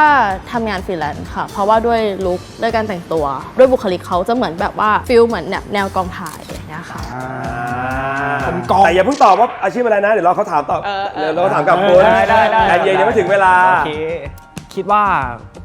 ความรักที่ดีอ่ะควรเป็นยังไงครับ จริงๆส่วนตัวคือชอบความสงบรู้สึกว่าทุกอย่างมันราบรื่น อยู่ในพื้นฐานความสบายใจ หรือว่าความรักที่ดีสำหรับน้ำคือรู้สึกว่าขอคนที่แบบมีพื้นฐานในความรักอะค่ะ ผมก็ไทยแบบนั้นเลยครับผม หมดเวลาหมดละ เขาตรงให้หนู เหลือหนุ่มหล่ออีกหนึ่งคนครับเมื่อกี้เป็นคนถามเธอต้องถามเขาบ้างนะ พร้อมแล้วเริ่มครับ แล้วเมื่อกี้ที่ถามมานะก็เลยอยากรู้ว่าทำอาชีพอะไรคะ ก็เป็นฟรีแลนซ์ครับรับเป็นคนขับรถให้พี่ลำไยอย่างนี้ คนขับรถลำไยไหทองคำหล่อขนาดนี้เลยเหรอ จริงๆอาชีพอะนะไม่ติดเลย แต่ว่าอาชีพของเขาอะมันเป็นอาชีพที่ไม่ค่อยจะมีเวลาอยู่แล้ว ต่อได้ครับน้ำเพชรครับเชิญครับ โอเคคำถามก็คือในช่วงเนี้ยคือเห็นแบบความสัมพันธ์แปลกๆค่อนข้างเยอะมากเลยอะแล้วก็เลยอยากถามว่าคิดแบบกับตัวเองไงบ้างว่าแบบเราอะรู้สึกว่าเราพร้อมมีความสัมพันธ์อะแล้วจริง ๆ เราก็ต้องดูแบบว่าเป็นระยะหนึ่งก่อน มันติดอยู่ปลายลิ้นทำไมพูดไม่ออก ให้พี่ช่วยดึงให้ไหม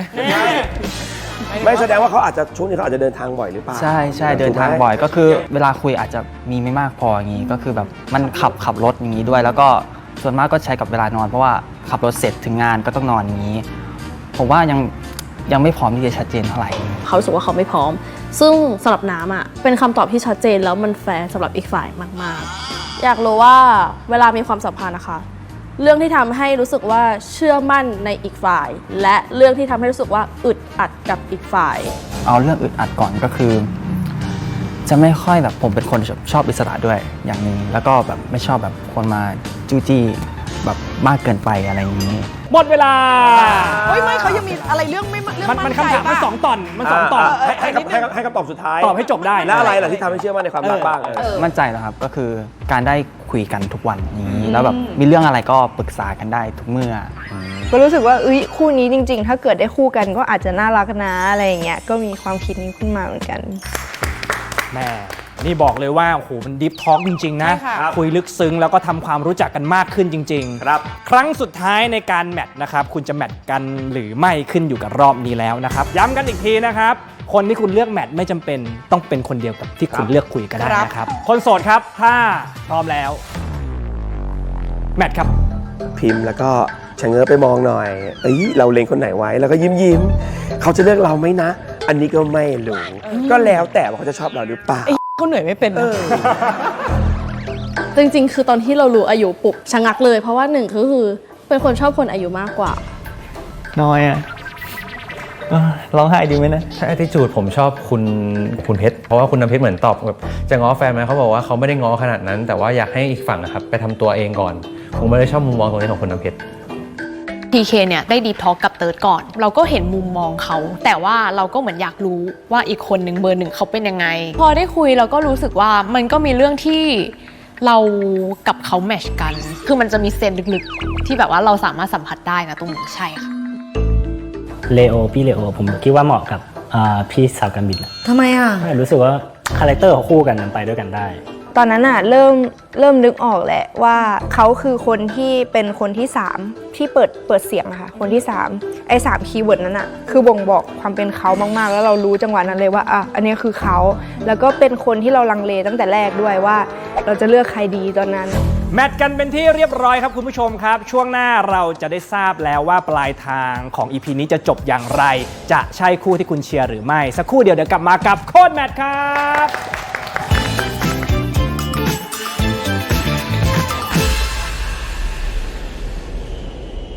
ยาดมตราถ้วยทองกลิ่นเลมอนกลิ่นลาเวนเดอร์สูตรดมตอนนี้หอมกลิ่นเลมอนทันทีสูตรดมตอนนี้หอมกลิ่นลาเวนเดอร์ทันทีเพื่อนคู่ตัวยาดมคู่ใจยาดมตราถ้วยทอง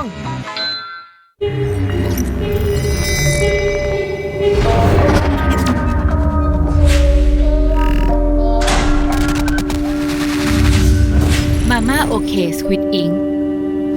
สเกมไหมเบอร์ดี้คาเฟ่อร่อยจะ crazy เทสดีทำได้ไงอ่ะสกัดหอมทำถึงสกัดเข้มจึ้งใจด้วย Double Extraction หอมเข้มเต็มรสชาติกาแฟอร่อยใช่เลยเบอร์ดี้คาเฟ่อร่อยเข้มเต็มฟีลเฟรช味の素ยาท่าตุ ำขาวตรากระต่ายบินแก้ท้องอืดแก้ปวดท้องแก้ท้องเสียยาธาตุน้ำขาวตรากระต่ายบินขนาดใหม่450 ml เฮโมวิตโกมีวิตามินและเกลือแร่รวม15ชนิดยาบำรุงร่างกายเฮโมวิตโกวันละ1 เม็ดอ่านคำเตือนในฉลากก่อนใช้ยา ร้อนๆอย่างนี้ต้องวอนะฮุลาฮุลา